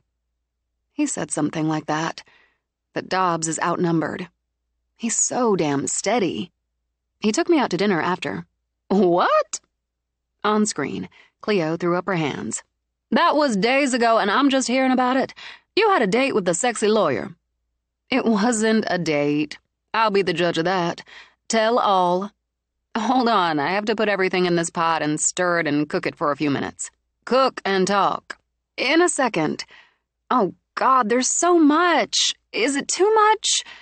I can't think about it. I'm just stirring. We went to the lobster cage. I met his ex. Awkward. No, not. I liked her. You'd like her. She's the chef there. And I'm getting ahead of myself. Plus, I forgot to tell you about the red dress. You wore the red dress? That's a date dress.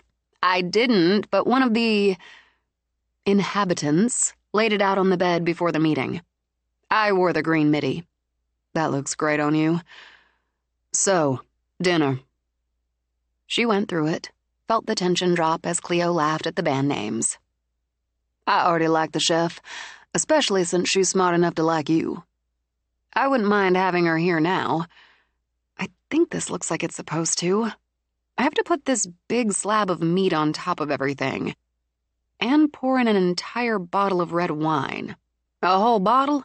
I wish I was there now because I bet that's going to be amazing. And because I wish I could tell you in person, Sonia, you had a date with the sexy lawyer. Because she had to admit she wished it had been, she shrugged. He didn't make any moves. Did you? No. But he may be a client. And I'm already sort of a client. And he's being such a good friend. I don't want to mess that up. And God, Cleo, he's so attractive, so appealing, so just, well, yum. I don't want him to be the rebound guy. He deserves better than rebound guy. Sonia, you broke it off with the cheating asshole over 6 months ago. 7. Over 7 months ago. You're way past rebound territory. Do you think? Absolutely. And you weren't in love with the cheating asshole.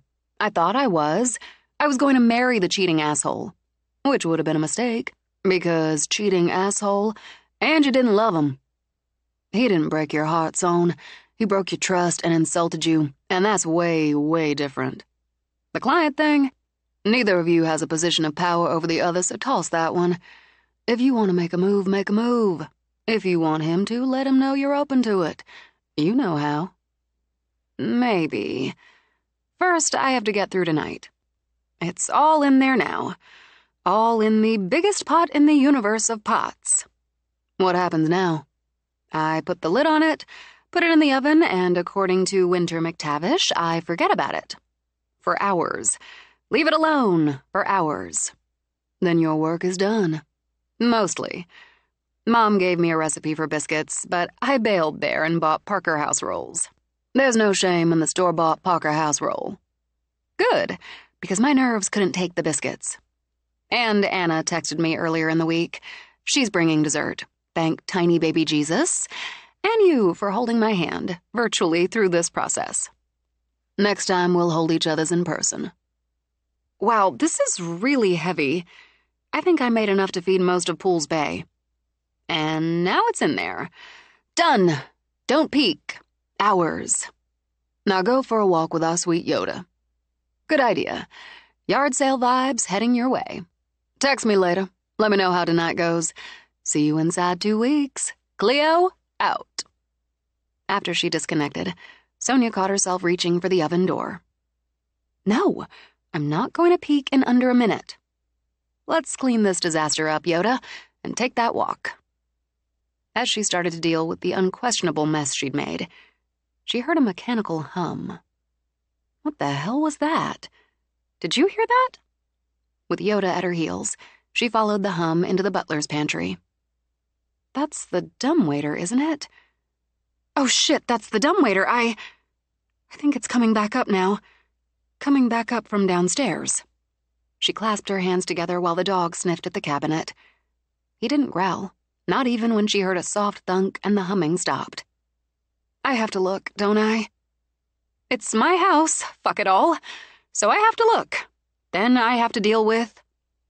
I don't know until I look. She stepped forward, and after a long breath, pulled the cabinet door open. Inside sat a large serving platter with painted copper handles and rim. A dozen star-shaped flowers circled that rim, with a single one centered.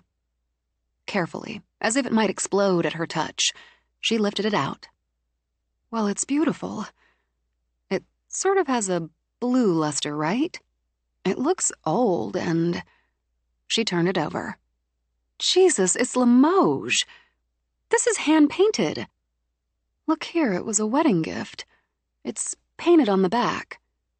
For Lisbeth on her wedding day, June 12th, 1916. She was one of the brides, Sonia murmured. I remember her name from the book. On the family tree Deuce did. I guess someone thinks I should use it. As carefully as she'd taken it out, she set it on the counter in the butler's pantry. And I guess I could. It's too beautiful to just sit down there in storage. From her tablet, David Bowie sang, "Right." Sonia pressed her fingers to her eyes. Gotta overlook the creepy. I don't know how, but I really have to do that. So, we're going to clean up this mess, then take a walk. A nice, long, quiet walk. And if that damn pot roast doesn't completely fail, we'll use Lisbeth's platter. Chapter 17. After dealing with the mess, after the long, calming walk with Yoda, Sonia peeked a couple of times. But what amazed her was the scent, and the scent permeating the house was gorgeous. It boosted confidence when she moved to a new stage. Dress for dinner. She went with a navy cowl neck paired with tights and booties, then spent far too long working her hair back into a French braid, which reminded her she had to make the firm decision about a stylist soon. Doors slammed on the third floor loudly enough to make her jump and for Yoda to snap out a series of barks. She's just trying to get us upset, so we won't be. We're going down. I'm going to make a nice charcuterie board. I'm good at that one. Picking up the dog, she rubbed her cheek to his as she walked.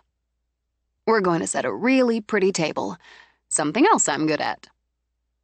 As she reached the landing, the slamming became a pounding. Her heartbeat matched it, but she continued down. It's like a tantrum, that's all. A bitch fest. Outside, the sound of the sea became a roar, and a sudden, vicious gale hurled rain and sleet against the windows.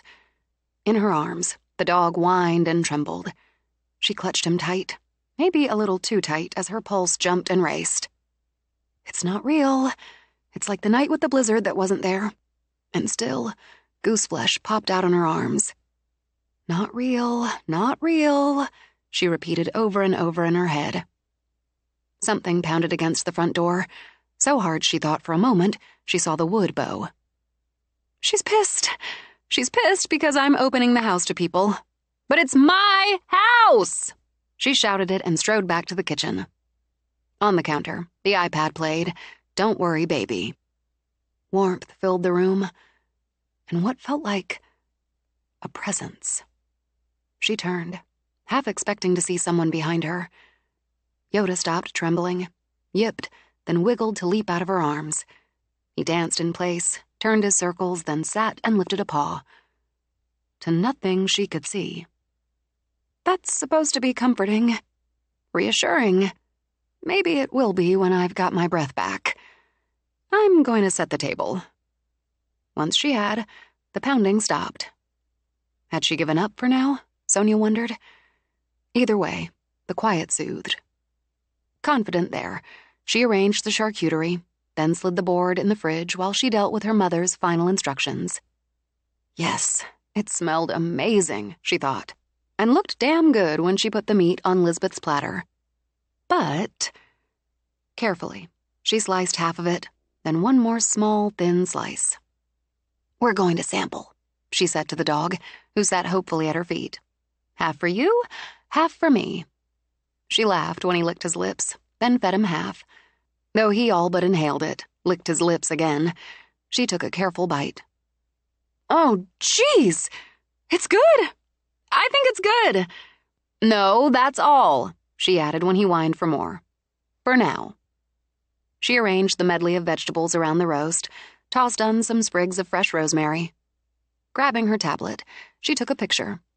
All but dancing in place herself, she texted it to her mother, to Cleo before hauling the platter into the second oven to stay warm. I'm supposed to thicken all this juice into a smooth, thin gravy. I wish I didn't have to, but if it doesn't work, we toss it out. Nobody has to know. She thought she managed it. She opened a bottle of red wine to let it breathe, added a pitcher of spring water. Pretty little plates and napkins for the appetizers she'd serve in the kitchen. Friendly. She started to go in and light the candles in the dining room, but somebody had beaten her to it.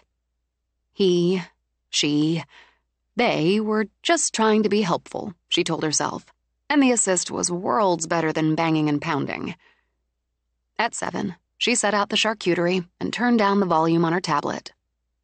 "Music's fine," she said to whoever listened, "but we're going to keep it nice and low. Background." She took off her apron, hung it up, then took a long look around. It's going to be fine. Still, Yoda's barks and race to the door just before the sound of the doorbell made her jump. Showtime! When she reached the door, she pointed at Yoda. Friends, then opened it to Anna and a man a full head taller holding a cake carrier. Anna moved straight in for a hug. "I just missed you in town yesterday, in the market. And this is Yoda. Hello, handsome. And this handsome's all mine. Sonia, Seth, Sonia." With his oak brown hair, sculpted features, and hazel eyes, he earned the handsome. "Nice to finally meet you, even though you're partially responsible for Anna working longer hours." "Sales are up," Anna said. "I think that's the art and artist's fault. Let me take your coats." At least one of us was close behind, saw the headlights. "Oh, it's a convoy of Doyles. We're never late for dinner." Doors slammed upstairs. "I'm sorry about that." Seth glanced up as Anna laid a hand on her belly. "I visited Colin with Anna a few times, but never heard." "I hope you can ignore it. I'm so glad all of you could come." Ace and Paula came next, bearing flowers.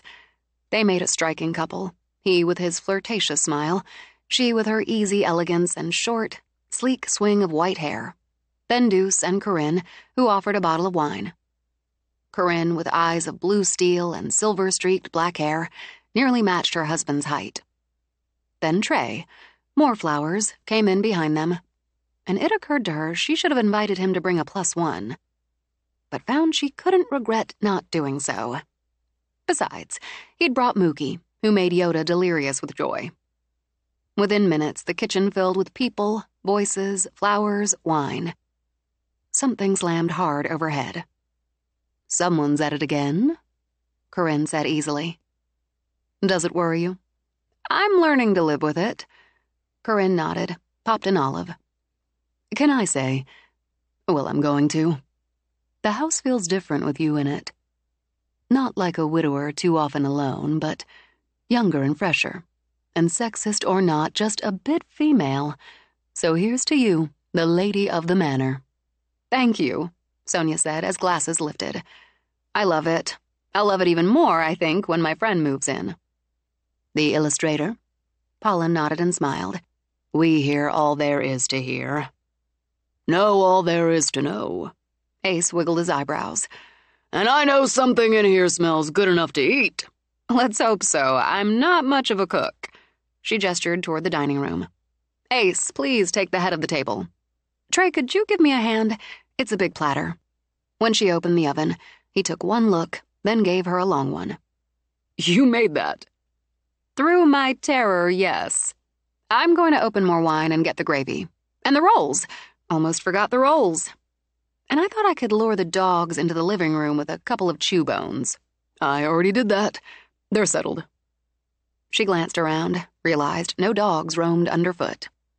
When Trey carried the platter in, she heard Ace's, "Now that's what I call a roast." She brought in the rest. "It looks magnificent," Paula told her. "Let's hope for good enough. It's a really big platter, so I'd like to plate everyone at the table." She moved to Paula. "A little bit of everything, thank you. No need to be stingy with me. You can load me up," Ace told her.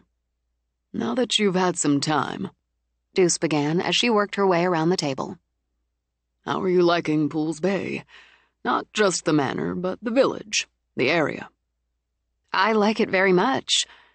I never really expected to move out of the city, or far from it in any case.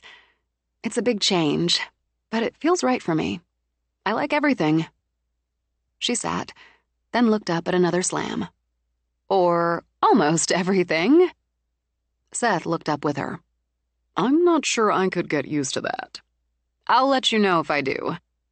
Right now, I'm trying to figure out how my mother is going to react when she's here next weekend. And since no one made gagging noises as they ate, Sonia concluded she'd done well enough on the meal. I'm sure she'll be delighted to see you. Corinne sipped from her water glass.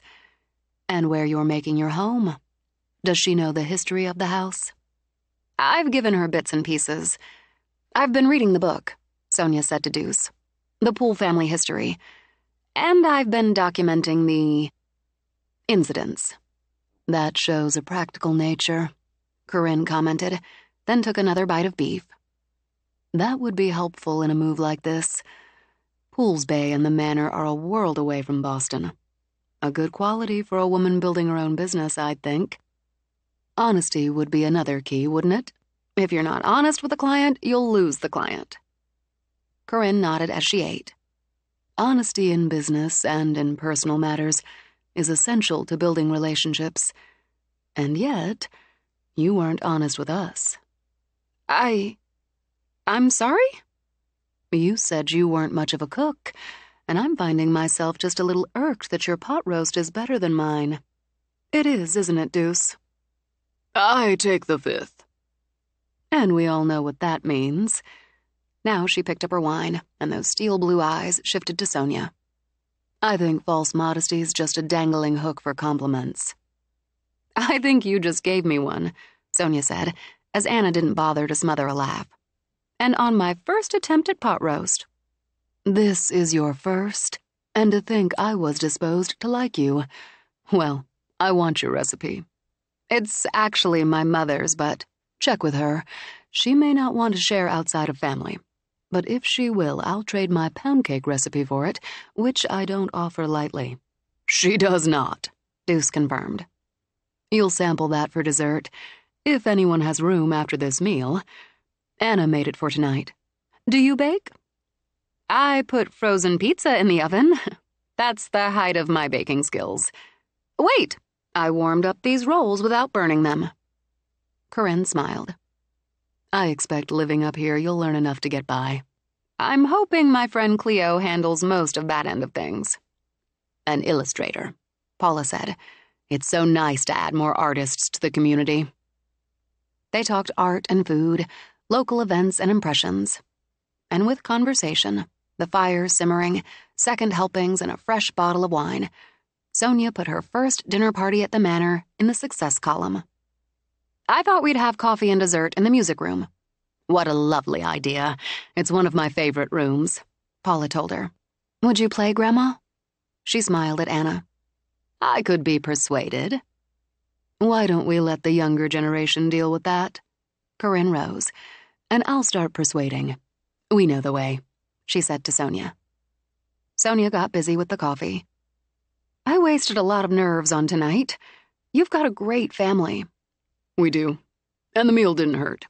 It was better than Mom's.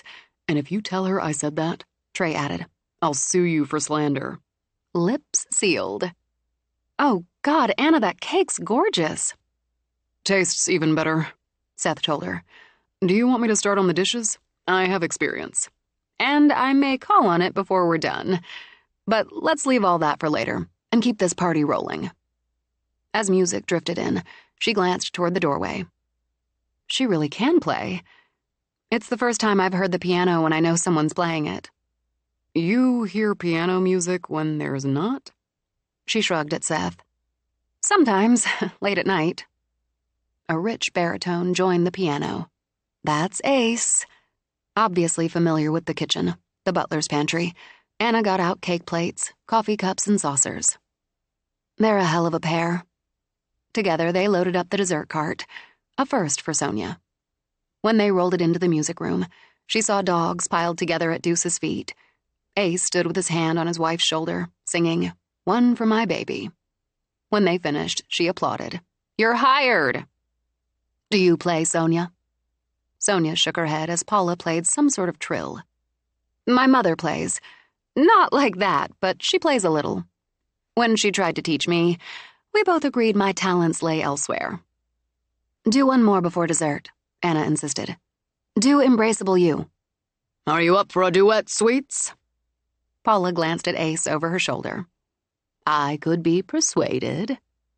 I asked them to sing this at my wedding. Our first dance. I've still got the moves. Seth turned Anna into a dance. It meant the world to them to sing at Anna's wedding, Corinne murmured. Their voices just mesh, don't they? They do. Deuce grew up in a musical household. He can play and he has a strong voice. I have no musical talent. Yours lay elsewhere, in your photography, your family. They do. Joanna played. Glancing over, Sonia saw Corinne studying the portrait. You were friends? We were. Trey told me you'd found her portrait. Seeing it, it's like time stopped. They'd like that you put her in here. This was one of her favorite rooms, too. It felt like the right place. Because it is. She surprised Sonia by linking their hands for a moment. She'd never hurt you. Do you think she's here? We'll talk sometime. I'll help with the coffee. I know how everyone likes it. Since she felt she had to leave it at that, Sonia sliced cake. Anne considered the idea of post-dinner in the music room a perfect choice when Anna sat down to play and dragged a clearly reluctant Trey with her to add his voice. Anna stopped abruptly and with wide eyes pressed a hand to her belly. Seth had already shoved up from his chair when her face lit up like the sun. I felt him move. I felt the baby move. Though she gripped Seth's hands, she looked at her mother. Mom. You're okay? Seth pressed his hand over hers. I don't feel anything. Too early for you to feel, Corinne told him as those steel blue eyes went damp. Right about on time for Anna. It's normal? Trey gripped his sister's free hand. It's a good thing. It's a normal, lovely thing. When do I get to feel him? A few more weeks, Daddy. Because it seemed like a family moment, Sonia slipped out. She'd give them a few minutes and get the dishes started. She walked into the kitchen and found it spotless. The dishwasher hummed, the sink sparkled, and when she checked the fridge, she found the leftovers, a fraction of what she'd feared and expected, efficiently tubbed. Oh, geez. I appreciate it. You didn't have to do all this. She still stood at a loss when Trey came in. No way you're this fast on KP. No, not me. Well, okay. I think everyone's going to head out. I was going to stay and give you a hand with all this, but no need for that. On cue, the tablet played Stay. She heard the nerves in her own laughter. Somebody likes having you around. Yoda came in, danced, whined. Oh, you want to go out? Of course you do. Give me 1 minute. I've got him. Mookie's going to want to go out with him. And when I say they're about ready to head out, it always takes a while for them to actually get out. He wasn't wrong. Seth, be a good boy and take the cart back to the kitchen for Sonia. Ace and I should take our old bones home. As Corinne said, we'll leave the younger generation to help with the cleanup. It seems someone from what must be a much older one already took care of that. You're not kidding? Anna patted Seth's butt. Come on, I'll go with you. I'll protect you and get my cake carrier. I ain't afraid of no ghosts, he said as he wheeled the cart away. Myself, I wouldn't mind an invisible maid, but, Corinne added, it must be disconcerting. A time and energy saver, and yeah, disconcerting's one word for it. I have, by my current count, the maid, a house disc jockey, a firewood hauler, the door slammer, the piano player. At least one of them likes dogs because they taught Yoda to shake. I need to write all that down, too. When you do, if I could see it. With what I know of the family and house history, Deuce told her, I might be able to help identify some of the occupants. Sure. I'll send it to you once I get it together. You're a sturdy young woman. Paula offered a hand, then closed her other around Sonia's. And we had an absolutely wonderful evening. Thank you so much. Sonia got coats as Trey brought Yoda back. I put Mook in the car. They wore each other out. He lingered in the foyer as his family left. You're okay? Yes. And if you're not, I'll call. This was great. And I think you're what the house needs. I hope it's what you need. She felt her heart flutter just a little as he stood close with his eyes direct on hers. It feels like it. Good. I'll see you soon. She closed the door behind him. He was thinking about it. I'm not wrong about that. He was thinking about making a move. She looked down at the dog. Should I have made the move? I'm gun-shy. That's what it is. I have to get over it. But tonight, I'm pretty worn out too. Let's go to bed, Yoda. She dreamed someone played the piano, but not in the music room. In the front parlor, Astrid played something lively and quick. An older woman sat by the fire, working with a needle and an embroidery hoop while she tapped her foot in time. In the grate, a log fell. Embers flew. Colin Poole stood beside Astrid and turned the page on her music. Someone had pushed the furniture back, so 3 couples formed 2 lines, weaving back and forth as they danced. She recognized what had to be Colin's twin, Connor, and the way he looked at his partner. She knew her for Arabelle, the woman he'd marry, the doomed Catherine's mother. But young now, all of them, except the woman by the fire. And she saw the man sitting nearby, smiling, sipping his whiskey as he watched the dancers. Astrid's parents, she thought. Not certain why she felt so sure of it. She moved through the room, a ghost among ghosts. She smelled the flowers, roses from the hothouse, the candle wax made by a family in the village, the wood smoke from the logs a servant named John split and stacked. It was early April. She knew it. Only weeks before Astrid Granville would marry Colin Poole. The first bride to marry at the manor. The first to die there. When the dance ended, Colin took Astrid's hand, brought it to his lips. It all froze. Astrid turned her head and looked at Sonia. We were so happy this night. A prelude, Colin said, to all the parties we would host, with friends, with family. We had everything ahead of us. I'm so sorry. Find the rings. You're the last who can. But I don't. Play, won't you, Astrid? Of course. The 6 dancers stood in their 2 lines. Colin stood at Astrid's shoulder. She played the same song, exactly as before. Everything moved, exactly as before. The old woman plied her needle and tapped her foot. The old man smiled and sipped his whiskey. Colin turned the page while the dancers wove. In the grate, a log fell with a shower of embers. And Sonia woke standing beside the bed. The dog slept on, so she hadn't disturbed him. She moved quietly out of the room, down the stairs, into the parlor. The furniture stood exactly as it should. Then again, she thought, it hadn't been the same furniture in the dream, or experience. No fire burned, no candles flickered, no oil lamps glowed. She wandered the room, but the only scent she caught came from the Asiatic lilies she'd bought the day before. At the piano, she ran her finger lightly over the keys. Then she walked into the foyer, looked up at Astrid's portrait. I heard you. I don't know what it means or what to do about it, but I heard you. But the house, and whatever walked in it, stayed silent. In the silence, she walked back upstairs. In bed, she closed her eyes and waited for sleep. Chapter 18.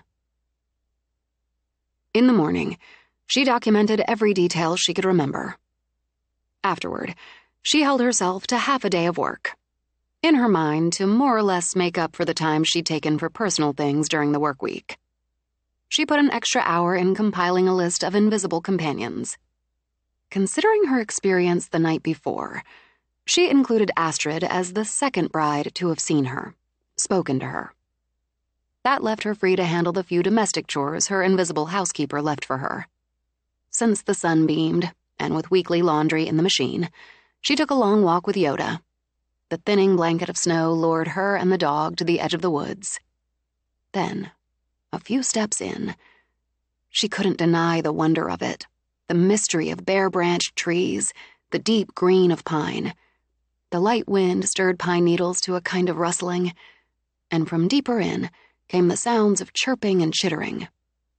Yoda scented the air just as she did, but the snow lay thicker there where the sun didn't quite reach.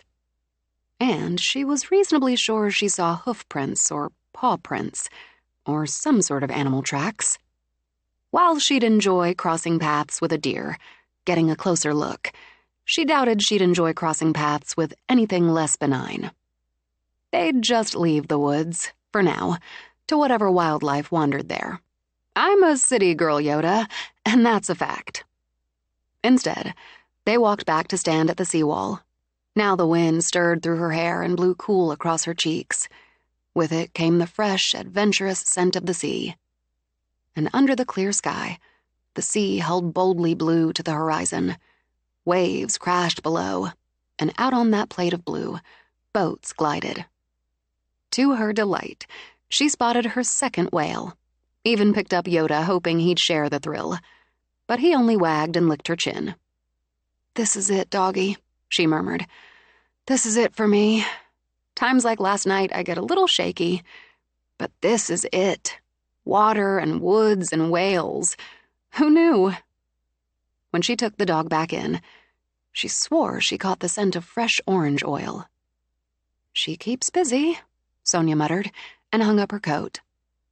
Very busy, Sonia decided, when she found her delicates hanging on the rod in the laundry room. A check of the dryer showed it empty, so she had no doubt she'd find what she'd tossed in it, folded and put away, just as she'd found the dishwasher empty, and the dishes all put away when she checked that morning. How would it feel, she wondered, to spend your afterlife, if that's what it was, cleaning up after someone else? However ridiculous she found it, she took a long breath. "Thank you very much. Please don't feel obliged." The iPad played Kid Rock's God Bless Saturday. "Okay, fine." She couldn't stop the laugh. "Message received." Clear skies gave way to thick, heavy clouds, and a solid 6 inches of snow fell overnight. Sonia took it as an excuse to indulge in a lazy afternoon. She took John D. coffee, added a generous slice of pound cake, then she snuggled in for the day. Games of tug with the dog entertained both of them. Cuddled on the sofa on the second level of the library, she streamed whatever appealed. She FaceTimed her mother, then Cleo. She watched the dog romp through the fresh snow. As normal a weekend, she supposed, as she could ask for. To cap it off, she and Yoda settled down by the library fire, he with a chew bone and Sonia with the book Trey had recommended. He wasn't wrong in that plug, as she gobbled half of it down in one sitting. She walked the dog under a pure white globe of moon that shed pale blue light on the new snow, and felt perfectly content and absolutely home. 1892. I look like a queen. No princess am I, as I am a woman grown.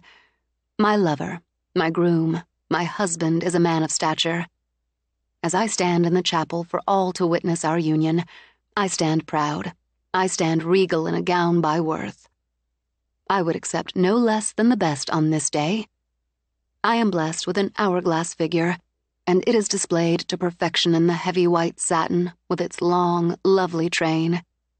Its fluidity enhances my waist, a waist so small, Owen can span it with his hands. And he has. The bodice of lace clings to my breasts and is layered with sheer gossamer to a deceptively modest high neck. I have eschewed the popular leg of mutton sleeves, far from flattering on me, for slimmer and ruched.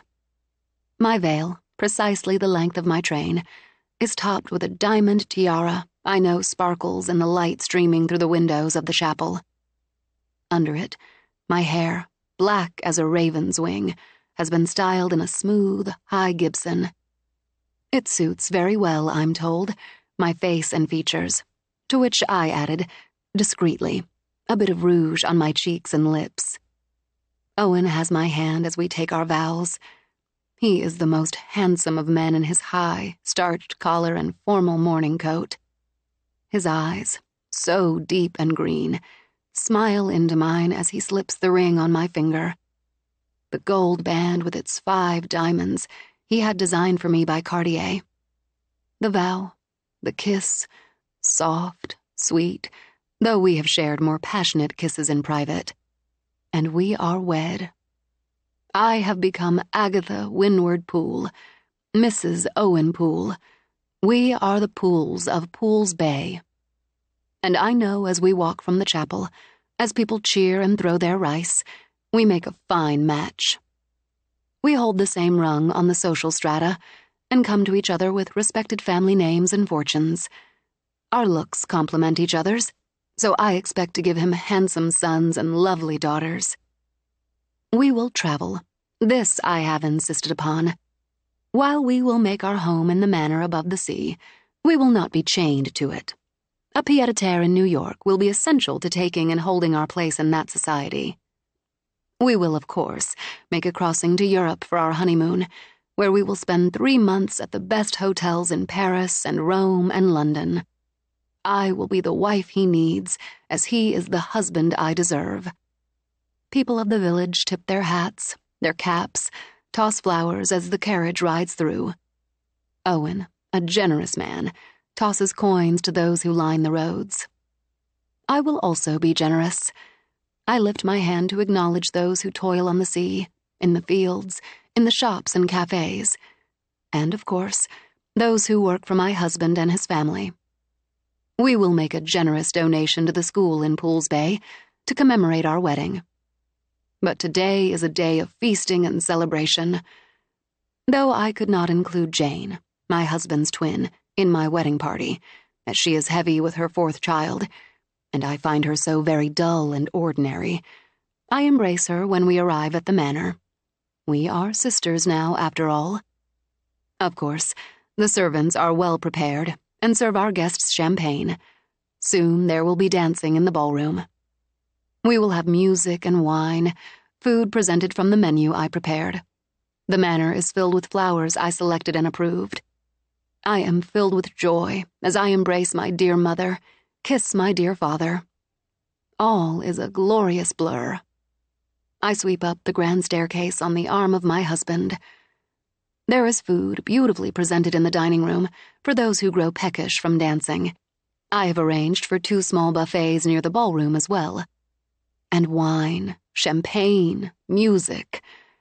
I dance with my husband, with my father, and with my father by marriage, my brothers, with cousins, with friends.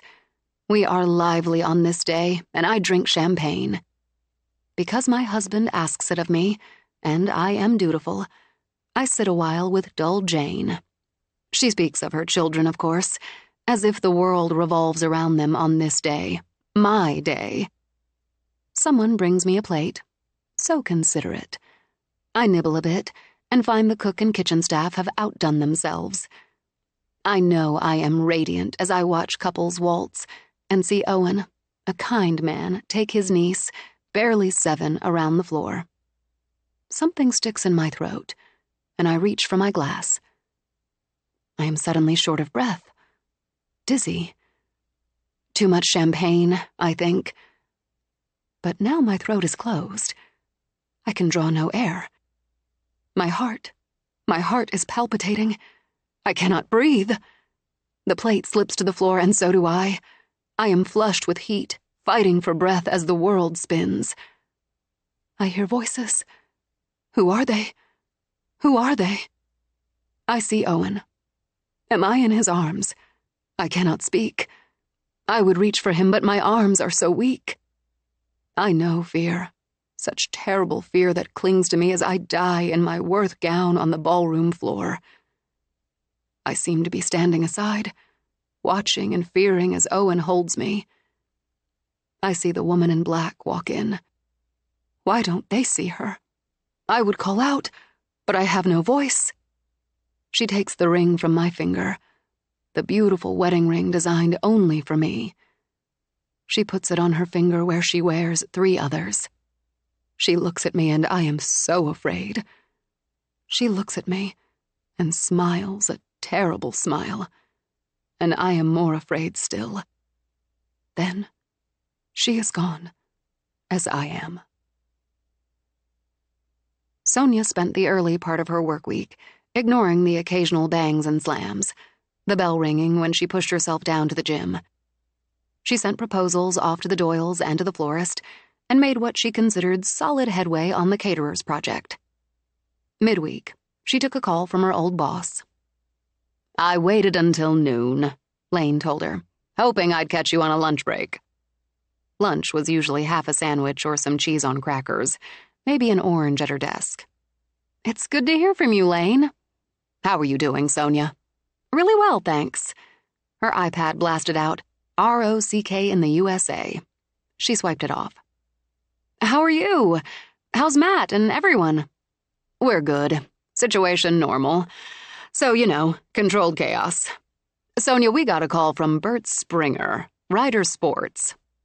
"I remember Bert, sure." "Ryder's opening another branch in Portland, Maine. They'll still have their 3 Boston stores, including their flagship." Puzzled why Lane would contact her about an account, Sonia answered cautiously. "Business must be good." "Must be. They want to refresh everything with a major campaign. It's a big expansion for them. Keep the logo, but with an update. Bert asked for you specifically." "Oh." Torn between pleasure and regret, Sonia reached for her Coke. "That's flattering." "You did good work for Ryder, and Bert knows it." "I had a team." "You did, and I'm going to be honest. I told him you were no longer with us, and we could certainly handle the project. I also gave him your contact information. Matt agreed with me on that." After the quick jolt, she struggled to keep her voice even. "That's more than generous of you. Both of you." "Fair's fair. He'll certainly contact you. In the meantime, we're going to work up a proposal and presentation." "Of course." "We're fond of you, Sonia, so I'm going to tell you, take the shot only if you're sure you can hit the target." "That's damn good advice, and I'm going to take it." When she hung up, she drank some Coke and tried to think. She got up and paced, and tried to think as Yoda took that to mean time for a walk outside. She took him out, let him do what he had to do, let him romp through the snow, and thought. She could hit the target if she got the shot. Yes, she'd had a team working on the designs. The signs, the ads, the beefed-up webpage, on all of it. But she'd headed that team. And an update, a refresh, wasn't an overhaul like Bert and Ryder's had wanted 4. No, 5. 5 years ago. Nearly 6, she remembered. The first time she'd headed a team on a major project. She was better now, she told herself. Yeah, damn right. If she got the opportunity, she'd take the shot. She started to call the dog, then heard someone coming up the road, and recognized Trey's truck when he rounded the last turn. Surprise! Of course, she wasn't wearing makeup. When would she learn? And had tossed an old jacket over older sweats. He looked so damn perfect when he pulled up, got out. Leather jacket instead of a parka, as the temperature had inched up a bit. Jeans, boots, sweater. His hair just the right amount of windblown. He'd smell good, too, she thought. He always did. Like, easygoing man. Nothing specific, nothing overt. Just, well... Looks like I didn't interrupt after all. No, we're just on our afternoon walk. No Mookie? He's with Owen and Jones. I had to go by there. Business. And he ditched me. He bent down to rub Yoda into delirium. Next time. I'm on my way to meet another client. Had a couple minutes. Come on in. No, really, a couple minutes. As he rubbed the dog, he frowned up at her. Is everything okay? Did something happen? You look a little stressed. No makeup, old sweats, gorgeous guy she'd really like to sink her teeth into, potential big job. No. Well, a work thing. Possible work thing. Oh yeah, I did meet Astrid the other night. Met? Astrid. The Astrid from the portrait. I really think so, yes. I want to hear about that, and have to figure it'll take more than the 2 minutes I've got right now. If you don't have plans later, why don't I come back? I can pick up a pizza. Sure. Why did he have those eyes, she wondered. Those glorious blue eyes. If you don't have any plans. Now I do. He straightened. Give me your toppings. Dealer's choice, except for anchovies. That's a firm no. Mushrooms are okay if you must. Got it. And I've about eaten up my 2 minutes. I wanted to come by in person to tell you. You're hired. Yes! In triumph, she gave his chest a light tap with her fist. You're not making a mistake. That's unanimous.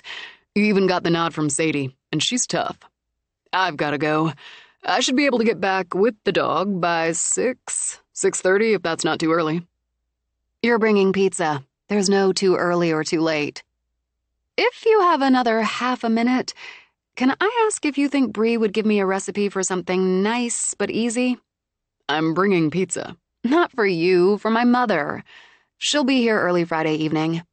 I don't want to do takeout after she's worked most of the day and driven up from Boston. I've never asked Bree for a recipe, so I can't say for sure. But you should give it a shot. She was going to take that shot, too, and pulled out her phone. Can you text her? Give her my number? If she's willing, she could text me. Remind her she likes me. No problem. See you tonight. Which, she thought as he drove off, for her own purposes, she'd consider a date. But now his firm's a client, so no taking a shot there unless I'm absolutely, positively sure. Back to work, Yoda, so I can close it down in time to make myself presentable. Casually appealing, she added as they started toward the house. That's the goal. She planned to knock off at 5 sharp. But she got the go-ahead for the florist job, then had a long conversation with Bert Springer. Grateful the conversation wasn't via Zoom, so he couldn't see the nerves, she took detailed notes. In the end, she'd agreed to work up a proposal and presentation. When she hung up, she sat very still. I can't blow this. What if I blow this? I can't blow it. Her iPad played the Rocky theme and broke her panic with a laugh. Okay. It's okay. I've got ideas. I just have to pick the right one and make it shine. And, oh shit, it's almost 5:30. Shit! She shut down, then dashed over to her bedroom. The red dress lay on the bed. No. It's pizza in the kitchen. Face first. She raced into the bathroom, took a breath. Not too much. Just a little this, a little that. Not too much still took time, especially since she couldn't decide on a happy dance or dropping her head between her knees. She had 3 new projects, and one was a whopper. She still had one to finish, a client to satisfy. So we're rolling. We're busy, productive, and very, very nervous. When she walked back into the bedroom, the red dress had been replaced by stone gray jeans and a red sweater. Okay, that's a very nice choice. We'll go with it because I don't have time to think about it. She changed, decided her wardrobe assistant had made the perfect choice. As she tossed the sweats in the hamper, Yoda let out a bark and tore out of the room. The doorbell rang. Okay, here we go. Yoda danced at the door, and when she opened it, the dogs immediately greeted each other with canine joy. A man, a dog, and a pizza. Jackpot. You have to pay for it with a ghost story. No lack of those around here. Let me take your jacket. I've got it. He handed her the pizza before heading to the closet. From the library, the iPad played, Welcome to the Party. They never quit. Come on, boys. And man. From what I've heard, your DJ has eclectic tastes. They lean toward rock or pop, spanning eras, and... Sonia glanced back as they walked toward the kitchen. They're quick. How did things go with the client? Outside of privilege, I can say good enough. I'm also going to say that alone, he pointed a finger up, would send a lot of people heading back to Boston. I like music. After setting the pizza box on the counter, she peeked inside. Pepperoni and black olives. I hear that's your go-to. No secrets in Pools Bay. Oh, more than a few. I guess a lawyer would know. Want a beer? Thanks. His brow lifted when she pulled one out of the fridge. Sam Adams. I hear that's your off-tap go-to. So it is. Bottle's fine, I don't need a glass. She handed him the bottle and wine for herself. Has Mookie eaten? I picked him up too early for him to mooch off Jones. Then he can mooch off Yoda. She fed a couple of hungry dogs, got plates before they settled at the small table. Trey slid a slice on each plate before tapping his bottle to her glass. Did you get a chance to text Bree? I did, and she grilled me some. Food allergies and all that. I just said you didn't mention any. She wanted your skill level. Did you tell her nil? With that slow smile, he shook his head. Sorry, cutie. The pot roast ruined you there. That was a one-off. I hope not. Anyway, she said she'd send you something. She's tight with her mom, so you got points for wanting to make dinner for yours. Sonia's eyes laughed over a bite of pizza. And Manny? Is she tight there too, by now? Don't know, didn't ask. Don't really want to think about it. Pay up. He gestured with his beer. Astrid. Astrid. I think I went through the mirror again. The mirror from your father's sketches. She nodded, drank some wine. I don't remember that part, but it felt like it, which is impossible to explain. You don't have to. I don't know if it was a dream or real, but it felt real. I was in the front parlor, she began and told him. I woke up, or whatever I did, standing by the bed again, but Yoda was still sleeping. Maybe because it wasn't scary this time. Or not scary and tragic like seeing Marianne Poole die. But she saw me, Trey, and she looked at me, spoke to me. No one else in the room did. I think she's the piano player. She doesn't play in the parlor now. And I'm wondering if it's because she's sad. And that night, the night I saw, everyone was happy. You didn't call me, he pointed out. It wasn't scary. Not like before. I admit, I'd actually feel better about it if I thought I'm hallucinating, but I'm not. I can go through the house, try to find the mirror. I don't think you'd find it. I honestly don't think anyone will until it's ready to be found. You're ascribing a will to a mirror. She put a second slice on each plate. And that's the strangest thing about all this? Got me there. I've thought about it. A lot. I think these, I'm calling them dreams, are a positive.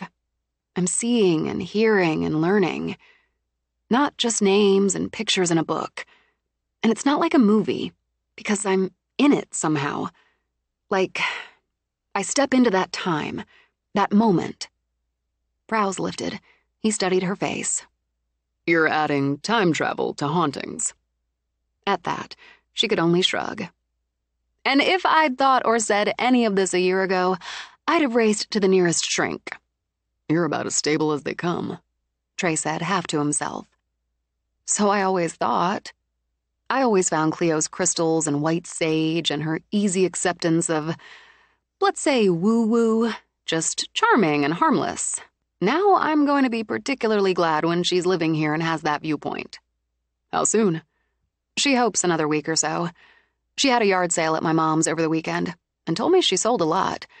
She's packing up some things, and my mom will bring what she can. And she's already got someone who'll take over the apartment.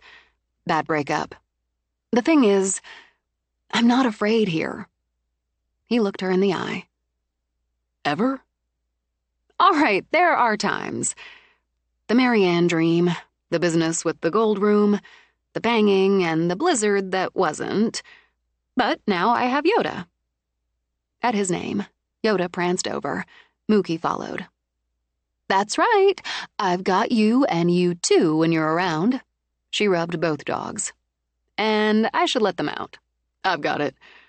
Are you trusting him on his own? I've let him out a couple times. Watched him like a hawk. He stays close. And he'll stick with the mook. He doesn't wander off. Trey opened the door, but watched while the dogs played in the snow. Yoda sees them.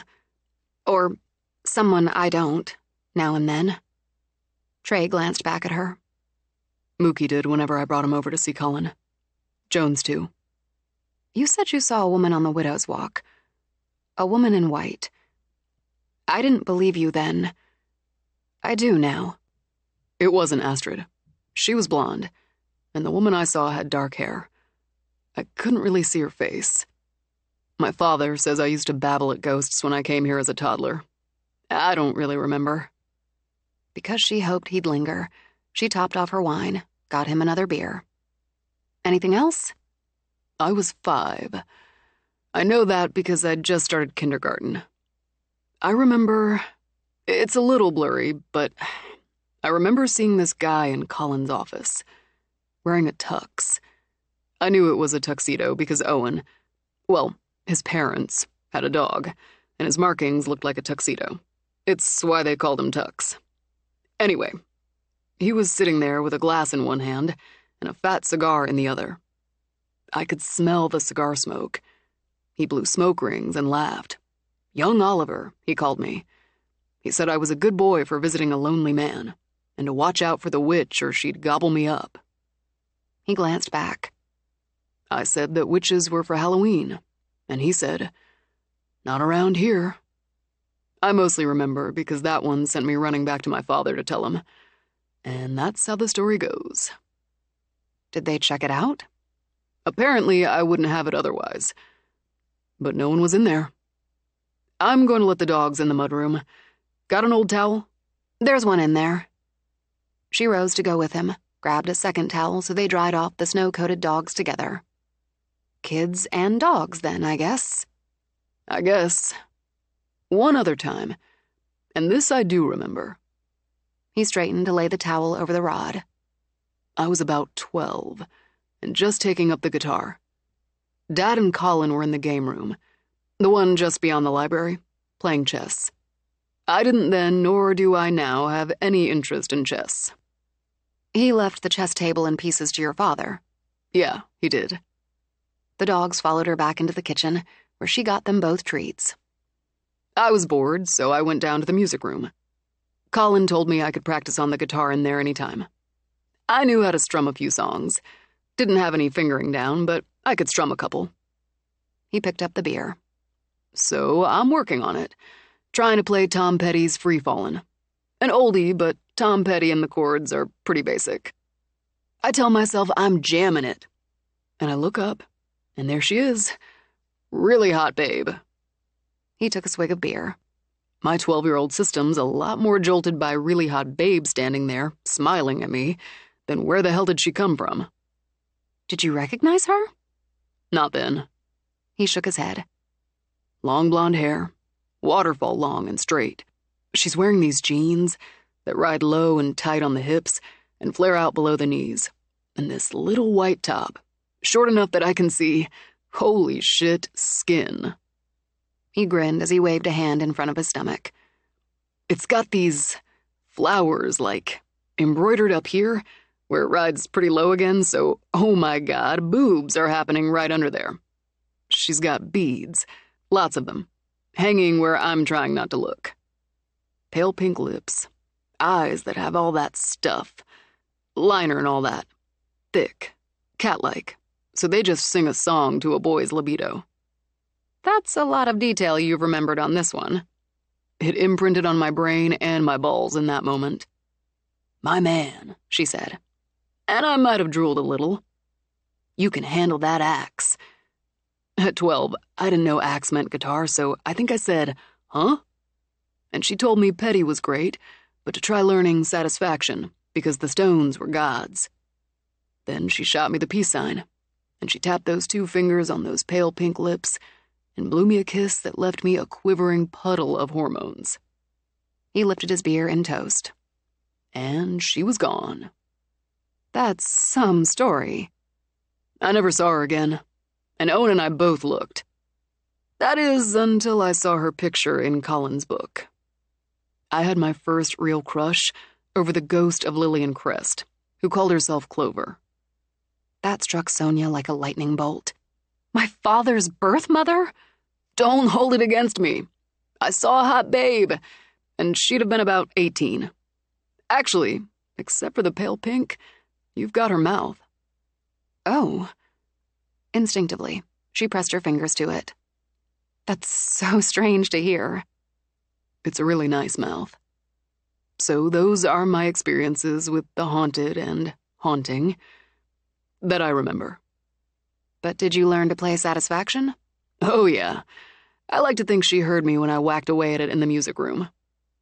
I'm not a music history buff, but I don't think Tom Petty was around, professionally, in the 60s. No. He didn't hit until... With a frown, Trey trailed off. No. Why didn't that come home to me before? 12-year-old hormones. Impossible, Sonia admitted, to ignore the fact that the man who currently had her hormones humming had once crushed on her biological grandmother. In spirit, she supposed. She kept up somehow. Must have. Colin liked music. You saw his vinyl collection. And with a second lightning bolt, Sonia raised a hand. Trey! Maybe she's the DJ. Having that same thought. On the counter, Sonia's phone played ABBA's That's Me. Holy crap! She grabbed her wine, took a gulp. Give me a second, because this is good. Unsettling for a minute, but good. That's your biological grandmother. Okay, back to unsettling. But it's good. We have an identity, and that has to be positive. I'm not calling her grandma. I mean, when you think about it one way, she's younger than I am. I wonder if Colin ever met his mother. I don't think he ever mentioned that to my father. I didn't tell my dad or Colin. I told Owen because, hot babe. Is it odd that I'm going to feel easier knowing who she is? I think it would be odd if you didn't. She isn't trying to scare you. She wasn't trying to scare me. She was, and is, making a connection. She died here. And it hurt Sonia's heart to think of it. She had to be afraid. In pain. But she plays music for me. I got a chance to bid on a major account today, and she played happy music for me. What major account? Oh. Distracted, she pushed a hand at her hair.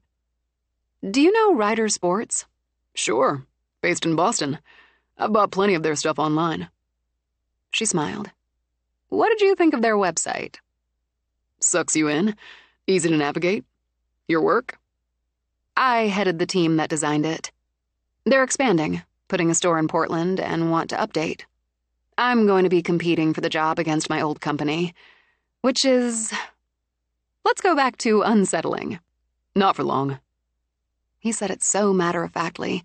He gave her a boost she hadn't known she needed. You're confident in your work for a reason.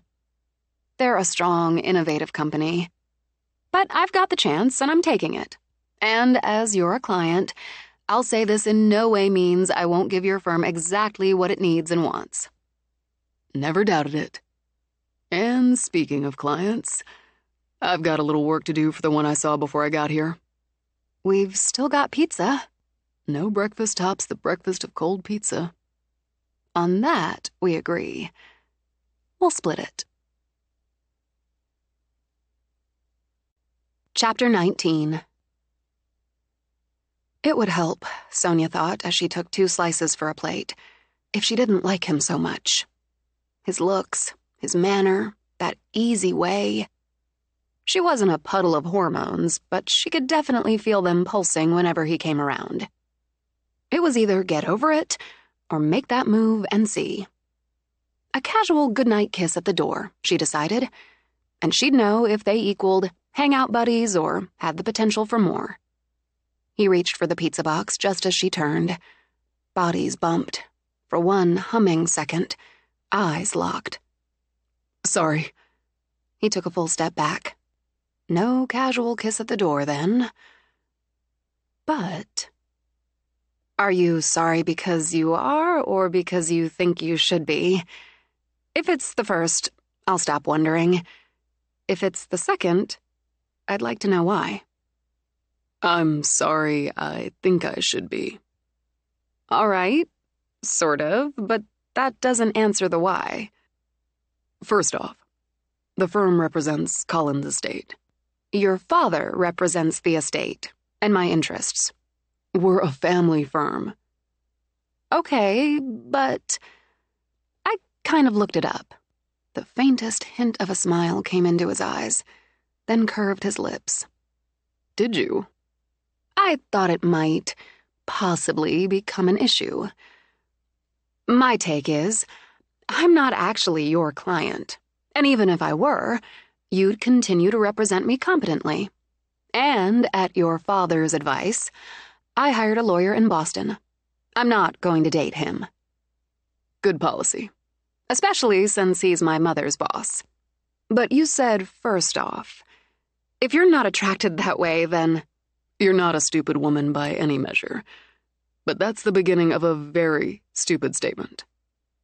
He slid his hands into his pockets. The way I see it, you've had a lot of major upheaval in less than a year. You called off your wedding. That's right. I think that's the sensible thing to do when finding your fiancé in bed with your cousin, don't you? Sensible doesn't mean you weren't hurt. I was pissed, shocked, and that still grates because it makes me a fool. And pissed, which is better. But I'm a little ashamed to admit I wasn't as hurt as I should have been. As I would have been if I'd loved him the way I thought I did. The way I should have loved a man I was going to marry. But he wasn't the man I thought he was, and that makes me a fool. You're not.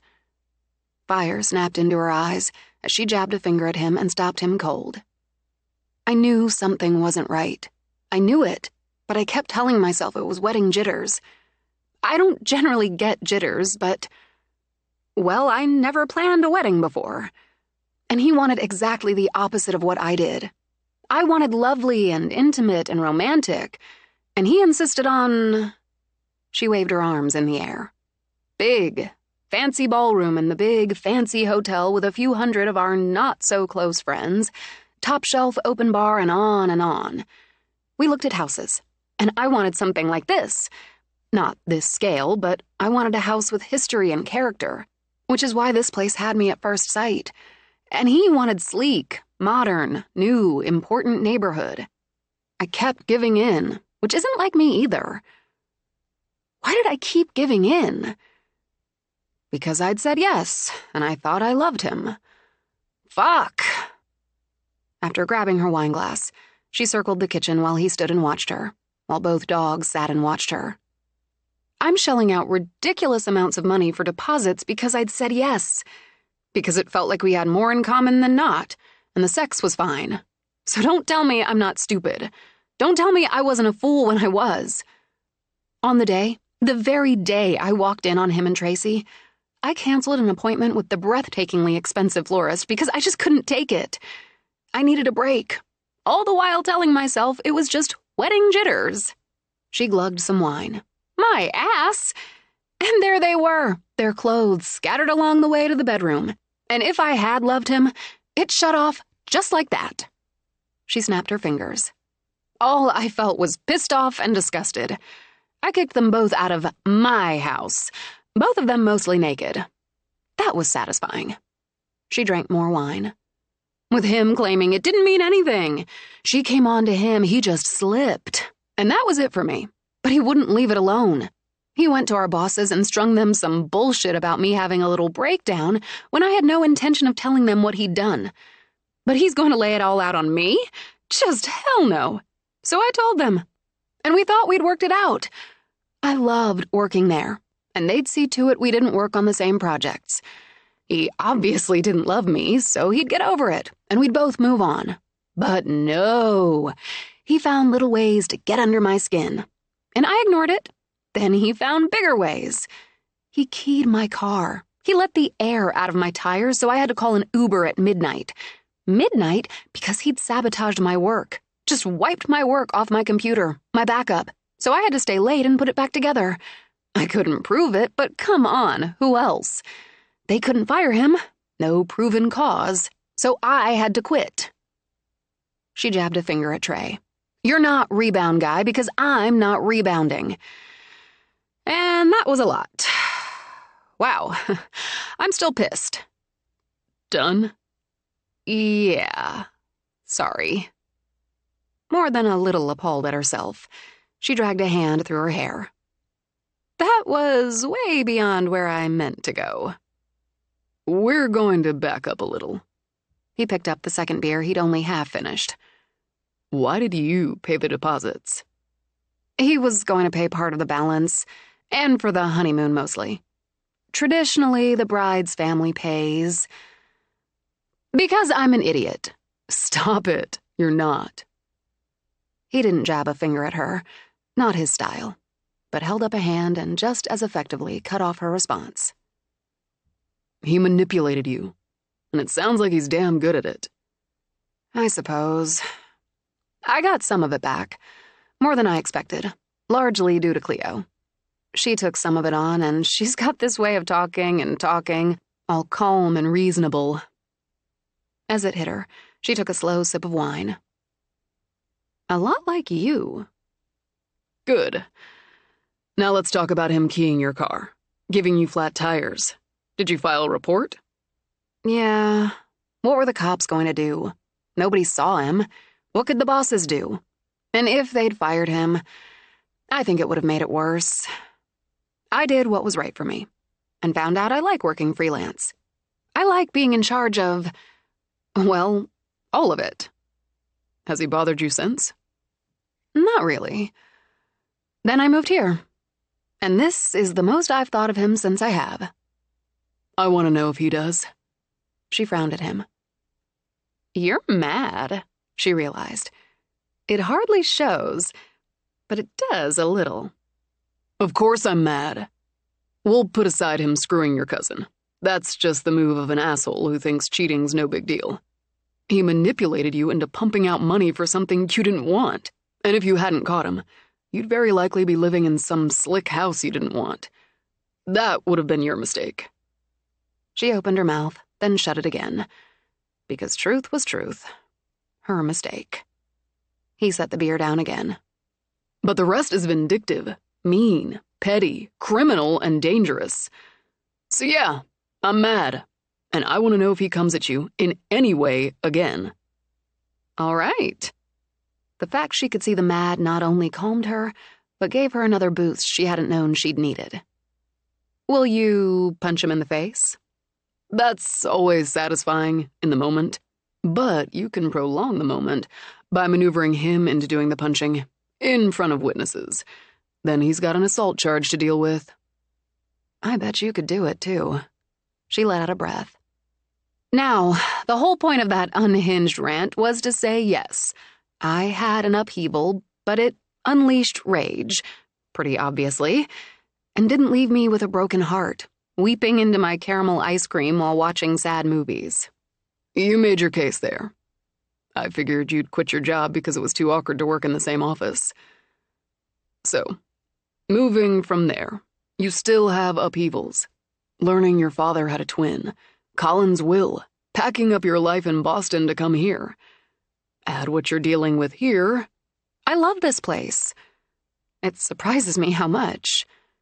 Still, I understand you might not want to get involved, on a personal level, with a woman who goes on an unhinged rant about a man she broke things off with months ago. You didn't. I didn't? You went on a rant about a situation and your reaction and responses to it, which, in my opinion, you're taking too much of the blame for. But you'll get over that. I will? Because you're really not stupid, Sonia. But he did hurt you. Even if it was only your pride, your ego, your sense of trust. He hurt you. Cleo said about the same. Maybe I should try to fix you up with Cleo. I like her, but I'm interested in someone else. After all that? More after all that, actually. He took a step toward her.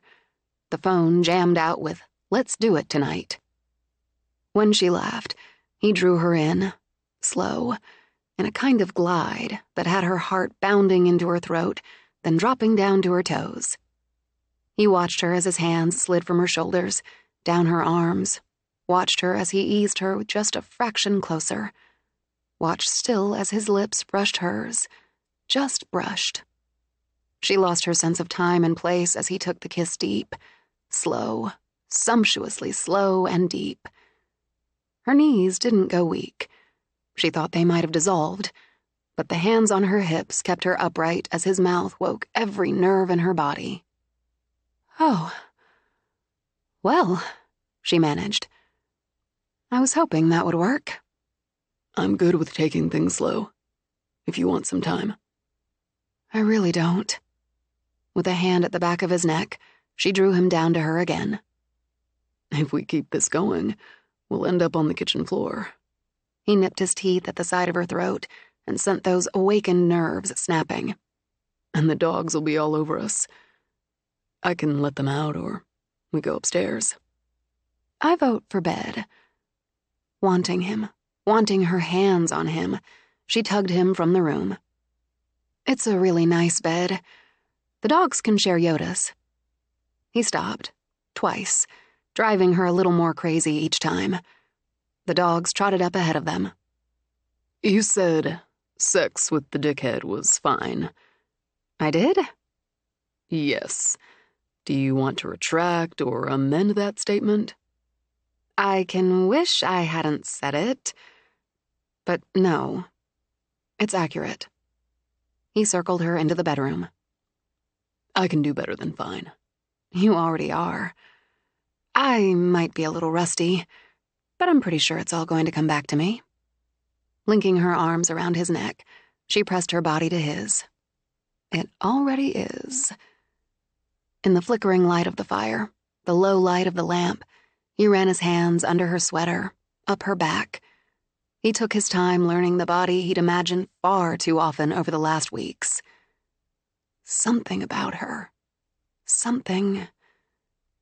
Now, she hummed low in her throat as his hands roamed. Now he felt her skin warm under the trail of his fingers. Nice sweater. She quivered just a little as he drew it up and off.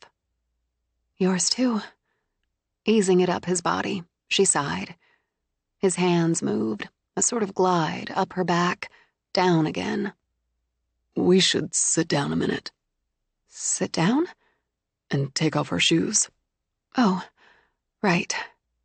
They sat, hip to hip on the side of the bed. A little rusty, she said. Not from where I'm sitting. She tossed back her hair. Maybe a little nervous. We'll take care of that. And sitting hip to hip, he cupped her face in his hands and kissed her. Need smothered nerves. As she shifted to him, everything took on such focus, such clarity. The feel of his skin against hers, the taste of that wonderfully lazy mouth, the big, hard-palmed hands on her face, the scent of flowers and him. The smooth, crisp sheets when he laid her back made an arousing contrast with the weight of his body on hers. He never broke the kiss, but took it deeper. Slow, slow, slow, while his hands began to move again. Under those hands, her heartbeat thickened. Under those hands, she luxuriated in being touched, and used her own. Lean muscle, hard planes, strong shoulders. So long, she thought, since she'd explored a man's body, felt him respond to her touch. Testing now, both of them, gauging those responses.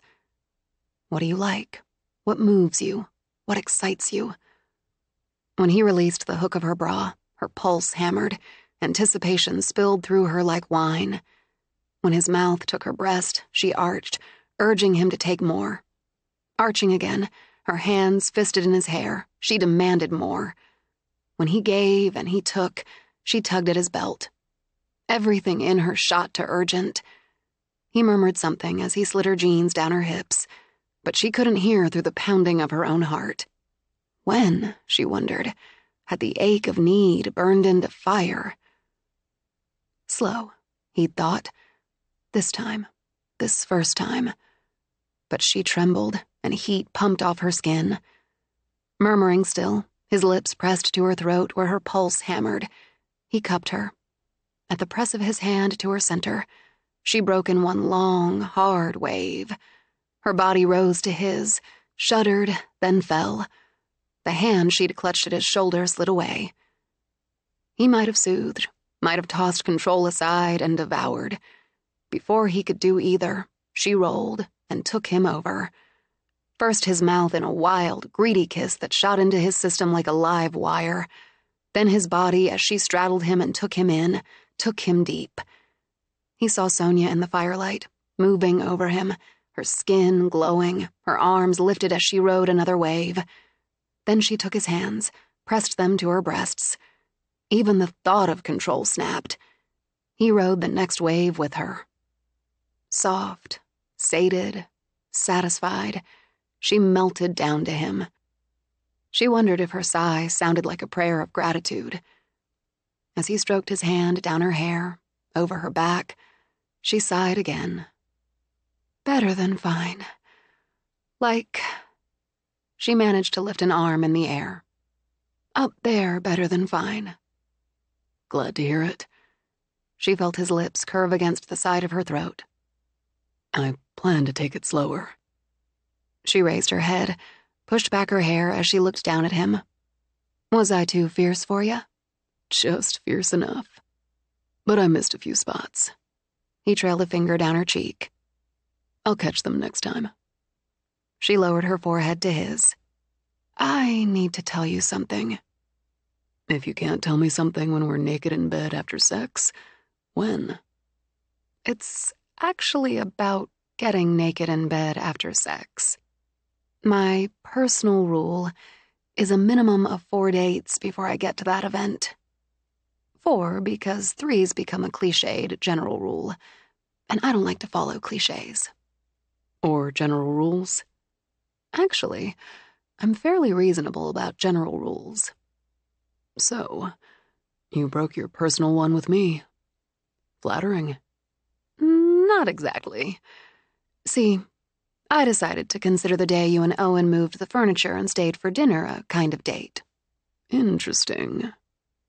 Lazily, he twined her hair around his finger. I usually know when I'm on a date. Well, my scale. Then the whole gold room incident, followed by dinner at the lobster cage. I considered that date number 2. That actually was a date. Then on that our scales agree. After some debate and a lot of justification, I deemed the pot roast dinner a date, which makes 3. It appears all our dates involve food. Dates so often do, right? And tonight, you brought pizza, so... 4th date. You didn't break your rule for me. No. I just worked it out my way so it came out to 4.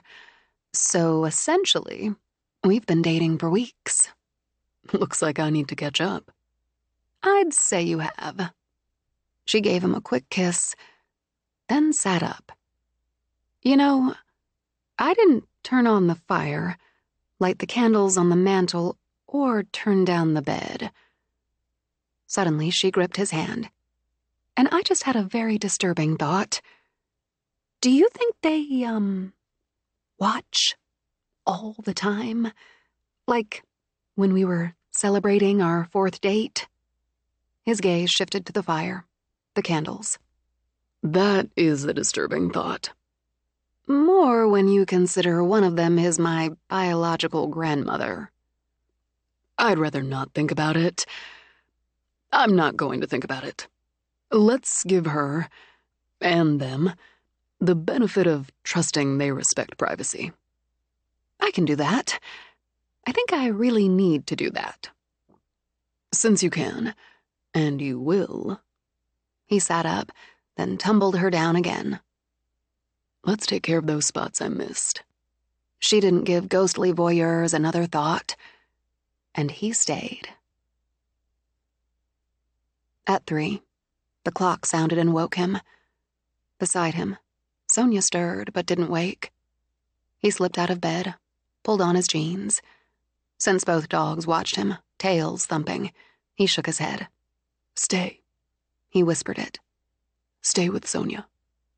To be sure they did, he closed the door on his way out. There was a table clock in the front sitting room that chimed the hour, he remembered, but it chimed a soft, musical sound. That's not what he'd heard. The old grandfather clock, he thought. Second parlor. The one Colin never wound, so it wouldn't sound the hour because he'd found it annoying, particularly at night. Sonia might have started winding it, but that didn't explain why he hadn't heard it any other time since she'd moved in. He made his way downstairs into the room Colin had called the quiet place because of its position in the house. It had only one window, facing north. The sound of the sea or the wind through the pines didn't reach here. He turned on the light and studied the old clock with its carved cabinet and moon-faced dial. The brass pendulum hung still, and the room quiet as always. But the hands on that moon-faced dial stood at 3. Had they always? He wondered. He couldn't remember, but he'd clearly heard the trio of bongs, slow-paced, almost funereal. As he walked to it, a wave of icy air hit him. He'd felt it before, in the gold room. So it's you, he murmured. Good to know. Next thing I'd like to know, why 3 a.m.? He heard piano music from the music room, stepped back. Midnight's supposed to be the witching hour, right? Yeah, I thought. He turned, expecting to see Sonia, and looked at her grandmother. Man. All right. His heart gave 2 hard beats before it settled again. It's you. I saw you once before. Sure. You were such a cute little guy. You had good hands on that guitar. You grew up. Yeah. You never got that chance. Did you make the clock chime? Not me, baby. You're right. That's all that bitch. Every freaking night. Bong, bong, bong. How come I can see you now? She smiled, a pretty teenager who'd never grow old. Because you're here, and she's here. Sonia, and you guys did the it. She shrugged. Cool with me. Free love. I missed most of that. Things were just happening when I, died. Bummer. But I loved Charlie. We really had it together. I'd have loved my babies. I'm sure you would have. We were going to live here, start a commune. Art, music, poetry. She did a little spin. Lots of spiritual stuff, too. But she lifted her shoulders, let them fall. I had a ring, too. I'm sorry. She lifted her left hand, tapped her ring finger with the other. That fucking witch took it. So you watch out for her, got it? Then that old bitch, Charlie's mom, she took care of the rest. He shouldn't have done what he did, kill himself like that. I mean, wow. I didn't have a choice, but he did. And that's how she got her hands on my babies, my little boys. I was pretty pissed at him for a while, but, well, shit. I love him. Is he here too? For a ghost, he thought. She had a smile like the summer sun. Well, yeah, what do you think? Lots of us here. It's the freaking curse. So that's it for now. You need to help Sonia. It's so far out I've got a granddaughter. I mean, far out. You need to help her get those rings back. She smiled again, sweet as spun sugar. You were real good to my boy. It's weird calling him a boy because he got to be an old man. Anyway, coming out like this really fries me after a while. You should go back to bed. Wait, I've got questions. But she was gone, and the music left with her. Deliberately, he opened the glass cover on the face of the clock, moved the hands at random to 20 after 4. He checked the music room anyway, then did a long circuit around the main floor and another on the second before he went back to Sonia's room. She slept still. Both dogs opened their eyes to watch him as he went back to the bed. He pulled off his jeans, slipped into bed with her. In sleep, she turned to him. Because she shivered, he drew her close. He woke in the morning to see her pulling on a sweatshirt.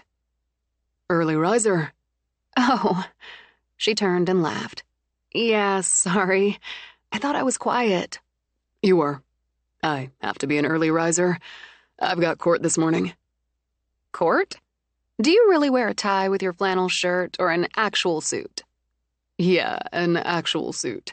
It's court. I bet you look good in one. I'm going to let the dogs out. Make coffee. Right there, you've earned undying gratitude. I'll take it. There's spare toothbrushes in the bathroom. Either you guys stocked them or Colin had them.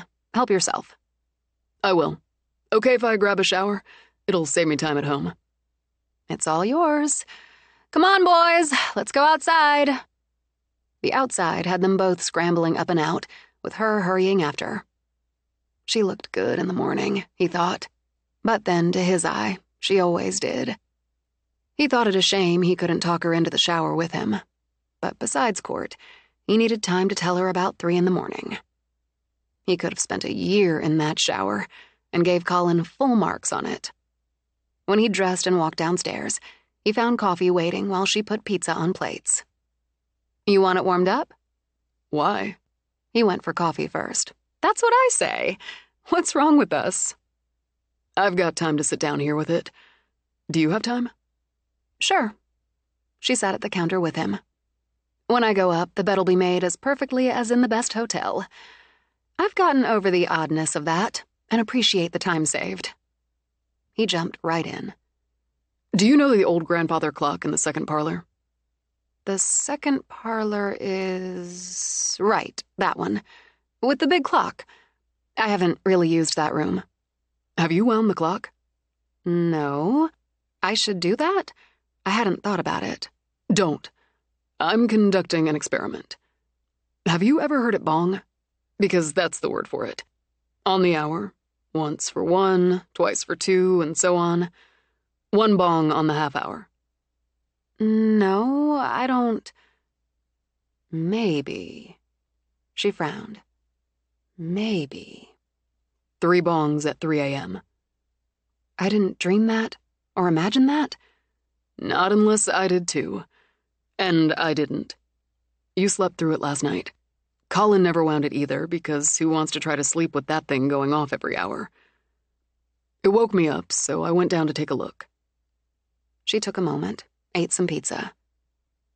I'm going to see your call me and raise it with a why didn't you wake me up? Maybe you just wound it, and it seemed wrong to wake you up at 3 a.m. to ask. If I'd wound it, we'd have heard it while we were eating, while we were having sex. That's the point. Blame 3 a.m. and fuzzy thinking. She took a moment for coffee while she studied him. You're probably good in court. That's what they pay me for. It wasn't wound, and the hands stood at 3, on the dot. If you haven't used the room, you probably didn't notice where the clock stopped. No, but I'll pay attention now. I moved them, the experiment. Before I did, the piano music started. Barbara Allen. I was going to check, and when I turned around, hot babe. She nearly choked on breakfast pizza. You saw her? Lillian Crest? I'd say in the flesh, but that's not really accurate. He told her, recounting the conversation. Lots of them, Sonia repeated. I thought I'd accepted that, but I'd have to consider that confirmation. She had a ring. I thought she must have, since the number 7 keeps coming up. But damn it, if she knows Hester Dobbs has them, why not tell you how to find them? How to get them back? Not in evidence. But it might be she. They just don't know. I'm stuck on the clock, on 3. Okay if I come back after work? I could pick up something for dinner. I'd like you to come back whether you pick up something or not. But that's a plus. How do you feel about Chinese? Fondly. Check the online menu at the China Kitchen and text me what you want. I've got to move. Judges dislike a lawyer who's late for court. I can drop Mookie at the office, or I can leave him with you. Oh, leave him. We'd love it. So will he. He cupped her face, kissed her before he got up. Unless you say no, I'm tossing a change of clothes in a bag before I come back. And staying. I'm not saying no. Good. I'll see you probably about 6 again, depending. Good luck in court. Alone, she rested her chin on her fist and thought just how much her life, her world had changed. As part of the change, she got up to call in the dogs and give them breakfast. Chapter 20. Since Yoda had company, she got a spare chew bone so both would have something to gnaw on while she worked. As they started up, her iPad greeted her with Adele's love song. It's lust and like at the moment, thanks Lillian. The music shifted almost instantly to Crimson and Clover. Okay then, Clover. The dogs took their bones by the crackling fire, one she hadn't started. I've got to knuckle down to work. I've got a job to finish, 2 to start, and a major proposal to get going. And my mother's coming for the weekend, so no making up time there.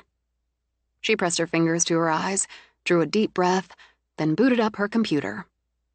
An hour in, and she would get the catering job to testing stage by midday. Her phone signaled a text, which reminded her she had to look up the menu and text Trey. She read the text from Bree. This scallop and pasta dish is quick, simple, and delish. Listen up, if you don't overcook the pasta or the scallops. Got that? Pay attention. I got it. She scanned the recipe. It doesn't sound so simple. And you didn't need to use all caps on don't overcook reminders. It's intimidating. Your cook time's about 10 minutes, so don't start it until your mom's there and you're ready to eat. Sometime during the day, you're going to make some quick, easy beer bread. I am? Bread? Jesus, that's crazy. I'm not making bread. But she read the instructions. Okay, that actually does sound easy. I can do that. I assume you can make a salad. If not, text me, and after I get finished mocking and judging you, I'll send instructions.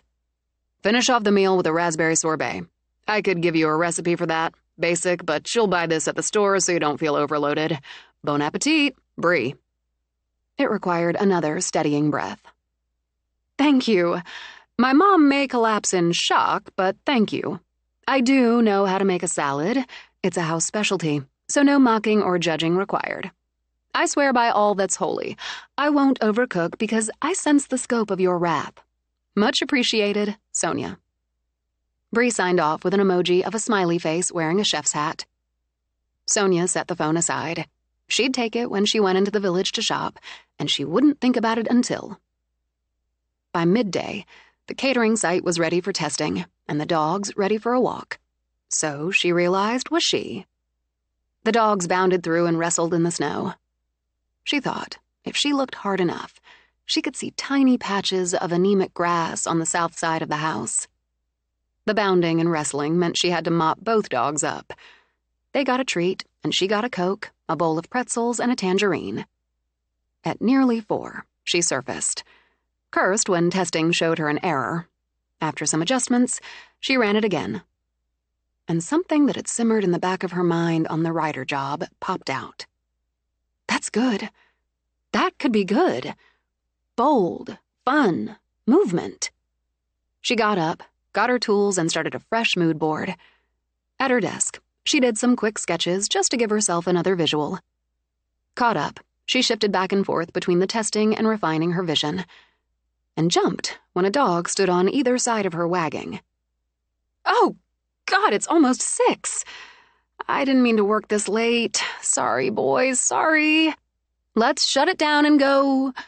No saying the word yet. After she backed up everything, shut down, she jogged downstairs with them. Since they dashed to the door, she went after them. She'd let them out, come back for a jacket, and opened the door just as Trey started to ring the bell. Oh, they didn't bark. Mookie knows when it's me. I guess this one does now, too. He handed her a takeout bag before he gave the dogs attention. Hi, guys. Good day for you? I should have let them out again an hour ago, but I got involved. I just shut down. You're still wearing a suit. A deep, dark gray with a pale gray shirt and a maroon and navy tie. She all but felt her mouth water. You look good in a suit. I figured you would. Since the dogs ran out and rounded the house, she stepped back to let Trey in. I took a walk with them about noon, then I completely lost track of time. They're fine. You look a little dazed. Everything okay? Yes.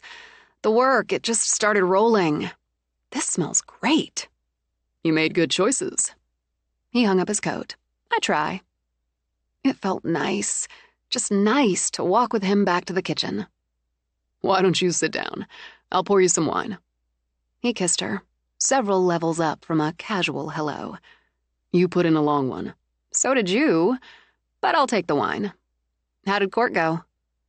Since she'd gone for shrimp, he pulled a white out of the cooler. Divorce case, not pretty. The now officially ex-husband made a scene, an ugly one, right in the courtroom. I'll bet judges don't like that even more than lawyers who are late. You win that bet. After 2 warnings from the bench, he got cited for contempt. He's lucky it's just a fine because he was heading for a night in jail until his lawyer finally got him to shut the hell up. Okay if I grab a beer? You don't have to ask, Trey. Then I'll grab one and get the dog food. I picked up more food there. It's still in the truck. You didn't have to. I'm going to the store tomorrow. Cross that one off your list. Mookie eats more than Yoda. He dished out their food and straightened at the wolf at the door. Speaking of, I'll dry them off. Not in that suit, you won't. She waved him back. Then I'll set the human food out. And nice again, she thought, to share Chinese food in the kitchen, to talk about normal things. I'd like to see the mood board and sketches on writer. Sure, it's just preliminary. She smiled when he loosened his tie and flipped open the top button of his shirt. And that's why women often like men in ties. Because they like to see them wearing a noose? No, because when they do what you just did, it's sexy.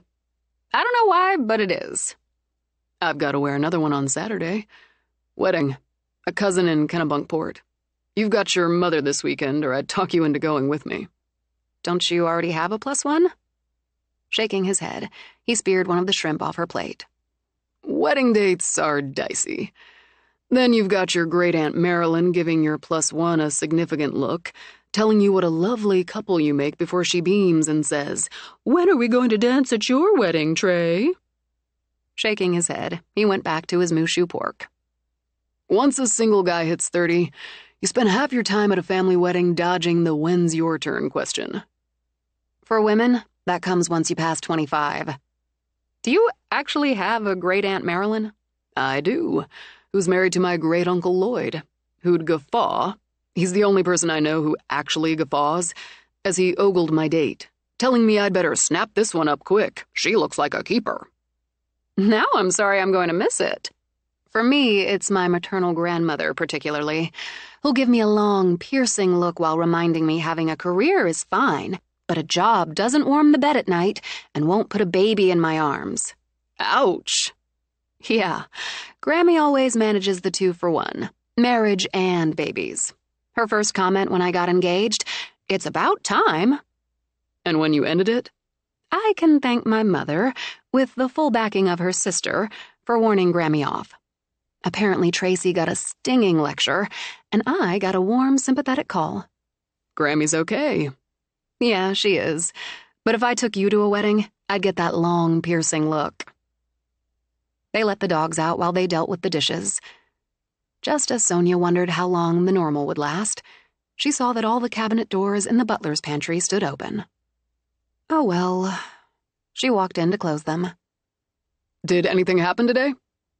Nothing new or noteworthy. I looked at the clock whenever I came down. It's where you put it, 4:20. Otherwise, Casper the friendly housekeeper was on the job. Casper? I'm considering the name gender neutral, even though I think female.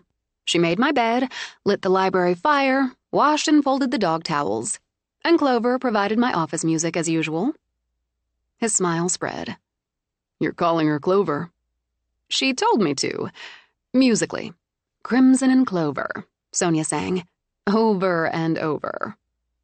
Instead of the slow smile, he shot her a quick grin equally appealing. Got it. And you can sing. Carrying a tune isn't singing. You can sing, he repeated. Something you kept under wraps after pot roast. You won't get away with that again. So nothing from the third floor? Not today. And every day there isn't is a good one. How do you feel about watching a movie? Do you want to use the media room? Actually, I don't think I'm quite ready for an evening down there. I use the library. Works for me, depending. What kind of movies do you go for? I can go for a rom-com now and then, but I also like action movies, thrillers. I've binged horror flicks for now. You like horror movies? A lot. But like the media room, not ready to watch one here. I'm also a fan of the Marvel Cinematic Universe. Are you really? I will confess, she said. Iron Man is my superhero boyfriend. It used to be Spider-Man, but I've aged out, and it just doesn't feel right to lust after a high school kid. Enough said. Okay, another Stan Lee fan. Between one thing and another, I haven't seen the Marvels yet. Then we have a winner. Got popcorn? Duh. I'm going to get my bag out of the truck and change. Normal, she thought. Even ordinary could equal just lovely. Dinner and a movie at home. Popcorn and a couple cold Cokes. For now, this minute, perfect. With the dogs once again dried off, they trailed her up to the library. Trey stood now, like her, in sweats, studying her board. He took the tray she carried with popcorn, Cokes, dog treats, and set it on the desk. I like it. The colors are going to catch the eye. Dynamic colors. Even a guy who just gears up for some touch football after Thanksgiving dinner likes to think he's dynamic. The font you have for sports and the company name has movement. I just tweaked what we'd done before. Boosted it a little, so it looks faster. It works. This sketch? He tapped one. I like the way you've piled and arranged sports equipment on a field. Could be any kind of playing field. Football helmet, baseball bat, cleats, running shoe. You've got your lacrosse stick, basketball, swimming goggles, part of a dirt bike, a hockey puck, golf club, a belay rope, right? Yeah. Maybe it's too crowded. But it's not. I don't know how you figured it out, but it's balanced. The tag under it. It's a tag, I think. Game on? That's a challenge. You got game? Come to Ryder Sports. Every professional inch of her relaxed and warmed. That's just what I was aiming for. So if that's what you see, it's a good start. What else have you got in mind? I don't want to change the infrastructure of the website. It's user-friendly, but I'd like to add a gallery. Photos of regular people using Ryder gear. Clothes, equipment, like a woman on a bike, a guy swinging a golf club, kids playing basketball, that sort of thing. I have to think it through, but it could add a bang and double as ads since they want a full campaign. Digital, TV, in-store posters, like whatever your game, if I stick with that tag, Ryder Sports gives you the edge. You sold me. The dogs followed them up the curve of stairs, then settled down to munch their dog biscuits. With popcorn, Sonia and Trey sat on the leather sofa, feet on the coffee table. After the movie, the sofa seemed the perfect place to tangle together while the dogs snoozed. Later in bed, they tangled again. As she drifted off to sleep, Sonia thought if this was the wide-open sexual energy of beginnings, It really, really worked. In the second parlor, just before 3, the old grandfather clock's pendulum began to tick. Back and forth, as the hands on the moon-faced dial revolved, and the clock struck 3. The first gong woke them both. The dogs leaped up and snarled. "It's louder." Sonia gripped Trey's arm. "Is it louder?" "Than it was last night?" "Yeah." He rolled out of bed, then grabbed his sweatpants. "I'll go check it out. The dogs will stay with you." "Please." She found her clothes in the dim light of the fire. "All of us." "All of us, then." When they reached the door of her sitting room, piano music drifted up. "Just another 3 a.m. in the manor," she murmured. "It has to mean something. The time. It's too consistent not to." As they came down the stairs, he looked toward the portrait. "And the song. She always plays the same one." But when they reached the music room, it stopped. You saw Clover, but whoever's playing, and I still think Astrid, either isn't ready or can't, I guess it's materialize. "Your guess is as good as mine." They continued down the hall. The dog stopped at the door to the second parlor and snarled again. Sonia's breath backed up in her lungs until she had to push it out. The hands moved to 3. She stepped in because he did. "And it's cold, Trey." Even as she spoke, the keys on the piano in the music room crashed with crazed chords. The pendulum on the clock began to sway again, and each second ticked off like a fired bullet. With the hair standing up on the back of their necks, the dogs barked frenzied warnings. Doors flew open, doors slammed shut.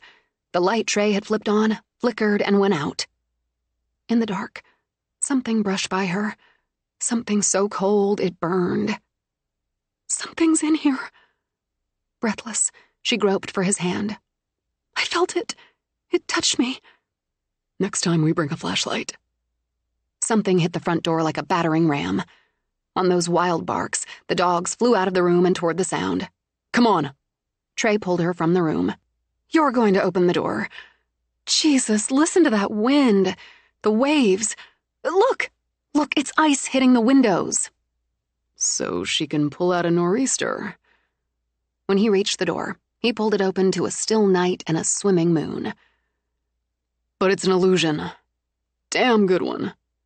"Oh, the dogs." "They're fine. She's not out there. I think she's done for the night. I think that's all she's got." That was plenty. Because she shivered, he stepped back to put an arm around her. "We can go to my place if you want to get out of here."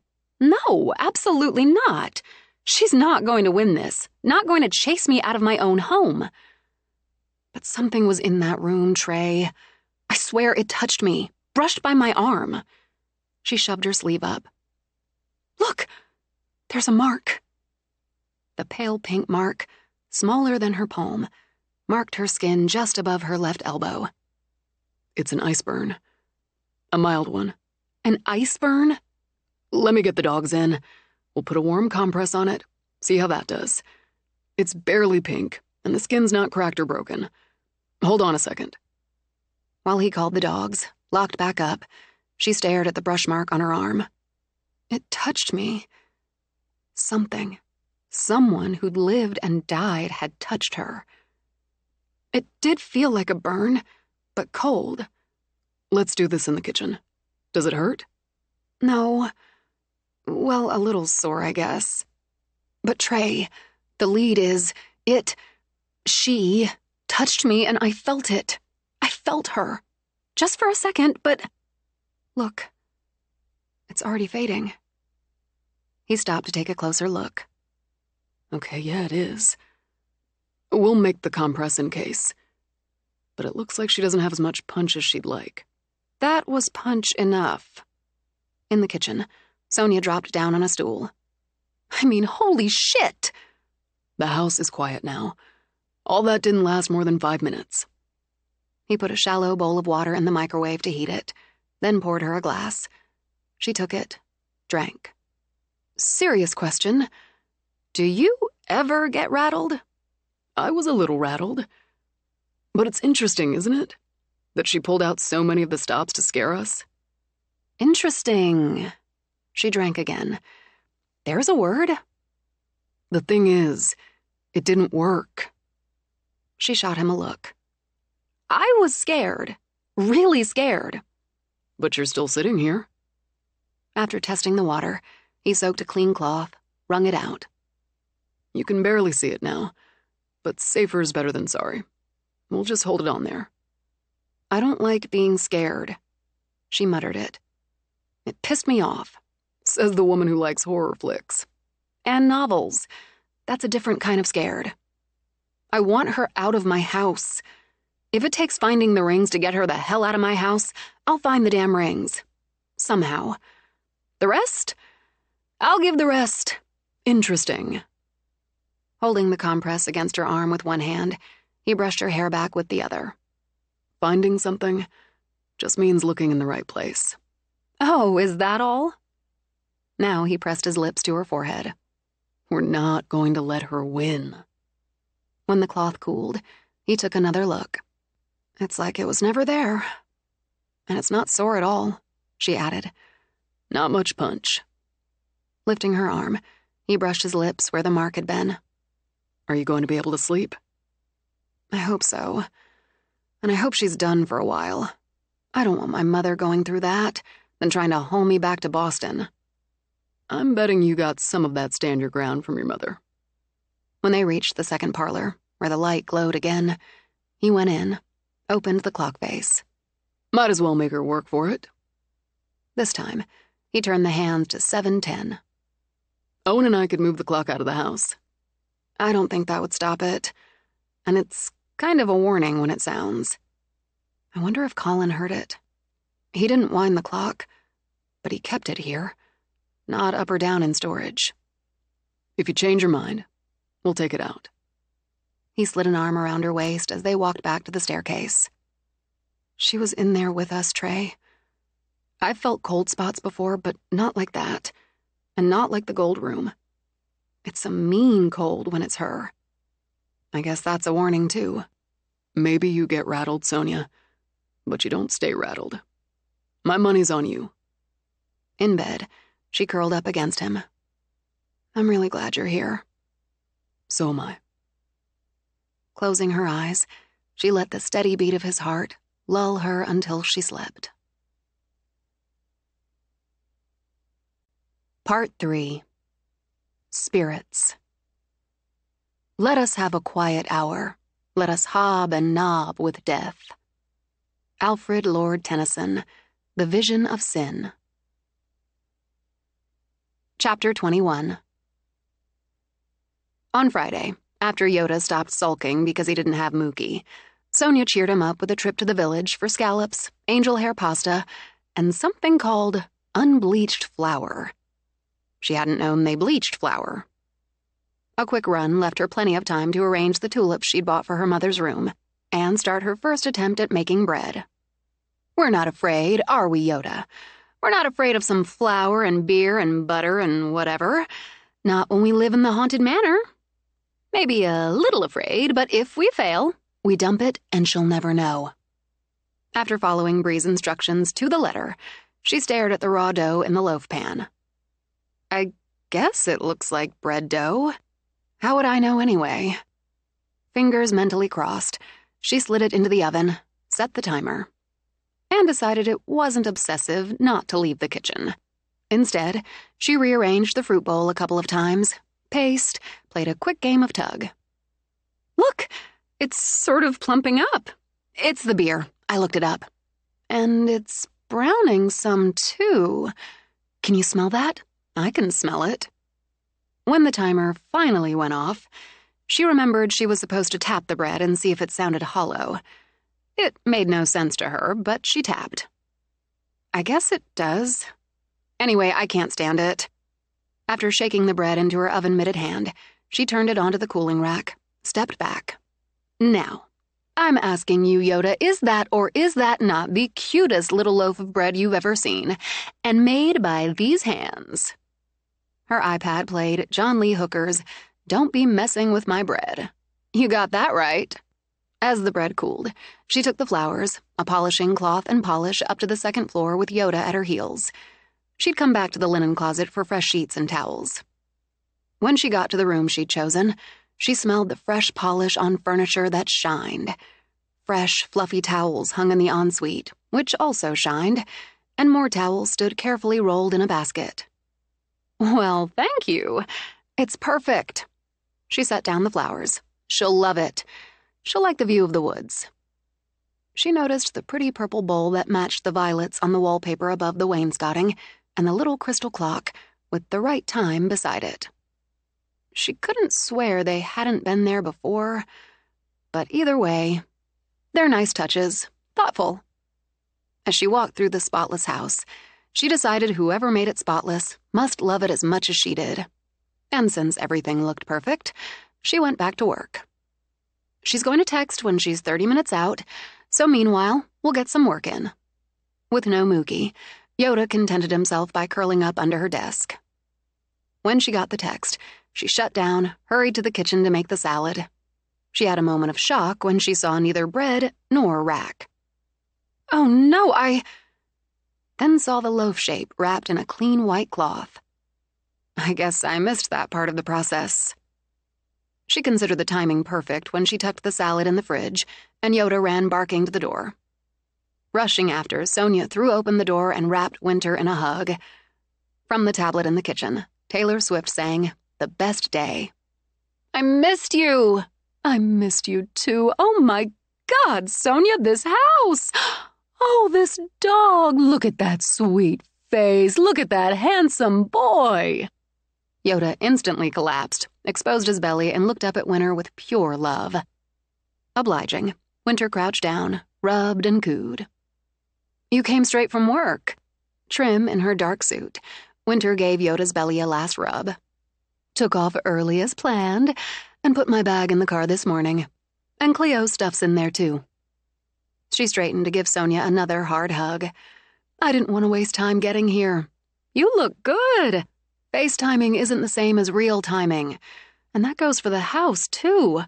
Holy jumping Jesus, Sonia, my jaw literally dropped. It's so you. "It is?" "This is always what you wanted." "Well," she qualified as she looked around the foyer, "maybe more than you imagined. Or I did. That staircase." She wandered forward, stopped. "These rooms. A piano. "One of two. Why don't we go up? See if you like the room I chose for you. I'll give you a quick tour. A full one would take too long. No, I've got your bag." "Thanks, baby. You told me it felt like yours." They crossed to the staircase, started up. "Now I can see it. But there's so much of it. What are you doing with all this room?" "I have my spots." She gestured toward the library. "Such as?" "Oh, well, wow. How do you ever leave this? It's like something out of a movie. And look at Xena thriving." Turning a circle, Winter studied Sonia's mood boards. "Doing good, interesting work while you're at it." "I think so, and I'll fill you in on all that." And everything else, Sonia thought. Colin Poole must have loved this house to preserve and maintain it so well. I've been a little worried about that part with you. Now I'll worry a lot less. Everything just shines, baby. You must have found a hell of a cleaning service." She decided on, "It's kind of miraculous. We'll talk about that, too. We're in the North Wing." "Listen to you." On a laugh, Winter elbowed her daughter. "North Wing." With Yoda prancing between them, Sonia led her mother toward the bedrooms. "I'm at the end of the hall." "You know I have to look. And it's just lovely. Oh, seriously lovely. Lady of the manor. Do you watch the sunrise from your terrace doors?" "I do. I gave you a different view, but you've got your pick. You're a park walker." "I suppose I am." "So I put you down the hall, and on this side facing west. It's quieter, too, I think." She opened a door. "Let's see if it works for you." "Oh, this is beautiful. Like my own suite in the world's classiest B&B. Look at the wallpaper. It's so sweet. And my own little fireplace. I'm going to feel like a rock star sleeping in that bed. Winter brushed her fingers over the tulips. Thank you, sweetheart, for knowing me so well. I'll love looking out at the woods. If you want to unpack, I can help. Or after working most of the day and driving from Boston, we can have a glass of wine. See, you know your mom. Let's have some wine. On the way down, she showed Winter Cleo's room, then the secret door. Is it safe? Frowning, Winter peered down the steps. Do you go in there? It's the most direct way to the gym. Down, and the attic, up. I'm trying to use the gym 3 or 4 mornings a week. I'll show you around in that part tomorrow if you want. Maybe. Did you hear that? I thought I heard bells. Sonia echoed Trey's words from her first day. You'll have this. She shut the door. Music room, she said as they continued. Is that a hurdy-gurdy? I've never seen one outside of a museum. The painting. She's lovely. Joanna, Colin's wife. He painted it. Talented. Very talented. Like your dad. Yes, she died a long time ago. He had his office over here, where he hung Dad's painting.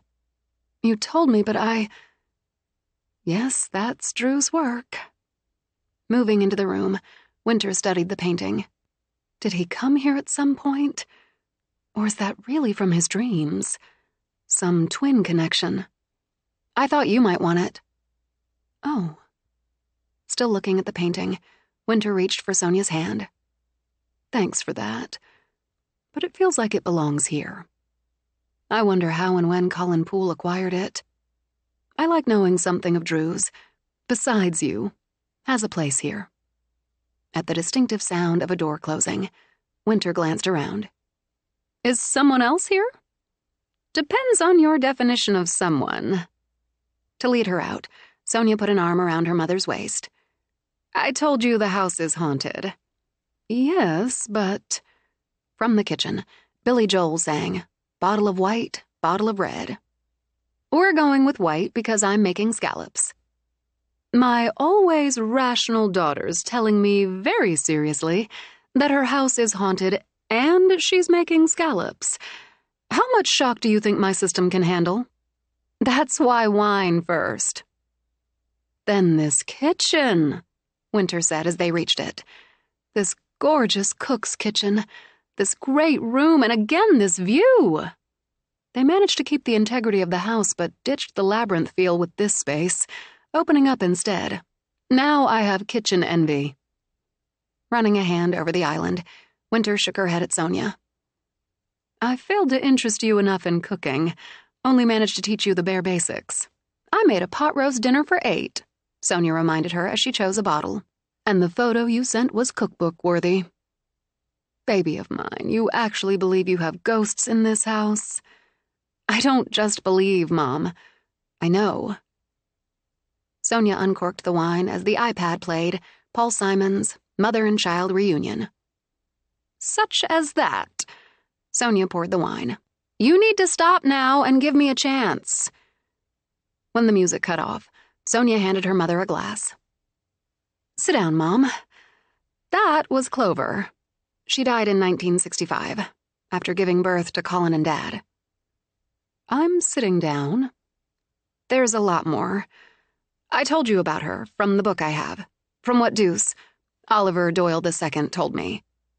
At some point, I'm going to try to talk to Greta Poole, the woman Colin thought was his mother but was actually his aunt. She has dementia. Yes, you told me. You're saying Drew's birth mother is here, in this house. You've seen her? No, she just makes herself known with music. To me. Trey's seen her, twice now. Trey Doyle, the third Oliver. Right. We're dating. More surprises. Winter took a moment to sip some wine. Why aren't I meeting him tonight? That's such a mom thing, going straight there when we're talking about the ghost of your mother-in-law. Winter tipped her wine glass toward Sonia. Priorities. First, because he didn't want to intrude. Plus, he has a family wedding tomorrow. You're going to like him. Cleo did. She mentioned him, and that he had his eye on you, and you had yours on him. So I'm not surprised. Trust Cleo. You'll like him, she repeated. He manages to be rock steady and easygoing at the same time. The point is you like him. I'm glad you found someone you like. I'm glad you look happy. You sound happy. I am happy. It's been strange, okay? Getting used to the move, then the haunted thing. When we go up after dinner, which I'm going to start in just a minute, we're going to find your bed turned down, your fire lit. Mom, I haven't hired a cleaning service because apparently I inherited one. I see. Do you? Winter drank wine, rubbed Yoda when he planted his front paws on the stool. When I finally got you to sleep the night after the horrible day your father died, I didn't know how I'd cope, how I'd get through the next hour, much less the next day, next week, next year. And I saw him. I went into our room, and he was there. He told me we'd be all right, that he'd loved me every minute of every day since we met. You never told me that. No, I never did. I thought it was grief. But it wasn't. Not only. Sometimes I'd feel his hand on my cheek as I fell asleep. I still do now and then. Or hear his voice inside my head when I'm struggling with a decision or problem. Trust your gut, babe. Then check in with your heart. Smiling, she set down her glass, reached for Sonia's hand. If I believe there's an after, and I do, why not believe that whatever made that person who they were, the essence of them, could linger? Is that why you never remarried? Because you felt he was still here? It might have played a part. But no. What your dad and I had, it was magic. On a sigh, a loving one, Winter laid her free hand on her heart. Right from the start, we had magic. I never felt that with or for anyone else. Why would I settle for less? She squeezed Sonia's hand. Still, you're so much alone here. Excluding you, she said to Yoda. Are you afraid? Sometimes. And I'm glad Cleo's moving in. Because Cleo, and it'll be nice to have someone here. Ad will use more of the house, because Cleo. I have to remind myself not to burrow in the library. There's a lot more. I'll tell you while I make dinner. You're not helping. I'm topping off my wine and will sit right here, a fascinated observer. Because she did know her mother, Sonia built her way to the more frightening incidents. Maybe tone them down, just a little. When the water boiled for the pasta, she slid it in and set a timer before continuing as she prepped the scallops. Set a second timer there. You saw the mirror, the one your father dreamed of. I can't say for absolute, but I believe I did absolutely. And I know I saw Astrid Poole's murder. I saw Catherine die in a blizzard. I saw Marianne deliver twins and die. And each time, I saw Hester Dobbs. Since you seem to have the cooking miraculously under control, I'm going to set the table. The small one there. The dining room's grand and glorious, but intimidating unless you've got a group. As they worked together, she told Winter about the night Trey saw Clover again. As she began, the tablet played, What a Man, and made her laugh. She can't help herself. And that really doesn't give you a chill. Not anymore. I'm telling you all this because I don't want you to freak if anything happens while you're here. And because I want you to know I've got a handle on it. There's a salad in the fridge. I hope this works, hope this works. She heated the skillet on low, dumped in the carefully measured lemon juice, added salt and pepper, no measurement given, then spread the drained pasta on a pretty platter. It smells terrific, Sonia. It does smell good. And in about half a minute, we'll find out if it worked. Did I thank you for letting me give Corinne Doyle the pot roast thing? You did, and she sent me a very nice handwritten thank you. She did? That sounds like her. I've only met her once, but it sounds like her. Here goes. With the care of a diamond cutter and a rare gem, She ladled the scallops and sauce over the pasta, added Parmesan and a sprinkle of chopped parsley and basil. Artistic eye.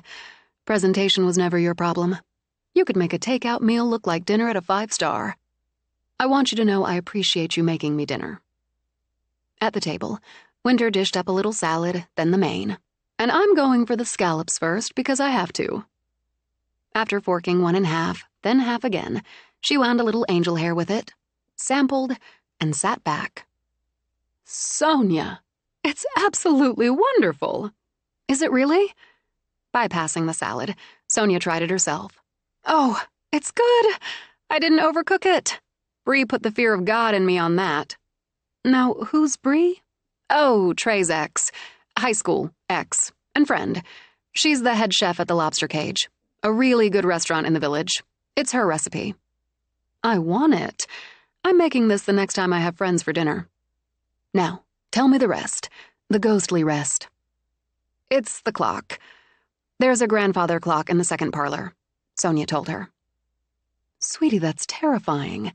That's Shirley Jackson territory. She burned your arm. Let me see it. There's nothing to see. But to placate, Sonia shoved up the sleeve of her sweater.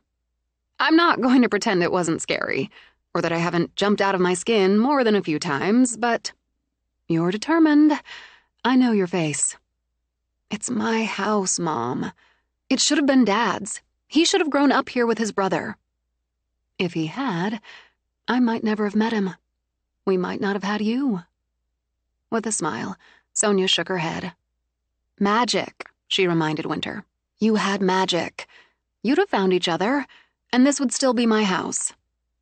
I'm going to have one more scallop because they're really good. And I'm going to find those rings. Don't ask me how. Don't have a clue. But I'm going to find them. I could take a leave of absence. Move up here for a few months. You'll do no such thing. Not because I wouldn't love to have you, but because you have a life, a home, a career in Boston. I'm not letting some dead witch beat me. Determined face, Winter murmured. It's always a bride, a new wife or mother.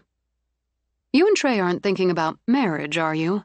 Mom, we've barely started dating. And I know what dating means for a couple of unattached adults. Maybe he'll spend the night more often. I have the faithful Yoda and soon the fierce Cleo. Which eases my mind. Some. You're still taking this better than I thought you might. I remember your father's dreams, how real they were to him. I guess I was predisposed to this. What would Dad have done if, like Colin, he'd found out about his family history? He'd have come here. Winter said it without hesitation. He'd have done exactly what you're set on doing. He also had a determined face. So I'm going to do what I always did for him, always tried to do for you. I'm going to stand by your determination. I love you, Mom. Sonia, you're the most important thing in my life. Whatever's here, you're happy. I can see how happy you are. And energized. My energy girl lost some of that zip in Boston. It wasn't Boston. I know, and I know you've got it back. Plus, to my genuine amazement, you've now cooked 2 very impressive meals, so I know you won't rely on pizza and Chinese. Tomorrow, I'm going to show you how to make another meal. Before Sonia could protest, Winter held up a hand and put Sonia's determined face to shame. You've got beef and seafood. I'll show you how to make, as I once failed, a simple chicken dish. But now let's deal with these dishes. We can pour 1 more glass of wine and take it with us while you show me more of the house. Yoda needs to go out. How about we take him for a walk, then come back for the dishes and the tour? Your house, your rules. They enjoyed the breezy walk with the landscape lights glowing, the stars shimmering. When they rounded back, the kitchen was whistle clean. Well, my God! I wanted you to see. If I don't get to the cleanup right off, someone else does. Now, let me show you the solarium from inside. The weekend flew by, and with nothing more than what Sonia had come to feel was normal for the manor. Welcoming fires in the hearths, open cabinet doors. Though the hands on the clock read 3 again, she heard nothing in the night, and no disturbances on the third floor. She learned, maybe, how to make a chicken and potato dish in a single skillet and pleased Winter. And since the whole deal, start to finish, took under an hour, she thought she could handle it in a pinch. At the door on Sunday afternoon, her bag at her feet, Winter embraced her daughter. "Cleo will be here in a few days. Next time I visit, I bet I have her mom with me." "I hope so." "Your aunt misses you. Is it all right if I bring her up sometime?" "I love summer, you know that. Of course it is." "Good. That's good. Tracy gets no points from me. But she did you a favor, Sonia, because you're happy." Taking Sonia's shoulders, Winter rubbed gently. "As happy as I've seen you in way too long. And you were losing that zip before you booted Brandon to the curb." Shakira's infidelity song, Don't Bother, sang from the phone in Sonia's pocket. "Oh, I agree." Winter laughed with it. "My girl will be just fine." "I think you and Clover would have gotten along. Enough that however strange it is, I like knowing she's watching out for you. You take care of yourself. You're my favorite daughter. You drive safe, and text me when you get home." They hugged hard, swayed with it. "You're my favorite mother." "Bye, sweet doggy." Bending, she gave Yoda rubs and kisses. "And you tell the guy you're dating, I expect to meet him the next time I'm here." "I will." "And Mom, I love knowing you and Dad had magic. The magic made you. Stay happy." Sonia watched her go as Yoda danced in the doorway and whined. "I know, but she'll come back. And if I visit there, I'll take you with me. But we're good here."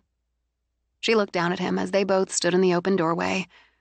She felt spring creeping into the air. "I was going to wear you out with a game of tug, though that takes some doing. Then I was going to work until I had leftover chicken for dinner.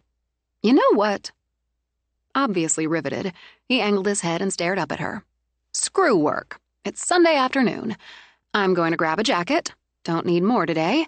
And that ball I bought last time I was in the village. We're going to take a walk and play ball. When we're done with that, we're going to come in and snuggle right up with a book.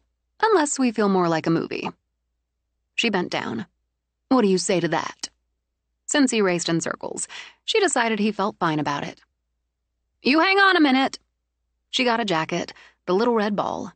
They worked on fetch. He resisted bringing the ball back in the slushy snow. As they played, the shadow moved across the window, watching.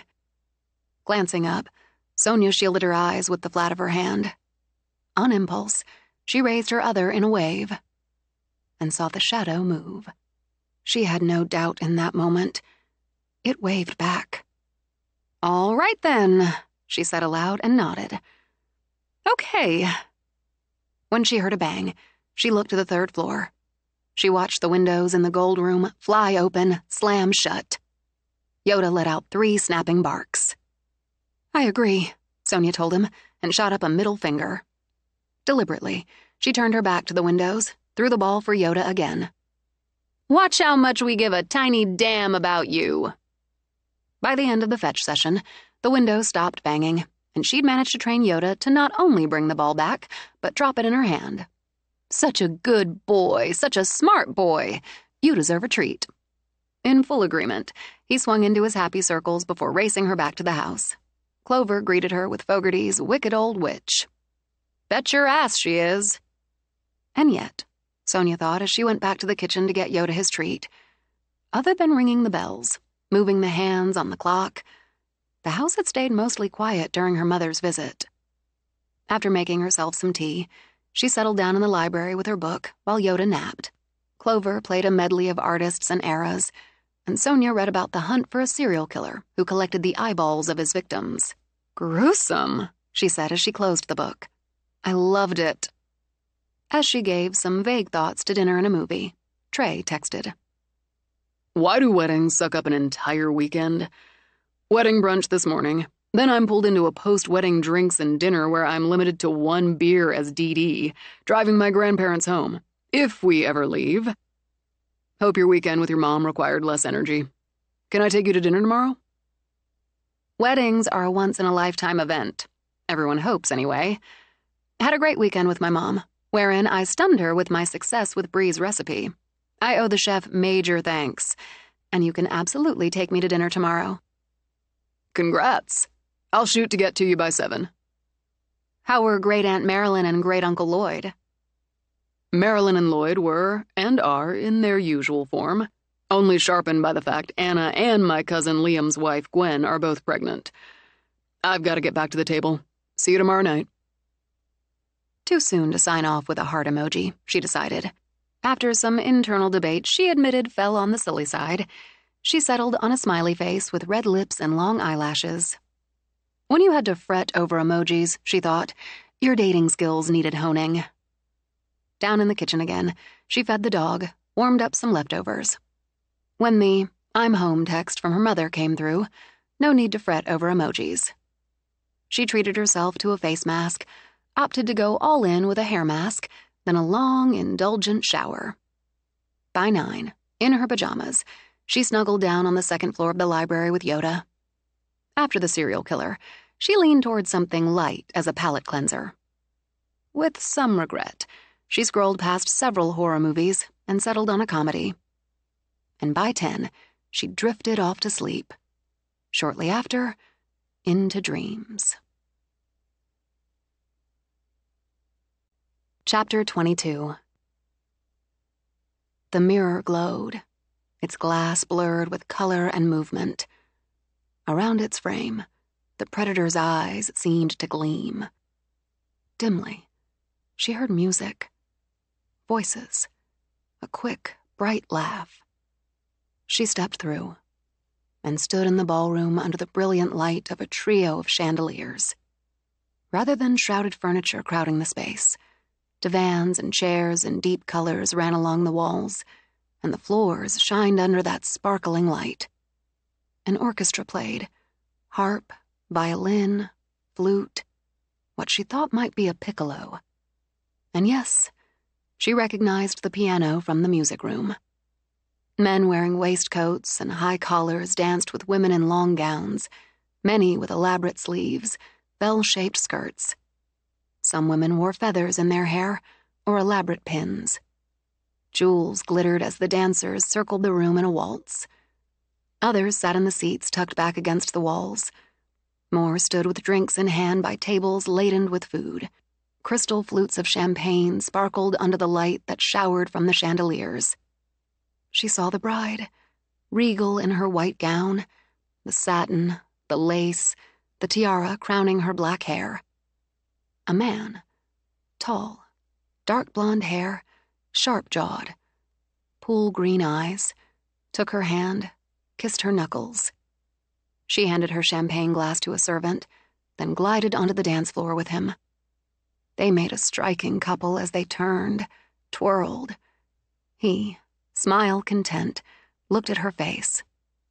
But she, Sonia noted, shifted her gaze to take in the room, to see who watched, to see who admired.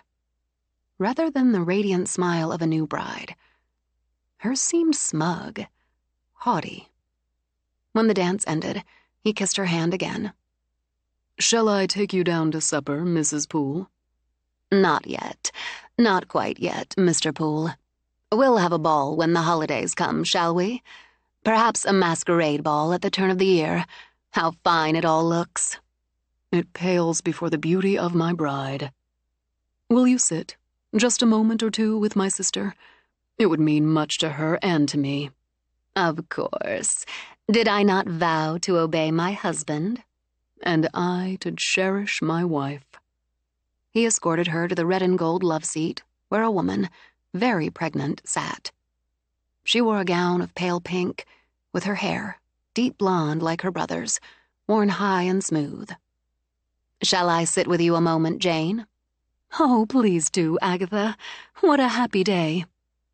"I'll fetch you champagne, Agatha. Shall I bring you some, Jane?" "Thank you, no, Owen. I'm very content. The baby likes the music. He's dancing." Her face glowed as she said it. "George went to look in on the children. It was kind of you, Agatha, to open the nursery for them." "It wouldn't do to have bored children underfoot. They have their nursemaid to tend them." Of course. But I wanted to just take a peek, and George wished to spare me the steps." The music changed to a country dance as Sonia watched Hester Dobbs slip into the room. In her black dress, her hair loose and free, she walked to where a servant arranged some little cakes on a plate. She added another to it, frosted in dark red with a gold crown topping it. Turning, she smiled at Sonia as the servant walked to Agatha and offered her the plate. "You can't stop what was. What is?" Maybe not, but she could try. Even as Sonia rushed across the room, why did it feel like she swam through syrup? Agatha lifted the red cake to her lips. Sonia struggled her way through the dancers. She felt the heat from their bodies, caught the scent of perfume. One of the women stumbled a bit as Sonia pushed by her. But Agatha was already on her feet, a hand to her throat as she fought for air. Beside her, Jane levered herself up, called for water. Water wouldn't help, Sonia thought. Agatha slid to the floor, eyes wild. Her body shook. The heels of her wedding shoes drummed on the floor. Owen ran to her, dropped down to pull her into his arms. No, she couldn't stop it, Sonia thought, as she watched the life begin to drain out of the bride's eyes. Women screamed. One fainted. In the confusion, Hester Dobbs pulled the wedding ring from Agatha's finger and slid it on her own. "With my blade I took the first. Then by my blood this house was cursed. One by one they wed, they die, because they seek to take what's mine, and with their rings of gold my spell will hold and hold." Once again, she smiled at Sonia. Then she lifted her hands, flicked her fingers, and vanished. Sonia woke standing beside the sofa. She shook, not from fear but rage. She'd watched another woman die and had been helpless to stop it. Could she change what had already happened? Agatha Poole died in... How the hell could she remember? But the fourth bride had been dead over 100 years. And yet Sonia had been there, in the ballroom, at that time, in that place. She'd witnessed what had been another murder. Yoda whined and shivered. She sat, let him jump into her lap. Where do I go? Is it an actual mirror? Or just something in a dream? Maybe some kind of subconscious device rather than an actual mirror. And it was too damn late to worry about it now. "I'm sorry, baby. I fell asleep and didn't let you out." "It's okay. We'll take care of that immediately." She let him out through the mudroom, stood drinking a glass of water while she waited for him to come back. Though tempted to write it all out then and there, she knew she wouldn't forget the details. Morning would do fine, especially since it wasn't far off. With the dog, she went upstairs. He got into his bed and she into hers. In the faint glow of the fire, she lay taking stock. No, she wasn't afraid. If her mother had been there, Winter would have recognized her daughter's determined face. Over coffee in the morning, she wrote it all out, added a number of sketches, then put it aside. With the caterer's job completed, she shifted her focus to the Doyle project. Since she wanted photos, she contacted Corinne Doyle. Enlisting her as photographer proved as simple as asking. Check that off. She made a check mark in the air. For the rest of the morning, she worked on the design, the structure, and fell nicely into routine. Work, walk, work. Because she didn't want to get too deeply into it before she had the photos, she moved over to the florist. New photos there, too, which the florist had already sent, following Sonia's vision. They'd work, she thought, as she studied them, and save the client the cost of a photographer. Clover blasted out with, "Devil with a blue dress on." "Hey, volume!" Sonia started to turn it down herself, then saw the time. "Okay, I get it. Nearly 6. Time to knock off and change." She found the red dress laid out on her bed. "Still no. Eventually, it'll be the right choice, but tonight..." She studied her closet, pulled out a navy blue dress with a belted waist and pencil skirt. This is better for dinner in the village. Because she continued to drag her feet on a hairstylist, she opted to sort of bundle it back, clip it up. As Yoda raced downstairs and the bell rang, she took one last turn in front of the mirror.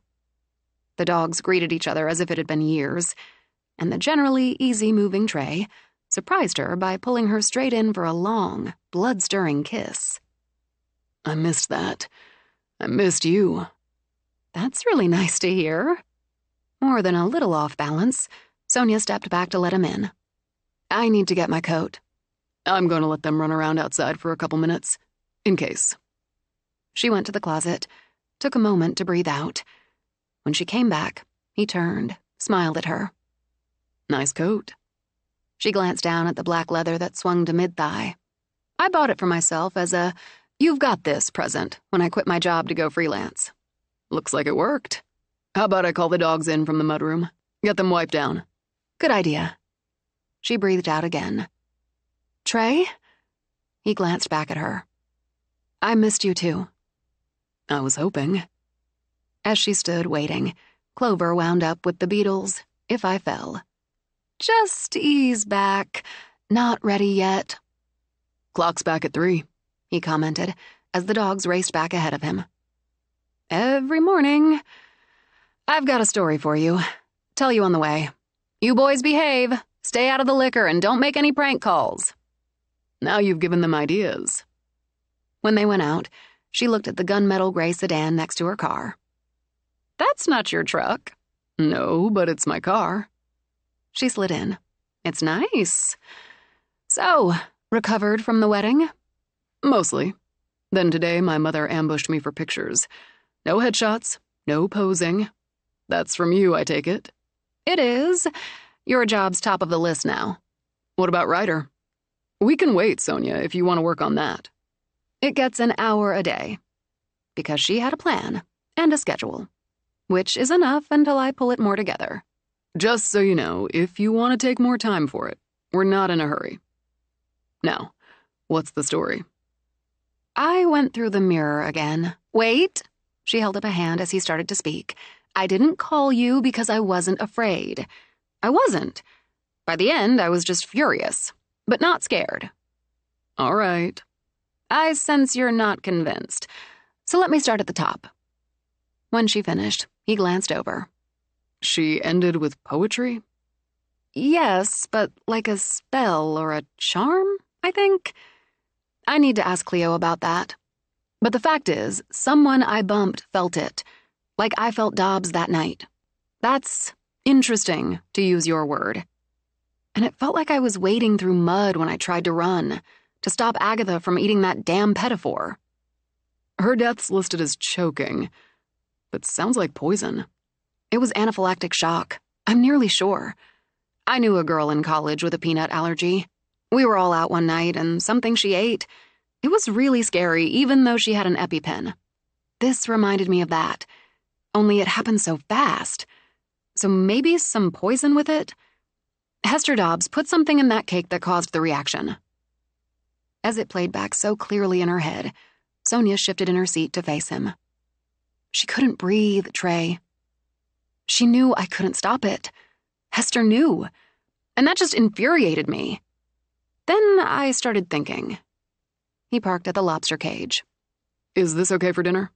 Oh, yes. I'd like to thank Bree in person for the recipe. Hold on to what you started thinking.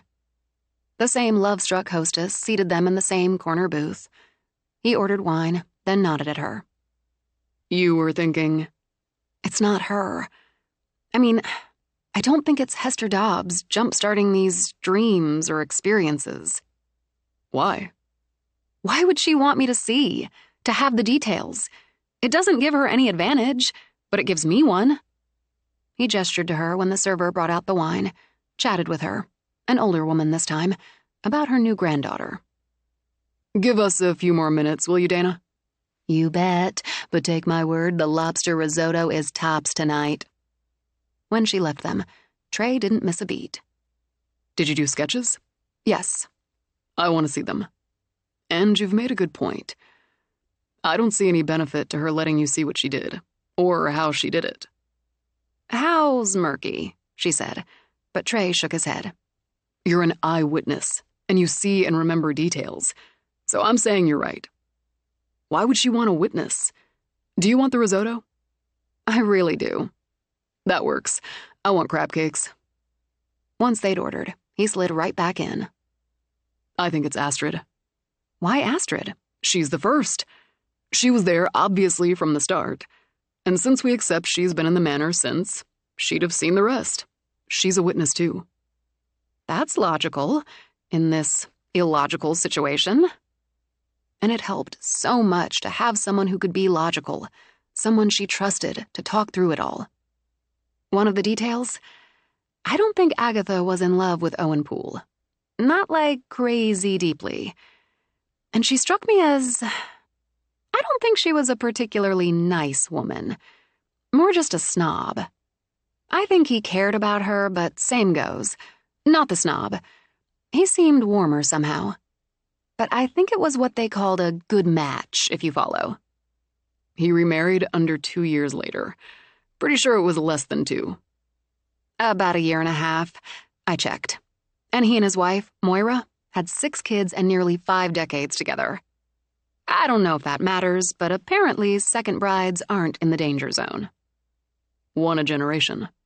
Which means me. Or, I guess, any bride of my generation who gets married in or lives in the manor. It has to be there, because Dobbs is stuck there too. After my mother left Sunday, I went out to play fetch with Yoda. He's getting the hang of it. The shadow I've seen at the library window, I waved. It waved back. Because it made him laugh, she grinned. And right after, Hester started slamming the windows in the gold room. Very pissy. I gave her the middle finger salute. The way he looked at her in just that moment had her heart doing a slow roll. You're 1 in a million, cutie. I don't know about that, but I know how to get pissy right back. When Dana served the mains, Sonia looked at her plate, then up at Dana. I can tell you were right. Never wrong. She winked and left them alone. Tell me about the wedding, the one that didn't end with a dead bride. Please don't make me. Fill me in on your weekend instead. What's one thing? No, 2, Sonia amended. 2 things that stick out. Then we'll close the door on your weekend adventure and move to mine. The bride's Uncle Jerry got shit-faced, jumped on stage with the band, and belted out AC/DC's You Shook Me All Night Long. He waited a beat. While stripping, they managed to stop him before he lost his pants. There were children present, but it was close. As she laughed, he tried some of her risotto. And for the second, I found the best man and the bride's brother in an extremely compromising situation in the men's room. You walked in on them? Lock the door, man. He pressed his fingers to his eyes. Use a stall. Rent a room. Before I could back out, they told me to congratulate them. They're engaged. Aw, did you? Congratulate them?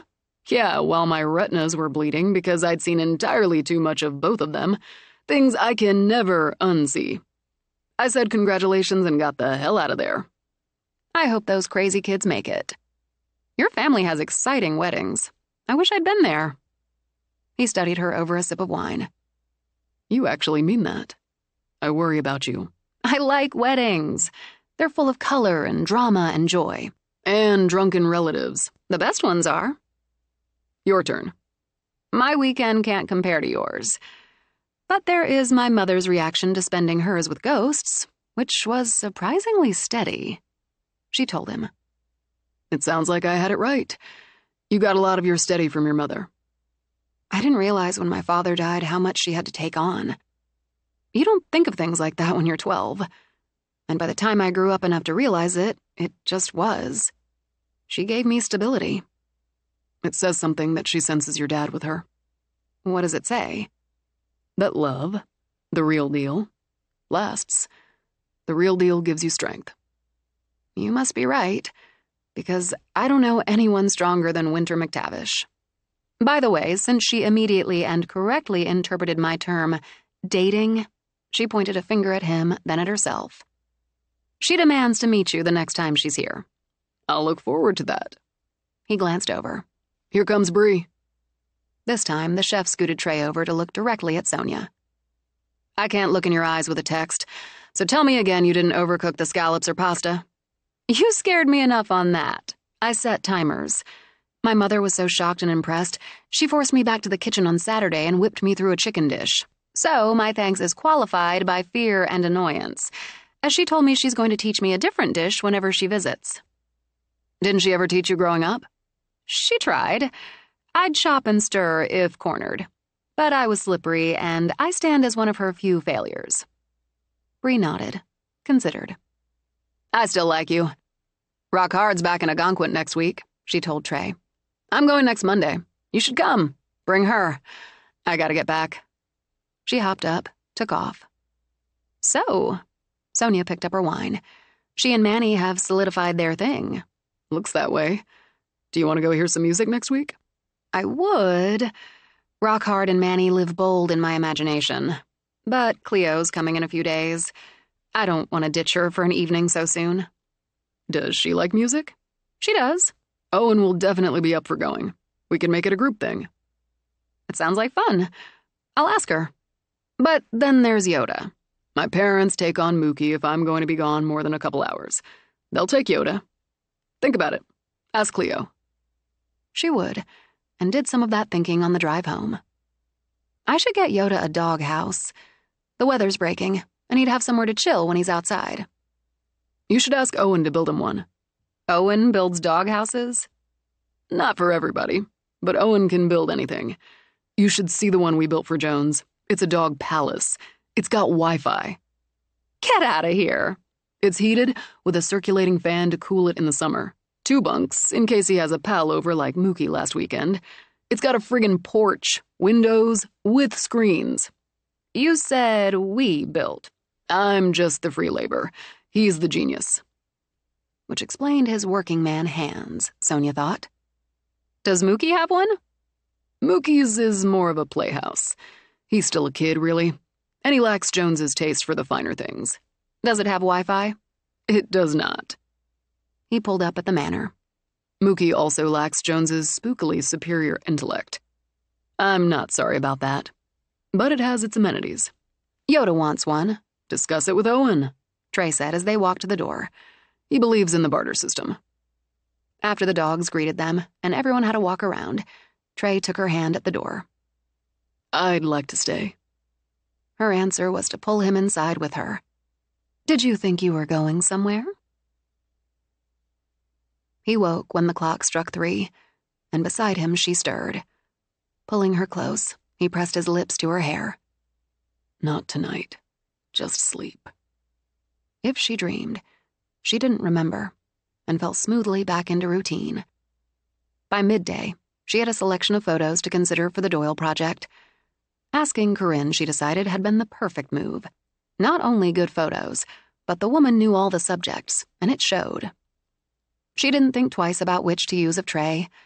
His mother caught him leaning back against his desk, his phone at his ear. Untucked shirt, dark jeans, scarred boots crossed at the ankles. It captured his calm energy. A contradiction in terms, she thought, but that was Trey Doyle. Just as she'd captured her father-in-law in his 3-piece suit, glasses at the tip of his nose as he pulled a law book from the shelf. These are good. They're damn good. Let's make them work. She spent the rest of the day on it, and most of the next, and in her opinion, it did work, and well. In anticipation of Cleo's arrival the next day, she took Yoda into the village for some supplies and flowers. On her way out again, her phone rang. She tapped the button on the steering wheel to answer. This is Sonia. Hey, Sonia, Anna. I'm right behind you. Sonia glanced in the rear view. Oh, well, hi. I don't suppose I could talk you into turning around. I'll buy you a cup of coffee. I was going to text you. I'd like to talk to you about a couple of things. I'd turn around, but I've got the dog with me. Why don't you come up? I'll buy you the decaffeinated beverage of your choice. Love it, thanks. I'll see you in a few. While Sonia chose happy daffodils for Cleo's room, Cleo pulled up in front of the manor. As she didn't see Sonia's car, She considered the wisdom of her one-day early surprise. With a shrug, she decided she'd just haul some of her things to the front door, then send Sonia a text. She muscled out a suitcase, pleased that spring teased the air, instead of winter biting it. If Sonia planned to come back soon, she'd wait. If she planned not, well, she'd just drive down to the village and do some exploring until. After dragging the suitcase to the door, it opened. Hey, I didn't think you were home, Sonia didn't stand there. No one did. She hesitated, then squared her shoulders. She'd live here, so she'd better get used to it. When she walked in, the music pumped. Neil Young and Crazy Horse's Welcome Back. I'll take that as a good sign. As a precaution, she propped her suitcase against the door. It weighed a ton because she had a ton of clothes, and wasn't sorry.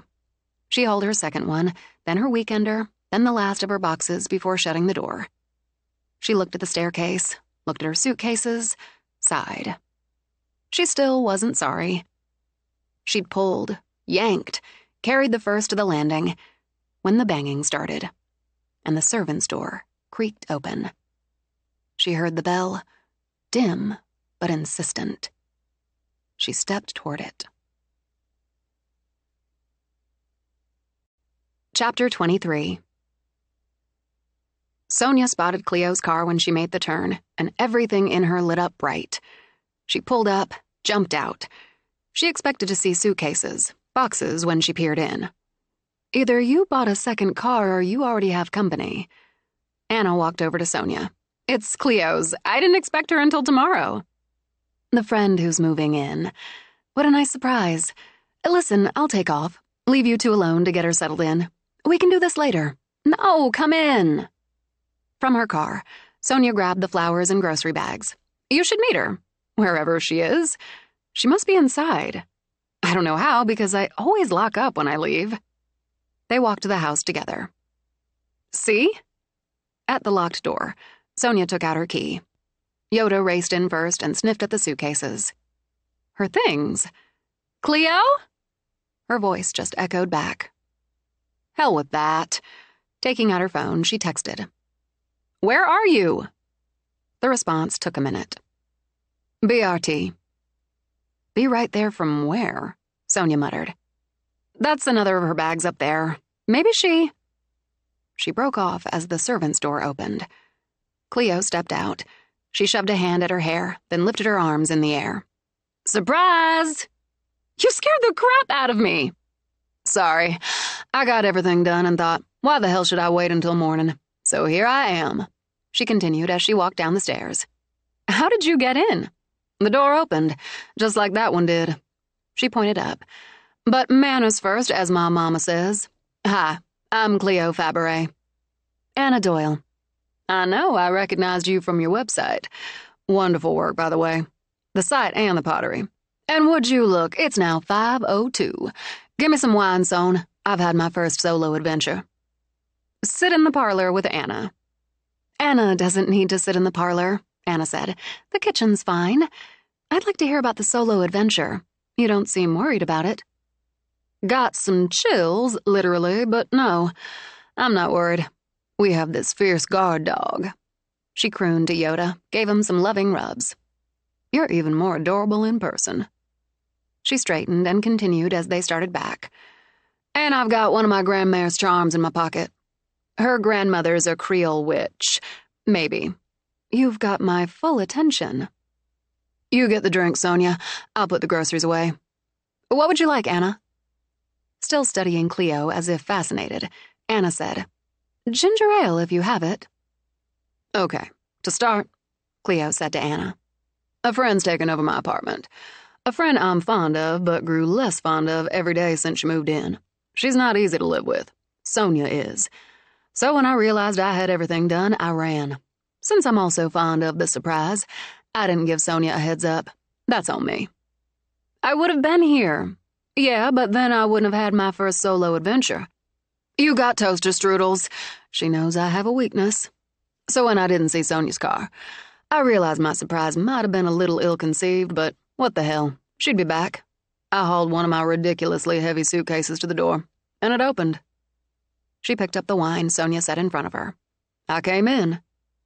I don't think of myself as a coward, Anna considered as she sipped her drink. But I don't think I'd have done that. She would, and did, and the house sang Welcome Back, or I should say Clover played me in. Clover? You haven't filled her in. I guess not.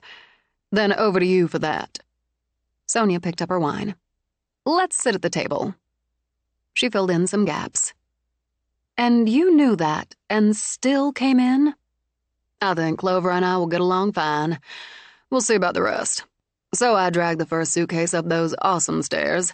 I love clothes. Me too. We'll shop. I dragged up the suitcase and the secret door opened. And you walked in there too.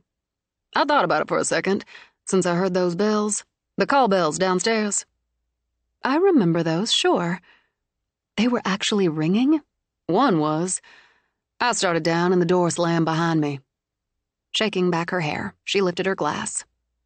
I admit without shame that scared the shit out of me, but the lights came on when I found the switch, so that was better.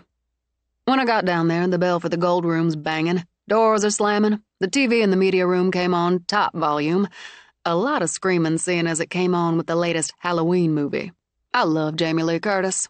Jesus, Cleo. With a shrug, Cleo topped off her wine. I wasn't what you'd call sanguine about it at the time. Then everything stopped. The slamming, the banging, the screaming. And I felt this cold, a whoosh of it. Did you see my hair when I came out? It blew right through it. Then you texted, so either Grandma's charm or you coming home or both shut her off. I wish I could have some wine, Anna murmured. I dedicate this glass to you and your adorable baby bump. I'm going to white sage down there, Cleo decided. I don't think that's nearly enough, but I'll do it anyway. Already at home, she put her feet up on the empty chair, turned to Anna. So how many weeks along are you? Almost 20. Halfway. Cleo lifted her glass in toast. Do you know the variety? With a laugh, Anna patted her baby belly. We just found out yesterday. Think pink. As easy as that, Sonia thought. They transitioned from hauntings to babies. Engaging others stood as one of Cleo's top skills. Who runs the world? Cleo sang. Got a name? The middle name's easy. My mother-in-law's first name and my mom's middle is Kate. For the first name, we've got our list down to, about a dozen. We're hoping to tighten that up before she starts preschool. But now that we know, decorating the nursery's top of the list. And since I happen to know an artist or two, I may hit them up for advice. I'm there. Now Sonia laughed. Cleo's a baby magnet. Or babies are a magnet for Cleo. Was helping with nursery decor what you wanted to talk to me about? Oh no, that one just came to me. It was some other things. One was about work. They can wait. Now's fine. Did you want something changed on the website? Not a change. Bay Arts is having their May Day open house in a few weeks, and I'm one of the featured artists. I wondered if we could do something to promote it on my site. Not only could, but should. Sonia took out her phone to take notes. Dates? Times? Second weekend in May, 10 to 8 on Saturday, noon to 6 on Sunday. It's annual? They do a weekend every year. Second weekend in May, and for the holidays, the second weekend in December. Featured artists, some demonstrations, specials, refreshments, door prizes. Nodding, Sonia got it all down. They'll do their own promotions, flyers, but we can do a flash on your social media. Do they include online sales? Absolutely.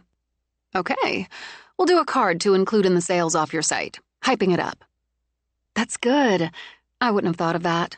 That's my job. I can send you some options tomorrow. She set her phone aside. What else is on your mind? The other was, well, it's personal. I'll just go haul another suitcase upstairs. No, don't leave, Anna said as Cleo started to get up. It's clear the two of you are close, so you'd know Sonia and Trey are seeing each other. Cautious, Sonia trailed a finger around the rim of her glass. He told you? No, and he wouldn't unless I asked directly. But you've had dinners together at the Lobster Cage, and he's made the turn on Manor Road several times lately." She smiled, shrugged. "News doesn't travel in Pools Bay. It sprints." "Do you have a problem with Trey and me?" "Oh, God, no." In a pushback gesture, Anna lifted her hands. "The opposite. Polar opposite. I love my brother, even when I want to kick him in the balls. He's so damn reasonable. You can't win a fight against his unwavering reasonable. It's frustrating, but I love him anyway." "Reasonable," Sonia agreed. "And the calm, the absolute calm. It's both annoying and admirable. It's annoyingly admirable. There, see? You get him." On the table, Sonia's phone sang out, "What a man." Easing back, Anna crossed her arms over her baby bump. "Do you ever get used to that?" "Somehow you do."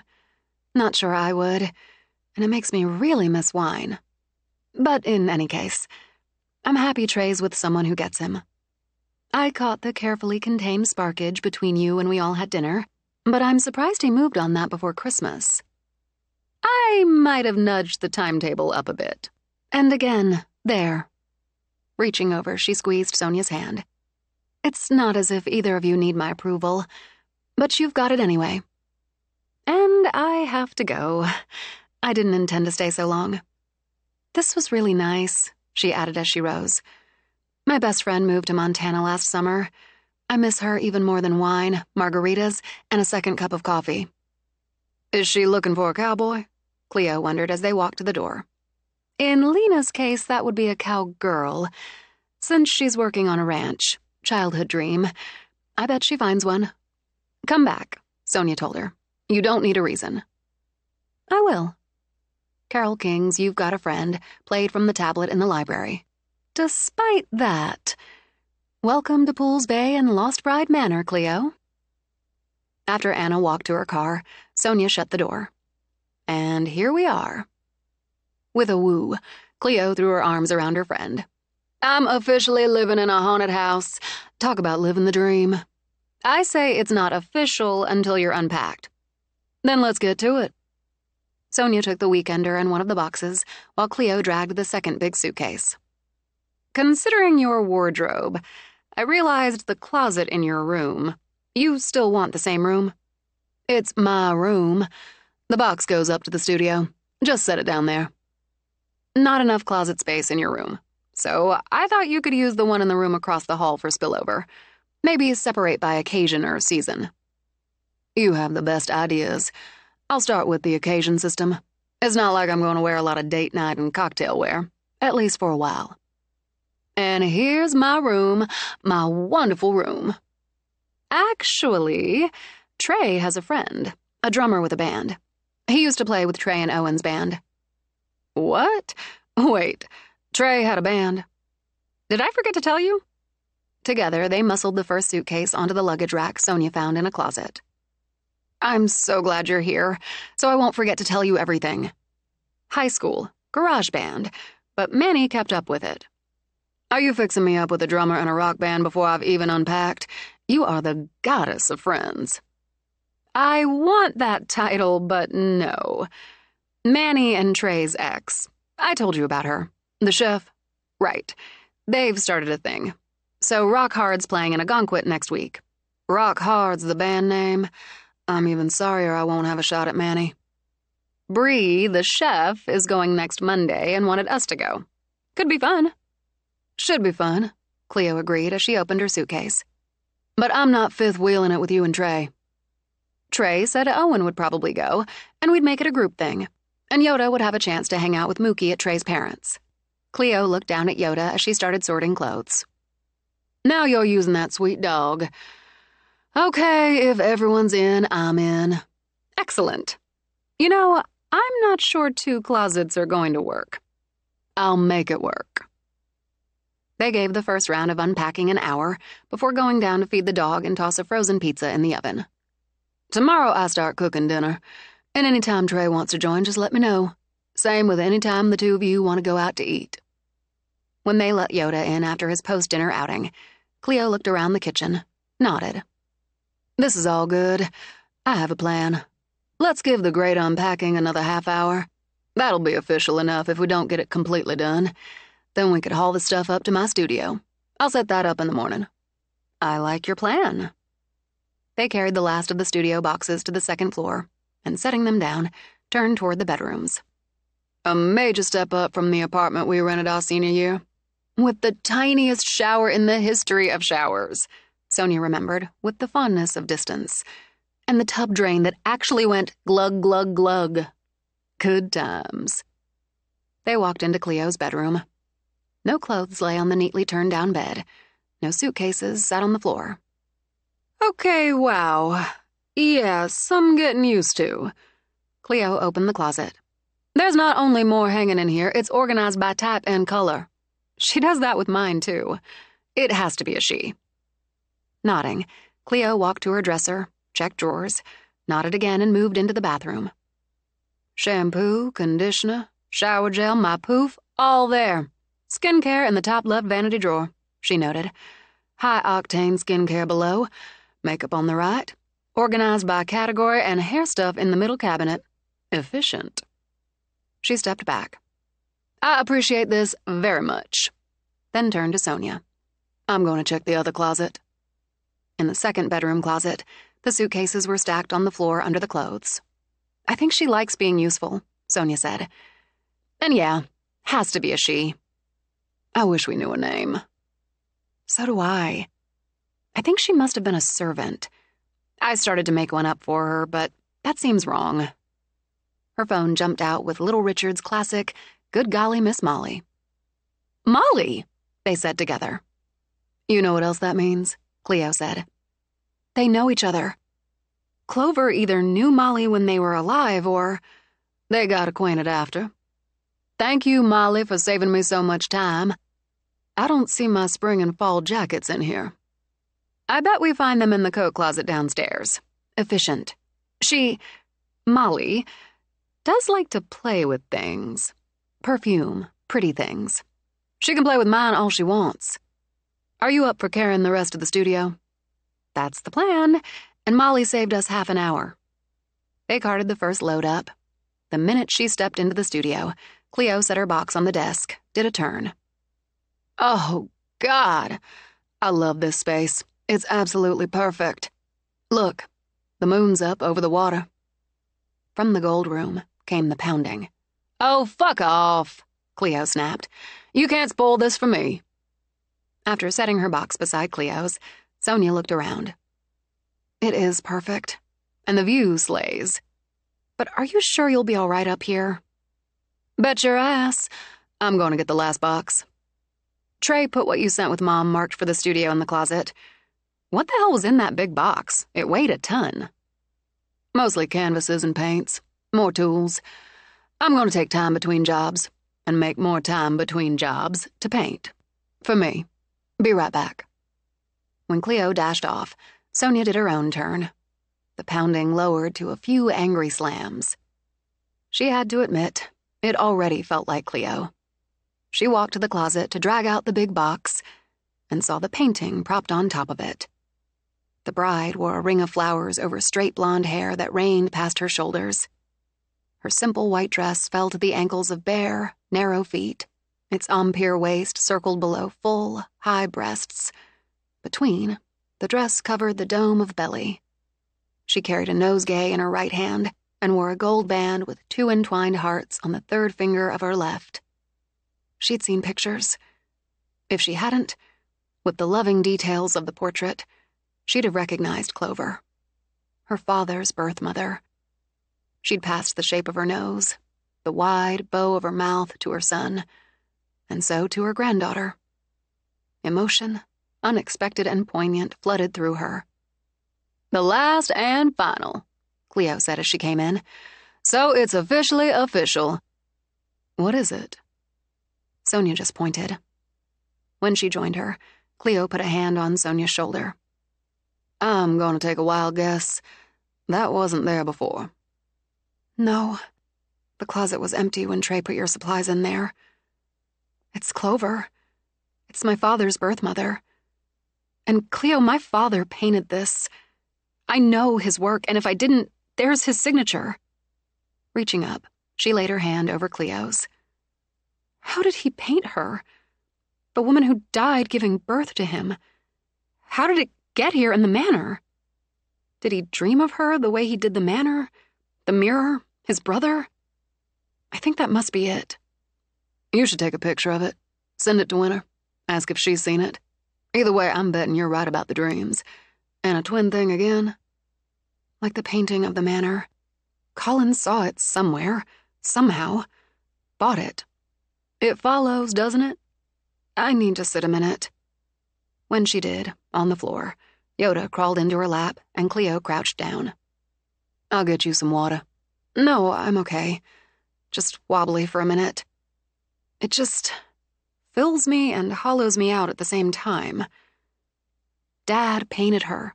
Colin brought her here. They connected. Now you have her, and that connects you. Sonia, it's beautiful work. She's adorable. We should take her downstairs. Nobody puts Clover in the closet. With one hand stroking Yoda, Sonia leaned her head toward Cleo. You're right. We'll take her to the music room with Joanna. I've got her. I vote we take her down. You get that picture, send that text, and I get us both a last glass of wine. I say aye to that. In the music room, they propped the painting against the wall under Joanna's portrait. I love the still lifes in here, Cleo began. But what do you say we switch that one out? Hang her there? Yes, she'd have come right before Joanna. Text your mom. I'll get the wine. Then we'll put her where she belongs. Stepping back, Sonia studied the portrait again. So young, she thought. And that young face simply glowed with happiness. And despite the mound of belly, an innocence that touched her heart. She took a careful photo, then sent the text. I found this portrait. It's Dad's work. Have you seen it before? The answer came in under a minute. No. That's his birth mother. I can see him in her face. Is Cleo there? Is everything all right? Yes, it's Clover. Cleo's right here, and everything's fine. We spent most of the evening hauling up her half-ton of suitcases and unpacking her massive wardrobe. But when we found this, we thought we should ask. I think Dad must have dreamed her and painted her as a bride. He often painted his dreams. She's lovely, and there's a sweetness. She looks kind. Yes, she does. I know she was and is kind, so don't worry. Cleo and I are going to have a glass of wine, then go to bed. We're all good here. Stay that way. Love to Cleo, love to you. Night. After signing off with a heart emoji, she turned as Cleo came back into the room. She never saw it before. You know, he might have painted it before they were married. Or he just had his reasons for not showing her. Let's put her up, Sonia, then have this wine. They switched out the paintings, then stood back, arms around each other's waists. She looks right there. She does. And you know, Son, your father's in there too. Your dad and his brother are in that painting. It's very special. In her pocket, Sonia's phone played. Mother and child reunion. With a laugh, Cleo picked up the wine, handed Sonia hers, and clinked her glass to it. To Clover, the music master. Absolutely, to Clover. You know what else? Joanna would have been her daughter-in-law. Your mother's sister-in-law. Your aunt. It's just so weird. I think it's wonderful. To Joanna. To Joanna. What a strange day. Just another day in the manor. And my first official one. And so we drink to that. Yoda needs to go out. We'll take care of that. Then I don't mind calling it for the night. I want to get an early start on setting up my studio. You said Yoda was fostered with cats? That's right. You really want one? When I find the right one. The thing I really disliked about my apartment was the no pet clause. They grabbed jackets, and Cleo's were indeed inside the coat closet. Oh, God, the view. It's just everything. Please tell me you don't get used to it. No. With the last of their wine, they walked with the dog. It still catches me, and it makes me wonder how I ever lived anywhere else. And I'm already wondering how I lived here all these weeks without you here. Now you don't have to. Later, when she slid into bed, Sonia thought again, a strange day. But a good one. Yoda curled on his bed, Cleo slept down the hall, and the sound of the sea against the rocks lulled like music. Later yet, when the clock struck 3, she muttered in her sleep, but she didn't stir and she didn't rise. Chapter 24. Bonus points came in the morning when Sonia walked into the kitchen to the scent of coffee and Cleo. A Cleo dressed in jeans, a sweatshirt, sneakers. She had her burnt honey curls scooped back in a bouncy tail and her day-at-home makeup on. You are up early. This is not usual. I honestly can't wait to start on the studio. Her quick hip wiggle proved it. Got your coffee covered. I'm having a toasted strudel. Want one? With a head shake, Sonia took out the second half of yesterday's bagel before she let Yoda out the mudroom door. I find that sad. I put out fresh water and food for our boy. We both appreciate it. Cleo propped on a stool while Sonia toasted her bagel. Listen, if you want, when you take a break, come up and see how I've set things up. You've got a good efficient eye. I will. Basic routine for me? I'm trying to work out 3 days a week. I shoot for morning mostly, which is not this morning. Work until Yoda lets me know he has to go out, or I realize I need to get up and out. Walk around, work, toss something together for dinner, or if Trey's coming over, he'll bring takeout. I try to get into the village 1 day a week. Flower shop, maybe the bookstore, grocery. Groceries are on me now, and I'm happy to give that to you. I know your rhythm, Son, and you know mine. We'll find the new ones here. If I'm going out, I really want to explore the village. See that lighthouse, find some outdoor painting spots. I'll text you if it's during work hours. Let you know. Same goes. And we're good. No, I've got 'em. At Yoda's let me in bark, Cleo rose. There's that boy. There's that very good boy. Breakfast is ready. Yeah, Sonia thought. They'd find the new rhythm. She worked straight through until noon, making progress on the Doyle job, designing 3 options for Anna's needs. After she let a very anxious Yoda out the front door, she walked back for a Coke. Before she could grab a jacket and join him, he was barking at the mudroom door. Okay, we'll walk later. But since it's break time, let's go see Cleo. Apparently, her very brilliant dog already recognized the name as he raced for the stairs. Before she reached the studio, she heard Cleo's, "Did you come to see me? Did you come to see Cleo? Yes, you did. We both did. Oh, Cleo!" Paints, acrylics, oils, watercolors lined the shelves, along with brushes, palette knives, all the artist tools carefully organized. Spare sketchbooks, drawing pencils, colored pencils, charcoals, pastels joined them, and canvases stacked, varying sizes beside Cleo's old, paint-smeared artist case. She had a blank canvas on the easel, an old table she must have unearthed from somewhere beside it. She'd set a palette there with a single brush crossed over it. On her desk sat her computer monitor, an open pencil case, a large sketchbook, some of her crystals, and a small glass dragon in deep orange. What do you think? Still taking it in. Sonia wondered. A pretty dish centered on the sofa table along with a pair of squat white candles in dark blue holders. A sun catcher sparkled with light in the south-facing window. Cream-colored pillows plumped on the sofa with the mermaid lamp standing beside it.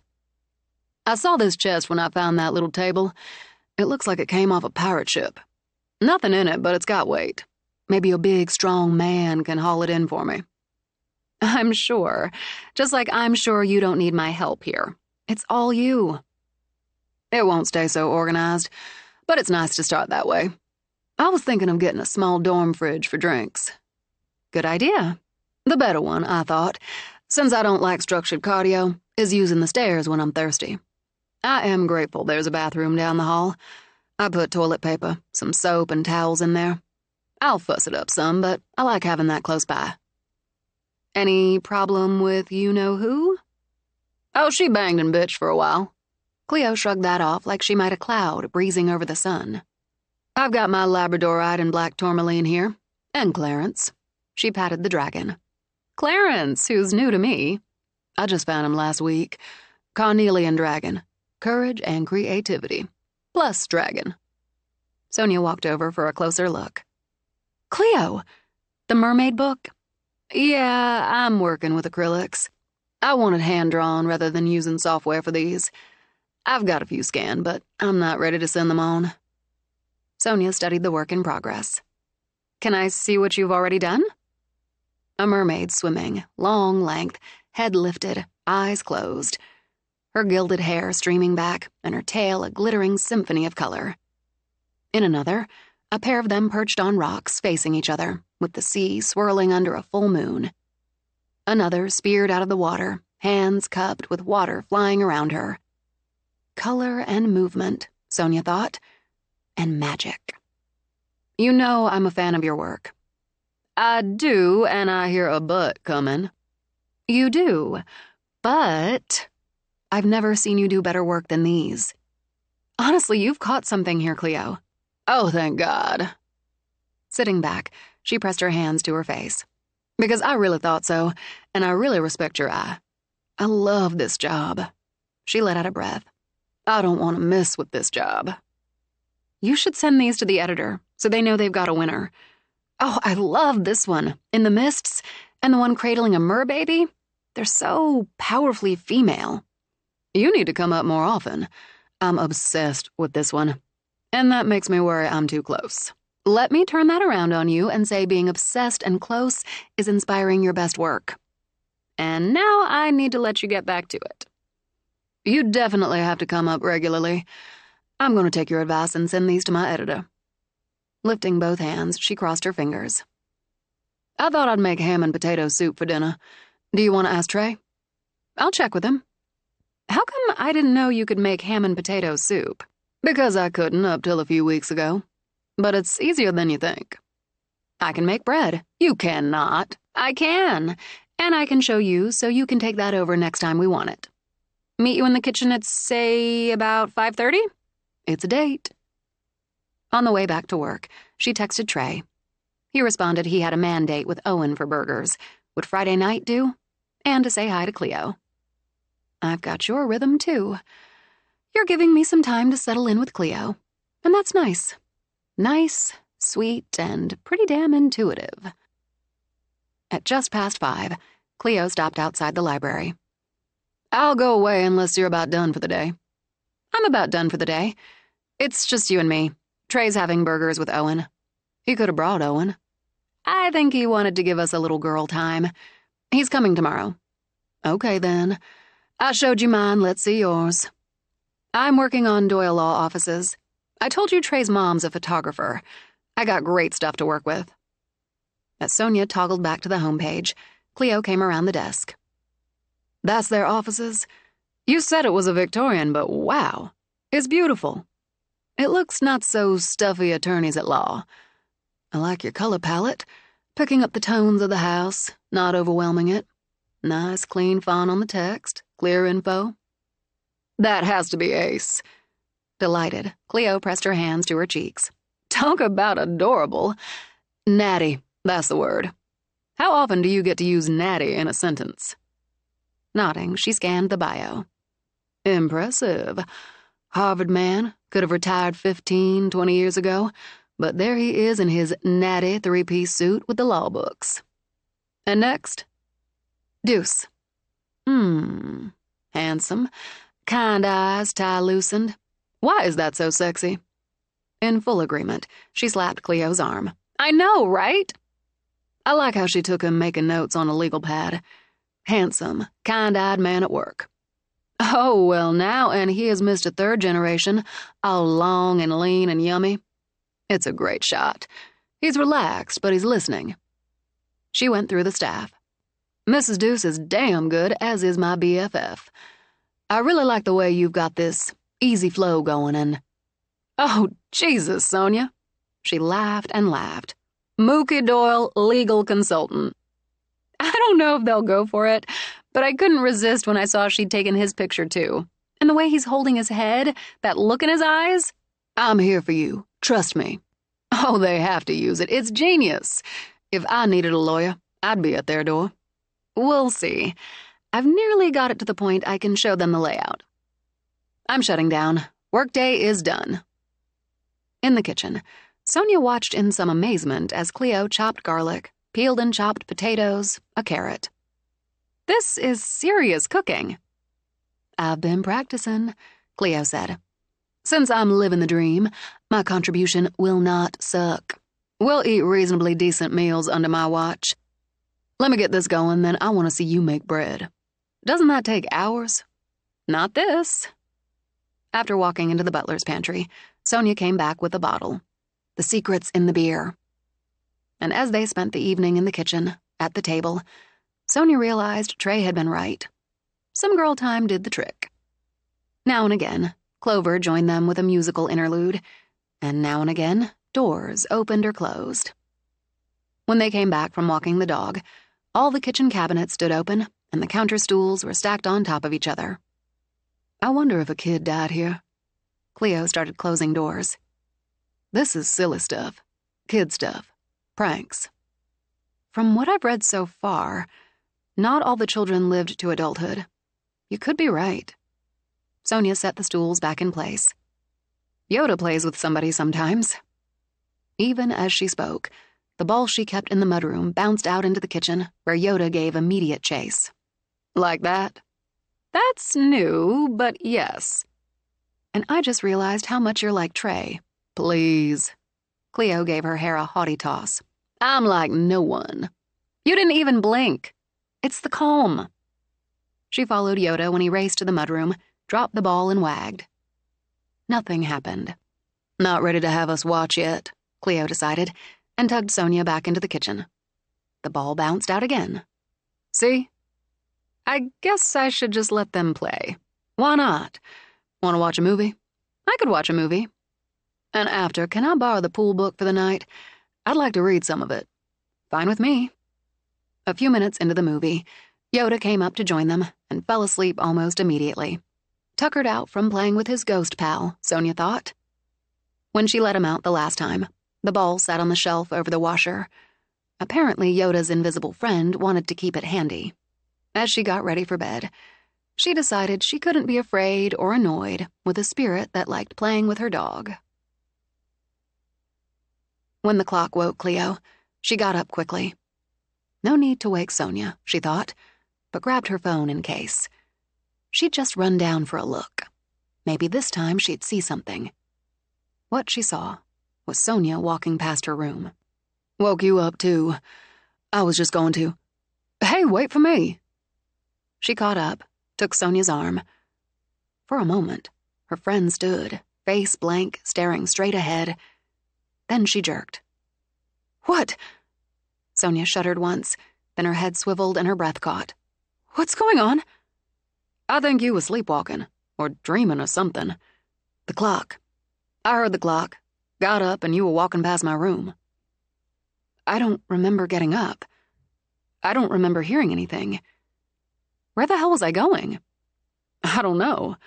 I didn't realize you weren't awake until I took your arm. To soothe, Cleo rubbed her back. Are you okay? Yes, I'm fine. I feel like I just woke up. The way you do when you just half surface, then roll over and go back to sleep. There's the music. I hear it.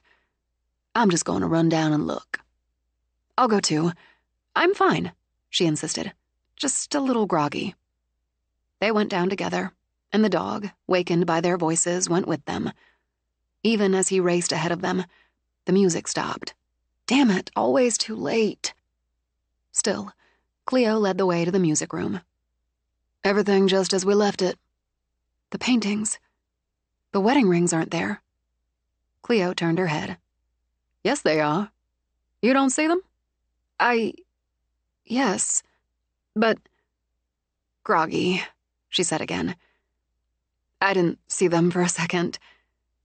Since we're down here, we should check the clock. The hands stood at 3. No point in changing them, Sonia decided. Something happened at 3 in the morning. Why else would it only sound then? But I don't think it's Hester Dobbs, Cleo. Or not her getting me walking in my sleep, taking me to and through that mirror. I talked to Trey about that. Why would she want me to see, want me to know details? That's a good point, but I still don't like you wandering around in a daze in the dark. I'm not crazy about it either. We'll go back up. I'll tuck you in. I can stay with you. I'm fine, really. If she didn't count feeling lightheaded and heavy in the limbs. Just stupid with tired. And the moments passed for tonight. I think you're right. The house is quiet. It just feels quiet now. All settled down. Still, when they got upstairs, Cleo sat on the side of the bed. No wandering without me. Definitely don't plan on it. I'll see you in the morning. But she sat in her sitting room for another 10 minutes, then crept back. When she saw Sonia sleeping, she relaxed enough to go back to bed. A quiet house surrounded Sonia in the morning. Grateful for it, she went through the breakfast routine, hers and Yoda's. Clover greeted her with, "Good morning, Starshine." "Good morning to you." She wondered if she made it to the afterlife, a very long time in the future, if she'd managed the perpetual cheerful as it appeared Clover did. By 8:30, she settled at her desk with Yoda under it. An hour later, she heard Cleo shuffling toward the staircase. "Hey!" Still in her pajamas, hair everywhere, Cleo looked in with sleepy eyes and grunted. "Just wanted to say thanks for having my back last night." "I've got yours. You've got mine." Yawning, Cleo bent down to rub Yoda when he darted out to greet her. "Who can be a morning grump with that happy face? But I need coffee. Must have coffee." Yoda watched her go, then decided to spread out by the fire. After good progress on the Doyle job and a few tweaks to the basic design for the flower shop, Sonia started on the writer presentation. 1 hour, she reminded herself, then a break and back to Doyle. At the end of the hour, she gave herself 10 more minutes. Satisfied, she started to turn to call Yoda. "Let's go outside." But he wasn't by the fire, or under her desk. Thinking he'd gone to hunt for Cleo, she turned off her music. And she heard the distinctive sounds of the ball bouncing downstairs and the dog scrambling after it. I guess Cleo's taking a break, too. Maybe we'll all take a walk. She started down as the ball came bouncing back with Yoda giving chase. "Hey, Cleo, how about we play fetch outside, since we've timed our breaks?" But Cleo didn't stand in the long hall. No one did. Yoda dropped the ball, turned his head one way, the other, then he picked it up again and raced to her. Cleo's not taking a break to play fetch, is she? Sorry to interrupt the game. She picked up the ball and had Yoda racing in circles as she started down the hall. In the kitchen, she found the cabinet doors open and the box of dog treats on the island. Open. Did they give you some of these? Or is this my cue to do that? I can't be too freaked by a ghost who likes dogs. Just one, she told Yoda. Then we'll go outside. When she dug in for one of the little squares, Yoda sat, eyes gleaming. Then he reared up on his stubby back legs and waved his front paws. After a surprised laugh, she rewarded the dog. "Did he teach you that?" "I'm guessing boy. Young boy." "I don't know if you can go outside or not," she said as she closed the cabinet doors. "But if you can, you're welcome to join us." She grabbed the old jacket she left in the mudroom and went out into the brisk April air. Warm and balmy might be weeks off, but she saw more patches of ground. She decided she'd survived her first winter in Maine. To her delight, she spied a few crocuses popping purple on the side of the apartment. And as she walked, she saw a few brave stems of green pushing out of the ground. Daffodils, maybe. She'd find out soon.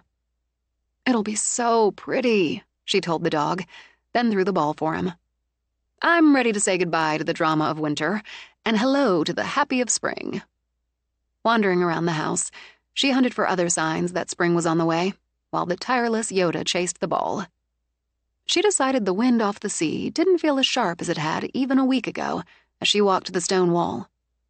Oh, look! I think it's dolphins!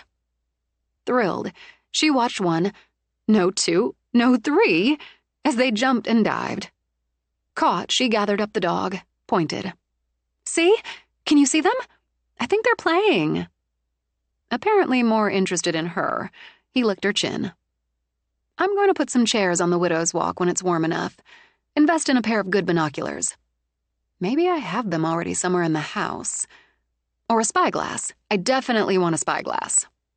After setting the dog back down, she lifted her face, breathed in. She heard something scream, whirled. The window on the 3rd floor stood open, and something flew out. The bird, black as midnight, long talons curled, screamed once more and dived. Instinct had her grabbing Yoda again, hunching over him. Her body braced for the bite of those talons as she ordered her legs to run. But when she risked a look up, she saw nothing but the blue of the sky and some gray-edged clouds that threatened rain. As she caught her breath, a window in Cleo's studio opened. Did you hear that? What was that? A bird, Sonia called up. I don't know if it was real, but it's gone now. We're coming in. I'm coming down.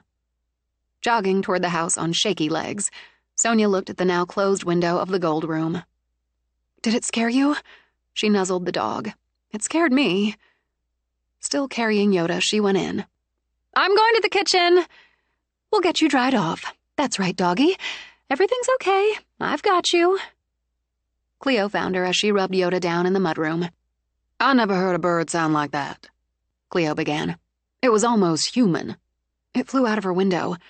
A blackbird. Too big, I think, for a crow. Way too big. It just dived toward us. I didn't see anything, not by the time I jumped up and ran to the window. But when I opened it to call down to you, I thought for a minute. I smelled something. Something like sulfur. She wanted to scare us, and mission accomplished. But if she wanted to hurt us, I don't think she could. Not enough power outside the house, maybe. I swear that scream chilled my blood. There were dolphins. Really? I want a Coke. Do you want a Coke? I'm getting us a Coke. I was watching them and thinking how wonderful it was. I guess she couldn't let that stand. And before I went out, Yoda was playing fetch with whoever likes to open the cabinets. You saw them? No, but Yoda did. Does. I thought it was you bouncing the ball down the hall to the foyer for Yoda. But when I came down, just the dog and the ball. Then, wait, I'll show you. She suspected Molly, rather than the boy, had put the box of treats away again, so she got them out. Yoda sat. Watch this. When she held up the treat, he reared and waved his paws. Aw, that much adorable may be illegal in some states. I didn't teach him to do that. That just proves there's more good here than bad. We're okay, Son, and we're going to stay that way. Don't go near that room. For now, please. Insistent, Sonia gripped Cleo's arm. Promise. I promise, but sooner or later we'll have to. I vote for later, after work. After work, you'll find me here, making dinner. Trey's coming, right? Last I heard, we're having chicken and dumplings. Get out! You can make dumplings? Cleo took a determined swig of Coke. We're going to find out. When Sonia went back to work, Clover met her with, Don't worry, baby. Trying not to. Think fetch-playing kid, not big, ugly bird. She documented both, then went back to the Doyle job. At the end of the day, she contacted Corinne Doyle. I'd like to talk to you about another job. Maybe ask your advice, and hire you and your camera. Can we set up a meeting? I'm free tomorrow morning. Since I'm going to be out anyway, I can come to you. About 10:30? That would be perfect. Why don't you give me some broad strokes? I'm working on a presentation. Rider Sports. I know Rider. I want to do some sports photos, but I don't want to use professional models. I want real people, she began. By the time she got downstairs, Cleo was indeed in the kitchen. I think I've got this. I hope I've got this. Chicken and dumplings, peas and carrots. It sounds homey. How hard could homey be? Don't ask me. Sonia looked at the chicken in the skillet. It looks sort of homey, and it's starting to smell good. I'm going to buy you a really cute yoga outfit. For making dinner? No, so you can wear it, have Corinne Doyle take your picture for my presentation. You like yoga, so you'll look like you yoga. This is for the Ryder deal. I have a yoga outfit from Ryder. I look awesome in it. That makes that easy. I have to talk Trey into doing this, working out or playing ball. I need somebody who has a bike, and the intern at Doyle's, he's gorgeous. I want to talk him into doing one of the shots. I want different ages, at least one kid, at least one over 50. I just want a sample. If I get the job, I'll do more. Say when, not if. Intention counts. Like I intend to make these dumplings and rock your world. Stay out of my way. Go put on some makeup. He's seen me without it. Cleo simply sent her a long, long look. Fine. She did what she was told and started down again just as the doorbell bonged. He brought flowers, pretty pink baby roses. Cleo gets the flowers, he told her. You said she was cooking. Only fair, she said as Mookie and Yoda reunited. How about I take one of these? With a hand on his shoulder, she leaned in for a kiss. You can have all of those you want. Maybe just one more, for now. Then she waited while he hung up his coat. Playing ball, she decided. Reaching up to field a baseball. She could see it. She hooked her arm through his. I have a proposition for you. What sort of proposition? Personal? Business? Sexual? Political? You really are a lawyer. I'll get to that. And after dinner, I want to show you what I've got going on your website. Over dinner, we'll tell you about our latest incidents. Cleo's voice carried out from the kitchen. You boys can have some leftovers when we're done. With the dogs watching her hopefully, Cleo looked up, dumpling dough on both hands. A man bearing gifts, my favorite kind. You get the roses, but I'll put them in a vase for you. Those are dumplings? They will be. It smells great in here, Trey told them. That's all, Cleo. I'm meeting with your mother tomorrow morning. Oh? Mm-hmm. She chose a vase from the butler's pantry. About doing photos for the writer job. I told you what I had in mind. The different action shots, real people. Cleo signed up for that. You're next. Oh, well, You've got a ball glove? A ball cap? Sure, but I think we want the shoes, too. 1 foot on base, maybe stretching up to catch the ball. I'll see what your mom thinks. Do you have a bike? Not since I could drive. I really want a shot on a bike. Eddie's a serious bike rider. Sonia smiled. Good to know. I want a gym shot, I think. A guy, maybe a little sweaty, curling. Without a minute's hesitation, Trey threw his closest friend to the wolves. Owen got his weights from Ryder. Perfect. A couple kids playing basketball, a girl and a boy, an older woman jogging, or a couple jogging together. I'd like a football shot. John D. He played in high school and college. Great. I'll talk him into it. This is a solid start. Good. Tuck work away, Cleo told her. Pour some wine, set the table. I've got this dumpling thing going on. It turned out she did. When they sat, had the first bite, Sonia just shook her head. Where was this talent all our lives? I cooked some decent meals before. Few and far between. It's my job now. I'm kind of getting a charge out of it.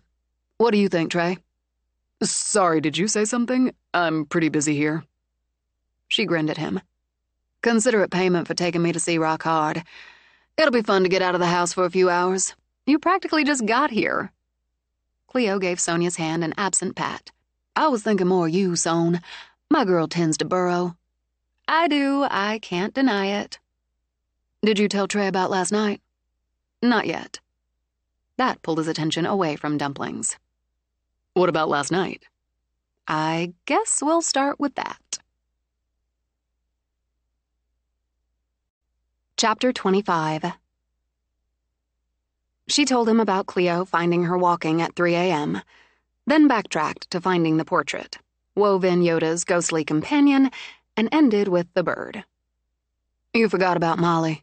Clover let us know, musically, the name of our housekeeper. Without asking, Cleo dished up a second helping for Trey. Thanks. That's a lot for a couple of days. Before I lived here, I'd have said it's more than enough for a lifetime. Sonia lifted her shoulders. It's not that you get used to it, but it's more expected. I'd like to see the portrait. It's beautiful. Since you're the only one who's seen her, I guess in person, you can tell me if my father's caught her. He captured the manor. I wonder why, if Colin bought the portrait, he never said anything. I know it's not in the inventory. Which begs the question, where the hell was it? I have a theory. Sonia looked at Cleo. Uh-oh. I don't think it's that far out based on, we'll say, the rules of this particular road. You said it's as if you go through the mirror and into another time. There's a school of thought that hauntings are just people out of their own time, like a slip in time. Maybe this is a combination, and maybe the two portraits, Joanna and Clover, were basically on the other side of the mirror. That's interesting. Sonia rolled her eyes toward Trey. Don't encourage her. It's interesting, he repeated. A slip in time? Those portraits weren't in the house. Unless there's a place in the house I don't know about. Dad doesn't know about. And regardless, both ended up in the studio. And now, the last two lost brides are in the music room. Colin painted one, your father, his twin, the other. He scooped up more chicken and dumplings. It's interesting. The bird flying out of the gold room's another matter. Could you draw it? I didn't get a really good look. It happened fast. I just grabbed Yoda and ducked. Then it wasn't there. I didn't see it, but I heard it too. And when I opened the window to call Sonia, I smelled sulfur. I know Cleo's theory on that, and I guess it makes sense, considering the rules of this weird road. What's the theory? Trey asked her. She conjured the bird. Hester Dobbs. But once it was outside for more than a few seconds, poof. Because she's limited. That power is limited. And yet, I know she lured Catherine, the second bride, out into that blizzard. She bespelled her, Cleo said easily. Catherine walked out under a spell, and by the time it broke, it was too late. Maybe.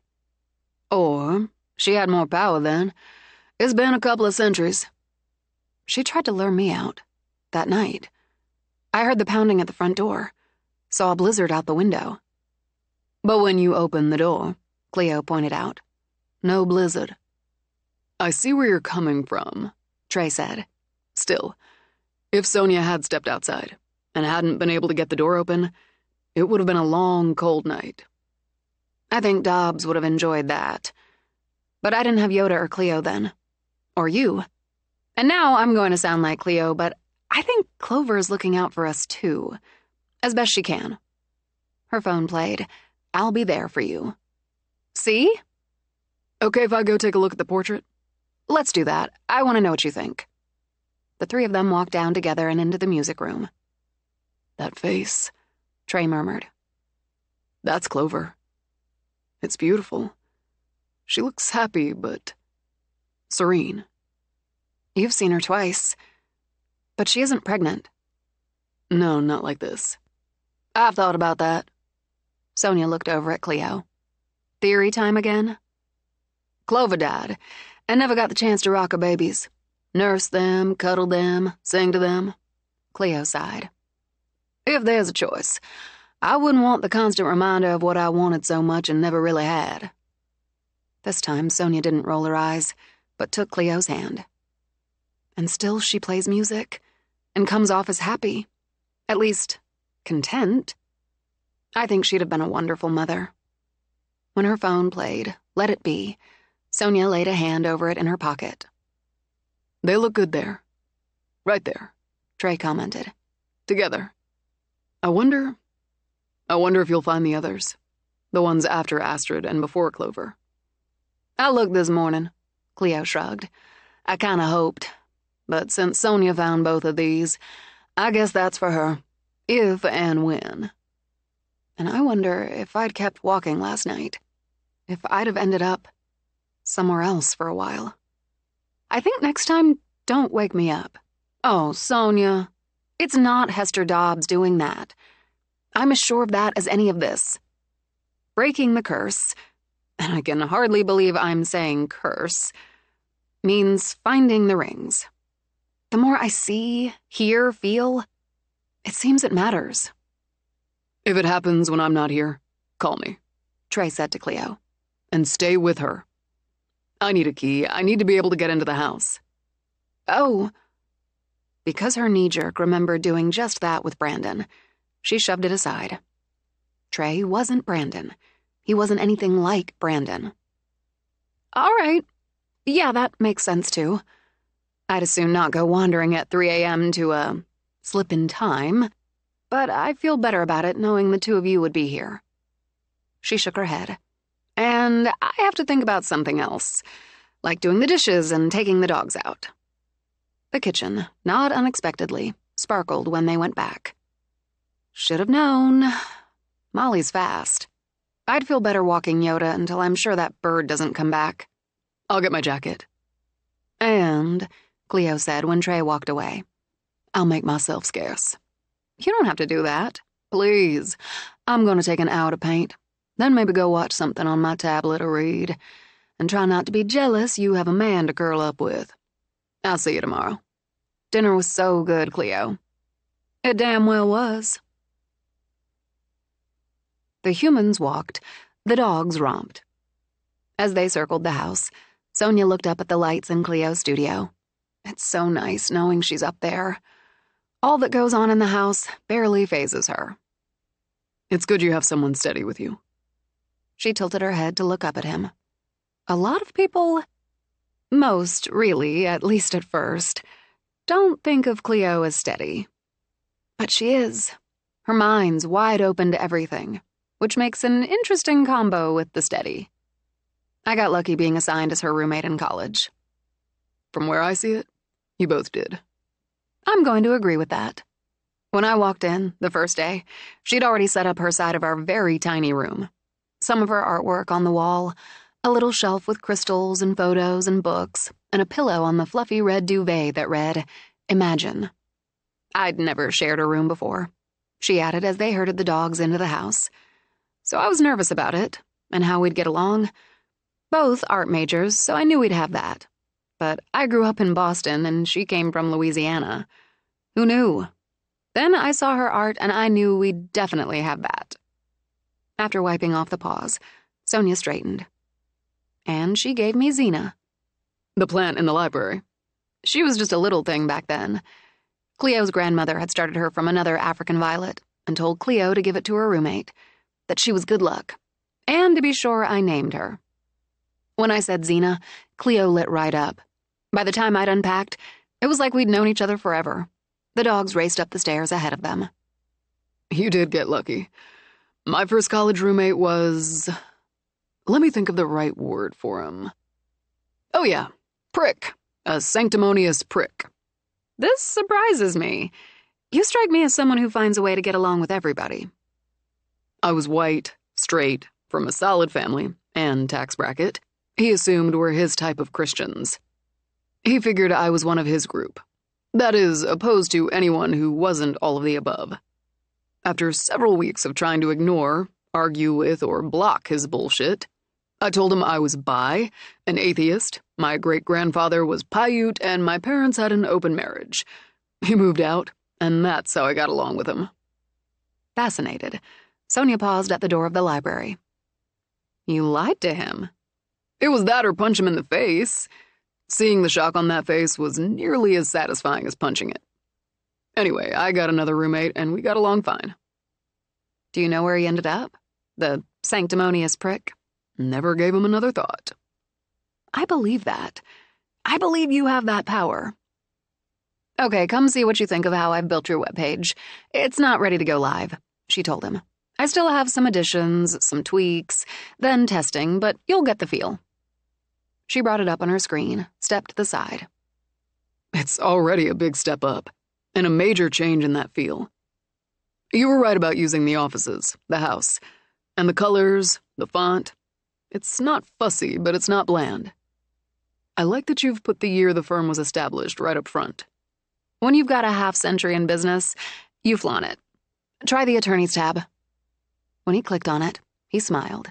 Look at Ace. Your mom's in danger of becoming my go-to photographer. I had others to choose from, but this was my favorite. If there are any changes needed to the front page text or any of the bios, just send them to me. I don't see anything so far. And here's Deuce. It works, the casual shots. You were right again. I guess that includes me, he said when he scrolled down. All three of you look relatable, accessible. The backdrops, the law books, the desk, and so on say professional. Corinne is really good. I always thought so. Check out the staff. He clicked, grinned. Jesus, Sadie looks like she could stand on one foot and juggle, which is what she does every day. These are great. Just enough personal details in the bios. Eddie looks so damn earnest, which he is, and... He stopped, roared with laughter that had the dogs racing over. You put Mookie on here? Look at this, Mooks. You're a legal consultant. I thought it added something, well, relatable, again. But if it's too much, sorry, Mookie. You'll need to see how Ace and Deuce feel about that. The eyes on it are going to be unanimous. It's sweet, funny, and it's also genius. You even gave him a bio. His reaction gave her a lift on both the personal and professional levels. I got the details from Lucy, since I wanted you to see it fresh. There's another word for it. Fresh. You've got a tab for the intern program. I haven't finished there, but I have the framework up. Huh. You got what? A solid dozen previous interns with their current situations. I'm waiting on a few more. I didn't realize you've had the program for nearly 20 years. Started before my time. This is excellent, Sonia. Seriously blew right past my expectations. That's what I like to hear. She showed him the design for stationery, business cards. Consistent, you said, and delivered. Actual delivery will take another week or two. But if we get approval from the other Olivers on the letterhead and cards, Sadie could order them. And that concludes this evening's consultation. She shut down her computer, then slid her arms around his waist. I'm hoping you plan to stay. I put a bag in the car, in case. Why don't you get it? Later. Later works. And when he kissed her, the day fell away. Eventually, he went out for his bag, undressed again, and slid back into bed with her. Cleo's right to be jealous. Sorry? She tangled her legs with his. She doesn't have someone to curl up with, like this. Nobody back in Boston? No one special. Her grandmother told her that lovers will come and go, but she'll have only one love, and he'll be her anchor in every storm. That's right up Cleo's alley. Her light's still on. She's a night person, mostly. You rarely have a Cleo sighting before 9 a.m. 10's more likely. I won't see her before I leave, then. Highly doubtful. Trey, if I start to get up tonight, you know, like before, will you stop me? I don't want all that tonight. I'll keep you here. He brushed a kiss over her hair. You haven't done any of that before when I've been here. But you talk in your sleep. That brought her head up. I do? What do I say? I can't make it out. Not yet, anyway. I never did that before. How do you know? You're sleeping. Laughing, she cuddled closer, let herself start to drift. The room Cleo and I shared freshman year was far from palatial. She'd have heard me, and she'd have told me. Plus, as a woman fast approaching 30, I'll confess I've shared a bed with others. Nobody ever said I talked in my sleep. You then. Connected. I don't want to go through the mirror tonight. I've got you, he murmured, and stayed awake as she slipped into sleep. When the clock woke him, she sighed and turned. He heard her say, "All right, yes, I'm coming." Before she could get up, he gathered her close, Stay with me tonight. She started to shift away again, but he held her. Just stay with me. He thought she said Lizzie or Lissy before she went still. She waits. She'll wait a little longer. In the quiet, the piano music floated up. He heard a woman weeping, before somewhere a door closed. In the morning, as he dressed, he told her. Lissy, she said. It must be. Owen Poole remarried just under 2 years after Agatha, and his oldest daughter was Lisbeth. So I guess Lissy. She married and died the same day. It's listed in the book as multiple bites from a black widow. 1916. You remember all that? She tapped her temple. I have the names of all 7 dead brides imprinted now, and how and when they died. I still have to read more, but I know that. I'll get the book back from Cleo, but I'm sure of that name. Lisbeth Ann Poole. I can't remember the name of who she married. Let's move, Mooks.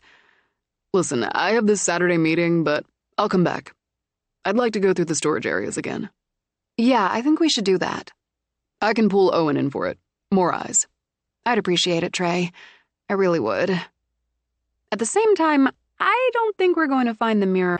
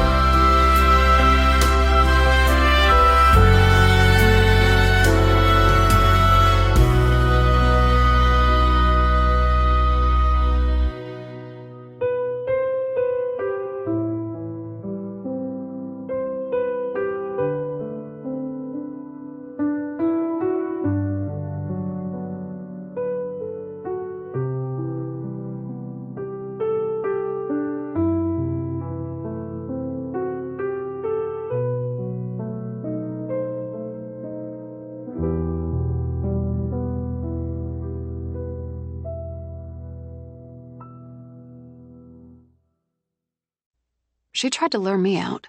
That night. I heard the pounding at the front door. Saw a blizzard out the window. But when you opened the door, Cleo pointed out. No blizzard. I see where you're coming from, Trey said. Still, if Sonia had stepped outside and hadn't been able to get the door open, it would have been a long, cold night. I think Dobbs would have enjoyed that. But I didn't have Yoda or Cleo then. Or you. And now I'm going to sound like Cleo, but I think Clover is looking out for us too. As best she can. Her phone played. I'll be there for you. See? Okay if I go take a look at the portrait?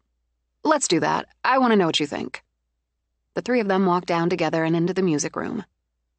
That face, Trey murmured. That's Clover.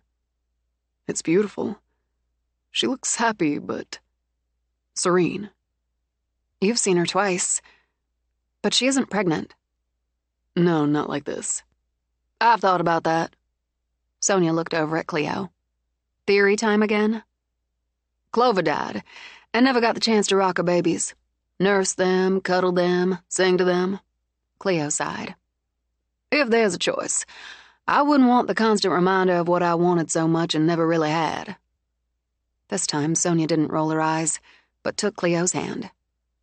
And still she plays music, and comes off as happy. At least, content. I think she'd have been a wonderful mother. When her phone played, Let It Be, Sonia laid a hand over it in her pocket. They look good there. Right there, Trey commented. Together. I wonder if you'll find the others. The ones after Astrid and before Clover. I looked this morning, Cleo shrugged. I kinda hoped. But since Sonia found both of these, I guess that's for her. If and when. And I wonder if I'd kept walking last night. If I'd have ended up somewhere else for a while. I think next time, don't wake me up. Oh, Sonia. It's not Hester Dobbs doing that. I'm as sure of that as any of this. Breaking the curse, and I can hardly believe I'm saying curse, means finding the rings. The more I see, hear, feel, it seems it matters. If it happens when I'm not here, call me, Trey said to Cleo. And stay with her. I need a key. I need to be able to get into the house. Oh. Because her knee-jerk remembered doing just that with Brandon, she shoved it aside. Trey wasn't Brandon.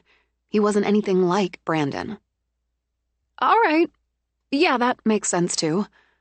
I'd as soon not go wandering at 3 a.m. to, slip in time. But I feel better about it knowing the two of you would be here. She shook her head. And I have to think about something else, like doing the dishes and taking the dogs out. The kitchen, not unexpectedly, sparkled when they went back. Should have known. Molly's fast. I'd feel better walking Yoda until I'm sure that bird doesn't come back. I'll get my jacket. And, Cleo said when Trey walked away, I'll make myself scarce. You don't have to do that. Please. I'm going to take an hour to paint. Then maybe go watch something on my tablet or read. And try not to be jealous you have a man to curl up with. I'll see you tomorrow. Dinner was so good, Cleo. It damn well was. The humans walked. The dogs romped. As they circled the house, Sonia looked up at the lights in Cleo's studio. It's so nice knowing she's up there. All that goes on in the house barely phases her. It's good you have someone steady with you. She tilted her head to look up at him. A lot of people, most really, at least at first, don't think of Cleo as steady. But she is. Her mind's wide open to everything, which makes an interesting combo with the steady. I got lucky being assigned as her roommate in college. From where I see it, you both did.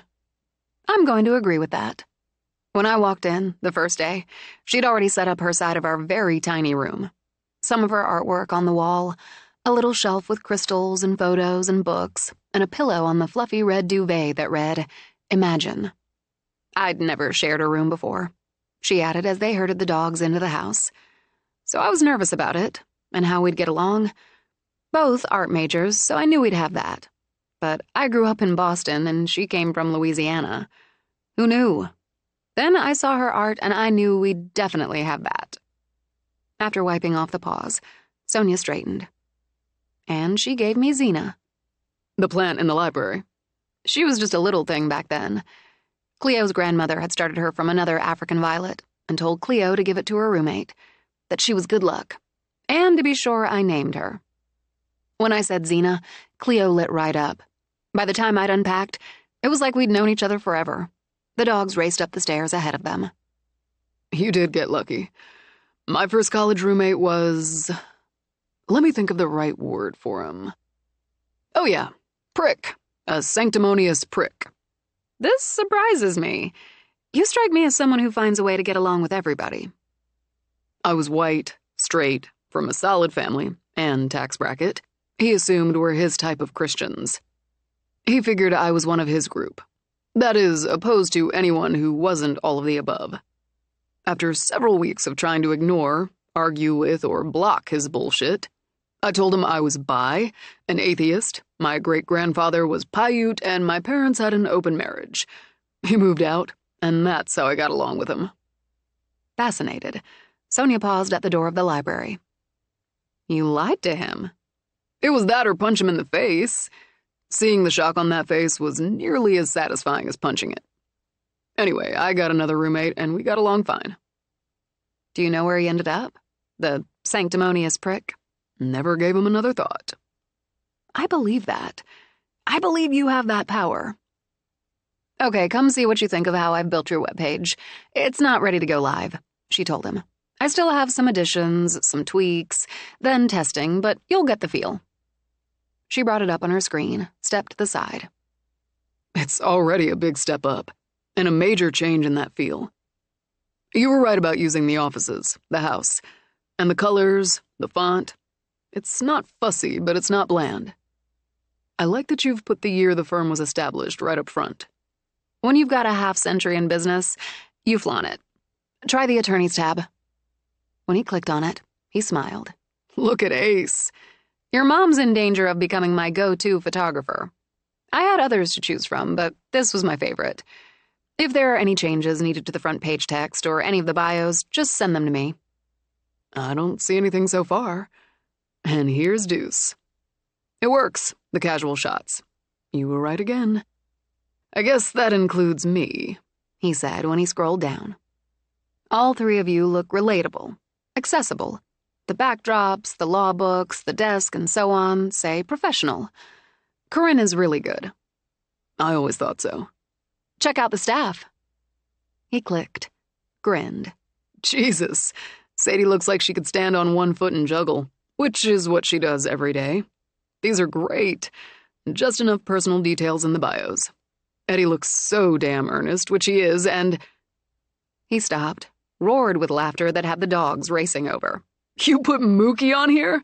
Look at this, Mooks. You're a legal consultant. I thought it added something, well, relatable, again. But if it's too much, sorry, Mookie. You'll need to see how Ace and Deuce feel about that. The eyes on it are going to be unanimous. It's sweet, funny, and it's also genius. You even gave him a bio. His reaction gave her a lift on both the personal and professional levels. I got the details from Lucy, since I wanted you to see it fresh. There's another word for it. Fresh. You've got a tab for the intern program. I haven't finished there, but I have the framework up. Huh. You got what? A solid dozen previous interns with their current situations. I'm waiting on a few more. I didn't realize you've had the program for nearly 20 years. Started before my time. This is excellent, Sonia. Seriously blew right past my expectations. That's what I like to hear. She showed him the design for stationery, business cards. Consistent, you said, and delivered. Actual delivery will take another week or two. But if we get approval from the other Olivers on the letterhead and cards, Sadie could order them. And that concludes this evening's consultation. She shut down her computer, then slid her arms around his waist. I'm hoping you plan to stay. I put a bag in the car, in case. Why don't you get it? Later. Later works. And when he kissed her, the day fell away. Eventually, he went out for his bag, undressed again, and slid back into bed with her. Cleo's right to be jealous. Sorry? She tangled her legs with his. She doesn't have someone to curl up with, like this. Nobody back in Boston? No one special. Her grandmother told her that lovers will come and go, but she'll have only one love, and he'll be her anchor in every storm. That's right up Cleo's alley. Her light's still on. She's a night person, mostly. You rarely have a Cleo sighting before 9 a.m. 10's more likely. I won't see her before I leave, then. Highly doubtful. Trey, if I start to get up tonight, like before, will you stop me? I don't want all that tonight. I'll keep you here. He brushed a kiss over her hair. You haven't done any of that before when I've been here. But you talk in your sleep. That brought her head up. I do? What do I say? I can't make it out. Not yet, anyway. I never did that before. How do you know? You're sleeping. Laughing, she cuddled closer, let herself start to drift. The room Cleo and I shared freshman year was far from palatial. She'd have heard me, and she'd have told me. Plus, as a woman fast approaching 30, I'll confess I've shared a bed with others. Nobody ever said I talked in my sleep. You then. Connected. I don't want to go through the mirror tonight.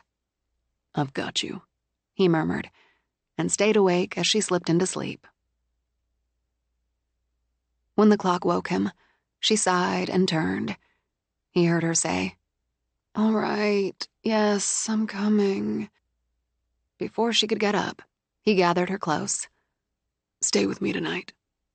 She started to shift away again, but he held her. Just stay with me. He thought she said Lizzie or Lissy before she went still. She waits. She'll wait a little longer. In the quiet, the piano music floated up. He heard a woman weeping, before somewhere a door closed. In the morning, as he dressed, he told her. "Lissy," she said. "It must be. Owen Poole remarried just under 2 years after Agatha, and his oldest daughter was Lisbeth. So I guess Lissy. She married and died the same day. It's listed in the book as multiple bites from a black widow. 1916. You remember all that? She tapped her temple. I have the names of all 7 dead brides imprinted now, and how and when they died. I still have to read more, but I know that. I'll get the book back from Cleo, but I'm sure of that name. Lisbeth Ann Poole. I can't remember the name of who she married. Let's move, Mooks. Listen, I have this Saturday meeting, but I'll come back. I'd like to go through the storage areas again. Yeah, I think we should do that. I can pull Owen in for it. More eyes. I'd appreciate it, Trey. I really would. At the same time, I don't think we're going to find the mirror